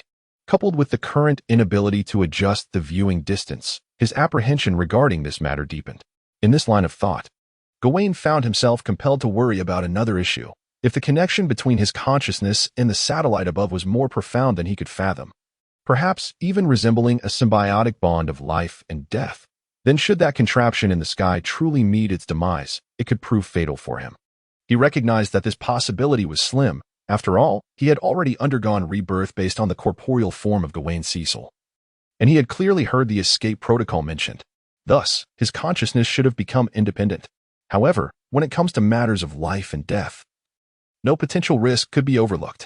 Yet, it was highly probable that the satellite was suspended in synchronous orbit around this planet, while he found himself ensnared in a primitive medieval kingdom.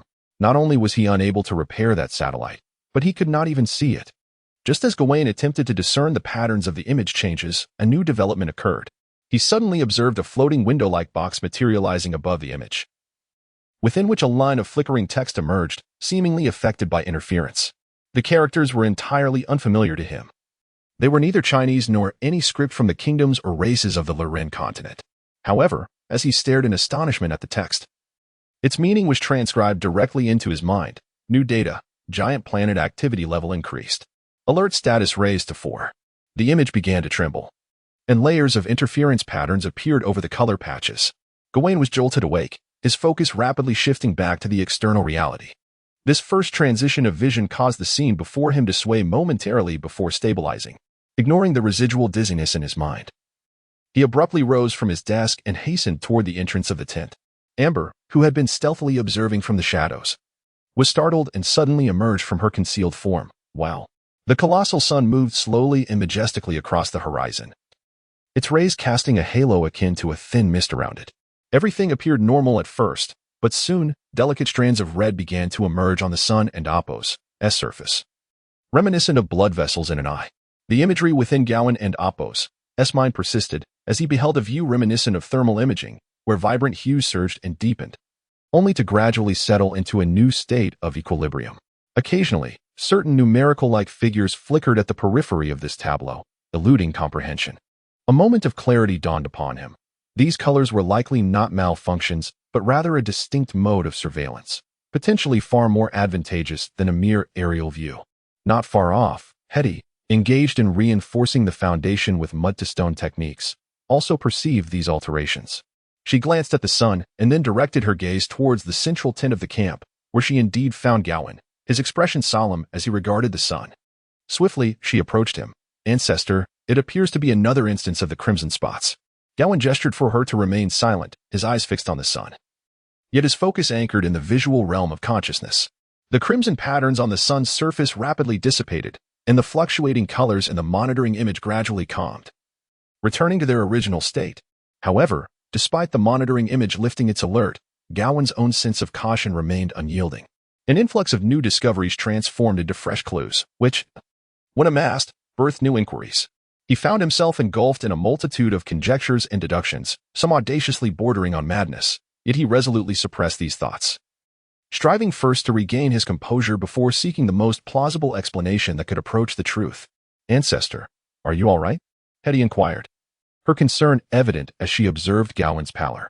"You appear unwell." Amber had stealthily slipped out of the tent earlier, yet the oppressive aura surrounding Gawain deterred the boisterous half-elf from speaking up. It was only when Hetty broke the silence that she felt emboldened to continue. He dashed out before the crimson spots emerged, startling me. "Hetty, can you sense any fluctuations in magical energy?" Gawain suddenly turned, his gaze serious. Hetty and Appo's complexion grew increasingly pale.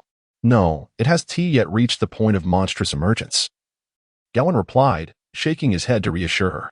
He based this judgment on two factors: the absence of any signs of magical tide contamination in the aerial view, and the steadiness of elemental forces in the air, indicative that no issues would arise, merely a typical occurrence of crimson spots and a surge of magical energy. Such surges and crimson spots were generally normal phenomena, typically occurring once every 3 to 5 years. However, Hetty's anxiety was palpable, as this marked the second occurrence in mere months. In truth, Gawain and Apo's own apprehension and tension were scarcely less than Hetty and Apo's. Moreover, his worries were compounded by the need to consider the connection with a surveillance satellite hovering above, intensifying his sense of unease. Yet, he recognized that he had become the cornerstone of the Cecil domain, especially in the presence of Hetty and Rebecca, where any display of weakness or instability must be concealed. Moreover, weakness and indecision will not resolve the issues at hand. Rest assured, there shall be no monsters.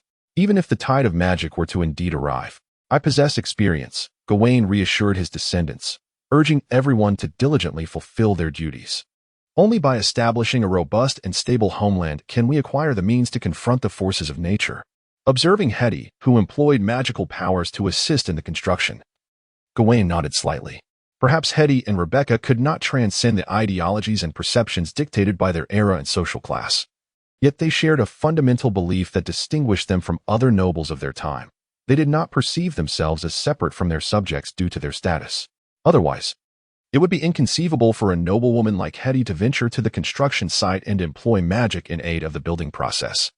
As he watched the ground swiftly solidify into a foundation under the influence of magic, Gawain marveled at the convenience of such powers, while also recognizing a significant consideration once the necessary infrastructure for minting was established. Hiring a few destitute sorcerers to assist in constructing the camp might indeed be a prudent plan.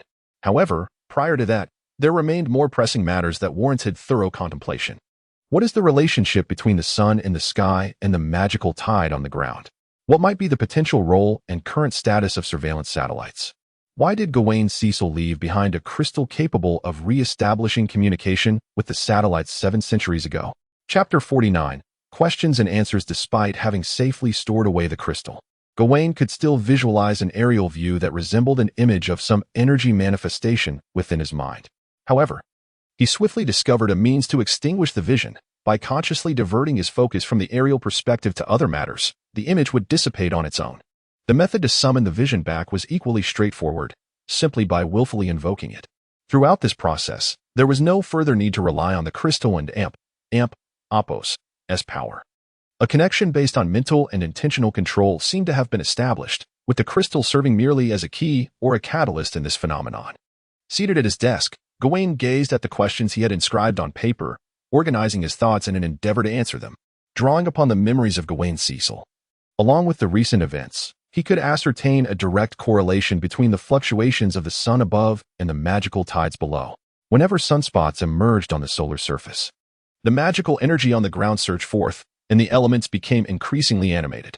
The so-called dark magical tide was, in essence, a cataclysmic eruption of chaotic and disordered magical energy, where elemental forces spiraled out of control, eroding the material world. The nature of the creatures that emerged from the elemental storms remained unclear, but could temporarily be regarded as a secondary phenomenon following the elemental upheaval. The relationship between sunspots and the surge of magical energy was not unfamiliar to the sentient beings of this world. It was a natural phenomenon, erratic yet not uncommon. Hence, Gawain boldly hypothesized that the essence of the magical tide was, in fact, a surge of magical energy that had surpassed a certain critical threshold. When the amplification of magical energy in this world reached a specific limit, the stable order of the elements would be disrupted, resulting in the eruption of the magical tide. What role did the sun play in this process? Did the sunspots trigger the surge of magical energy?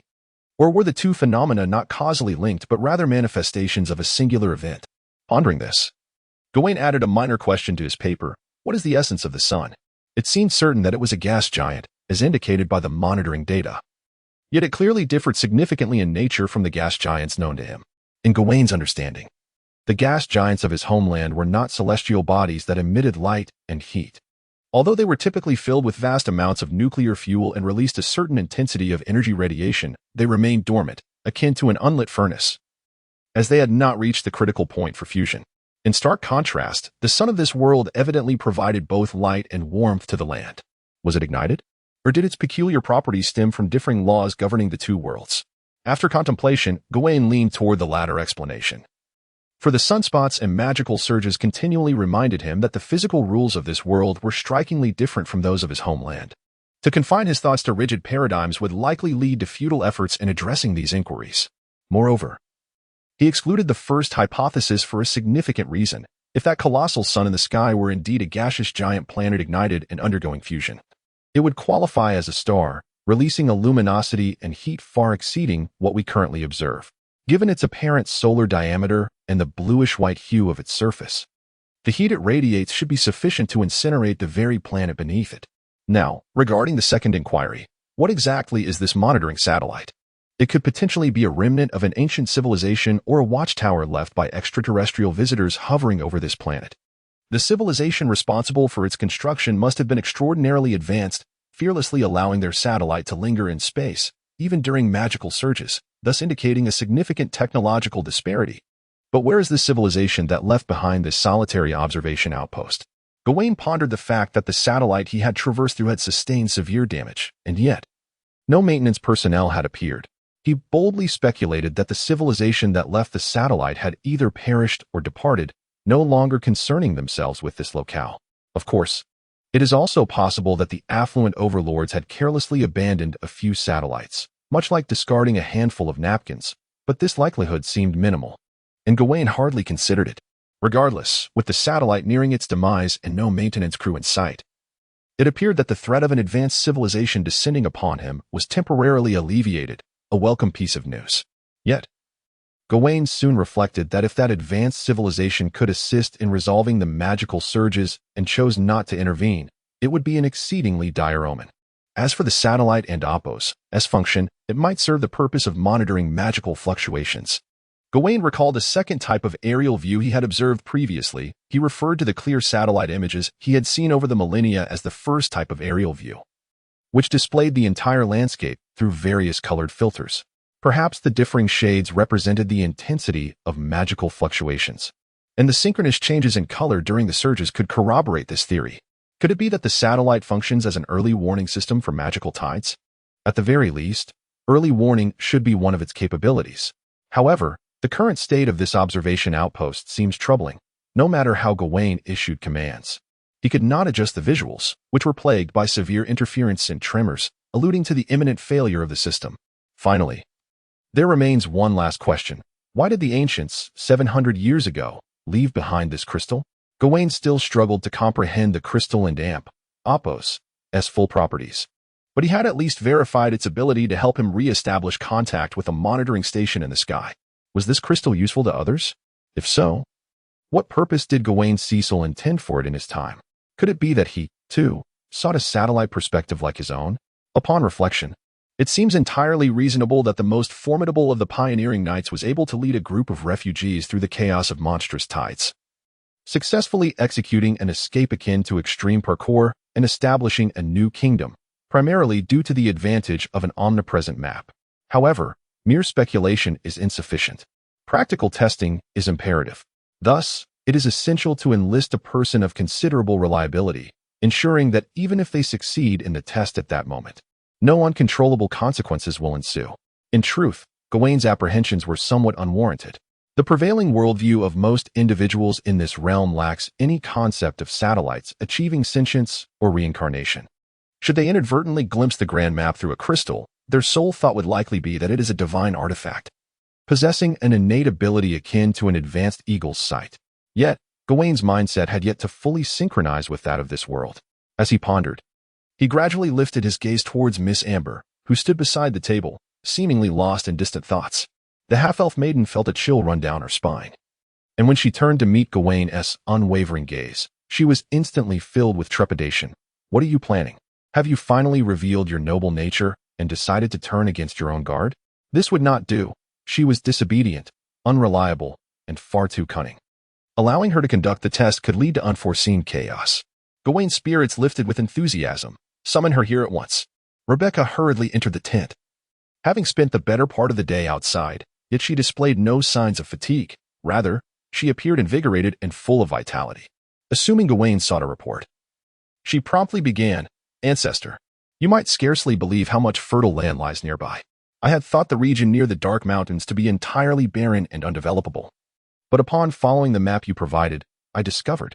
Hold on, let us not rush, Gawain interjected with a wave of his hand, interrupting Rebecca, as he extended the crystal towards her. There is something I need you to do. He regarded his great-granddaughter with a smile, feeling that compared to Amber, she was a complete contrast, obedient, dependable, and perhaps a touch simple-minded. Rebecca stared blankly at the crystal handed to her, unsure of what her ancestor wished. What next? Gawain contemplated how he had established contact with the satellite, then began to guide her. Imagine something high above, even beyond the clouds, that possesses the ability to survey the earth. Now, strive to connect with that entity. Rebecca blinked. Oh, you mean the Eye of Mysteries? The Eye of Mysteries is a term used by sorcerers, who believe that every gifted individual capable of wielding magic possesses a pair of eyes transcending their own being. These eyes float above the world, immersed in the etheric sea, observing the essence of the world and the flow of magic on behalf of the sorcerers. The quality of these eyes ultimately determines each sorcerer and epos' innate talent during their studies and advancements. The sorcerers were unable to perceive these eyes directly, however, their souls, in a subconscious state, engaged in a meditative process that constituted a form of communication with these eyes. What Gawain referred to was, of course, not merely this. No, it was something far beyond the Eye of Mysteries, something more specific, a tangible entity, akin to a magical artifact. Rebecca strained with effort, presenting a somewhat apologetic smile, but I can't see anything. Subsequently, Gawain attempted several different methods of guidance. However, the crystal in Rebecca's hand exhibited no response whatsoever. It appeared that the issue concerning Duke Gawain Cecil and epos' full map cheat from 700 years ago could not be substantiated. Chapter 50. The main force. After conducting further tests, Gawain was convinced that there was no need for continued verification. Rebecca was unable to establish a connection with the crystal. He then summoned Amber to attempt the same, but the outcome was equally fruitless. It appeared that, apart from himself, no one else could establish contact with the mysterious monitoring station in the sky, even after interacting with the crystal. This raised a troubling question. What purpose did the crystal, left behind by Gawain Cecil 7 centuries ago, serve? Gawain pondered this and arrived at two possible conclusions. Either Gawain Cecil from 700 years ago was unique, possessing a special method to utilize these crystals, or these crystals were not intended for his own use, but rather left for him 700 years hence. The latter conclusion was particularly chilling. No, it is not your fault. After all, Amber just tried as well. Gawain suppressed his swirling thoughts and reassured the young woman. This crystal was never meant for ordinary individuals. I merely had a fleeting impulse to have you try. By the way, tell me about the results of your reconnaissance outside. Upon mentioning this topic, Rebecca's mood visibly brightened. Oh yes, I was just about to bring that up. Did you know, my esteemed ancestor, that the land here has been purified? Following the range you indicated, I discovered it to be free from contamination. The terrain is open and flat, and water access is convenient. The farmers accompanying me remarked that this is the most suitable area for reclamation. Gawain was not surprised by this revelation. He was well aware of the situation. At least a decade prior, pollution in this region had diminished, although the people of the kingdom remained oblivious to this fact.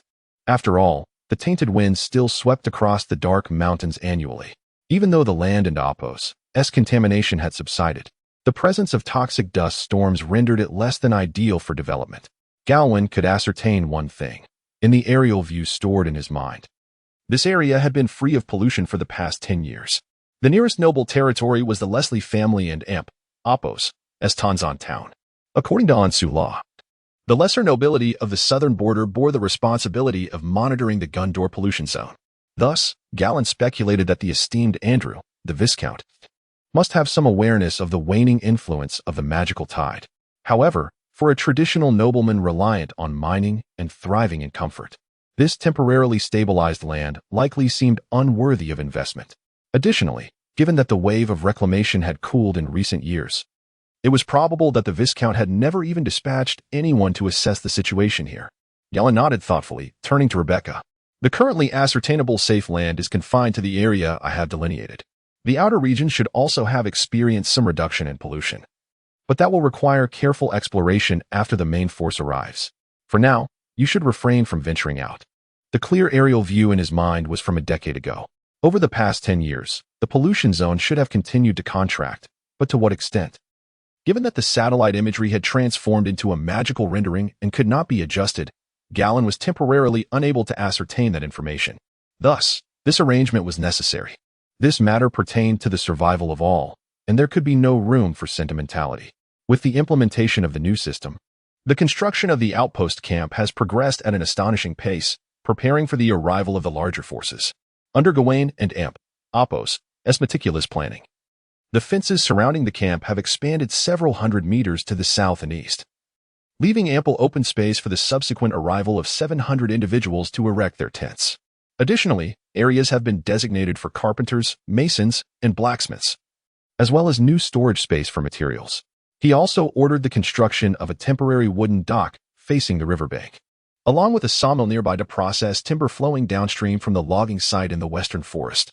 Of course, at present, both the dock and the sawmill exist solely on paper. The labor force of 100 is undeniably limited, even with Hetty and Apos as magical assistants.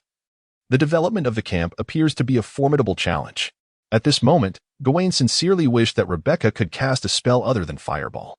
What a vexation, contemplating the impending tide of monsters in the mysterious watchtower hovering above. Gawain could not help but shake his head and sigh at the slow progress of the pioneering camp.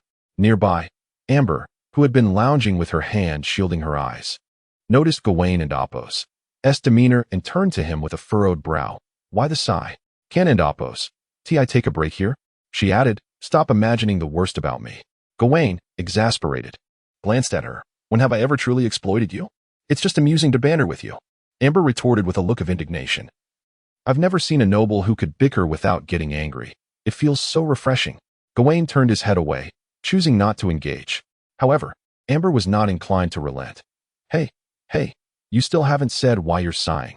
It's just too slow. Gawain shook his head, far too slow. Amber and Apos' eyes widened. Are you referring to their work speed? This is slow. She then exaggeratedly waved her arms. Have you no conscience? These are the fastest serfs and laborers I have ever encountered. Just yesterday, they completed the additional fence walls in less than a day. And today, they have already begun constructing the blacksmith shop. Do you understand how unreasonably fast that is? She then mumbled. I thought you were a decent person when I saw you feeding them meat and forbidding corporal punishment. Gawain shot her a glance. I am indeed a good person, and I have never blamed these individuals for their work ethic. I'm not blind. It is evident that they are not slacking off. However, the fact remains that the overall pace of the camp and Apos' construction does not meet my expectations. Your expectations were unrealistic to begin with, Amber scoffed, gazing at Gawain with a hint of suspicion. By the way, I and Apos' noticed something off about you lately. You seem burdened with thoughts and have been sketching all sorts of peculiar things on paper, especially this morning, when the camp had barely taken shape. You were already contemplating building a city wall. What are you so anxious about? You just refuse to admit it, she said, hands on her hips. Let me think about when this started. Ah, yes. It was when the sun exhibited sunspots. Since then, you have been restless. This time, Gawain was genuinely taken aback as he scrutinized Amber from head to toe. Have you been observing me in your idle hours? I hardly have the leisure for that. Amber retorted, hands on her hips. However, your transformation is impossible to conceal from others. In fact, even your two great-great-granddaughters, who were generations removed, have noticed it. Yet, they dared not inquire. Gawain paused, momentarily stunned. Is it truly that evident? After a brief moment of contemplation, he couldn't help but reflect on the recent shifts in his mindset and ponder how to recalibrate it. Meanwhile, Amber, stroking her chin, pondered for a moment before suddenly posing a question. What exactly did you mean by extraterrestrial visitors? Gawain, why does her cognitive response fluctuate like Brownian motion? Just moments ago, he assumed she was oblivious to that term. At that instant, a small figure caught his eye in the corner of his vision. It was the little maid Betty, clad in a simple linen dress, scampering towards him. Breathless, the young girl arrived before Gawain, taking a few deep breaths before wide-eyed and dazedly stating, Madam Hetty requests your presence. What does she want? Gawain inquired. Betty pondered briefly. I forgot. Gawain. At this juncture, Amber noticed Betty's hands were empty and couldn't suppress her curiosity, inquiring, Where is your prized frying pan? At that moment, Gawain had already discerned the reason for Hetty's summons. He had caught sight of the figures appearing in the distance to the west. The second wave of individuals had finally arrived. Chapter 51. The arrival of the second contingent remaining in Tanzan town has finally arrived. This undoubtedly brings good tidings for Gawain. At the very least, It signifies an increase in manpower, allowing him to construct the docks and sawmill, contemplate the official mining of the eastern mountain, and steer the encampment toward territorial development. Although, with the addition of this subsequent group, the population here is still a mere 800 souls. This is a remarkable advancement compared to the scant 100 of the vanguard. Sir Philip, leading several soldiers and a dozen militia members who stayed in Tanzan town, successfully completed the escort mission. This promising young knight received a warm welcome from Hetty. His arrival, along with that of his soldiers, addressed a significant shortcoming in the camp: its defensive capabilities. Despite the absence of monstrous threats thus far, the mere existence in a desolate wilderness heightens the populace's sense of insecurity. Those fences and magical traps can only alleviate this unease to a certain extent, while only truly armed and patrolling soldiers can provide the reassurance the people desperately seek. For Sir Philip, he was even more astonished by the scale and sophistication of the encampment. Could it be that such a vast area had been leveled? The carpenter's workshop was already established? They were even constructing a blacksmith's forge? The young knight wandered into the camp in a daze, gazing at the sturdy and aesthetically pleasing large tents and a few wooden houses that had already been erected. He observed the serfs and free folk bustling in the open spaces, the latter diligently transforming the timber that had undergone basic drying and smoking processes into planks, further crafting these into various tools and building materials. This was the first time he witnessed such a scene of labor. What would usually require the crack of a whip to motivate these workers was now a harmonious collaboration, coordinated under the direction of one among them, moving in unison as if they were the limbs of a single entity. If they had previously been inclined to shirk duties while covering for one another, the current situation was a stark contrast. And where was the overseer? Who was supposed to stand by with a whip in hand? After a brief search, Philip discovered that the overseers were, in fact, selected family warriors, capable of writing a few more words, merely strolling around the periphery to inspect the completed works. Instead of whips, they held wooden boards for note-taking. Isn't it remarkable? Hetty's voice jolted the young knight from his reverie. I, too, did not anticipate that such simple measures could incite such diligence among them, even prompting the serfs to take the initiative to learn tasks they previously found challenging. Measures? Sir Philip repeated the word in astonishment. What measures? The ancestors devised a set of work regulations. Sir Philip's eyes gleamed with realization before Hetty could finish her sentence. Ah, it must be the ancient knight's sense of honor and virtue that has inspired these often indolent serfs and commoners. No, it is the promise of meat. Hetty smiled, her eyes narrowing with amusement. It is a simple truth that more work yields more meat. Yet, as she spoke, she reflected that employing rewards to stimulate productivity was a straightforward method she had attempted before, but it typically proved effective only at the outset. The serfs would soon devise myriad ways to shirk their responsibilities while still securing food. Yet once direct competition, precise calculations, strict enforcement, and the so-called concept of teamwork were introduced, everything transformed in a remarkable manner. It was truly astonishing. For the first time, she discerned that serfs and commoners were not inherently dull and lazy. At that moment, the figure of Sir Gawain appeared in the distance. Hetty and Philip promptly approached him, but Gawain waved to halt their gestures of salutation. He first nodded to Hetty, then addressed the young knight. Thank you for your hard work. You've done well. Allow the soldiers and the common folk to rest for a while. After lunch, all laborers should gather in the clearing at the camp and Appos center. Hetty will inform them of the work regulations here. The soldiers, including the militia, should assemble in the west of the camp, where Sir Byron will distribute some new equipment. He then turned to Hetty. Newcomers need not be assigned to specific work groups on their first day. There are too many new regulations for them to remember all at once. Hetty nodded in agreement, while Sir Philip looked somewhat puzzled. New equipment? What new equipment? Gawain regarded him with a hint of a mysterious smile. It is undoubtedly something remarkable. When Sir Philip finally beheld the new equipment, he realized that his previous expectations for what constituted remarkable had been woefully insufficient. He had anticipated merely a batch of brand new swords, armor, or perhaps a hand crossbow for each person, but who would have imagined a complete set of extraordinary arms? Enchanted swords and armor, along with military crystals from the ancient empire. The long swords imbued with sharpness shimmered with a cold white light, while the half-armor etched with elemental resistance spells and levitation glimmered with a faint gray sheen in the sunlight. The unsophisticated soldiers, perhaps having never encountered enchanted weaponry before, nonetheless instantly grasped the significance of what they wore, and thus, they were all invigorated. What astonished Sir Philip even further was that even the militia each received a set. Were these things truly free? They were all relics of considerable age, deteriorating with time. There was no reason to hoard them. It would be better to bring them forth and convert them into combat power, Gawain said with a cheerful demeanor. To be honest, there could have been more. But many were beyond repair, either rendered useless or having lost their magical potency, becoming mere shells. He felt a twinge of regret. Extraordinary armaments. Each piece worth a fortune. Sir Philip spoke with a slight stutter, remarking that such items had previously been scarce throughout the entirety of the Cecil territory. Amber, standing nearby with her arms crossed, quipped, "Look at you, so astonished. You and Opos, an ancient relic of 7 centuries. Is it so strange to have a little secret stash of savings?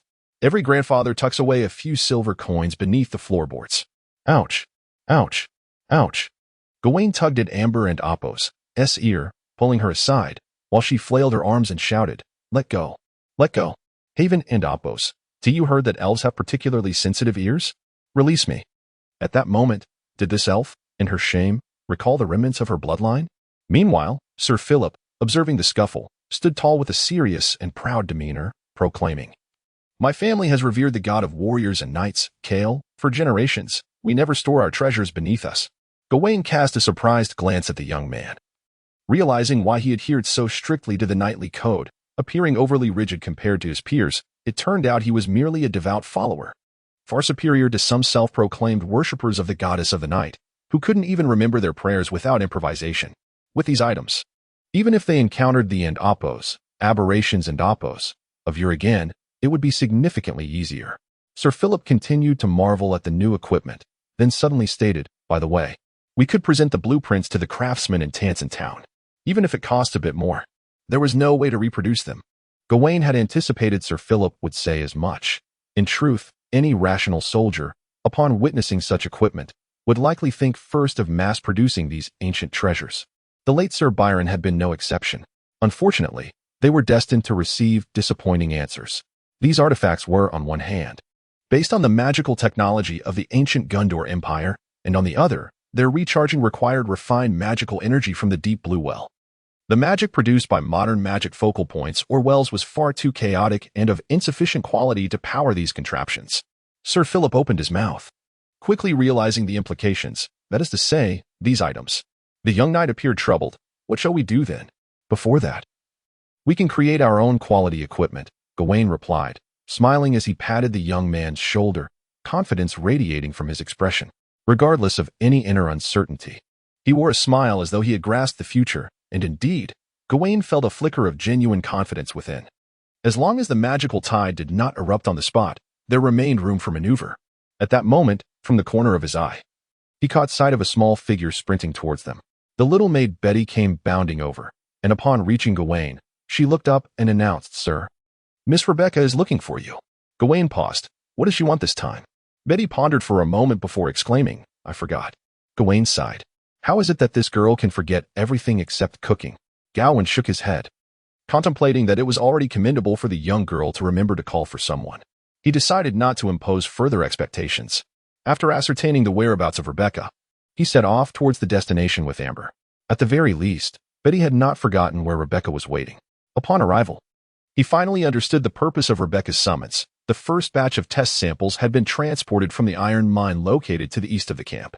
Chapter 52. A world where magic exists. Although the blacksmith shop was under construction, it was far from completion. In Gawain and Opos' vision, this wooden structure bore little resemblance to the conventional smithies recognized by the populace. He merely referred to it as a blacksmith shop for the sake of convenience.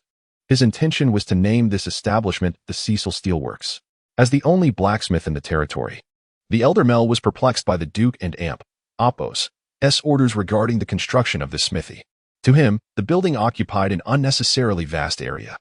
Aside from an unusually large wooden structure, it encompassed a sprawling open space measuring 100 meters in length and width, along with a wooden shed that had only a few supports erected.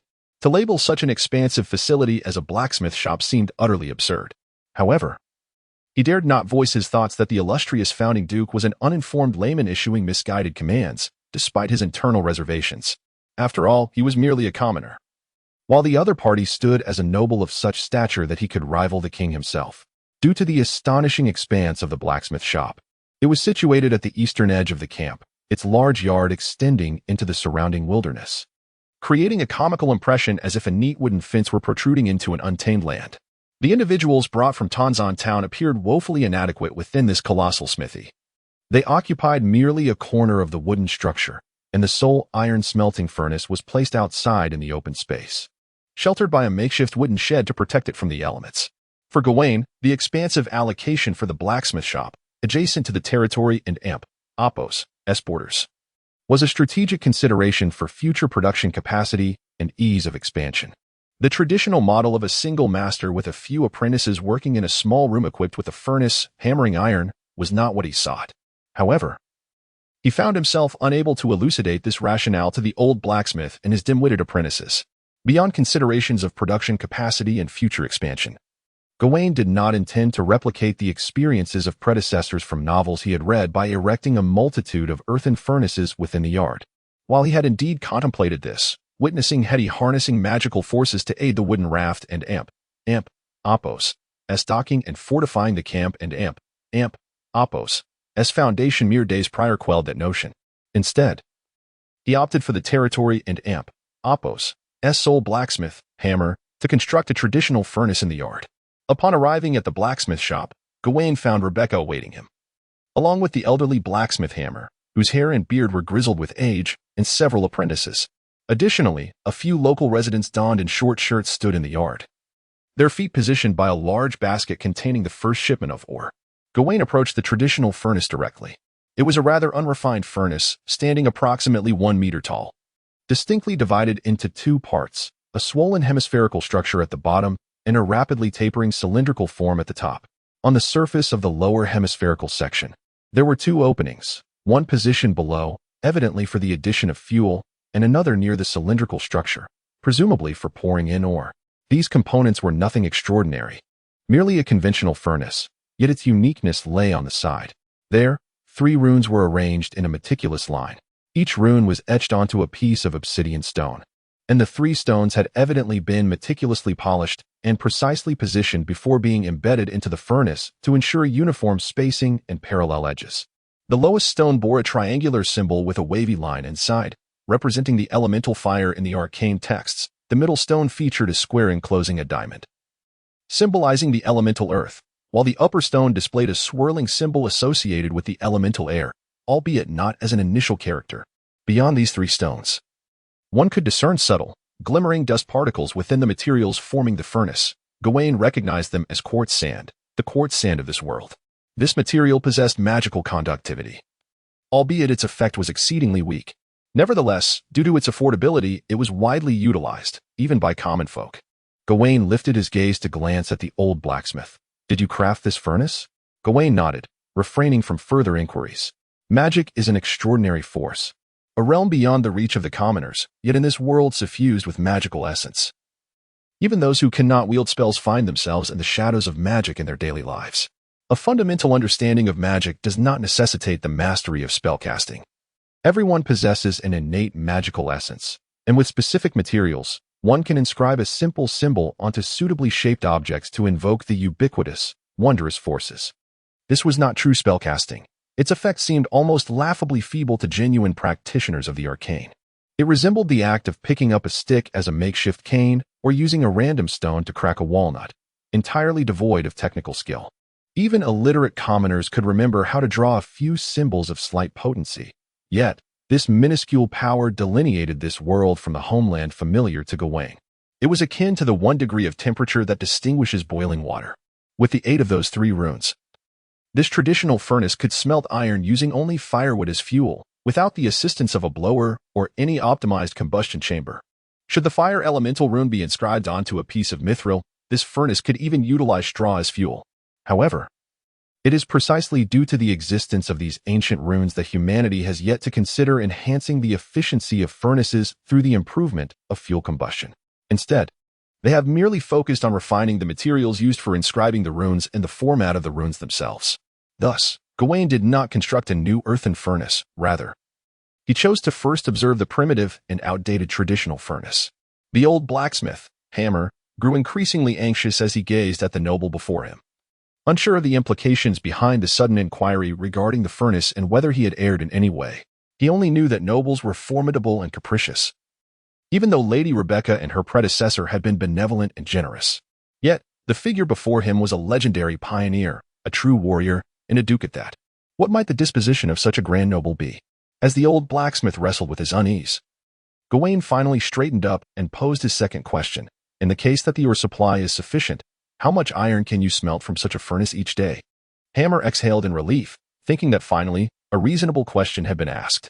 If we use the ore from over there, we can produce 50 pounds of iron daily, the old blacksmith stated with a hint of pride. However, upon hearing this answer, Gawain could not help but furrow his brow. So little? Is this the yield even with the assistance of those runes? That seems insufficient. Indeed, it is little, Hammer could not help but retort, but quickly added nervously. I do not question your judgment, my lord, but do not worry. You need not be anxious while conversing with me, Gawain reassured the master craftsman. I am your protector, not a marauding brigand. Yes, yes, my lord, Hammer replied, wiping the sweat from his brow. He continued to explain, but this truly is the limit. The furnace appears large from the outside, yet the interior space is quite confined. Moreover, after each smelting session, we must allow the furnace to rest for an hour to cool the runes on the exterior. This necessitates cooling the entire furnace before reigniting the fire. Thus, producing 50 pounds of iron daily is indeed the utmost we can achieve. Cooling the runes? Gawain inquired, his brow furrowing further.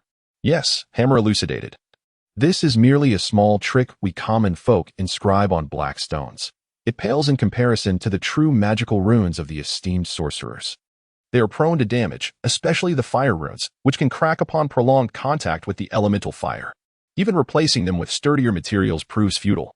Once a rune fractures, the entire furnace becomes inoperable, rendering continuous smelting impossible. What if we were to enlarge the furnace? Gawain asked again. There and Oppos, as nothing to be done. Hammer lamented, pondering why the Duke would pose such challenging questions. The runes could only provide a limited amount of power. If the furnace were enlarged, the energy would be insufficient to smelt the ore into molten iron. Moreover, the earth runes would also lose their efficacy, resulting in the refined iron ingots containing more impurities, rendering them utterly useless. Gawain stroked his chin thoughtfully. So, the limitation on production is entirely due to these runes? The old blacksmith blinked, somewhat bewildered by the term production constraints, but nodded vigorously. Yes, it's the runes. Gawain turned to Rebecca. What do you think if we were to replace the runes? Or perhaps it would be best to summon Hetty. Rebecca's face flushed crimson. Ancestor, I understand the theory of magic. It and amp, Oppos, S just that I can and amp, Oppos, T construct the spell model.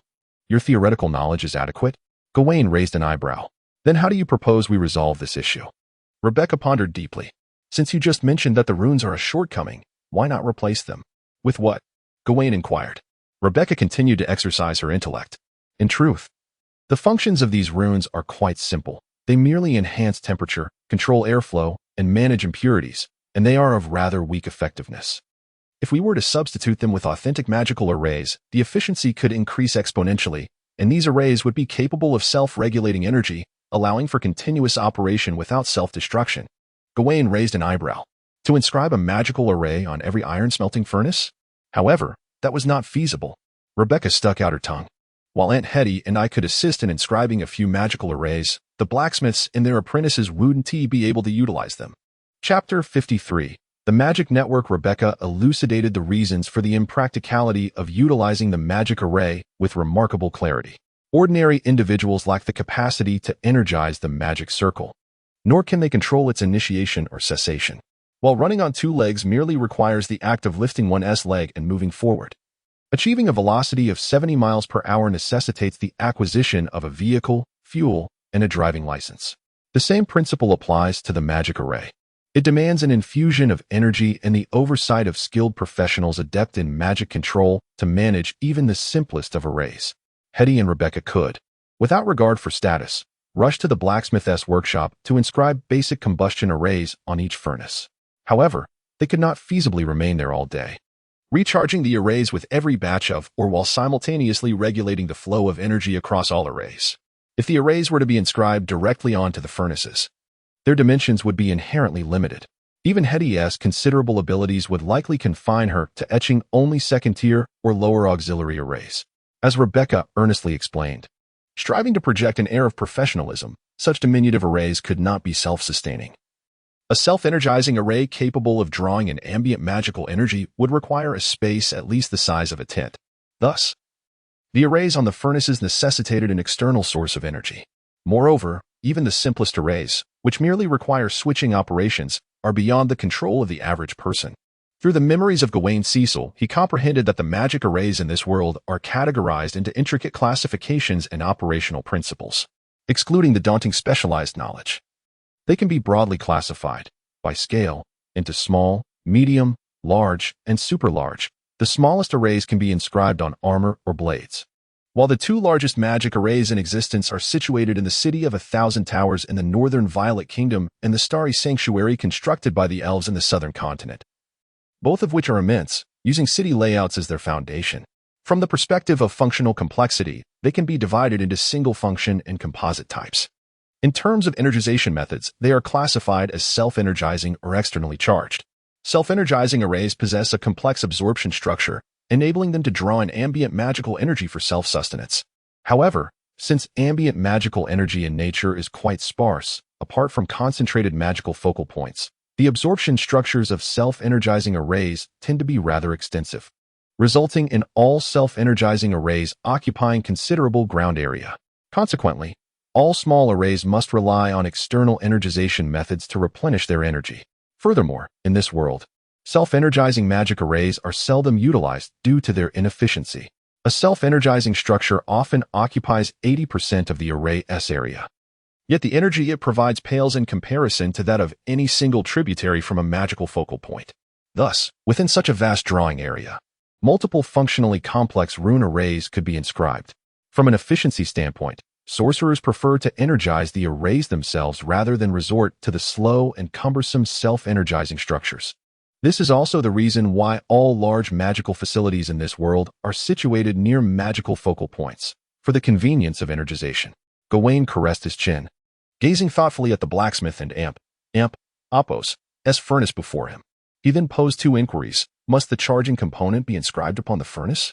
Is it absolutely necessary to confine all functionalities within a single magical array? Rebecca blinked in confusion, momentarily taken aback. What alternative is there? Gawain sensed he had grasped the crux of the matter. It appeared that the people of this world were preoccupied solely with transforming magical energy into its most primal and forceful form, or fixated on individual applications of power, without ever contemplating how to propagate such extraordinary forces in a more expansive and foundational manner. By designing a large self-charging magical array that would draw ambient magical energy from the air, and subsequently establishing an Apos output terminal and Apos on this grand array to channel energy to the smaller array on the furnace, the issue of charging would be resolved. As for the activation mechanism, the connection between the furnace and the self-charging array could be made controllable. Once severed, the smaller array would naturally cease to function, and the larger self-charging array inherently possessed the property of overcharge dissipation, alleviating concerns of an explosion. Rebecca quickly grasped Gawain and Apos' concept in her own way, disassembling the magical array into modular components for assembly. Such an approach was indeed a novel notion. Gawain nodded, contemplating a discussion with Hetty, who should possess greater expertise. Rebecca wholeheartedly concurred, although Aunt Hetty's spellcasting precision might only suffice for basic outlines of the human form. Her theoretical knowledge was likely unparalleled even among mid-tier mages. Thus, Gawain energetically led the way out, leaving the old blacksmith hammer and a group of apprentices exchanging bewildered glances. "Master, shall we fire up the furnace next?" One apprentice ventured cautiously, having dared not utter a word in the presence of the Duke and Viscount until now. The old blacksmith shot the apprentice a glare. "Nonsense. Of course, we shall fire it up. Whether we enjoy meat tonight hinges on the results of this batch." Meanwhile, Gawain had dispatched Amber to summon Hetty to his tent. However, upon articulating his ideas, the elegant lady shook her head. The notion of using one array to charge another was commendable, yet the execution proved excessively challenging. The output of magical energy is a precise endeavor. Should the interface fail, both arrays would become inoperative. Moreover, the efficiency of the self-charging array posed a significant dilemma, even if a magical array as large as the blacksmith's courtyard were drawn. The resultant magical energy would scarcely suffice to power a few furnaces. Gawain regarded Hetty, fully aware she would raise these challenges, yet he had already conceived a solution. A smile crept across his face as he delved deeper into the issue, convinced he had finally identified the path he ought to pursue. He pushed aside the multitude of drawings cluttering the table and unfurled a particularly large sheet, adorned with symbols and lines. This blueprint had been completed days prior, but it was only today that he realized its potential application. "Take a look at this," Gawain remarked. Hetty gazed in astonishment at the vast array of runes spread across the table, her immediate reaction reflecting her awe at her ancestor and Apos, remarkable erudition. "Ancestor, you possess the ability to inscribe magical arrays? I have only a rudimentary understanding, and this array is not of my own creation. Hightower has purposefully left some mystery. Examine it first and share your thoughts." Hetty lowered her gaze, meticulously analyzing each symbol and the intricate connections between them. Her brows gradually knitting together. They are all the most fundamental runes. The arrangement and combinations are also elementary. And it seems the highest energy level does not exceed the second tier? Hightower nodded in affirmation. The individual who left this array could only control a rune array of energy intensity at most at the second level. Hetty looked up in surprise. And when she returned her gaze to the array, she couldn't and Apos help but display a hint of admiration. It is astonishing that the entire design is accomplished with fundamental runes. To create such a large-scale array using only the most basic runes is truly an incredible feat. This structure appears to be capable of harnessing ambient energy from a natural environment. But what are those superfluous complex structures? Hightower pointed to the repeating structures in the annular region of the array. Amplification. Amplification? Hetty and Apos' eyes widened, and then realization dawned upon her. Indeed, this configuration allows for amplification. Furthermore, this structure can further purify ambient energy. Consequently, these fundamental runes can extract ambient energy with greater efficiency. This is truly. Hetty struggled for a considerable time to find the appropriate vocabulary to convey the emotions this array evoked within her. Yet Hightower understood her sentiment. It is indeed a remarkable endeavor, is it not? It is akin to a limping individual traversing the world with the aid of a cane. Or like an unarmed person etching verses upon stone with a mere wooden stick. This transcends the limits of effort. Crafting a marvel with the most basic second-tier runes that would leave even the most accomplished sorcerers astounded. Those esteemed sorcerers may not find it astonishing. They might not even spare it a glance. Hetty, however, smiled wryly and shook her head, for although this array is undeniably ingenious, it is ultimately constructed from second-tier runes. No matter how efficient it may be, the energy it can harness pales in comparison to the personal magical wells possessed by the great sorcerers. This appears to be a conduit for magical energy? Hetty furrowed her brow, recalling that she had seen them earlier, yet had not observed any corresponding energy consumption units. Is it because the array is incomplete? No, it is because from the outset, this array lacks energy consumption units. Its sole purpose is to supply magical energy to a weakened human. Consequently, unlike typical arrays, the internal interfaces of this one boast such high-end compatibility and that any energy consumption unit can connect with it, Hightower explained slowly. So, can this array now provide energy to the blacksmith's forge? If all the symbols function smoothly. No, they will undoubtedly function seamlessly. It has nearly reached the limits of its calculations. Hetty and Apos' expression gradually became animated. She had finally transcended the confines of traditional mage thinking and recognized the remarkable nature of this invention, its highly efficient self-recharging capability, along with its ability to output energy across a remarkably broad range of frequencies. It could undoubtedly supply power to the blacksmith and Apos' forge and potentially to many other applications as well. Eagerly, she inquired, "Ancestor, what is the name of this genius array?" Gawain retrieved a tattered notebook from his person, stating, "There is no need for me to name it.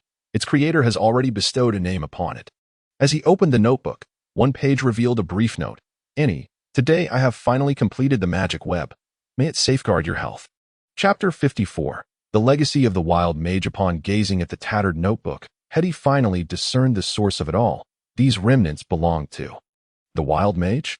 Indeed, a low-tier mage, shunned by the mainstream mage community, who spent his life languishing in mediocrity, possessed a talent that surpassed all expectations. Yet, this era offered him no opportunity to manifest his abilities. Gawain pondered over the notebook in his hands, remarking that the insights contained within were worth at least half a ducal estate.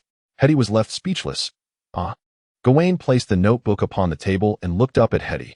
His daughter, the child named Annie, is likely afflicted with elemental assimilation syndrome, one of the rarest magical ailments among many. As a mage, you must be somewhat familiar with this disease. Elemental assimilation, a malady unique to the Violet Kingdom. It is rare yet incurable. Hetty nodded slightly, recalling her initial suspicions upon reading those journals. In this world imbued with magical power, there exist many phenomena starkly different from those of Gawain's homeland, some benevolent, yet others malevolent. Elemental assimilation syndrome is among the most dreadful.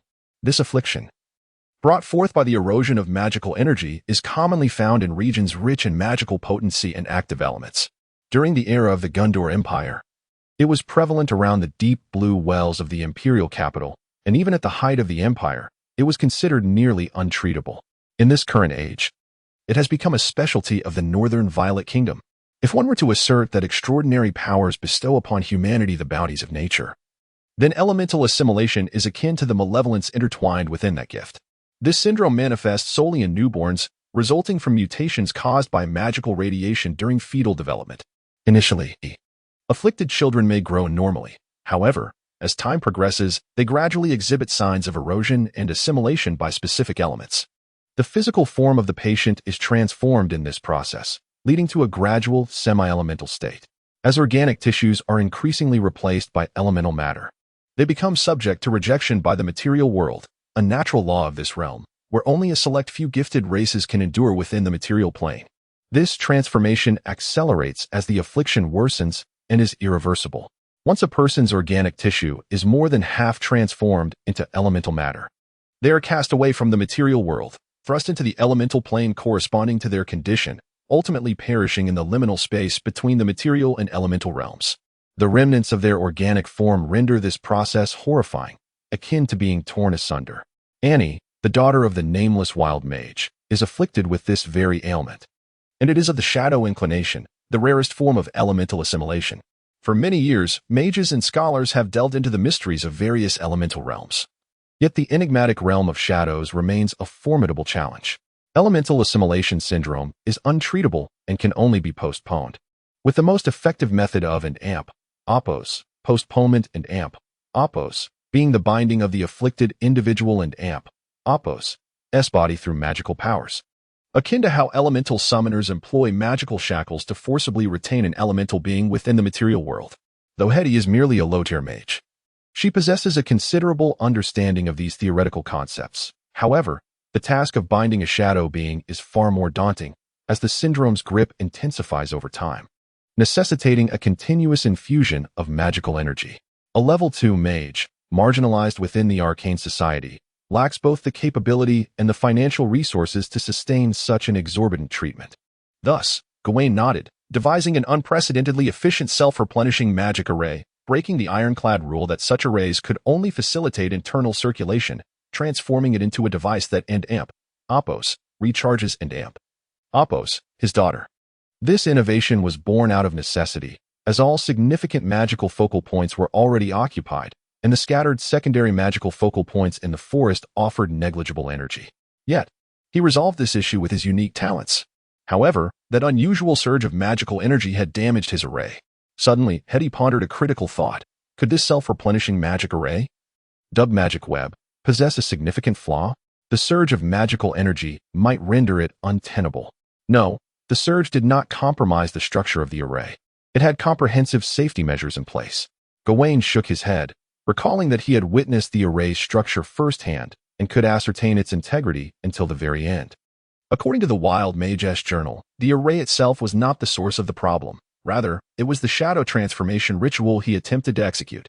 The magical binding could only delay the process of elemental assimilation but could not eradicate it entirely. At that time, Annie was already teetering on the brink of losing control, prompting the wild mage to undertake a ritual beyond his grasp, resulting in the magic web and opos, S magical surge exceeding his capabilities. If this is the case, then I need not worry. Hetty slowly nodded, her expression complex as she gazed at the notes left by the wild mage. It is truly unfathomable that a fallen wild mage could create such a construct. This large array, assembled from fundamental units, differs from any magical formation I have encountered. It almost entirely abandons intricate and esoteric structures, instead elevating simplicity to its utmost expression. Let us call it endopos, universality, and opos, Gawain smiled. As the endeavor of laying out the experimental and opos, magic web and opos, in the forge began. As he spoke, he hesitated between Hetty and Rebecca. The intricate task of laying out the magical array is undoubtedly better suited for Hetty. However, she is already burdened with the majority of the camp's construction project. Although she excels in this regard, the upcoming task of building the magical laboratory still awaits her, and Gawain is reluctant to add to her load. Entrusting this responsibility to Rebecca seems feasible as well. Despite her limited ability to cast only the fireball spell, laying out a magical array differs from personal spellcasting, especially in the case of a self-recharging array. As long as she can adhere to the blueprints, it merely requires a grasp of theoretical knowledge and mathematical prowess. Yet, Gawain cannot shake off the feeling that every time he sees Rebecca, he cannot help but regard her with a look of bewilderment. Is this girl truly capable? As if sensing Gawain and Opos' hesitation, Rebecca leapt up excitedly before Hetty could utter a word. Ancestor. Ancestor. Leave it to me. I can do it. Are you certain? Gawain inquired, gazing intently at her. The significance of this project exceeds your imagination. It serves as a foundation for many of my forthcoming plans. Can you manage it? Rebecca instantly ceased her exuberance, pondering earnestly, and timidly glanced at Gawain. If I mess it up, will you punish me? Gawain. Never mind. Hetty, it's better if you handle it. Before he could finish his sentence, Rebecca gathered her courage and proclaimed loudly, but I still want to give it a try. Gawain regarded the girl with intrigue. Oh, this array. It seems quite fascinating. I believe there are many aspects that are particularly compelling. Perhaps I could. Rebecca stammered, unable to articulate her thoughts, and in a fit of determination, she pressed on. Although I can only cast the fireball spell, my theoretical knowledge is excellent. My computational skills are also commendable. Besides, Aunt Hetty has been so busy lately, and aside from surveying the land and assisting with the burning of the fields, I have done nothing else. I feel. Observing Rebecca's anxious demeanor, Gawain couldn't help but chuckle and turned to Hetty. Hetty, what do you think? Rebecca's theoretical knowledge and computational abilities are indeed impressive. In fact, if we exclude her spellcasting capabilities, her talent surpasses even mine. Hetty cast a somewhat resigned glance at Rebecca, wishing her temperament were a tad more composed. I am definitely composed, Rebecca asserted, puffing out her chest. Her eyes fixated on the blueprints that lay upon Gawain's desk, piquing his curiosity. Unable to contain himself, he inquired, Are you particularly interested in this magical array? Yes, Rebecca replied, scratching her head. Actually, a long time ago, I pondered how wonderful it would be to simplify those complex spells. If spellcasting could be made simpler, perhaps I could perform spells beyond just fireball. This array has provided me with immense inspiration. Gawain stared intently at Rebecca, causing the young girl to feel a chill run down her spine. However, moments later, he broke into a smile. Excellent. Then this task shall be entrusted to you. Rebecca was overjoyed, really? Indeed, it is true. Gawain effortlessly retrieved another sheet of paper from beneath the table. It was a rough sketch of the blacksmith shop. According to this scale, the entire courtyard could serve as the coverage area for the magic network, while simultaneously allowing for the construction of the first batch of furnaces. The materials required for drawing the magical array can be procured from the treasure trove in the mountains, where ample resources await. Although this magical array is of considerable scale, it remains a basic array. I am confident that the readily available magical metals and the quartz sand brought by Knight Philip from Tanzan Town will suffice for your needs. Let us designate this experimental magic network as Magic Network Number 1. Entrusted with this significant task, Rebecca departed with great joy, while Hetty continued her efforts to assist the newly arrived serfs and commoners in erecting their tents. In the grand tent, only Gawain and Amber remained. You seem rather pleased, remarked the half-elf lady, scrutinizing Gawain and Opos' expression. I did not witness such delight when you received the documents from that old king. Is it the teasing of your great-great-great-granddaughter that brings you such amusement? Gawain replied. Would it kill him to speak more pleasantly? Chapter 55. Laying the foundation. Amber and Opos' mouth was, as always, in a state of extreme randomness, oscillating between cheeky and audacious. Under ordinary circumstances, Gawain would have surely seized the sword of pioneers and brought her to heel against the wall. However, this time, he refrained from engaging in banter with Amber, for his spirits were remarkably high. He even felt inclined to broach some more serious topics with her. Do you have any idea of the value of that magical array? What value? Amber blinked, her confidence in her magical prowess evident, yet she readily admitted her ignorance regarding the matter. I can end amp, oppos, to even decipher the number of magical runes used in it. How would I know its worth? Gawain was taken aback by her candidness, nearly choking in disbelief. But having experienced the age of the internet in his previous life, he quickly recalibrated his mindset. Let me pose the question differently. If magic were to become something that everyone could utilize and amp, oppos, borrow, and amp, oppos, how valuable do you think such technology would be? Amber was momentarily struck dumb. And after half a minute, she incredulously replied, are you suggesting that this magical array could turn everyone into a magician? You can't be serious. Perhaps you and amp, oppos, been sunbathing too much lately? Ignoring the teasing tone in her words, Gawain shook his head with a good-natured smile. It certainly cannot transform everyone into magicians, but it could potentially grant access to the realm of the extraordinary for all. I suspect Hetty has yet to fully grasp the significance of that array. It is not merely an amp, oppos, a large array cobbled together by a mediocre spellcaster using basic runes, and amp, oppos, its greatest significance lies in a breakthrough, an advancement in universality, applicability, and ease of use. To ensure that his daughter, who possesses no innate magical talent, could still harness magical energy. That wild mage designed the self-charging array to provide a constant and adjustable output of magical power to any consuming magical unit. Prior to this, no grand sorcerer had even conceived of such a concept, as they had always relied on their own hands to achieve the process. Amber found herself struggling to comprehend Gawain's line of thought. Isn't it far more impressive to wield one's own strength to achieve effortless control of magical energy, rather than relying on a massive array as that wild mage does? Gawain met her gaze intently. A mountain giant can effortlessly crush a brown bear and oppos' skull with its palm, while a human requires a warhammer to accomplish the same feat. Which do you find more formidable? Amber. Huh? Gawain chose not to address Amber's astonishment and contemplation, instead rising to his feet and making his way to the entrance of the tent. The treasure left behind by the nameless wild mage encompasses not merely a magic circle, but also a wealth of research notes contained within his notebook. As a severely constrained individual in the realm of spellcasting, he was compelled to compensate for his deficiencies through calculation and advanced concepts. The shadows of this endeavor permeate his research notes.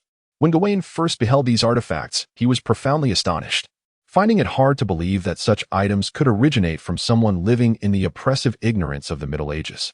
Automated operations, compatible transmission interfaces, foolproof external controls, geometric rune arrangements, simplified rune formulas. Without the expansive perspective from another world, the struggles of these clumsy practitioners would likely be dismissed as trivial by the majority of people in this world. Any mid-tier spellcaster could effortlessly bypass the steps documented in the Wild Mage and Oppos' notes using various arcane techniques, never contemplating the whimsical notion that those devoid of magical prowess or with low talent could wield magic, while the grand sorcerers who command fire and thunder might inspire awe. Gawain believed that it was not until a clumsy wild mage detached magic from personal talent and liberated his hands that this mysterious and powerful art underwent true refinement, transforming from a mere fist into a staff. It was akin to humanity and Oppos' first endeavor to bind a stone to a wooden stick, using a crude hammer to slay beasts many times stronger than themselves, an evolutionary leap. Yet, regrettably, after countless centuries, humanity in this world still finds itself crafting hammers. Gawain felt it was time to equip this hammer with rocket boosters. Setting aside Rebecca, who cherished the original magic circle diagram and delved into its construction. The third day marked the official commencement of Cecile's pioneering work. In matters of sustenance, food is the cornerstone of survival, regardless of the grand plans Gawain envisioned.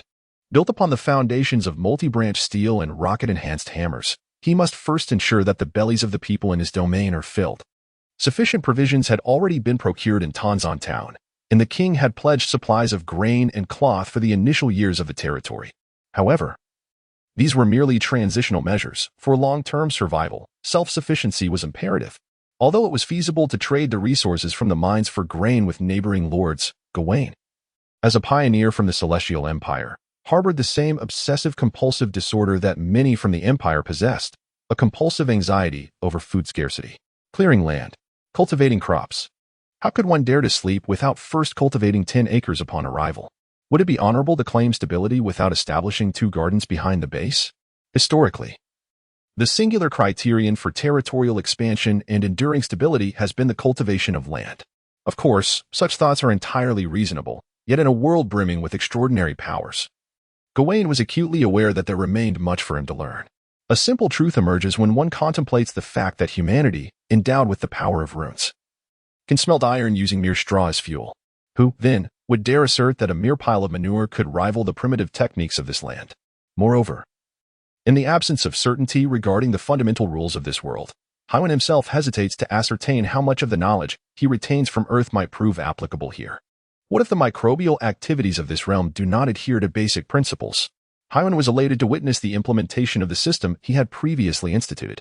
Throughout the expansive wasteland, wooden markers were placed every 100 paces, dividing the entire reclamation area into numerous uniform plots, within which laborers toiled diligently. Additional groups moved between these plots, preparing for the excavation of ditches.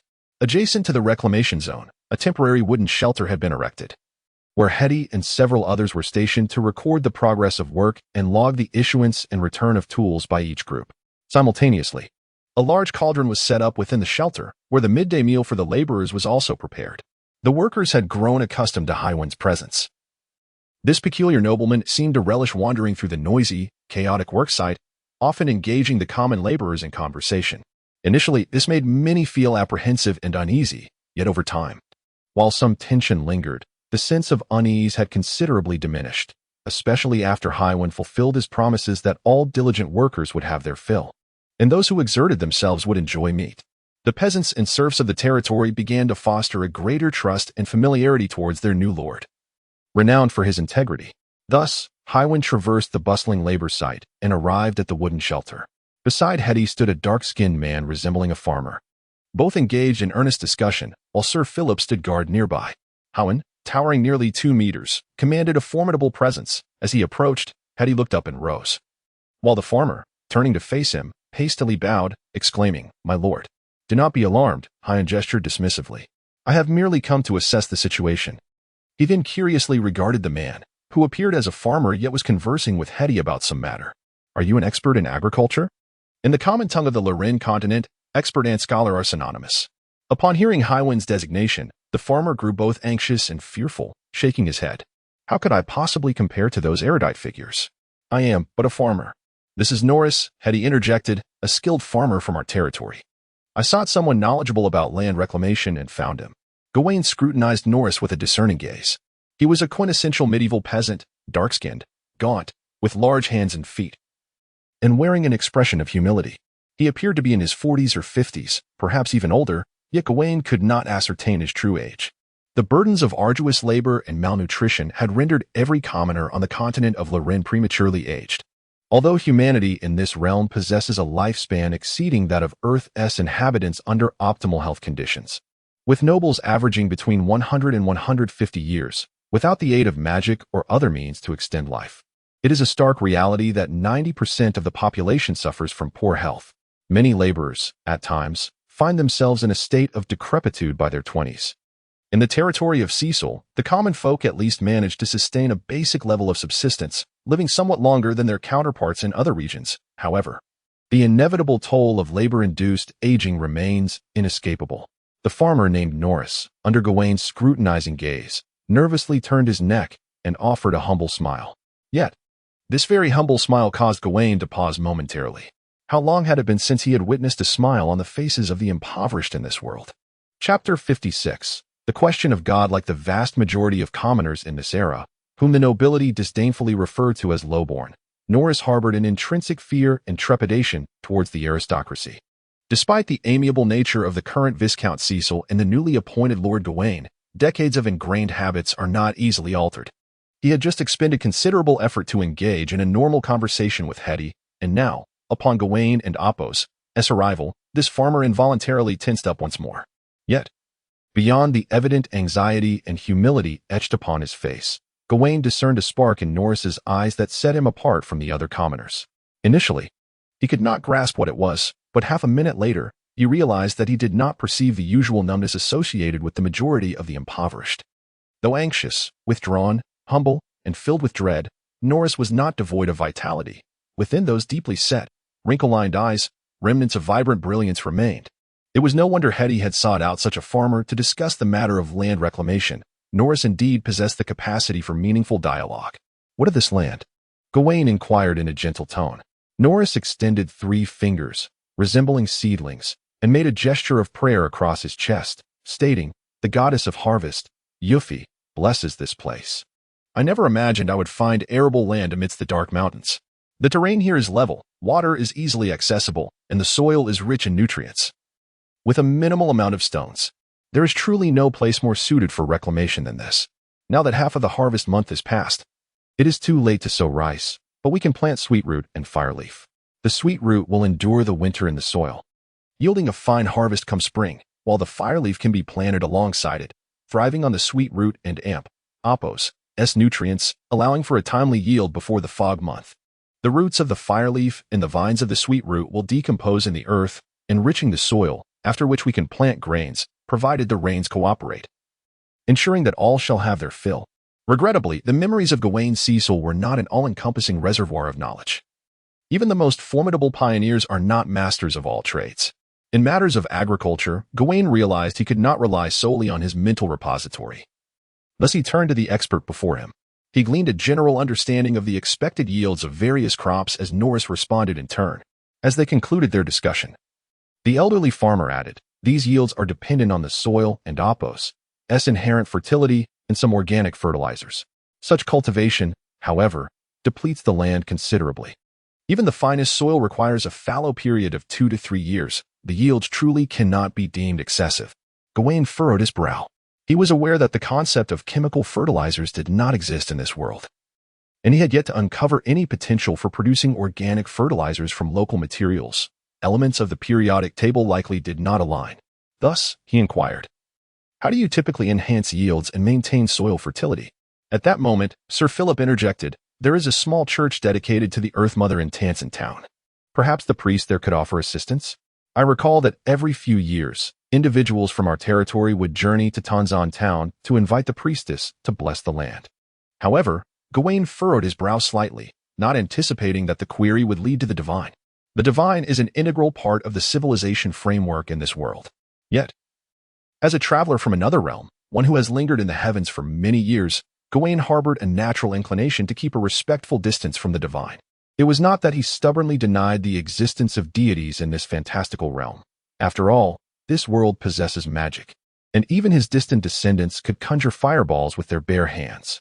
Moreover, those priests wielded tangible divine powers, rendering any denial of the divine utterly futile. He simply instinctively wished to avoid engaging with something that transcended cognition, experience, and logic. Having spent many years in the celestial realm, Gawain had witnessed countless individuals committing acts of violence in the name of the divine. Throughout his 35 years of life, he had even closely observed priests performing divine arts, a force entirely distinct from magic. This power did not require the recitation of incantations or mastery of magical techniques. Instead, it demanded a devout heart and a lifestyle strictly adhering to various codes of conduct. Through this self-imposed discipline and certain spiritual gifts, humans could manifest a surreal power bestowed by the divine. It is said that all divine arts and knowledge concerning the divine originated from ancient, eternal tablets.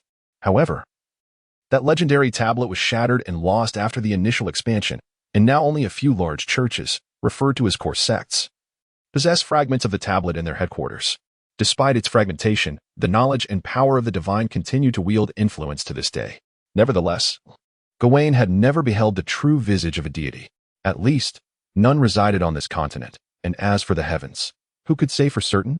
After all, he had failed to swim upward in the past, and thus remained uncertain whether a bearded figure holding a spotlight truly existed in the cosmos. Regardless of the whereabouts of the divine, Gawain maintained a blend of 3 parts reverence and 7 parts detachment towards this power that eluded logical explanation. While the power of magic could be studied and interpreted through calculation and reasoning, despite being supernatural, it is still a form of natural force that can be analyzed. Divine arts demanded complete faith and devotion. One had to align their very personality and thought process with the divine spirituality to glean even a fraction of understanding. This meant that to study the divine, one must first become a believer, holding an infinite reverence for the deity. Yet, once one truly entered that state, how could they continue to study the divine? Gawain shook his head, casting these thoughts aside. In any case, Given the impoverished and inhospitable nature of this place, capturing the church and Apos' attention was akin to an insurmountable challenge. He turned to Hetty, continuing his inquiry regarding crop yields. If we cannot rely on the blessings of the three goddesses of abundance, are there alternative methods to address the issue of yield? Regarding the issue of productivity, to be candid, given the condition of these lands and the provisions provided by His Majesty for the first year, we are not lacking in food. Hetty frowned slightly. With only 800 inhabitants in the territory, we can certainly sustain ourselves. However, we cannot remain at a population of merely 800 indefinitely. In fact, I have been planning to significantly increase our numbers by purchasing serfs and introducing pioneers. Gawain shook his head, as Hetty evidently did not yet comprehend the value of human resources. The food supply is fundamental, and it is a challenge we must confront sooner or later. As Gawain listened, his eyes brightened. He was intrigued by this approach. Furthermore, the mention of druids creating alchemical potions to enhance soil fertility sparked his curiosity. Could these so-called alchemical potions be akin to fertilizers in this world, or perhaps serve a similar purpose? Regardless, the possibility of producing them through a standardized method, potentially on a large scale, along with their ease of application and their stable enhancement of crop yields, compelled Gawain to decide to label them as fertilizers. Moreover, the fact that this fertilizer also protects the land was an unexpected advantage. He eagerly inquired, "Where might I find a druid?" Norris looked somewhat troubled as he glanced at Hetty, who furrowed her brow slightly. That presents another challenge. The number of druids within human society is quite limited, typically concentrated in the western regions near the Taimu forest. As for the southern areas, they could almost be described as rare beings. The Cecil territory has hardly ever interacted with druids, and I am uncertain where to locate them. Gawain and Apos' expression fell in disappointment. But Sir Philip, deep in thought, remarked, "However, due to their lineage, druids have a close relationship with elves. Nearly every druid and Apos' heritage can be traced back to the elves, including the gray elves and silver elves." The gazes of those present involuntarily fell upon Amber, who stood behind Gawain, her pointed ears twitching in response. Gawain's face immediately soured. Do not jest. How could someone like her, a disgrace to elves, be considered one? What druid would associate with a petty thief? Before Gawain could finish his thought, Amber's voice chimed in. "Speaking of which, I believe I do know a druid." Gawain. Chapter 57. Elves, Currency, and Irrigation. As soon as Amber finished speaking, Gawain swiftly turned his gaze towards her, his piercing stare causing the half-elf thief to feel a chill run down her spine. "What do you mean by that look?" Gawain's expression resembled that of one who had encountered an extraterrestrial being. "How do you know a druid?" "Why shouldn't Apos? I know a druid," Amber retorted, hands on her hips, her tone resolute. "I am, after all, part elf. Every druidic faction under the sun traces its roots back to elves. Haven't you heard of this?" If anyone else with pointed ears had uttered such a statement, it might have been dismissed. However, coming from this disgrace of an elf, it held little persuasive power. Gawain scrutinized the defiant young thief for a moment before finally managing to utter, "Is it that you stole something from them in the past, leading to a grudge that has you chased across the world?" "You are insulting my character," Amber exclaimed, her temper flaring. "How could I possibly be discovered when I steal?" Gawain felt an unsettling impression that her rebuttal was somehow off. Nevertheless, despite his skepticism, the conviction in Amber and Apos' demeanor suggested that she indeed knew a druid. She then launched into an enthusiastic description. "Let me tell you, this individual is not just any druid. He is a scholarly druid, knowledgeable in various matters. His druidic faction is the esteemed and Apos, part of the woods, and Apos, particularly adept at dealing with flora and fauna, absolutely reliable. As for the details, while many claim druids are reclusive and hard to find, I know this fellow's activities are quite localized, primarily in the southern regions. As for how long it will take to bring him," Gawain immediately grasped her implication. He produced a handful of copper coins and pressed them into her palm. "Go buy yourself a new pair of shoes." Amber stared wide-eyed. "You can't be serious. And surely, you should provide me with some funds to serve as a deposit for him, right? Even if it's through a mutual acquaintance, a fee is still required." "Why didn't you say so sooner?" Gawain chuckled, enjoying the spirited exchange. Yet, after the jest, he turned serious. He then retrieved from another pocket a collection of uniformly sized gold and silver strips, handing them over. "Take these and finalize the arrangements. Whatever remains is yours." Amber and Apos' face instantly brightened as she accepted the glittering treasures. Due to the ongoing preparations for coin minting, the Cecile currency remained merely a concept. Thus, Gawain had temporarily instructed the craftsmen to fashion some gold and silver from the treasury into these nuggets for transactions with the outside world. Such practices are not uncommon in this world, where precious metals serve as direct mediums of exchange. In the rudimentary commercial system of the medieval era, gold and silver of a certain purity were considered currency in their own right. Often, coins were merely crafted for convenience in transportation, inspection, and accounting. Merchants similarly accepted transactions involving raw gold and silver, albeit with the added necessity of verifying quality and weighing the materials. Consequently, when purchasing goods directly with gold or silver, prices tended to be slightly elevated. This was, of course, contingent upon the nobility's currency credibility remaining intact. Should the day arise when the impurities in noble coins became egregious enough to provoke merchant ire, unofficial gold and silver ingots might eclipse the currency issued by the royalty and dukes, becoming the prevalent means of trade. In such a scenario, utilizing gold and silver coins could result in inflated costs. This explains why the insignia of the deity of commerce is represented by a balance scale, with one side bearing a pair of iron shears and the other an eye. Both the shears and the scale are items that merchants carry.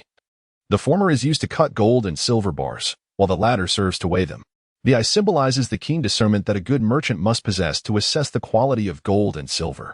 In fact, had it not been for Gawain's somewhat obsessive desire to mint exquisite and distinctive coins, he could have employed a more straightforward method of coinage by casting gold and silver into rods, slicing them into thin discs, and stamping them with the Cecile emblem. In 536 of the Ansu calendar, the Duke of the West employed such a method to save time and reduce costs for craftsmen, leading to the year and Apos, West Realm coins being mockingly referred to as the miser and Apos, toll. This was due to the legal stipulation that all merchants entering the West Realm must exchange a third of their currency for West Realm coins, and pay tolls at any checkpoints with these inferior coins. The currency and economy of this world are indeed fascinating. Amber left in high spirits, nearly floating away from the gathered crowd, which caused Herdy to feel a deep sense of anxiety. Could she be absconding with that gold and silver? Gawain muttered to himself, pondering whether that disgraceful elf might indeed resort to such actions. Nevertheless, he resolved to afford her a modicum of trust, as he had little else to rely upon. Was there even a second individual in the entire camp who claimed to know a druid? The old farmer named Norris remained quietly bowed, neither fidgeting like the typical impoverished individual nor hastily speaking up, as if he had been patiently awaiting Gawain and Apos' inquiry. "Are there any further issues with this land?" Gawain asked, emphasizing the importance of addressing any potential problems as early as possible. Water diversion. If there were a pump or a similar lifting device, the problem could be conveniently resolved, or alternatively, one might summon a water element specialist mage from this world's unique technology to irrigate the fields. However, it is evident that the latter option is impractical. Once the camp is on the right track, Herdy and Apos' responsibilities will only multiply. She can no longer afford the luxury of acting as a manual water pump. Hiring a formal mage to oversee the irrigation is a luxury that even the Violet Kingdom of the North or the Elves of the South cannot indulge in. Moreover, even if the funds from the Cecil family were as plentiful as rain from the heavens, how many mages would be willing to toil in the fields, performing menial tasks reserved for the lowly? They would much rather accept half the pay to entertain the pale, drugged faces of noble women and young ladies at the castles of kings and high nobles. Thus, Gawain quickly dismissed the notion of employing a mage as a human water pump, shifting his focus to a mechanical solution. Of course, according to the norms of this world, the typical approach for nobles to tackle such issues would be to recruit more serfs to labor. Yet for Gawain, squandering human resources on such trivialities was an extravagant folly. At that moment, an ancient and effective machine emerged in Gawain and Apos' mind. "Have you ever heard of a contraption called a water wheel?"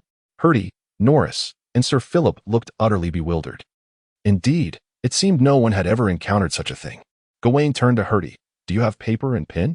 Once he obtained them, Gawain began sketching a simple blueprint.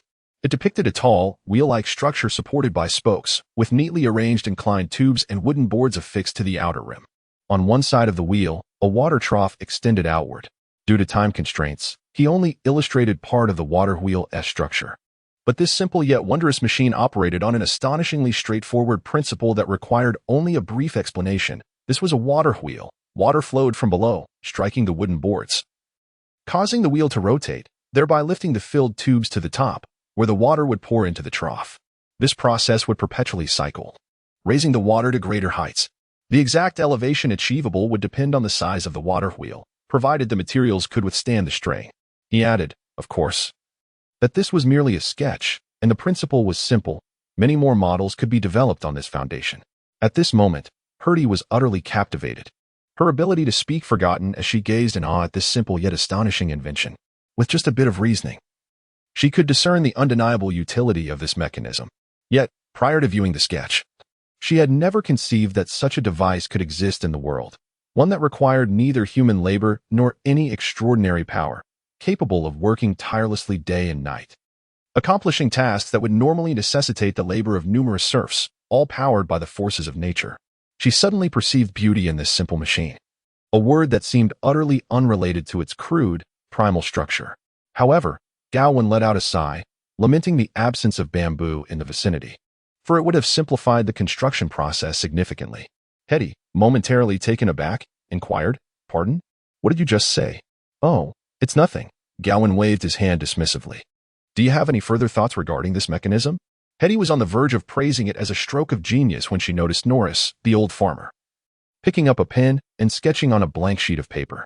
As he drew, he remarked, "Building it right by the White Water River would subject it to considerable influence from the currents. During the dry season, it would become unusable. If we could divert a channel alongside it for the dry season." Sensing the sudden silence enveloping the room, Norris abruptly realized the gravity of the situation. In a state of panic, he hurled the pen aside and trembled as he retreated, exclaiming, "My lord, I'm merely yet." Gawain and Apos. Next words astonished him beyond measure. "Can you write?"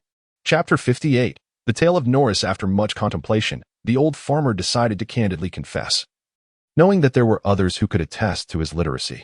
Should the Lord inquire with them and uncover the truth, he would indeed be in violation of the law. "Yes, my lord," Norris said, nervously clutching the buttons on his chest, "I have learned to read and write." Gawain raised an eyebrow, pleased that his judgment had proven correct. Although Norris had not penned a single word, merely sketching a draft, his manner of grasping the pen revealed much. The grip of one who can read and write is entirely different in this nearly illiterate world. He had witnessed how the unlettered held the pen and awkwardly traced lines on paper, whereas the farmer before him exhibited a remarkably proper hold. Even Hetty looked at Norris with surprise, as if she too had just discovered this fact. Rest assured, the ability to write is not a transgression. Nor is teaching others to read and write, Gawain noted, realizing that his sudden inquiry might have startled this honest farmer. He softened his tone, asking, "Who taught you to read and write?" With the Lord and Apos' assurance, Norris felt a bit more at ease. He rubbed his hands together, revealing a slightly embarrassed smile. "My lord, please do not mock me for this. I nearly entered the church years ago, destined to become a priest serving the goddess of harvest. I acquired my reading and writing skills from a teacher during that time. A farmer's son almost destined for the clergy?"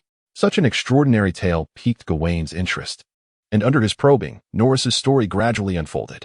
A priest from the plains of the Holy Spirit, traveling to preach the goddess of harvest, had arrived in the territory of Cecil and temporarily resided in the village where Norris lived. For the farmers, the visit of a priest of the three harvest gods was a rare and fortunate occurrence. Thus, the villagers quickly gathered their resources and, following the customs of the three harvest gods, the village elder led a few children to present offerings to the priest, seeking blessings for their fields. Upon seeing the 8-year-old Norris, the priest remarked, "This child is blessed to be with the land. He carries the grace of the goddess of harvest." It was due to this singular statement that, after the departure of the priest, Norris's parents nearly sold off all their valuable possessions. The elders of the village also endeavored to gather some funds, and together they sought the noble knight of the manor, pleading for a permit to finally send Norris to the Earth Mother Church in Tansang Town, where he would become an apprentice servant of the three goddesses of abundance. Although the three goddesses represent distinct sects with their own legacies, they share an exceptionally close bond. The Earth Mother, being the principal deity among the three, typically has her temple dedicated to the goddesses of harvest and spring as well. Moreover, the candidates for the priesthood of the three goddesses generally undergo the same form of education prior to receiving formal blessings, after which they select their specific deity based on their spiritual affinities. Thus, in the absence of a harvest goddess church nearby, sending Norris to the temple of the Earth Mother was the only option available to his parents at that time. Norris spent 5 years studying within the temple. Ultimately receiving a judgment from the higher church, the apprentice lacked the spiritual aptitude for the abundance divinity. To this day, Norris vividly recalls the moment when the letter bearing this message arrived in the village. Initially, the villagers were filled with joy, as none of them could read. And the drunken messenger failed to convey the letter and Apos, as content to the villagers, and Norris and Apos, as parents. Norris quietly narrates his tale, his face now etched with wrinkles, revealing no trace of sorrow or joy, while his deep-set eyes reflect a serene calmness, as if those events are indeed distant memories no longer connected to him. In the years that followed, life became arduous, debts remained unpaid, and the household was utterly depleted. His father did not survive that harsh winter, yet life had to continue, and they were obligated to repay their debts. Consequently, his mother took him and his siblings to the castle of the Viscount. At that time, Viscount Cecil was still Miss Rebecca and Apos, as father. They bowed before the nobleman, pleading that they could no longer endure their plight. The Viscount, in his benevolence, absolved them of their land taxes and lent them seeds and half a sack of grain. Relying on those seeds and grains, along with an exceptionally bountiful growth of wild vegetables that year, they managed to survive. Subsequently, Norris diligently tended to the land and assisted others with various tasks, often accomplishing the work of 2 or 3 individuals. Being literate, he also helped the traveling merchants in weighing and measuring, which earned him a few loaves of bread in return. Years later, they repaid their debts, including the grain and food borrowed from the Viscount. Norris gradually lifted his head, pride illuminating his face. The year his mother passed away, their family enjoyed a meal of meat. The tale of Farmer Norris has reached its conclusion. Gawain furrowed his brow, while Hetty pressed her hand against her chest, exclaiming, I was unaware that such events transpired within the territory. We have always endeavored to offer alms. Charity cannot save anyone, Gawain interjected, for it does not address the root of the issue, and such occurrences unfold daily, unseen within the castle. He shook his head and then turned his curious gaze toward Norris, saying, I noticed your gestures earlier. Do you still place your faith in the goddess of harvest? Indeed, why would I not? Norris replied, the wrinkles on his face deepening. The goddess of harvest protects all the fields in the world. The quality of the harvest determines the very survival of a family. What farmer does not believe in the goddess of harvest? Gawain observed him quietly, even though this belief has brought you so much suffering? Norris fell silent for a moment, lowering his head. My lord, that is merely my unfortunate fate. How can I hold the divine accountable? Besides, compared to others, I have at least learned a few things and can read. The literacy holds little significance for people like us. Literacy is not without value, Gawain insisted, regarding the farmer earnestly. Norris, your agricultural skills must be commendable, correct? At this, Norris and Apos' pride swelled. My lord, while I am hesitant to boast about other matters, when it comes to farming, my skills are exceptional. How else could I have endured those trying times? Gawain continued, you can read and calculate, and you have received education from the church. Therefore, when I have Hetty read to you the new regulations and the forms I have designed to record workloads, you should find it quite comprehensible, yes? If tasked with filling out forms and calculating land yields, would you be able to manage? This time, Norris nodded, albeit hesitantly, and inquired, my lord, do you intend for me to become a foreman? No, not merely a foreman. In fact, if you can accomplish this, I plan to appoint you to oversee the entire reclamation and subsequently the grain production, Gawain clarified. Of course, I cannot grant you such extensive authority all at once, nor allow you to act freely.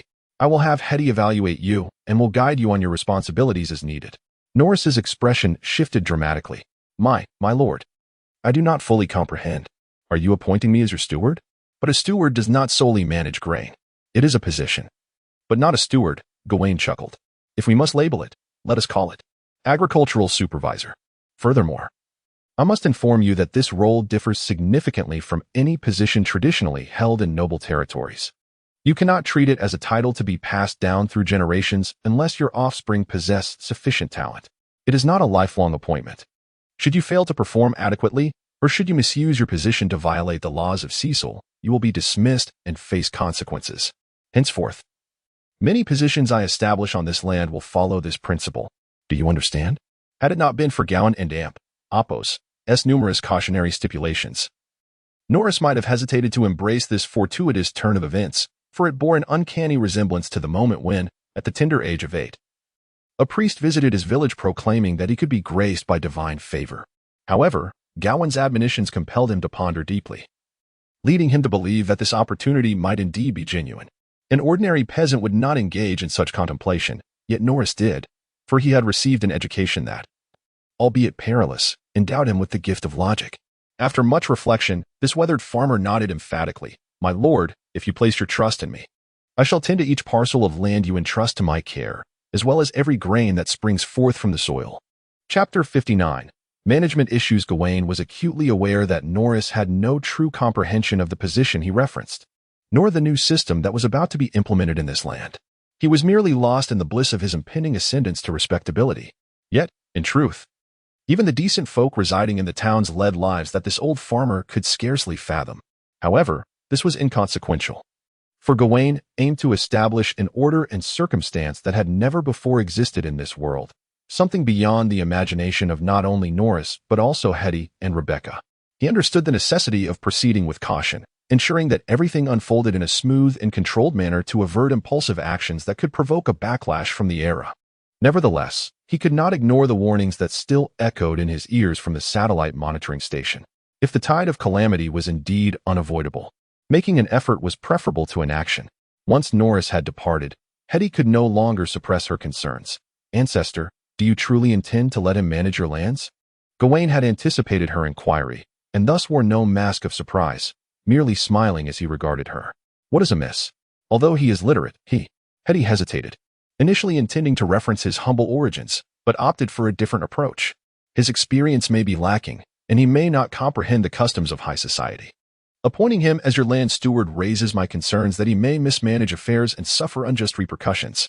Gawain simply gazed at Hetty until her discomfort prompted him to inquire, "Where, precisely, is this high society you speak of?" Hetty was taken aback. Gawain chuckled softly, gesturing to their surroundings. "Look around. This barren land harbors no high society, no noble hierarchies, nor the rules of the lowborn. Let all those antiquated notions be cast into the scorched earth of the old Cecil territory. Here, everything begins anew. Every rule, law, and principle shall be entirely fresh."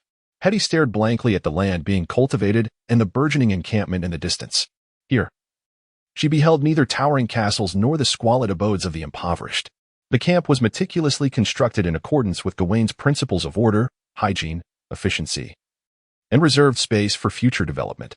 The regulations prohibiting lowborn houses from facing castles, the requirement for noble quarters to be separated from the poor by at least one street, and the ban on serfs residing in the middle or inner layers were nowhere to be found. Gradually, she began to grasp Gawain and Athos's intentions. Gawain gazed at Hetty, aware that she did not truly possess deeply entrenched notions of aristocratic tradition. As a fallen noble, the hardships of life had become the most potent catalyst for her agile thinking. The Cecil family had been marginalized from the core noble circles for several generations, causing them to increasingly diverge from the archetype of nobility. Hetty, for instance, would even venture to construction sites to lend a hand, demonstrating her remarkable intellectual flexibility. However, the habitual and societal constraints that accompanied her noble identity were formidable obstacles. This led her to subconsciously believe that a farmer, regardless of his literacy or numeracy, was unqualified to assist Gawain in managing the estate, particularly concerning the crucial issue of grain. Observing the changes in Hetty and Athos's expression, Gawain discerned that she was beginning to formulate an idea, yet she required a gentle nudge. Thus, he continued, "As for whether a farmer from humble origins can become a steward, are you aware of the lineage of the Franklin family in the West? The Duke of the West?" Hetty paused, recalling that historical texts depicted the ancestor of the Franklins as the Master of Iron, known as the Iron General of the Expeditionary Forces.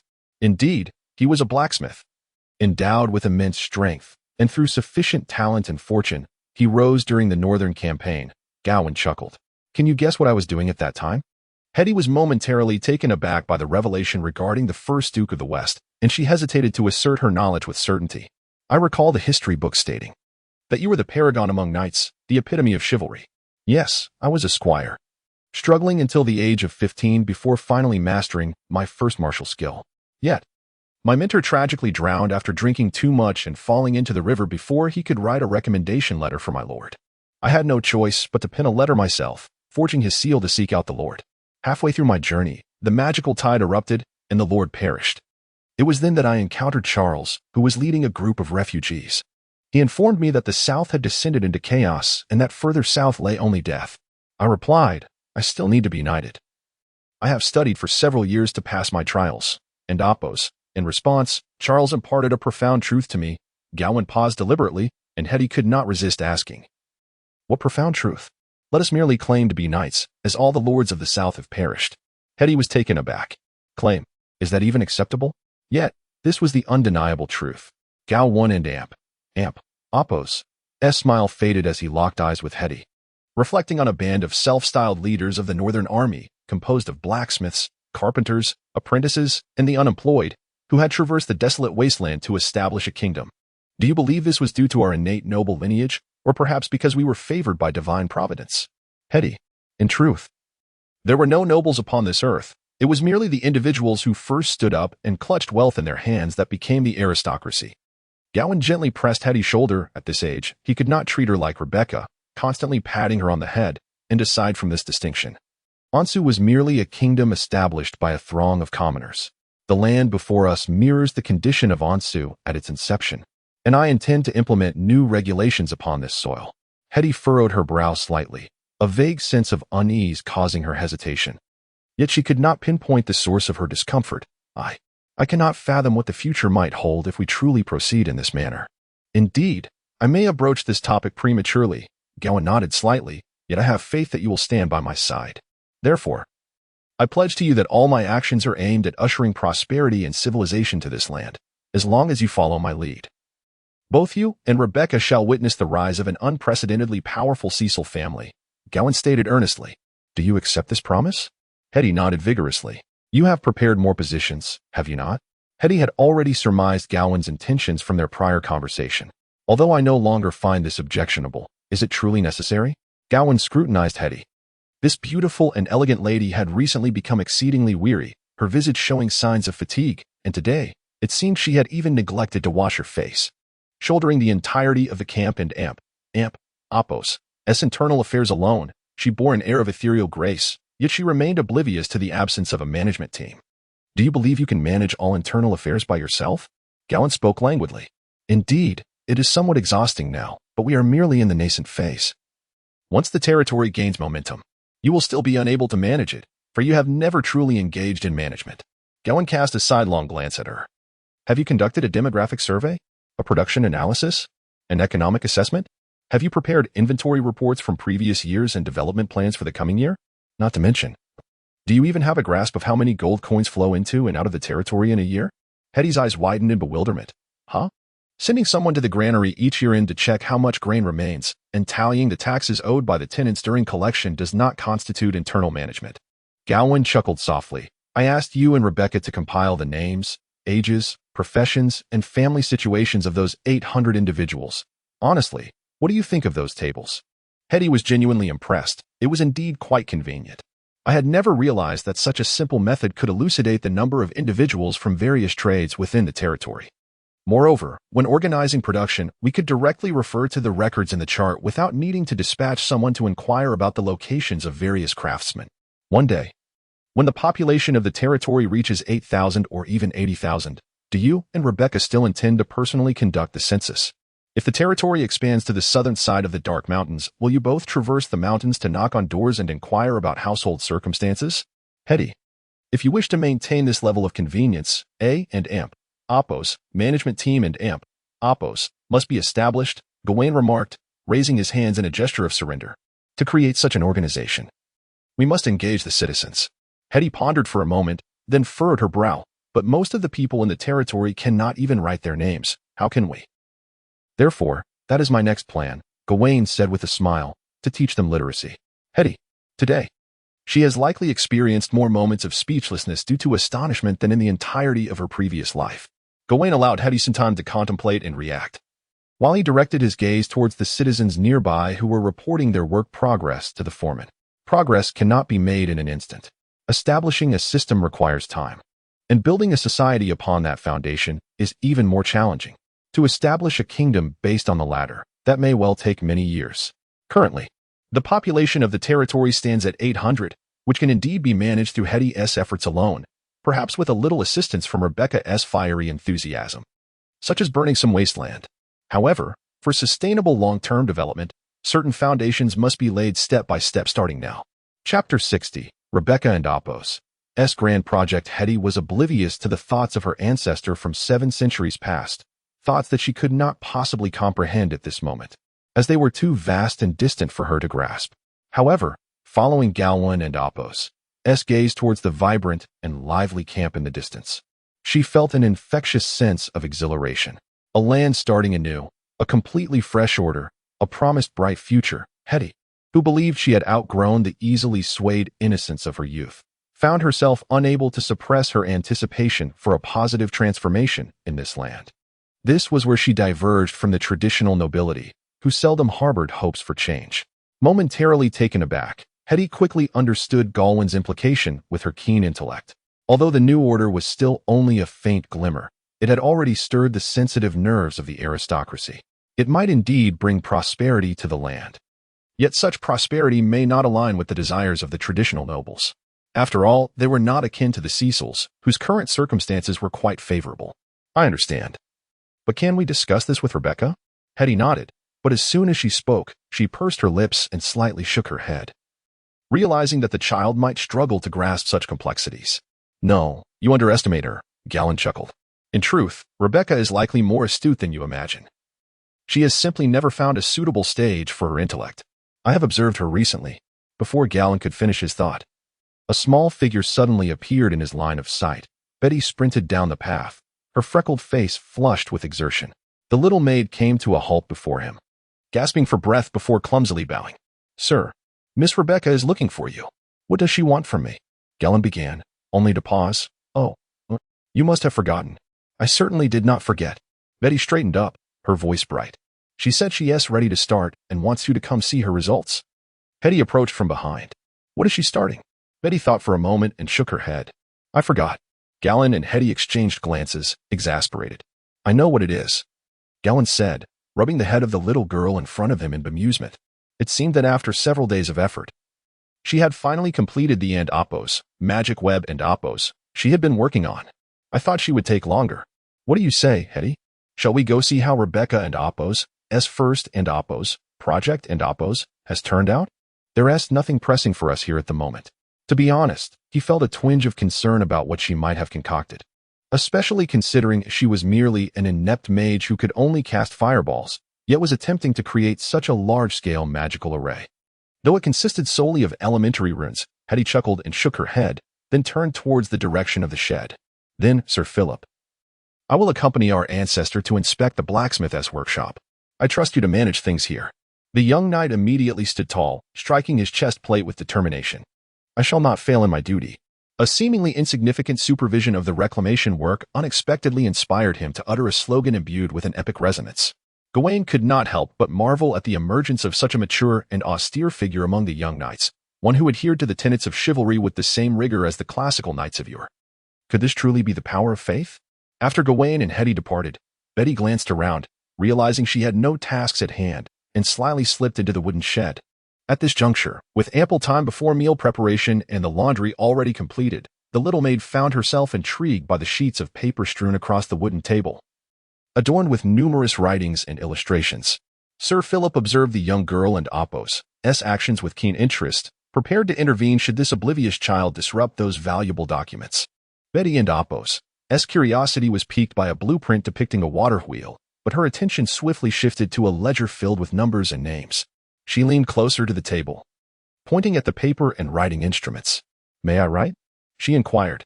Sir Philip cautiously moved the paper and pen away, fixing a stern gaze upon her. Can you write? He asked earnestly. Betty shook her head, replying, I cannot write, and I do not recognize words. Then you must not touch them, Sir Philip admonished, his tone slightly severe. The paper and ink were purchased by the Lord. They are not toys for you to play with. Betty paused, a hint of disappointment crossing her face as she nodded obediently. Oh. Observing her downcast demeanor, Sir Philip furrowed his brow, contemplating whether he had been too harsh. However, it was his duty to safeguard the Lord and Apos' possessions, especially in a territory where resources were scarce. And even a single sheet of paper or pen had to be brought from Tanson town. He could not permit a young girl to squander such precious writing implements. Ultimately, he offered a few words of consolation, but Betty departed with a lingering sense of melancholy and regret as he watched her walk along the ridge of the field, Philip could not help but recall the conversation he had overheard between Duke Gawain and Lady Hetty. Let them learn to read. Let every individual be literate. Was it truly feasible? Could it indeed be accomplished? Would they follow through on such an endeavor? Yet, if they succeeded, surely that little maid would be able to write as well. Upon arriving at the blacksmith and Apos' workshop, Gawain discovered that it had transformed into a bustling construction site. The spacious courtyard was filled with industrious workers, while several soldiers stood guard over a collection of materials amassed in one corner. Rebecca was positioned at the center of the yard, gesturing animatedly with a large stack of papers as she discussed something with the seasoned blacksmith, Hamel. While his apprentices stood attentively by, ears perked and listening earnestly. "Ah, ancestor," Rebecca exclaimed upon spotting Gawain, who towered nearly 2 meters tall. Soon noticing Hetty and her aunt following closely behind, the young girl displayed a profound reverence for Hetty. "I have come to observe your progress," Hetty said with a gentle smile. Although uncertain of Rebecca and Apos' capabilities, she felt compelled to encourage her, noting the orderly and impressive scene before her. "It seems you are brimming with confidence." "Indeed, I have been researching for several days," Rebecca exclaimed, hands on her hips. Despite looking somewhat ethereal from lack of sleep, she was brimming with vitality. "This magic circle is simply magnificent. Those calculations are... Ancestor, let me tell you, those formulas are immensely useful, far superior to the rigid arrangements of runes and spell models, and they can be applied in countless ways. And this magic circle..." "Stop, stop, stop. We did not come here to listen to your boasting," Hetty interjected, eager to halt Rebecca's exuberance. She recognized her niece's considerable prowess in computational skills and theoretical knowledge, yet feared that the girl's incessant chatter might overwhelm their venerable ancestor. "Just tell us how you plan to complete the magic circle." At this prompt, Rebecca nodded vigorously. "Oh, I intend to bury it underground." "Bury it underground?" Hetty was taken aback. "I saw you digging numerous trenches, and you genuinely plan to bury it?" Rebecca had already marked lines on the ground, instructing the workers on where to dig and to what depth. This seemed to be her workflow. Upon hearing Hetty's remarks, Gawain shifted his attention from the trenches and glanced curiously at Hetty. "Is there anything inappropriate about burying the magic circle underground?" "Not that there and Apos' any taboo," Hetty replied, shaking her head. "However, most magic circles are left exposed. Burying it underground would require significantly more effort, and on top of that, mages need to control the operation of the circle or monitor its status. Concealing it would undoubtedly create complications." What she stated was common knowledge. As a third-level mage, albeit only proficient in fireball, Rebecca should have been aware of this, yet her action suggested a lapse in judgment, indicating her whimsical mind had once again run amok. Hetty felt a twinge of anxiety, fearing Gawain might chastise Rebecca, which could severely undermine the confidence she had painstakingly built. However, this child had endured numerous setbacks throughout her life. Perhaps she would recover in due time. While Hetty was lost in her thoughts, Gawain spoke up. "Setting aside why you wish to bury the magic circle, I would first like to know how you managed to draw it accurately on the ground." Rebecca paused, taken aback by her ancestor's question, unsure of its intent. Gawain, however, posed this inquiry with immense astonishment. Rebecca had crafted a magic circle on a surface measuring 100 meters in length and width, where mere visual observation could lead to significant errors, all while maintaining an extraordinarily high degree of precision filled with various geometric shapes. In Gawain and Apos' homeland, such tasks were not insurmountable, with an abundance of surveying instruments and mathematical tools available to achieve this. In a world where magic existed, it could also be accomplished. Mages typically employed spells like the Eye of the Mage or Eagle Eye to survey from above and complete the drawing of large-scale magic circles in a straightforward manner. But could Rebecca accomplish such a feat? Apart from a few wooden stakes and some auxiliary lines, she possessed no advanced tools. Furthermore, this world lacked a comprehensive system of mathematics and geometry to assist her. Aside from the fireball spell, she was not proficient in any other form of magic, not even the mage and Apos' which even a second-level magician could master. How, then, did she accomplish it? Once more, Gawain reiterated his inquiry. "How did you manage to depict it so accurately upon the ground?" Chapter 61. The pride of the Cecil family. Rebecca was puzzled as to why Gawain took an interest in this query. Yet at least her ancestor did not seem inclined to criticize her, which allowed her to breathe a sigh of relief. "I simply calculate while I draw. Treating the entire courtyard as a sheet of paper makes it much easier." This response was rather vague, and Gawain slightly frowned. "What specifically?"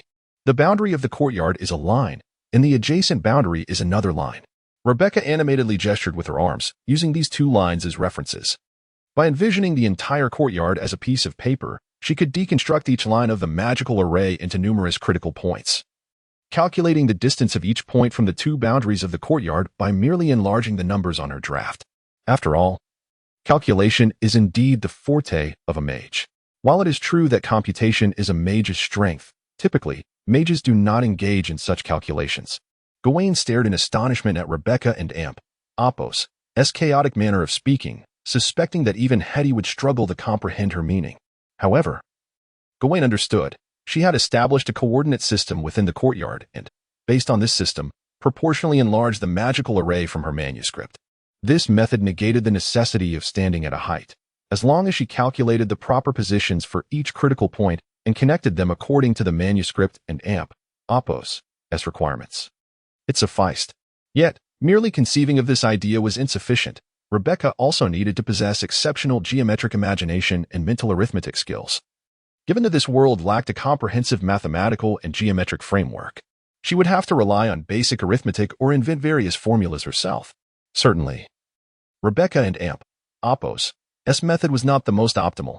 Gawain was aware that many techniques from Earth could apply in such scenarios, but what did it matter? In this world, during this era, it was already a miracle that Rebecca could achieve this step. Did you devise this method on your own? Gawain inquired, his eyes sparkling as if he had stumbled upon a rare treasure. Rebecca scratched her head. Not entirely. Part of it I gleaned from the notes of a wild mage, while the rest is my own invention. Oh, now it made sense.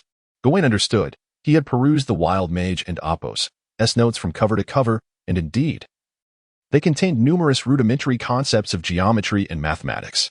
Although not organized into a cohesive system, they could almost be considered foundational knowledge. If Rebecca possessed a natural gift in this area, it was not surprising that she could arrive at her current achievement under such inspiration. Moreover, even if inspired by the wild mage and Apos' notes, her results remained astonishing. Very good, an excellent method. Gawain nodded in satisfaction, then asked, "Why did you choose to bury the magical array underground?" "Oh, that is because you, my esteemed ancestor, mentioned that this magical array was intended for the blacksmith shop." Rebecca replied with a nod. "I thought that the blacksmiths and their apprentices differ from mages. Their tasks are not the same. While transporting materials and forging iron among these furnaces, they could easily inadvertently damage the structure of the array. Moreover, burying the magical array underground does not impede its energy charging, while simultaneously allowing for future construction on the surface, provided that everything remains within the array's radiation points. Whether adding new furnaces or renovating existing ones, the process will be exceedingly convenient. Indeed, it is simply a matter of ease. With distinct functional zones, the energy supply and consumption segments are separated, and the critical systems are encapsulated, ensuring scalability. A plethora of terms relevant to Rebecca and Apos' approach flitted through Gawain and Apos' mind. Yet the notion that ultimately surfaced was of even greater significance. Rebecca recognized that this magical array was designed for ordinary individuals, like blacksmiths, facilitating their use in a safer and more convenient manner. Although the simplicity of burying it may seem trivial, the conceptualization behind it was nothing short of brilliant. A mainstream mage would never entertain the idea of their magical array being utilized by mortals, yet Rebecca, fortunately, she was a non-mainstream mage who had studied for 5 years yet only mastered the fireball spell. Her thought process did not adhere to conventional logic. "I had not considered that," Hetty remarked, her expression a complex blend of emotions. While Rebecca and Apos' ideas contained numerous deviations from established norms, she also recognized the rationality behind these designs and intuitively grasped the significance of making them accessible to ordinary people. This seemed to align perfectly with the direction that their ancestors had fervently pursued. It was truly impressive, but what about monitoring, now that the array was buried? Although this array, composed of basic runes, lacked the precision and fragility of higher-tier arrays, fundamental monitoring would always be necessary. Moreover, if it were to malfunction, how would one repair it? As she spoke, Rebecca revealed a somewhat triumphant smile, shaking a stack of papers in her hand, densely filled with intricate symbols and lines, clearly her own sketches. "And this array is not so easily broken. Dear ancestor, observe, I have rearranged its rune structure. Of course, the fundamental principles remain unchanged. I merely connected the functional runes based on the wild mage's design, layering them for expansion. By the heavens, a redundant system. Gavin's eyelids twitched slightly as he glanced at the stakes Rebecca had reserved in the courtyard, intended as monitoring points for the primitive sensors. Once Rebecca began to elaborate, it was difficult for her to cease, especially when showcasing her accomplishments. She continued, "Thus, the overall efficiency of the self-charging array has been slightly enhanced. Even if a portion of the runes were to deteriorate, the energy supply efficiency would only diminish marginally. The consumption segment connected to the array would remain largely unaffected. As the array is constructed to exceed the required demand." Rebecca excitedly elaborated on her thoughts until she finally paused, seemingly realizing that she had been monopolizing the conversation. She looked at Gavin with a hint of anxiety. "Dear ancestor, are my ideas too far-fetched?" At that moment, Gavin was at a loss for words. After a moment of contemplation, he gently ruffled the girl's hair. "No, you are a genius." Rebecca responded, taken aback. "Moreover, I have a suggestion." Gawain glanced at the blueprints sketched by Rebecca, pointing at the junctions of those redundant systems. The connections of these parts could be crafted to allow for easy severance and rejoining. In the event of damage to a particular rune, one could simply sever the connection during repairs, and upon completion, reconnect it. This way, even during repairs, the entire magical array need not be shut down. Rebecca and Apos' eyes brightened. "Indeed. How did I not think of that? You are truly brilliant, my esteemed ancestor." Gawain felt a slight twitch at the corner of his eye. He recognized Rebecca's heartfelt praise, yet it left him feeling unexpectedly vulnerable. "Ah, my dear girl. You are the truly clever one." After a moment of pause, Gawain could not help but turn to Hetty. "Has no one ever recognized Rebecca's talent before? She has always excelled in calculations and imaginative ideas." Hetty pondered her words, "Yet these abilities have never been put to use. The standard for a mage's prowess is their spellcasting ability, and in that regard, she has consistently ranked at the bottom." "What a waste," Gawain remarked with furrowed brows. "To consider spellcasting ability as the sole criterion? Why not compare strength with a gorilla?" Despite his candid critique, Gawain understood that such a situation held its own rationale and logic. In an era where technological advancement could not induce a civilizational leap, it is only natural for personal valor to become the metric of individual worth, especially in a world teeming with extraordinary powers and monstrous beasts, where exceptional combat capability is a prerequisite for survival. Without the assurance of survival, who could speak of technological innovation? Once individual strength becomes the standard, perpetuated through generations without significant issues, and those lacking power yet possessing wisdom find themselves unable to translate their insights into strength, if not sufficient strength, then this evaluative criterion is likely to endure indefinitely. However, this does not justify humanity's perpetual contest of strength against gorillas. Gawain finally affirmed that Rebecca indeed possessed extraordinary talent. This downtrodden viscountess, looked down upon by all, ostracized in noble circles for being a descendant of the Cecil family, scorned in mage circles for her inability to cast even a simple light spell, and even whispered about by merchants and the bourgeoisie of other territories for being the most ineffectual lord in history, enacting a plethora of fantastical decrees without bringing prosperity to her domain or herself. Her talents lay in realms unseen and misunderstood by others. In the impoverished lower society relying on the whims of fortune, no one could comprehend her calculations. Meanwhile, in the affluent upper echelons capable of hiring mages or comprising mid to high-tier spellcasters, no one required her computationally advantageous magic, as true magic could resolve any issue. If it could not, then a more powerful spell would suffice. With the eagle eye and the mage's eye at their disposal, why calculate coordinates on the ground? Why require sensors when professional mages can directly perceive and manipulate large magical arrays? Moreover, a mediocre mage, limited to casting mere fireballs, could never hope to be entrusted with the responsibility of constructing magical facilities. Thus, when Rebecca received permission from Gawain, her elation was understandable. It marked the first occasion in her life when she was granted the freedom to engage in an endeavor that truly aligned with her expertise. Ancestors above. Rebecca gazed anxiously at Gawain's expression, wondering if he thought poorly of her. Gawain chuckled softly, placing his large hand upon her head, and reassured her. "You are the pride of the Cecil family." Chapter 62, The Magic Network Number 1 in the blacksmith shop, feeling a large hand gently stroking the top of her head. Rebecca found herself momentarily bewildered. Her first instinct was to assume she had misheard. Her second was to believe that her esteemed ancestor had misspoken.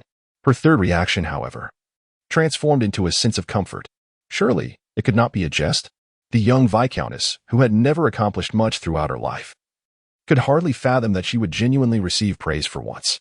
Observing Rebecca's reaction, Gawain reiterated his previous statement, then chuckled. Do not remain in disbelief. I sincerely commend you. You likely do not realize the remarkable talent you possess. Really? Rebecca replied, still in a daze, and then, feeling somewhat bashful, blinked her eyes. But all of this is merely cleverness. It hardly proves useful in everyday situations. Such extraordinary talent, relegated to the realm of mere cleverness. Gawain found himself at a loss for words. Rebecca had been born a tad too early, yet fortunately, Gawain had arrived in time. There were still opportunities for her gifts to manifest. Gawain scrutinized the modified structure of the magic array. Though he was a knight, Gawain Cecil had once been a half-scholar, possessing substantial knowledge in magical theory. Additionally, the Grand Duke Empire was a nation where magical technology flourished, and foundational knowledge of magic was widely disseminated. Therefore, understanding an array constructed solely from basic runes was not particularly challenging for him. After careful examination, he confirmed that Rebecca and Apos' adjustments to these runes were quite reasonable. The array had evolved from a rudimentary concept into a prototype that fully aligned with his expectations, laying the groundwork for future applications. Any further enhancements would have to await practical testing. Gawain posed a singular inquiry. Have you considered further expanding it? Further expanding it? Rebecca replied, momentarily taken aback. How would one expand it? Should I draw it larger? No. I mean connecting it with other self-sustaining arrays of different scales while maintaining consistency with the existing framework. Or even using specific array units as foundational structures to create infinite connections, ultimately forming a vast network capable of covering a broader area. As Gawain gazed upon the neatly arranged runes, he discerned the faint possibility of combinations and repetitions, prompting him to propose a rather audacious concept. Each magical unit would no longer exist as an isolated entity, but rather as interconnected components. Do you comprehend? Despite her exceptional mathematical aptitude and creativity, this level of abstraction proved somewhat daunting for Rebecca. She pondered intensely, but ultimately could only furrow her brow in distress. Esteemed ancestor, is it truly possible for such a thing to exist? Consider it my whimsical notion, Gawain replied, recognizing Rebecca's struggle and understanding that he must not be overly ambitious. He decisively halted the extension of this line of thought. For now, focus on constructing the magic network number 1 and set the blacksmith shop in motion. We shall discuss the rest at a later time. All right. Rebecca nodded with delight. Just moments ago, she had been discussing matters related to the blacksmith's workshop with Hammer. Oh? Gawain raised an eyebrow, for he had indeed observed Rebecca engaged in conversation with Hammer, yet the surprises brought by the magic network one nearly caused him to forget about it. What were you discussing? About the new furnace, Rebecca replied, tilting her head. I was contemplating that once the magic network one is operational, we could inscribe formal magical arrays on the blacksmith's furnace, eliminating the need for those cumbersome runes. This would allow for a transformation of the furnace. Wouldn't amp, oppose, it? However, as I lacked the skill to forge myself, I sought Hammer and Amp, Oppo's counsel to see what ideas he might have regarding the improvement of the furnace and workflow. The old blacksmith, Hammer, stood nearby, somewhat apprehensive, bowing his head as he listened to the discussions between the noble lord and the duke. He felt both honored and nervous to be a mere commoner participating in the conversation of nobles. When he noticed Gawain directing his attention towards him, Hammer truly broke into a cold sweat. He could hardly fathom what it would be like for a nobleman who had never even pulled a bellows to guide him in establishing a blacksmith and Amp, Oppo's workshop. Yet, he had no choice but to cooperate, preparing himself for a barrage of bewildering requests from Gawain, knowing he would have to lead his apprentices in a desperate effort to fulfill them. This situation was not unprecedented. It was rumored that a certain countess from the north had once whimsically decided to instruct gardeners on pruning a nursery, mandating that each goldenwood chrysanthemum should bear 2 buds rather than 3. Consequently, a dozen gardeners were whipped until the countess lost interest in the matter. Do not be anxious, Gawain observed Hammer and Oppos, tension, speaking with a calm demeanor. Share your thoughts. I have no thoughts, Hammer replied, bowing his head humbly. The Lady Countess is indeed profoundly knowledgeable and remarkably wise. The designs she has conceived are beyond the comprehension of us impoverished folk. It is already a struggle for me to learn to use them. How could I possibly offer suggestions? Gawain regarded him and shook his head. You may not grasp the intricacies of magic, but the furnace and anvil are your domain. You are the expert in this regard, and we shall all respect your opinions. Respect the opinion of a commoner? Hammer momentarily believed he was imagining things, yet upon seeing the serious expressions on the faces of Gawain, Hetty, and Rebecca, he confirmed it was true. At least the Duke had indeed said so. Thus, he steeled himself. I feel that since the furnace will soon utilize true magic for heating, rather than merely altering the old furnace, it would be better to start anew and create an entirely new furnace. Gawain raised an eyebrow. An entirely new one? Hamel scratched his arm, striving to articulate his thoughts clearly and distinctly. Now that genuine magic has been employed, the previous limitations of the runes no longer apply. Firstly, the furnace could be larger, allowing for a significantly greater yield of molten steel. Furthermore, since the magic circle would not suffer from fragmentation issues, the furnace need not be extinguished or cooled repeatedly. Perhaps it could remain perpetually ablaze, thus saving the labor and time involved in reheating. However, this would require constant utilization of the furnace. Gawain listened intently, interjecting only when he encountered aspects he felt warranted a suggestion, while Hamel poured forth all his ideas in one breath. Initially, he stammered and faltered due to nerves, but soon his words flowed more smoothly. By the time he neared the conclusion of his discourse, he felt a profound astonishment. The inquiries and suggestions left Hamel momentarily bewildered. Was this truly a noble who had never before encountered a bellows or a hammer? How could he possess such extensive knowledge regarding the intricacies of steel smelting? Although many of Hamel's concerns seemed rather fanciful, there was no doubt that they were tightly focused on the practical realities of steel refining, not mere nonsense about whether a golden chrysanthemum should bloom with 2 or 3 buds. As Hamel finally finished, Gawain released a gentle sigh and fixed his gaze on the old blacksmith's eyes. The old blacksmith grew anxious. My lord, how many years have you been a blacksmith? Gawain suddenly inquired. 30 years as a blacksmith. I never anticipated you would possess such a plethora of innovative ideas, Gawain remarked. Perplexed. Typically, such notions arose more readily from the unrestrained minds of youth. How is it that you conceived so many? Hamel opened his mouth, taking a few seconds before responding. My lord, do not mock me, but these ideas did not just spring forth, they have accumulated over many years. Gawain and Apos' expression shifted to one of interest. Do tell. I have been a blacksmith for decades, and I cannot claim to be more knowledgeable about furnaces and steel than I already am. To say that I am accustomed to it would be an understatement, Hamel said, a smile emerging from the deep creases etched across his face. Yet I still remember my days as an apprentice, when my father was the blacksmith of our village, and I learned the trade under his guidance. One year, the Lord requested a batch of fine iron, and I volunteered to tend the furnace myself. My father believed that after years of training, I was ready to stand on my own, so he allowed me to try. However, that attempt went awry. Hamel paused before continuing. I was too impatient, and, when the furnace cooled, I did not wait the necessary hours before reigniting it. As a result, the runes shattered. When the rune shattered, the forge was rendered utterly useless. It was the most valuable and crucial item in the blacksmith and Apos' shop. My father, in a fit of rage, suspended me at the shop's entrance and lashed me for what felt like an eternity, nearly beating me to death. He claimed that the sole reason he refrained from taking my life was that if he did, there would be no one left to assist with the family's labor or to inherit the blacksmith and Apos' trade. That year, we failed to fulfill the Lord and Apos' orders, and my father endured dozens of lashes in the castle. Clearly, this incident from my apprenticeship left an indelible mark on Hamel's psyche. When he faced his father's wrath, only to witness him suffer punishment at the castle, many thoughts regarding the blacksmith's forge began to take root within him. Fortunately, 3 decades have passed, and those seedlings have not entirely withered in Hamel and Apos' heart. Perhaps they have indeed faded. But Rebecca's plan to inscribe magical circles on the forge in place of the runes has rekindled a flicker of hope within the old blacksmith. The mere resurgence of hope represents a commendable breakthrough, since this seasoned craftsman does not appear to be as inflexible or resistant to new ideas as I had feared. It seems prudent to commence preparations for certain matters in advance. Chapter 63. Anomaly after all. The once destitute wild mage was compelled to simplify the magic network to this extent, for he would have been unable to create such a system otherwise. However, the smooth progress of a project invariably brings forth the associated pressures.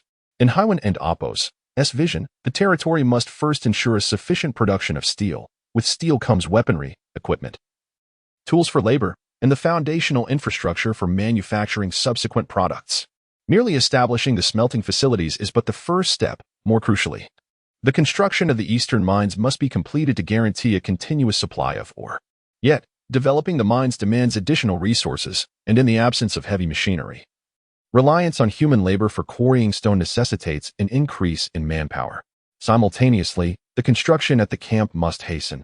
Replacing tents with wooden houses is merely a stopgap measure. A truly robust and secure camp cannot be constructed solely of timber. But what more efficient and expedient building techniques and materials exist in this era?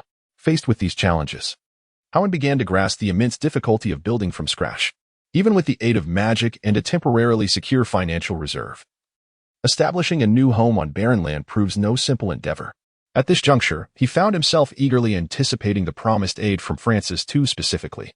Not only the provisions and fabrics, but, more importantly, the 100 craftsmen and apprentices. 100 individuals, even if many were unfortunate souls forced southward due to exclusion, represented a wealth of technical talent. For a territory like Cecil, with a mere population of over 800, the notion of possessing 100 skilled artisans was enough to make Gawain wake from dreams with laughter, startling the soldiers on night watch at the gate. Regrettably, this assistance would not arrive for at least another fortnight. Within the central tent of the camp, Gawain's mind swirled with myriad thoughts as he endeavored to focus on the blueprints and charts before him. Meanwhile, Betty sat nearby on a mat, her head nodding as she fought off sleep. The designs before Gawain depicted a new type of furnace, reminiscent of a blast furnace from Earth in form and partial structure, yet fundamentally different in its operational mechanisms. It needed to accommodate space for the magical array to function, while also ensuring that the magical conduits on the furnace were as close as possible to the buried magic network number 1, all the while preventing the molten iron from damaging the intricate magical patterns etched into the furnace and Opos' body. This concept diverged entirely from both the magical network and the water wheel. Gawain needed to amalgamate knowledge from both worlds to complete this design.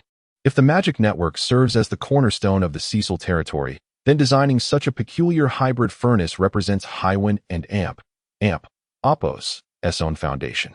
He understood clearly that only upon its completion would the myriad fanciful ideas in his mind hold a chance of realization, and in this endeavor, he had no one to aid him.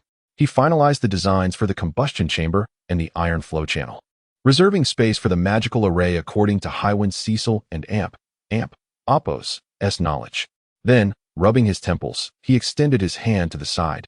Betty, please fetch me the parchment bag containing the blueprints, the one with the red string. It seems rather tedious to have her sit idly by my side. Gawain shook his head in bemusement, preparing to rise and retrieve the sheepskin bag, when he noticed Betty suddenly getting up with closed eyes, groggily making her way to the corner of the tent. She opened the box, retrieved the sheepskin bag, and wobbled back towards him, her eyes remaining shut throughout the entire process. Gawain couldn't and Opos' help but chuckle as he accepted the sheepskin bag from her, simultaneously organizing the blueprints while observing Betty and Opos' earnest struggle to open her eyes. If you and Opos retired, you should just sleep. I might be busy for quite a while, he mused. At that moment, Betty finally awoke, vigorously shaking her head and insisting, I won't sleep. The master isn't asleep, so I won't sleep. She then lowered her gaze to the draft sprawled across the table, feigning seriousness.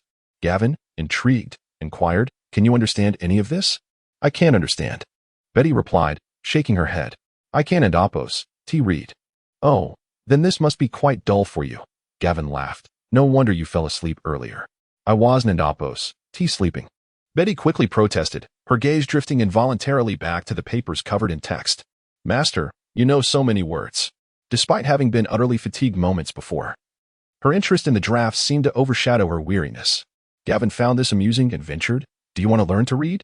Betty instinctively nodded, but then nervously shook her head, clutching a button on her maid and Opos' uniform. Mrs. Hanson said maids shouldn't and Opos' learn to read. We should just work diligently. Such notions are unfounded. Anyone can learn to read. Gawain promptly corrected her, then, inspired by a sudden whim, added, If you want to learn, I can teach you some. Her gaze once more wandered to the papers, but before she nodded, she shook her head again. But Sir Knight Philip said that paper and ink in the territory are precious and shouldn't and Opos' be wasted on me. Gawain paused, momentarily taken aback. He had intended to argue that there was an abundance of paper here, but he soon recognized the merit in Sir Philip's words. Given the territory and Opos' inability to be self-sufficient and the reliance on messengers for communication with Tants in town, it was indeed prudent to conserve resources. Teaching Betty to write would indeed be a luxury, especially considering he was unsure whether she would genuinely grasp the lessons or merely be indulging in frivolity. Yet, observing the girl's earnest expression, Gawain couldn't and Apos, help but smile. You stay here for a moment. Betty, still dazed, accepted the twig he handed her. Watching as Gawain turned to his desk and swiftly wrote on a sheet of paper. In no time, he had produced a faded piece of coarse paper inscribed with the basic alphabet in large letters, accompanied by a prominent word beneath it. Gawain handed this paper to Betty. This is the alphabet, and below is your name. Practice it, and if you have any questions, ask me. Betty momentarily paused, then, as if she had discovered a treasure, eagerly accepted the paper, her delight nearly prompting a bubble from her nose. Within the tint, the ground was merely compacted earth. Yet Gawain delineated a space beside his desk for Betty to practice her calligraphy. It appeared quite respectable. A passage from a text he had studied in a previous life flickered through his mind, prompting him to shake his head and chuckle softly. After this brief interlude, he felt a significant relaxation of his spirit, and his thoughts began to flow anew. Thus, he extracted another sheet of draft paper, preparing to tackle a different issue. However, this tranquil ambience did not endure for long. Shortly thereafter, Gawain was startled by a cacophony emanating from outside the tent. He reassured Betty, urging the young girl to focus on her writing, and then briskly exited the tent. Sir Byron was hastening toward him, his countenance betraying an air of mild urgency, which alerted Gawain to an impending crisis. My lord, the soldiers stationed at the mountain treasury have reported unusual noises emanating from within, akin to the grinding of rock or some form of collision. However, the treasury door is secured, preventing entry. Thus they are unable to ascertain the situation inside and have brought forth the news. Trouble had arisen within that ancient relic. In that fleeting moment, Gawain acknowledged a genuine chill of apprehension. Any issue could be addressed, but the treasury absolutely must not falter. That was indeed the true essence of their fortune. Yet, he quickly regained his composure. Had this news reached him days prior, he would have been considerably more distressed. Fortunately, he had been systematically arranging for crucial supplies to be transferred from the treasury to the camp over the past few days. Although not everything had been moved, at least a third had been successfully transported. Even if the treasury were to encounter calamity or even collapse entirely, it would not be a complete disaster. In summary, after a moment of self-reassurance, Gawain regained his poise. With nightfall upon them, it was likely that Byron had not even noticed the beads of cold sweat forming on his lord and Apos' brow. The image of his ancestor remained intact. Gawain weighed the decision of whether to investigate the situation immediately or to wait until daylight, ultimately arriving at the conclusion: sleep would be impossible. Such troubling matters could not be allowed to linger in his mind. Who could possibly rest easy under such circumstances? Surely, even Rebecca's composure would be strained. Sir Philip, you shall oversee the camp and Apos' defenses. Gather a few astute and capable soldiers to accompany me into the mountains, and also summon Hetty. Her supportive spells may prove invaluable. Chapter 64. Deep within the ruins. In truth, Gawain had intended to summon Rebecca as well, but she had been preoccupied with the construction of Magic Network No. 1 and had not enjoyed a moment's rest for several days. Today, she finally had the opportunity to retire early, so Gawain refrained from disturbing her. After all, her presence would merely add another fireball launcher to their ranks, which seemed of little consequence compared to Gawain and Apos' own prowess in combat. Hetty, however, had not yet taken a respite. She was diligently examining the regulations and plans drafted by Gawain within her tent when she heard that there had been disturbances at the ancient ruins in the mountains. Without hesitation, she donned her outer garments and hurried over. Observing her slightly anxious demeanor, Gawain reassured her, "Do not fret. It is merely some unusual sounds. It is likely that the ancient mechanisms within the ruins have stirred. If there were an actual collapse, the noise would be far more significant." Hetty nodded, her brow furrowed with concern. Sir Byron swiftly selected a cadre of capable soldiers, and under Gawain and Apos' guidance, they traversed the mountain path, arriving at the entrance of the ancient ruins. Here, a temporary outpost constructed of wooden planks housed 5 soldiers who regularly guarded the entrance. Torches illuminated the area surrounding the gate, revealing the scene. Aside from a few visibly anxious soldiers, everything appeared normal. "Sir," one soldier approached, saluting upon seeing Gawain. "There were 2 more sounds from inside just moments ago." "Very well, I shall investigate personally," Gawain replied as he made his way toward the ruins and Apos' entrance. "You lot remain outside. Under no circumstances are you to permit entry without my command." Upon reaching the ancient gate, Gawain activated the archaic gun door glyph with a platinum disc. As the heavy purple steel doors shimmered with magical luminescence, he felt a measure of relief. At least the magical conduit here remained intact, suggesting that no significant upheaval had occurred within. Hetty instinctively tightened her grip on her staff, initially conjuring a model of the ice arrow spell, but then dissipating the magical energy in favor of a more supportive spell. After all, missing would be rather awkward. The purple steel doors slowly creaked open under the influence of magic, causing the crystals in the grand hall to illuminate with brilliance. With his hand resting on the hilt of the Sword of Pioneers, Gawain entered with heightened vigilance. The hall appeared devoid of any anomalies. The metal ingots and armor that had yet to be transported remained undisturbed, reflecting the steady light of the magical crystals. There were no signs of collapse or instability. Everything seemed as it should. However, upon surveying the interior, Gawain quickly discerned a change. Several doors deep within the hall stood ajar. This ancient ruin consisted of far more than the chamber before him. Within the mountain lay a far grander structure, as suggested by the scale of its entrance and the occasional architectural features visible upon the mountainside. Thus far, they had only exploited this initial hall, not out of disinterest in delving deeper, but rather because the doors leading further within were securely locked. Hetty had spent an entire day studying the seals on those doors in the treasury hall, yet she had been unable to unlock even a single one. Those were the magical technologies of Gundor at its zenith, far beyond the capabilities of a mere third-tier mage like Hetty. Gawain initially intended to set those doors aside, contemplating how to deal with them once the situation stabilized in the future. However, to his astonishment, those imposing gates opened of their own accord today. Hetty also noticed the peculiar situation regarding the doors and anxiously tugged at Gawain's sleeve. "Ancestor, those doors. I see them. Heaven knows how they opened," Gawain replied, furrowing his brow. His mind involuntarily drifted back to the recent outbreak of the crimson spots and the surge of magical energy. Could it be that the surge of magic had spread to this relic, loosening its seals? Moreover, he had frequently asked Hetty or Rebecca to bring the platinum disc here to open the doors and move items. Perhaps the repeated activation of the first seal had inadvertently triggered the doors within?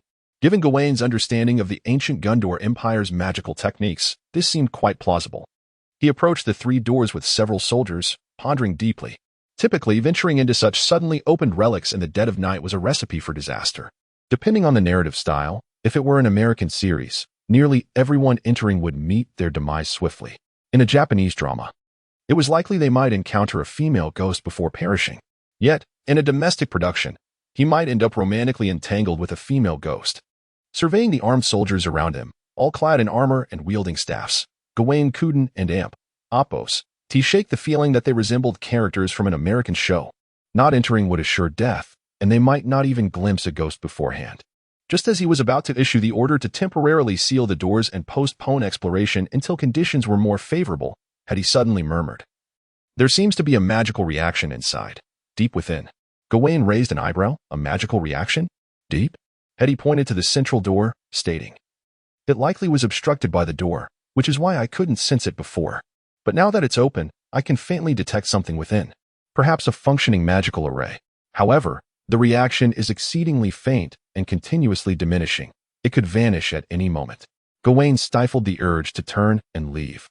Sighing internally, humans are indeed creatures compelled to court danger. Regardless of what lay inside, it seemed necessary to take a glance before departing. Gripping the sword of the pioneer, he silently invoked several layers of protection upon himself with his knightly skills, then boldly stepped forward. A true mage would cast illumination spells. As he gazed down the increasingly profound corridor and the vast spaces on either side, Sir Byron couldn't help but marvel. Truly, this is the work of the once mighty Gundor Empire. How immense must this place be? Heaven knows. The relic and Apos' doors resembled the structures of Gundor and Apos' grand fortresses from the era of the Starfire, which could easily encompass an entire mountain. Gawain smirked. He pondered whether Amber had indeed absconded with the funds. How he wished she were here. Such highly specialized ancient relics are indeed a realm where even the most adept of infiltrators might falter.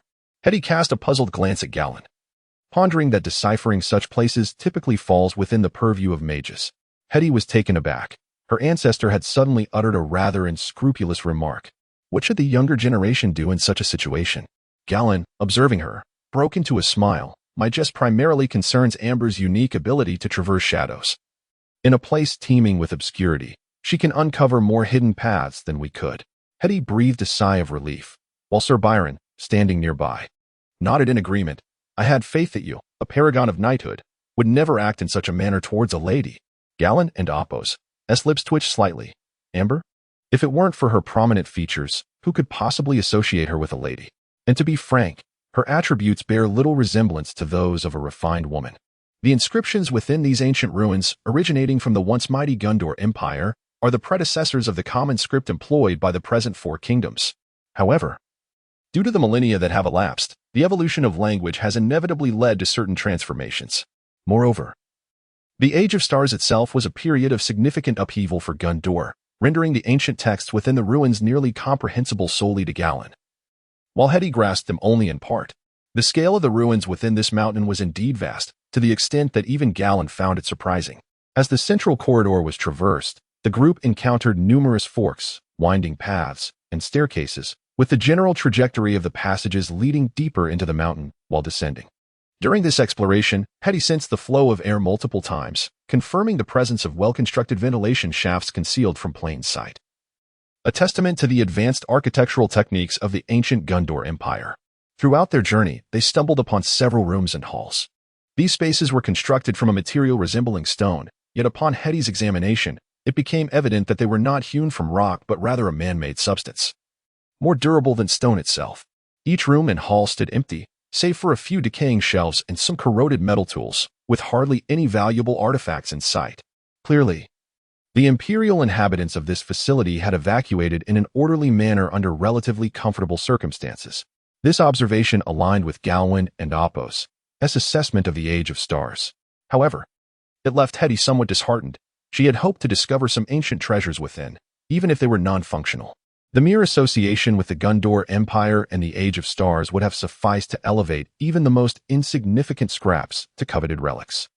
The group had no time to explore every path and chamber, prompting Gawain to instruct them to mark the unexplored forks for future investigation when time and resources permitted.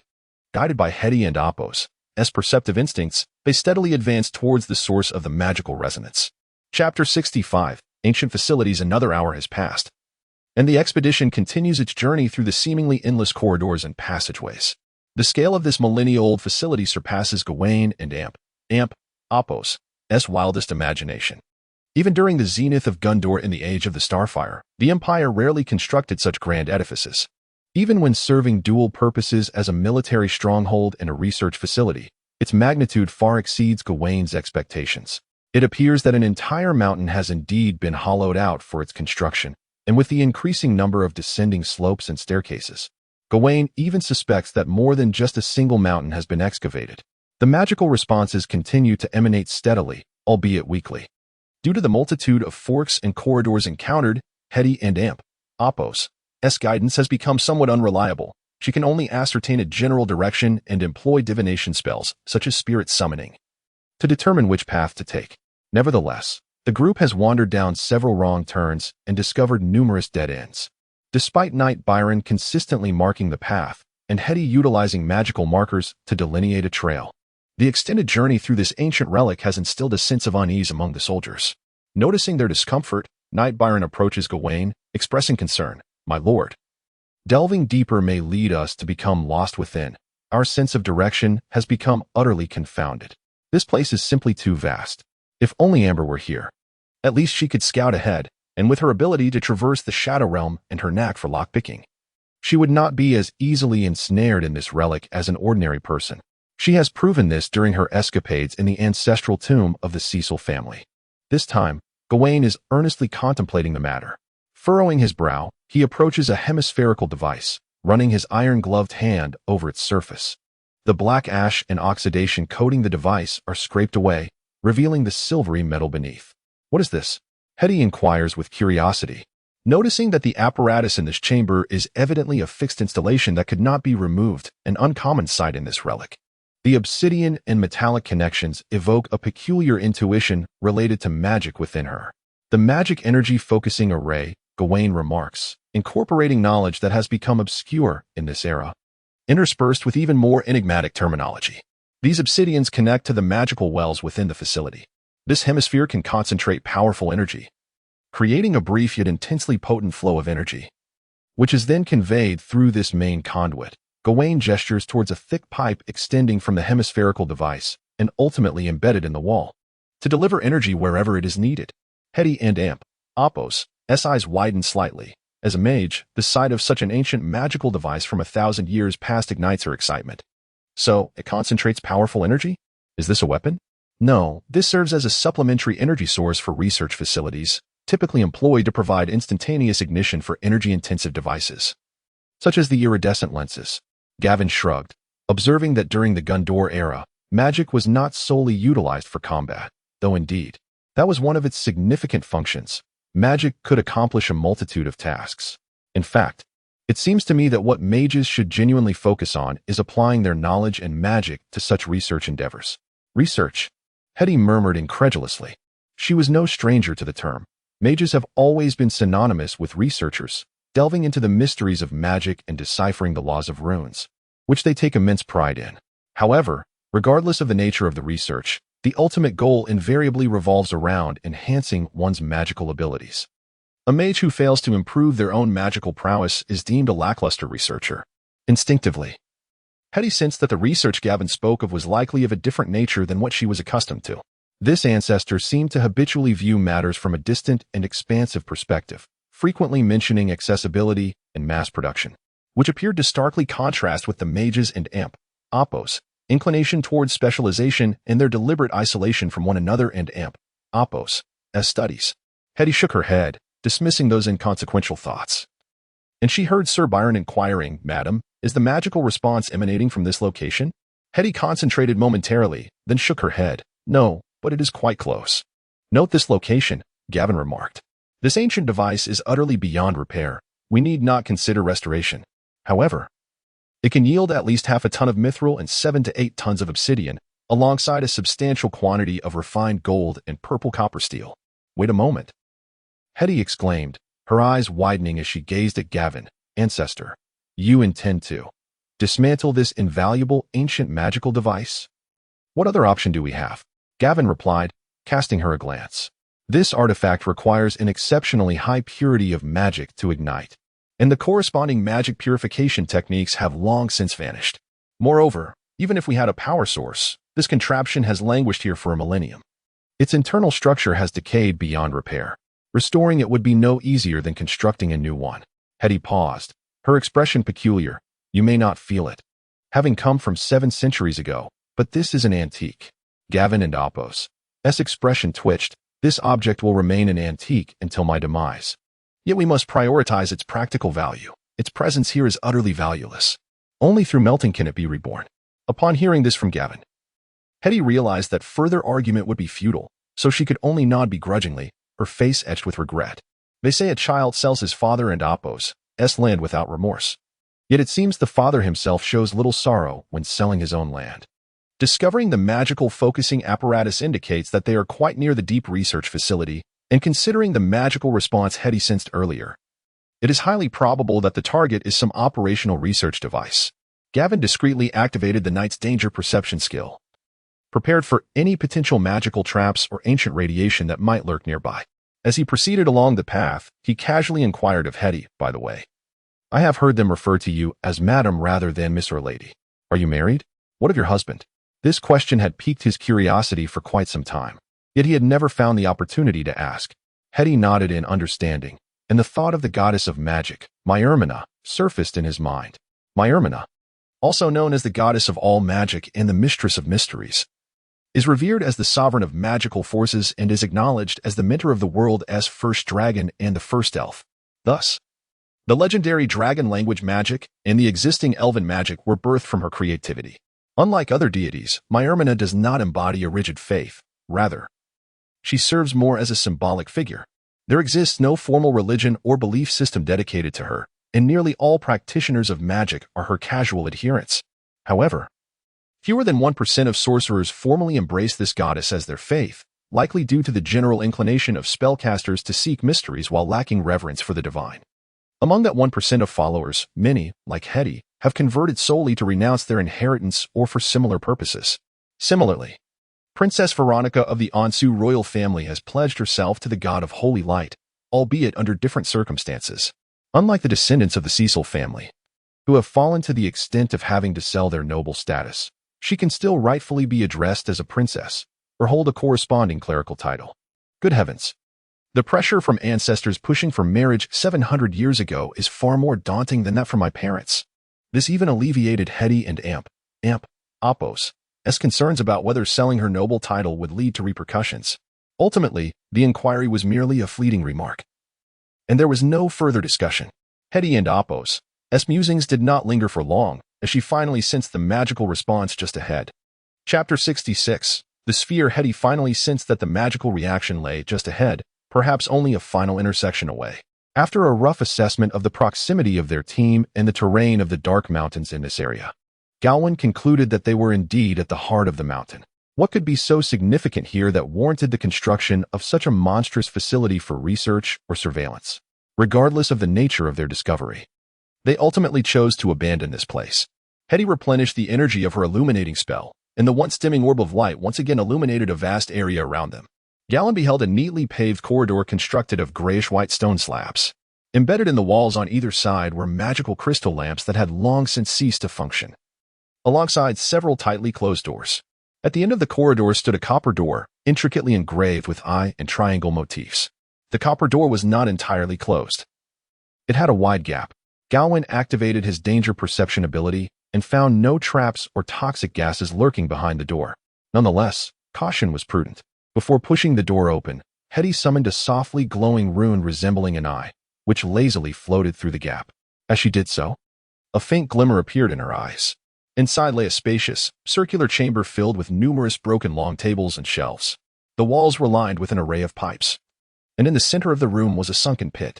At the bottom of this pit rested a peculiar spherical object. From the center of the ceiling hung several iron chains and tools. Hetty furrowed her brow as she described the scene, but suddenly, she gasped softly, causing her magic to falter. Rubbing her eyes, she sheepishly remarked, "I bumped into the wall." Gawain inquired, Is there anything that appears dangerous or trap-like?"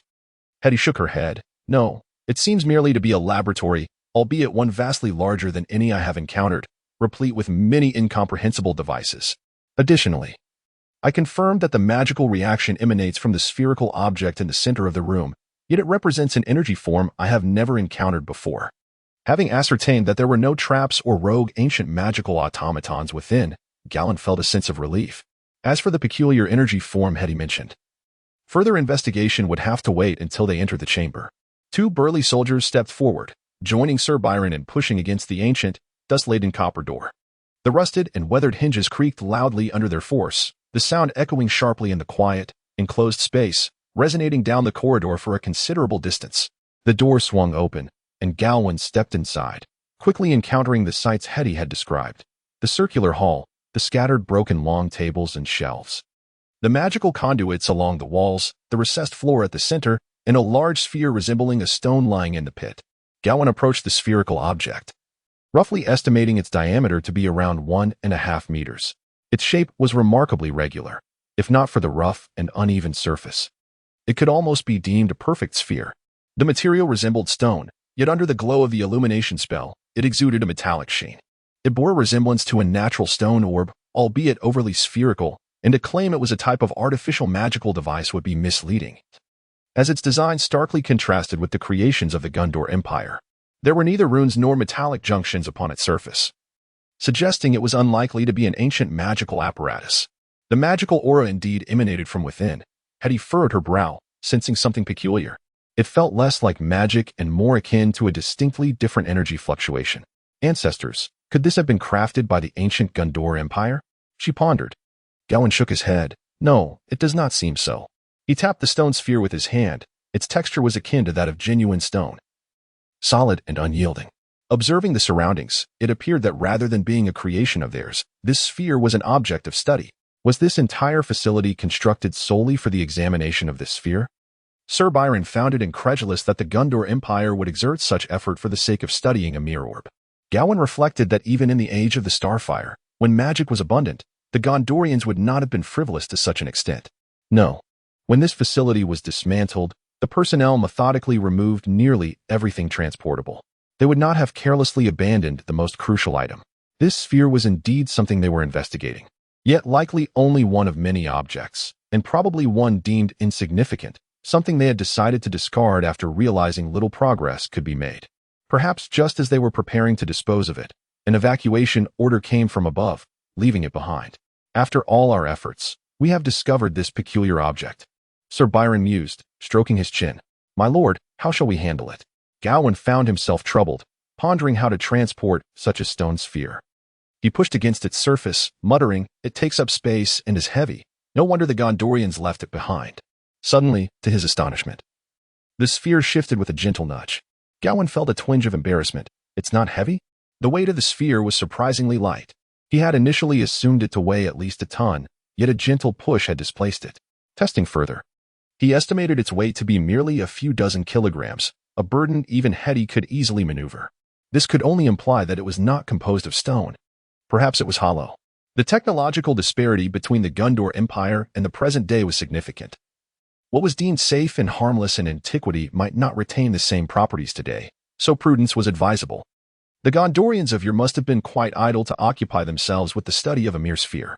The soldiers outside had been waiting for quite some time, their restlessness palpable. The sound of footsteps and commands echoing from deep within the central gate momentarily relieved their anxiety.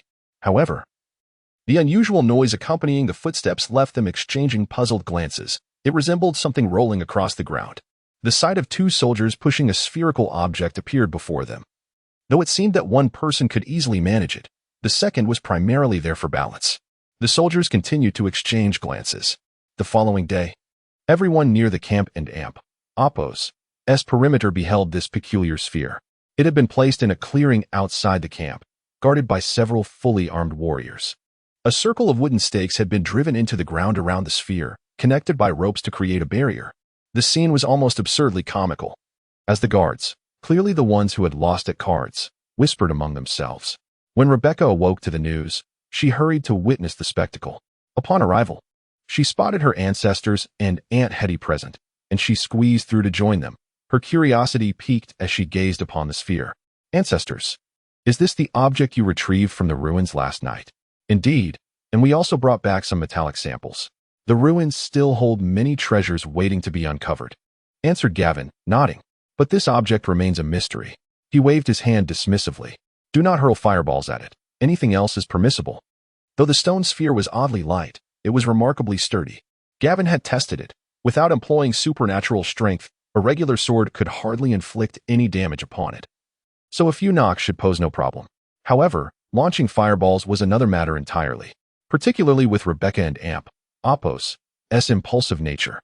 She might just conjure a fireball the size of a bathtub.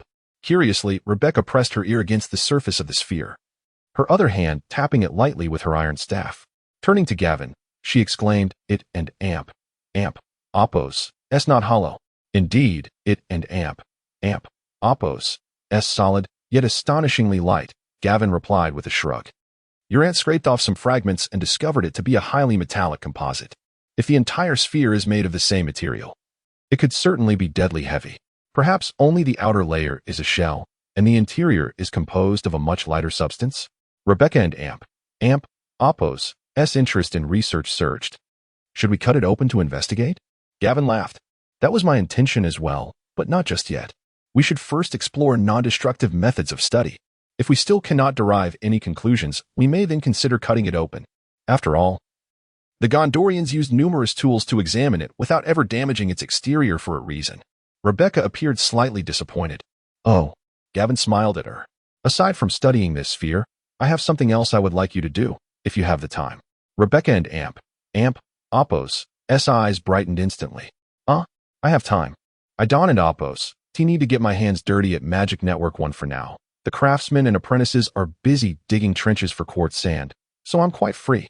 What would you like me to do? Burn some stones. Chapter 67, The Steel Plan and the Return of Amber Often. Rebecca found herself perplexed by the thought processes of her illustrious ancestor. However, the headstrong young woman possessed a commendable trait. She did not force herself to comprehend that which was beyond her grasp. After all, her ancestor and Amidst's words were invariably correct. It sufficed to follow them. Observing Rebecca leave with enthusiasm, yet oblivious to the reason behind the task of burning stones, Gawain could not help but ponder.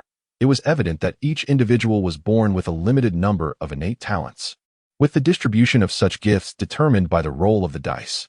Rebecca, it seemed, had rolled a perfect score in mathematics and creativity, leaving her with a plethora of ones in other areas. Nevertheless, it mattered little, as she had been provided with the blueprints and fundamental operational methods. She could experiment at her leisure. The practical application of the Magic Network project had demonstrated that, aside from her bluntness, stubbornness, and occasionally reckless thoughts, Rebecca possessed an astonishing aptitude in mathematics and creative endeavors. Such gifted individuals should be allowed to pursue their endeavors freely, as long as they did not falter. They would often yield unexpected results. Imposing constraints upon her would only stifle her potential. Moreover, even Gawain himself harbored doubts about the viability of the rudimentary methods he had resurrected from his earthly memories. After delegating the task of burning stones to Rebecca, Gawain proceeded to inspect the progress of the farmland development, confirming that the water wheel was already in production. He then visited the blacksmith shop, where he presented his newly designed furnace to the master blacksmith, Hamel. Hamel and Apo's reaction to the blueprints Gawain revealed was one of unmistakable astonishment. He was genuinely taken aback. Hamel was aware that the Lord had been concerned with the matter of the new furnace and recalled that just days earlier, Gawain had sought his counsel on the creation of such a device. However, in Hamel and Apo's mind, it was already remarkable for a nobleman to reach this stage. He assumed the Lord would merely enlist a few craftsmen to assist in the construction of the new furnace and occasionally check on the progress. He never anticipated that Gawain would arrive with blueprints in hand. Upon hearing the Lord state that the furnace design was complete, Hamel and Apo's immediate response was not joy or profound gratitude, but rather a mix of anxiety and trepidation. After all, a duke, a man of considerable nobility, ought to be seated in his castle, dining from a golden bowl. Could he truly possess the knowledge to forge metal and construct a furnace? Would the blueprints he created be practical? What if they were not? Who would dare voice dissent? Yet, if he were to proceed with them, who would bear the responsibility if something went awry? With a furrowed brow, the master blacksmith reluctantly accepted the blueprints from Gawain, silently resolving, if this furnace proved to be too fantastical, he would not dare voice his concerns. He would nod in agreement and endeavor to create a furnace that bore a semblance of the design, albeit fundamentally different within. Should the Lord uncover any discrepancies and inquire, he would attribute the shortcomings to the ignorance of the illiterate apprentices and laborers, who were too dim-witted to construct the new furnace properly. This line of thought persisted until he beheld the intricately crafted and logically arranged design. Gawain observed Hammer's reaction keenly and smiled, though he was not a blacksmith, and his past experiences bore no relation to steel smelting or forging. One cannot deny that a keyboard warrior emerging from the era of information explosion can conjure a plethora of theoretical knowledge. Of course, a keyboard warrior armed solely with theoretical knowledge would be of little utility. However, he possessed the memories of Gawain Cecil. While Gawain Cecil was not a blacksmith, the first Duke of West certainly was, and the tales of steel smelting served as vital material for the Duke's convivial gatherings. Furthermore, having shared a close rapport, Gawain Cecil had numerous occasions where he was led by the inaugural Duke to practice beside the furnace. Thus he was well aware of the requisite structure of a competent furnace. The amalgamation of this dual knowledge, coupled with the suggestions from Rebecca and Herdy, along with a minor receding hairline, rendered him capable of drafting a blueprint. However, despite his confidence, Gawain was not blinded by arrogance. He was acutely aware of the pitfalls inherent in an outsider leading an expert. He also recognized that his status might render the true experts in his territory hesitant to voice their opinions in his presence. Therefore, he proactively stated, "This blueprint is derived from some furnaces of the Gondor period. It may not necessarily suit the actual conditions. It merely serves as a conceptual framework for you. How to make this furnace operational is your responsibility. You may modify it at will, provided it meets my requirements." "And no, this design is already quite rational," Hammer hurriedly replied. "It encompasses all the essential structures of a furnace, and they align perfectly. Moreover, this continuous smelting concept, as long as we continuously feed it and remove the slag, it can operate indefinitely." "Indeed, it is continuous," Gawain nodded. "However, this means that the traditional method of a blacksmith accompanied by a few apprentices bustling around a single furnace may no longer be applicable." Hammer had evidently not considered this possibility before. He was still engrossed in the marvel of the new furnace design. It was only upon Gawain's reminder that he abruptly recognized the implications of such a highly efficient furnace that did not require extinguishing. Almost instinctively, he perceived a profound chasm between the familiar clanging of a traditional blacksmith shop and the furnace before him. Contemplating the expansive courtyard capable of accommodating dozens of furnaces, he widened his eyes and gazed at Gawain. "My lord, steel is the foundation of everything, though here we must also account for various other peculiar metals," Gawain remarked, retrieving another item from his pocket to present to Hammer. "I inquired and learned that you're literate. Thus, you should be able to comprehend these items." The blacksmith occupies a position among the upper echelons of the common folk. Despite remaining a commoner, wielding a hammer, he shares a status somewhat akin to that of noble warriors brandishing longswords and whips, or even apprentice knights. Moreover, the Hammer family has been entrusted for generations with the responsibility of smelting steel and crafting weaponry for the Cecil family, thus elevating their standing. Consequently, Hammer possesses a basic literacy in numeracy, thanks to his father and aunt, Apos, enlightened approach in this regard. Upon receiving the document from Gawain, Hammer and aunt, Apos' eyes widened in astonishment as he skimmed through its contents. Is this truly a blacksmith and aunt, Apos' shop? No, it is the Cecil Steelworks. Gawain gazed intently into the old blacksmith's eyes, declaring his need for a vast quantity of steel, more than Hammer had ever encountered in his lifetime. The new furnace and the first magical network are merely foundational elements. A comprehensive and innovative production structure is imperative to support these endeavors. This marks a transition from a workshop to an industrial factory. Even Gawain himself was uncertain about the implications of such a rigid, top-down reorganization. But he could not afford to wait idly. He could not wait for society to gradually evolve towards the nascent stages of capitalism and industrial revolution. He was willing to wait, yet the celestial forces above might not share his patience. Just as he was deeply engrossed in agricultural pursuits, a wave of extraterrestrial beings and magical tides crashed upon him. Could this still be manageable? The progress of the first magical network unveiled opportunities for tremendous advancements in productivity. Or rather, productivity had already reached a point ripe for significant expansion, yet in this world imbued with magic, it had become stagnant. The first magical network represented a glimmer of hope to liberate this confinement. It is both magic that leads to downfall and magic that heralds success. Hammer found himself lost in contemplation, yet he realized he could not fathom the enormity of it all. It transcended his worldview. After a lifetime of forging iron, he found himself adrift within the very substance of steel. My lord, if you truly intend to implement such plans, with so many steel furnaces, how many blacksmiths would be required? Currently, I am the sole blacksmith in the territory the smelting of, or in the processing of steel would inevitably diverge into two distinct entities. I have subsequent arrangements regarding these matters, Gawain replied, casting a glance at Hammer. After viewing the design of the new furnace, you should recognize that I am not merely indulging in whimsical fantasies. A momentary lapse of silence ensued, and Hammer had indeed entertained perilous thoughts. Yet Gawain's remark rekindled his memory of that audacious yet rational furnace design. After several seconds of contemplation, Gawain deliberately broke the silence. Speaking with a measured tone, do you perceive me as a Na'vi noble, consumed by fanciful ideas and whimsical notions, utterly devoid of practical understanding? A cold sweat broke out on Hamilton and Apos' brow. No, how could you be? It is only natural to harbor such thoughts. For more than 90% of the nobility in this era share the same sentiments.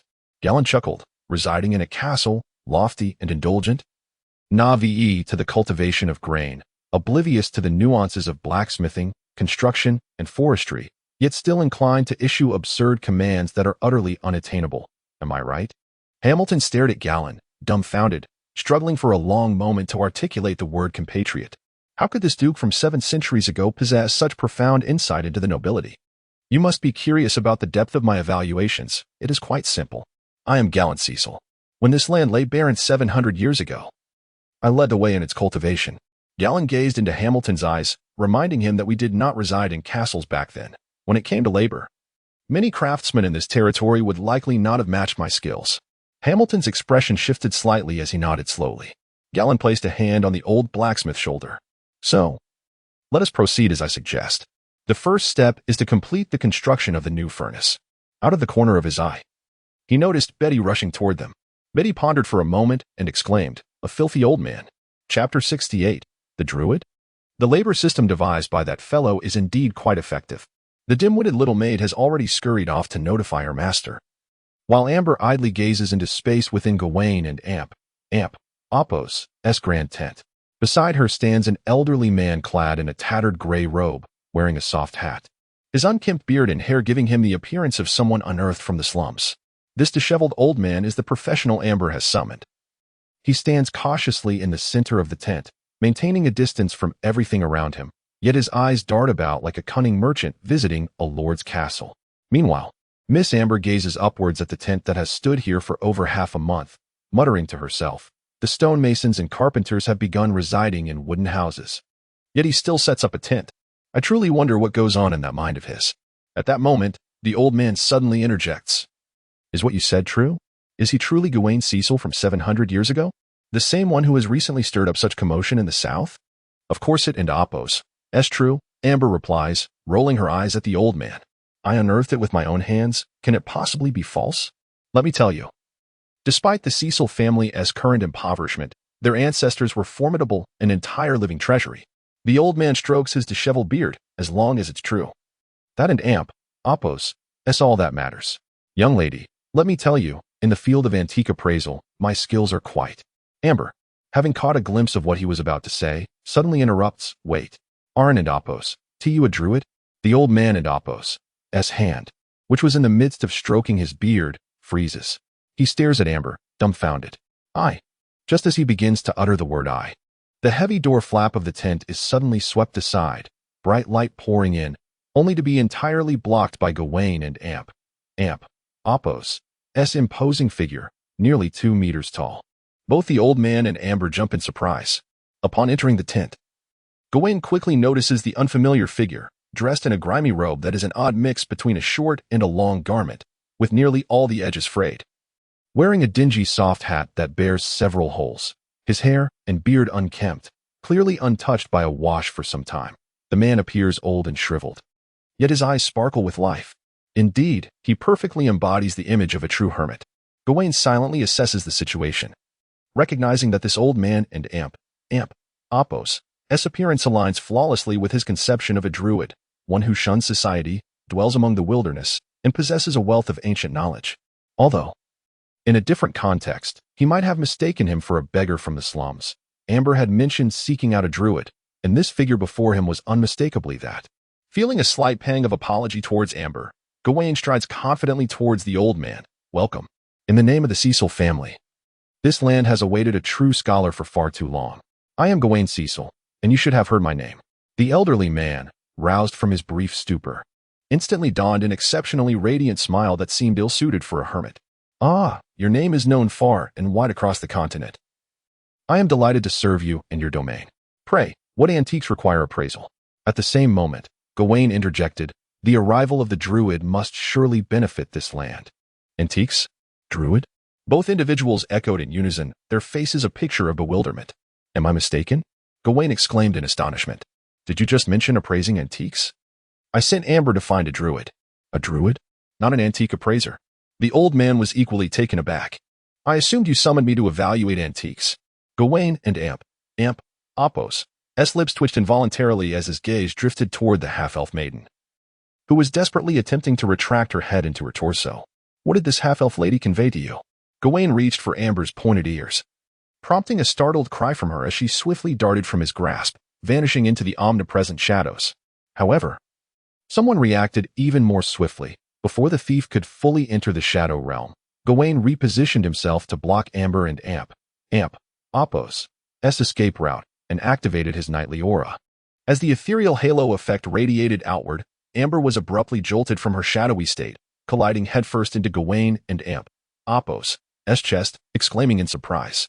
The camp and Apo's defenses were insufficient, necessitating Gawain to don his armor at all times to address any unforeseen circumstances.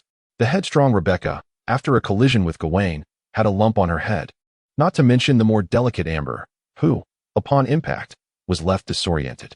After extricating herself from the shadow form, she spun in circles, clutching her head, until Gawain seized her ear, prompting her to cry out, "Ouch! That hurts! Let go! Let go! Let go!" The old man watched the unfolding commotion in astonishment, finally beginning to regain his senses. "Wait a moment," The ancient relic from 700 years ago you referred to as Duke Gawain Cecil? Dawn and Amp. Opos. T. Coleman and Amp. Opos. Ancient relic and Amp. Opos. He almost had me. Amber screeched. Did I not tell you? Gawain Cecil has been resurrected. I was the one who awakened him. But I did not intend for you to appraise him. I thought you understood. The old man stared wide-eyed. I assumed you had unearthed this ancient hero's grave. I was wondering how you managed to convince him to allow you to seek an appraisal after robbing his tomb. Gawain, after mentally traversing through the historical figures he had learned about in his past life, finally suppressed the urge to toss Amber aside, gazing incredulously at the old man. So, you are not a druid? However, to his surprise, the old man stroked his beard upon hearing the question, adjusted his tattered gray robe, and spoke in an enigmatic tone that depends on the specific circumstances and your needs. If the conditions here are suitable, I could indeed be a druid. Gawain was taken aback. Is being a druid optional? After a series of comical events, he harbored a considerable distrust towards the eccentric old man before him. Yet, he observed the old man smile faintly as he retrieved an unassuming seed from his pocket. He casually tossed the seed onto the ground, then took a cup of water from a nearby table and poured a little onto the soil, murmuring incantations. Moments later, a green glow shimmered where the seed had landed. The seed sprouted at a visible pace. Although it was merely a tiny shoot, it left Gawain astounded. Look, look, he is a druid, ISN and Amp. Opos. Teehee? Amber exclaimed excitedly. You better let me go. It hurts terribly. Gawain, bewildered, released his grip on the half-elf's ear and regarded the old man with a perplexed expression. So you truly are a druid. But what does being an antique appraiser mean? I was indeed a druid in my earlier years, genuinely belonging to the Heart of the Woods sect. The old man proudly declared, puffing out his chest. However, being an antique appraiser is also my profession. I dare say there are but a few in the southern territories who surpass my expertise in this field. Gawain felt utterly confused. How do the seemingly disparate professions of a druid who studies flora and fauna and an appraiser of antiques converge? Primarily due to financial constraints. The old man shrugged. Being a druid is rather impoverishing, so I took on a side business. Moreover, I must inform you, my skills extend beyond these two areas. If you are in need of a cook, I also possess the art of barbecuing and making soups. Gawain not only twitched the corners of his mouth but also felt his brow quiver. As long as the price is right, you could also offer divination, Kuden, and Opos. To you? The old man stroked his beard. That depends on how much you are willing to pay. If the price is appropriate, I can learn it on the spot. What an utterly unreliable individual. Yet he was indeed a druid. Well, is he competent? Amber cautiously observed Gawain and Amp. Opos' reaction, daring to speak after a while. At least he is a genuine druid. Better than nothing, Gawain sighed, looking down at the old man. From this day forth, you shall be the druid of the Cecil territory. I will ensure you receive appropriate remuneration. What level are you? I am a level 3 druid of the Heart of the Woods sect, as well as a level 3 herbalist, the old man replied cheerfully. And I am also quite adept at barbecuing. Are you truly not considering it? Gawain twitched his mouth. No, I have a maid who cooks well. I will compensate you according to the standards for hiring a level 3 formal spellcaster, but only if you can concoct a batch of growth-promoting potions to prove your worth. We will provide the materials and tools. The old man nodded in satisfaction. Of course, of course. Chapter 69, The Failed Project. Observing the little old man's exuberant demeanor, one could easily mistake him for someone who had finally secured a new job after 2 weeks of hardship. The image dispelled any prior notions Gawain had of him as a recluse. It became abundantly clear that the tattered robe, the worn-out hat, and the unkempt beard were not marks of a hermit's life, but rather evidence of genuine poverty. In light of this scene, Gawain could not help but murmur softly to Amber, "Is this person really reliable?" "Oh, rest assured," Amber replied, "though he may possess an eccentric personality. You can see for yourself, Kin and Amp, Opos, to you? At the very least, his druidic skills are authentic. You are not the type to judge a person's worth based on their background or cling to outdated aristocratic principles. You often emphasize the importance of talent, do you not?" To Gawain's surprise, his casual remarks were overheard by the little old man, who turned with a grin. "My dear sir, I am well acquainted with Amber's foster father. I watched this little girl grow up. By rights, she ought to call me and Opos, Uncle and Opos." Amber promptly rolled her eyes. "You, with your lack of any elder-like appearance, expect me to call you uncle?" Understanding dawned upon Gawain, and he nodded in acknowledgement. He had heard Amber mention her foster father, a human rogue who mingled with the underclass of thieves. Amber continued, shaking her head.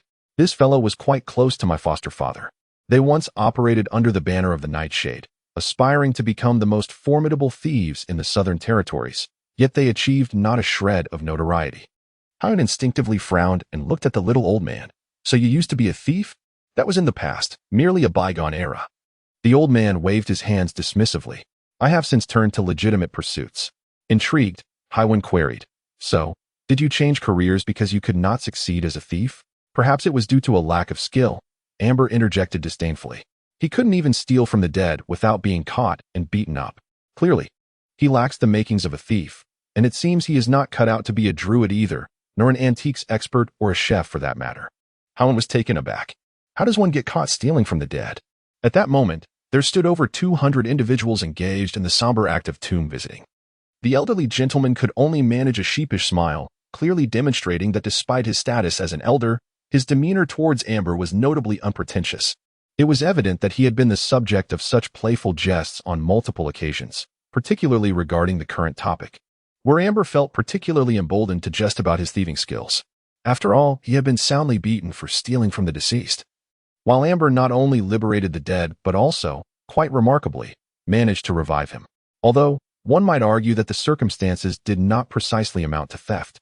After exchanging a few idle remarks, Gawain suddenly realized he had overlooked a crucial detail. I have yet to learn your name. Very well, Pitman. You may take a moment to rest.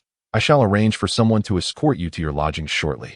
As you can observe, this place is still in its infancy, and the living conditions may not be optimal. However, with your diligence, as with my subjects, this will soon transform into a prosperous and comfortable new home. Pitman Loren beamed. For the sake of those sparkling little treasures, I shall dedicate myself wholeheartedly. The eclectic druid followed the attendant Gawain had arranged, leaving Amber and Gawain in a moment of shared silence. After a brief assessment of the atmosphere surrounding them, the half-elf maiden awkwardly smiled and prepared to slip away, only to be halted by Gawain and Apos, Escrip. Where do you think you are going? I'm going to assist with patrolling the camp and Apos, as perimeter. Amber protested, hopping in place. Let me go. The camp was gradually falling into a rhythm, yet not all matters proceeded smoothly. In a yard on the western side of the workshop area, Rebecca found herself entranced by the peculiar sight before her. Before her stood an oddly shaped kiln, constructed from fireproof bricks and a mixture of quartz sand and clay, resembling an inverted giant bowl. The sides of this bowl were adorned with rudimentary runes intended for heating and controlling the flame, while the base featured a recently opened kiln door that had been sealed with clay. It bore a resemblance to a brick kiln, yet the materials being fired within were not bricks.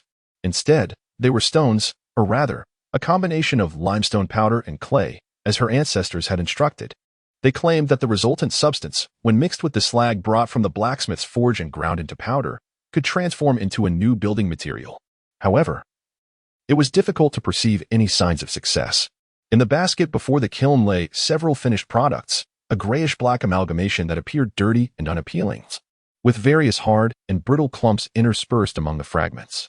Rebecca had attempted to forcibly grind some of the fragments together with the slag and mix it with water, following her ancestors and Apos guidance. The first batch of this mixture had dried, resulting in a substance that crumbled upon the slightest pressure, resembling decayed wood. It was utterly unsuitable for construction. Rebecca rested her finger on her chin, deep in thought, her face smeared with dirt, unbothered by the need for cleanliness. As for the commoners who previously had little opportunity to interact with the nobles of the territory, they have recently developed a significant fondness and sense of closeness towards the ever-busy Miss Viscountess, Rebecca, while Gawain serves as a formidable pillar of support. His imposing presence can be rather overwhelming for the common folk. Heady, wise and benevolent, often appears too stern and unyielding. In contrast, Rebecca, who tirelessly assists others without any airs and greets everyone with a warm smile, almost makes it instinctive for people to overlook her noble lineage. An additional crucial reason for their admiration is Rebecca and Apos' exceptional skill in using her fireball to clear land and blast rocks. When Rebecca fell into contemplation, the nearby commoners hesitated to interrupt. They were perplexed by the Duke and Apos' decree to construct a facility for stone burning. Yet the water wheel he ordered had already revealed its remarkable capabilities. The camp and Apos' layout was notably astute. And with the smooth progress of the land reclamation efforts in the presence of a newly recruited druid, Everyone had considerable faith in Gawain's arrangements, even if they could not discern the utility of burning stones. Following her deliberation, Rebecca finally raised her head, arriving at a conclusion. She was ill-suited for such contemplation. With a wave of her hand, she commanded, "Lift these items and bring them to my ancestors for inspection." Moments later, Gawain found himself confronted by a heap of indescribable substances.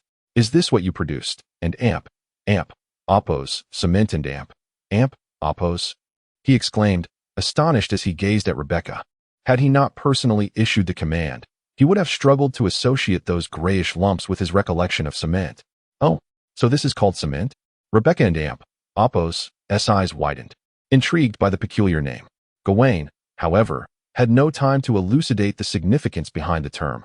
Although he had mentally prepared for disappointment, he could not shake off a subtle sense of defeat, especially upon seeing the porous stones that Rebecca retrieved from another basket, which further confirmed his suspicions of failure. "This is the product obtained by mixing the finished material with water, as you instructed," Rebecca said, her eyes blinking with curiosity. It indeed solidified quickly and bore a stony appearance, yet it was both soft and brittle. Before she could finish, an amber-colored creature emerged from an obscure corner, exclaiming, "What is soft and brittle? Let me try?" Gawain meticulously verified Rebecca and amp, oppose's procedural steps, confirming that there were no issues with the raw materials or the production process. He discovered that Rebecca had even adjusted the ratios of various ingredients, as well as the intensity of the fire and the duration of calcination. Conducting several cross-tests with 4 kills and experimenting with different types and sources of limestone and clay. Nevertheless, the results remained consistent. Once again, the world revealed its peculiarities and malice to Gawain. The properties of the materials did not align. How many of the well-known earthen formulas from his memory were truly applicable?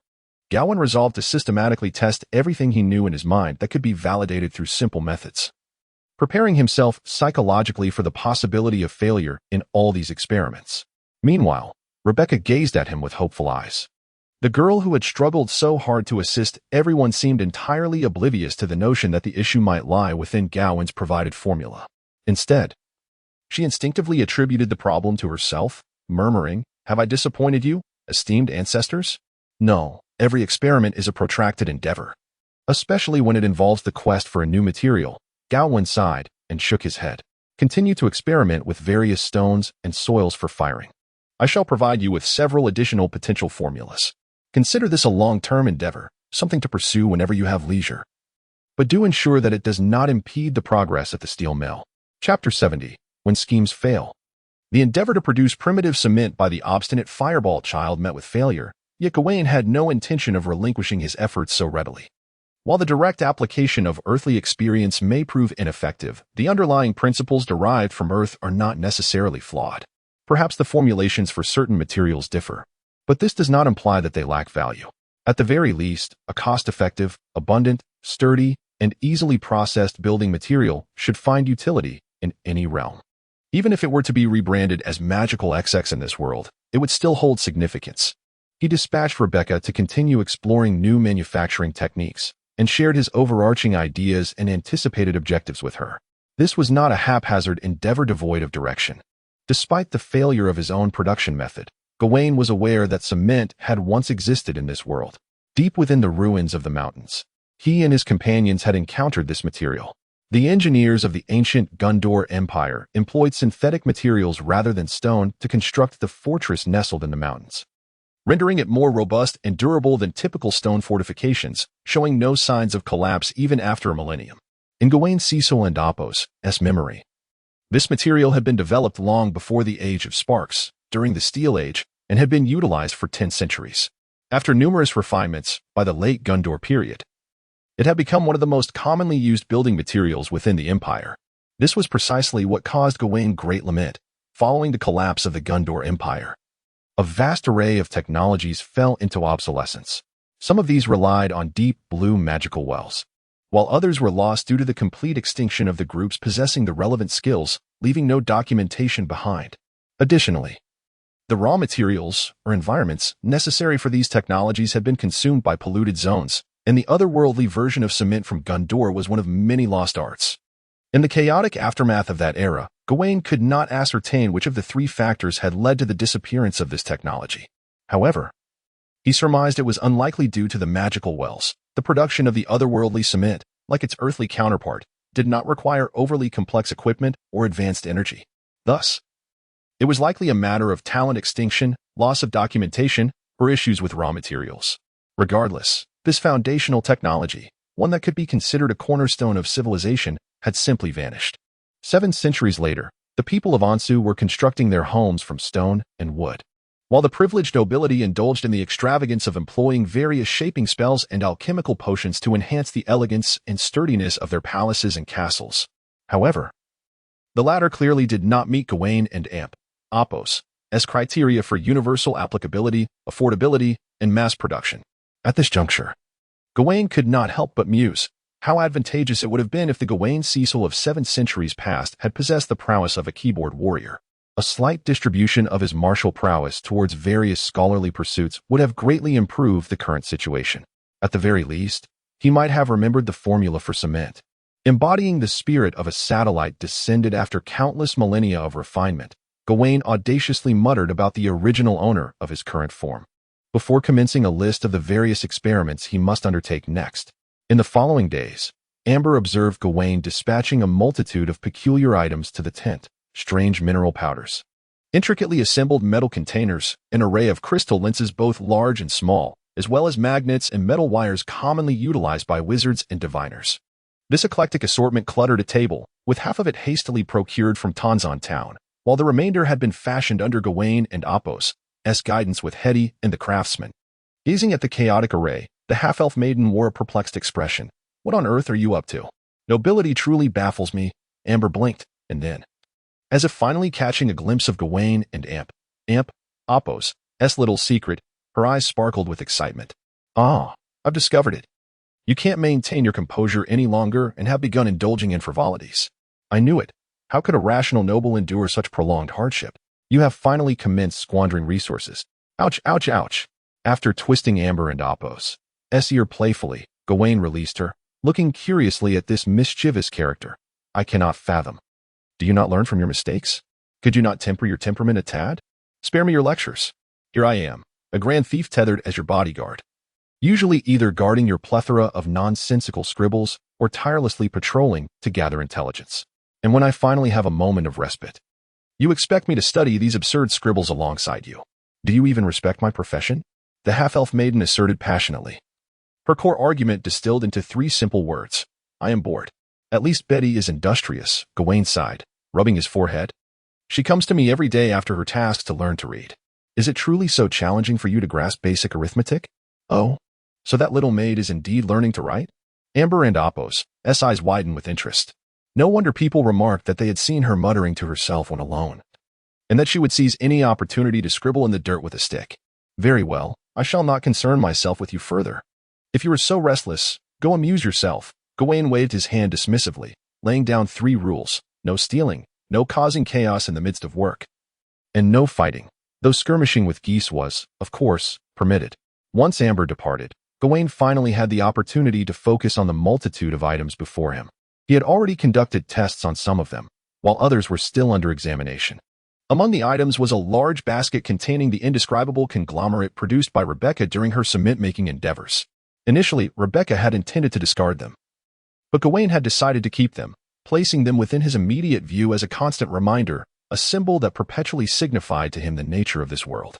On the 46th day of Frost month in the year 735 of the Ansu calendar, the 23rd day of the Camp and Apos' establishment, the endeavor to manufacture gunpowder ended in failure. Despite employing both classic formulas based on terrestrial wisdom and various modified versions, none yielded a product capable of swift combustion or the rapid release of substantial heat. The classic formula produced an entirely non-flammable substance, while the first modified formula resulted in a product that burned quietly in the air, emitting a feeble and dim flame, inferior even to burning straw. The second modified formula likewise burned quietly but boasted a bright and stable flame, initially intended for illumination, yet it exuded a pungent odor. Continued experimentation might unveil a usable version of gunpowder from this otherworldly realm, but I have begun to suspect that this path is not the most prudent choice. It diverges increasingly from the opos, magic and amp, opos, of this world, and its potency is disappointing. It seems more reliable to investigate explosive runes that could be industrially mass-produced than to pursue gunpowder. Beyond this new record, there were additional annotations on the paper as Gawain and Apos, as gaze traversed them, on the 45th day of Frost month, in the year 735 of Ansu. The 22nd day of the camp's establishment, it was confirmed that electromagnetic induction was ineffective. At least, the process of magnetism generating electricity proved futile, as no current was produced within the coil. The existence of magnetic poles had been established, consistent with terrestrial magnets, and the wind element rune provided by Hetty could detect even the faintest electric stimuli. Although the coil was rudimentary, it met the necessary specifications, indicating that the fault lay solely within the electromagnetic induction itself. It remains to be verified whether the process of electricity generating magnetism is equally ineffective, as Hetty's lightning arrow spell cannot provide a sustained and stable safe current. A single palm-sized lightning bolt nearly singed Amber's hair. It seems prudent to abandon the steam engine, for the experimental results are profoundly disheartening, while the process of boiling water in this world appears akin to that on Earth. The force generated by the steam is lamentably scant. Perhaps the expansion coefficient of water transitioning into vapor is significantly lower here than on Earth. I suspect that the water of this realm is not truly water at all, and it is possible that the ubiquitous water element of this world is at play, distorting the behavior of water during its phase transitions. Despite my habitual consumption of it, my use of it for washing hands and face, and its utility for watering plants, this does not prove anything. My body is composed of the elements of this world, and my senses operate according to its rules. Apart from the consciousness of a being from Earth lodged within my mind, no part of me can transcend the worldview of this realm to observe it from an external perspective. Is the blue sky I behold truly blue? Regardless, a course adjustment is imperative. The aspect of human civilization that Earth takes the greatest pride in has suffered a grievous blow. I find myself unable to boil water in this place, and without a boiler.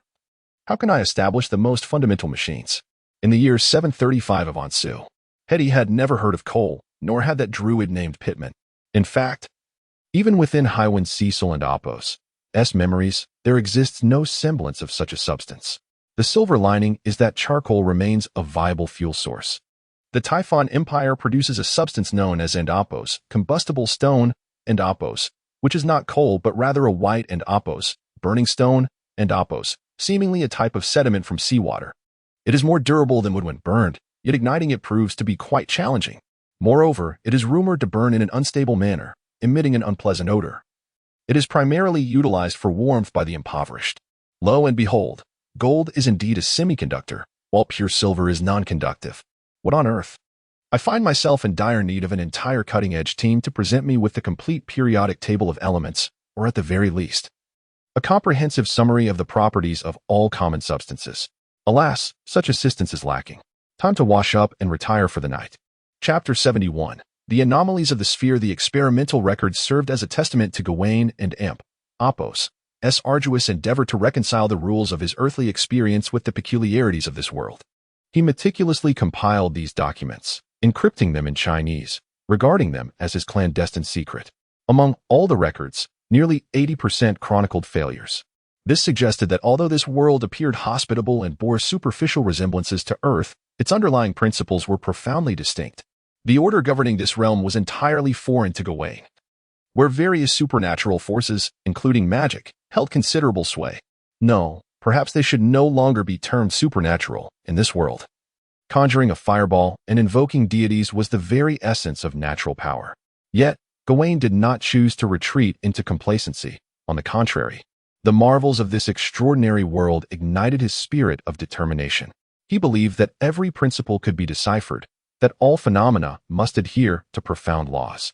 Humanity should revere nature, but should not halt in its pursuit due to such reverence. Given the tangible existence of these extraordinary powers, it was only fitting to study them as concrete entities, much like the storms and gravitational forces of his homeland. Although his earthly experiences might seem irrelevant, the analytical mindset he honed in the age of information explosion surely surpassed that of the antiquated nobles and pedantic scholars shackled by medieval existence. Moreover, not all experiences were without merit. Gawain picked up 2 transparent lenses resting in the corner of the table, cheap synthetic crystals, this affordability being relative to natural magical stones.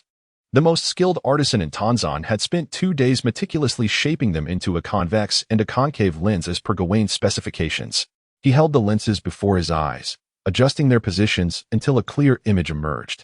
Although the speed of light remained unmeasured, it at least adhered to the familiar principles during propagation.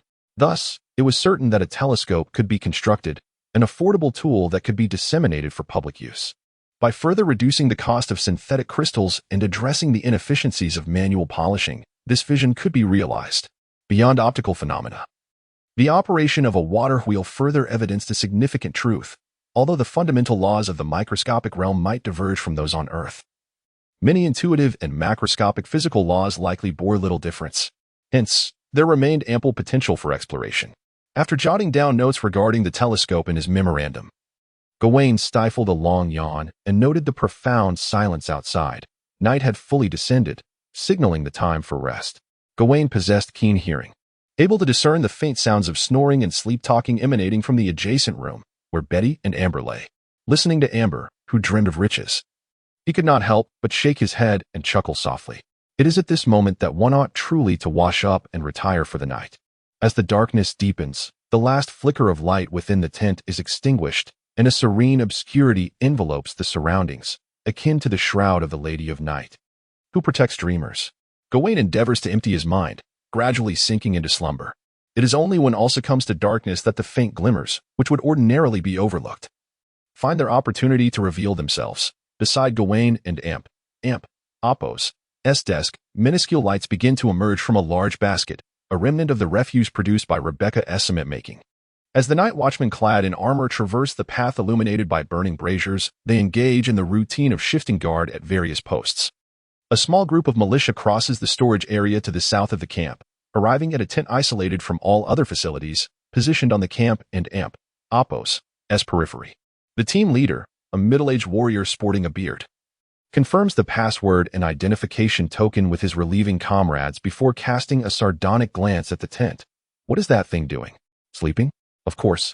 What else can a stone do but slumber? The soon-to-rest team leader shrugs, bemused, and adds, I truly wonder what purpose we serve here, merely guarding a stone orb. After all these days, it remains undisturbed, and Lady Hetty cast various spells on it daily for stimulation, yet there seems to be no effect. Let and Apo's refrain from idle chatter, the relieving team leader interjects. This is the Duke and Apo's decree. He ordered us to guard this object. Do you have any objections? Of course not. Of course not, the other replies hastily, lowering his gaze to his finely crafted, magically imbued armor. I ought to thank the Duke. I never imagined I would don such exquisite gear. It feels as if I have become a knight. The yawning comrades depart, leaving the bearded team leader and his 4 soldiers to take over the watch. Stationing 2 soldiers at the entrance, he lifts the tent flap and steps inside. In the center of the tent lies a stone sphere, approximately 1.5 meters in diameter, quietly resting. Beneath it, the ground has been excavated to form a pit, ensuring the stone remains securely in place. Surrounding it are several robust wooden stakes. The original coarse hemp ropes replaced by cords interwoven with magical threads, which emit a faint luminescence in the night. However, their primary function appears to serve as mere psychological reassurance. Additionally, the tent houses several wooden racks and a desk, adorned with magical crystals and alchemical potions. On the desk, some hastily scribbled manuscripts lie under a paperweight. These items are not to be touched by ordinary soldiers. They are the research notes left by Hetty. Regrettably, the notes reveal no progress whatsoever. This object truly shows no signs of change, one soldier remarks, circling the stone sphere. He suppresses the reckless urge to strike the sphere with his spear, murmuring, they say it's a relic of the ancient Gondor Empire. I had expected it to be something extraordinary. The squad leader gave the soldier a light tap on the head, instructing him to refrain from idle chatter and to conduct a thorough inspection for any surface cracks or displacements. Once completed, he ordered them to exit and return in half an hour for a shift change. The soldier began to mumble as he checked, while the squad leader casually surveyed the tent and Apo's interior. However, the moment his gaze shifted from the stone sphere, an elusive sensation akin to static electricity coursed across his skin, causing the hairs on his body to stand on end. Surviving the cataclysm of Cecil was no trivial feat. Even a militia captain would be deemed a squire in other noble territories. The middle-aged warrior with a bushy beard instantly became alert, placing a hand on the sword at his waist and drawing it halfway. Something's amiss. Yet, in the next moment, that prickling sensation vanished, and the two soldiers, having gripped their spears in tension for quite a while, exchanged puzzled glances. One of them looked at their captain. "Boss, are you just being overly anxious?" "No, I truly felt." The captain himself was puzzled, attempting to explain, but midway through his words, he noticed that the faint magical aura surrounding one soldier and Apos' enchanted breastplate had inexplicably extinguished. "Rock, your breastplate." The soldier named Rock glanced down and gasped softly, "Ah." Yet, as soon as he exclaimed, the dim breastplate regained its normal state, a very faint magical glow enveloping the armor as if nothing had transpired. Soon after, the other soldier and Apos' breastplate exhibited the same phenomenon, first extinguishing, then restoring. The squad leader observed that the sword in his hand had also lost its enchanted luster in that brief interval. He fully unsheathed the sword. "Stay calm. Withdraw slowly. This place." Before he could finish, a peculiar force emanated from the sword, as if invisible hands were tugging at it, pulling the ancient Gondorian enchanted soldier and Apos' sword abruptly towards the center of the tent and the stone sphere. Instinctively, the squad leader resisted this force, exclaiming, "Quick! Fetch help! This sphere is problematic."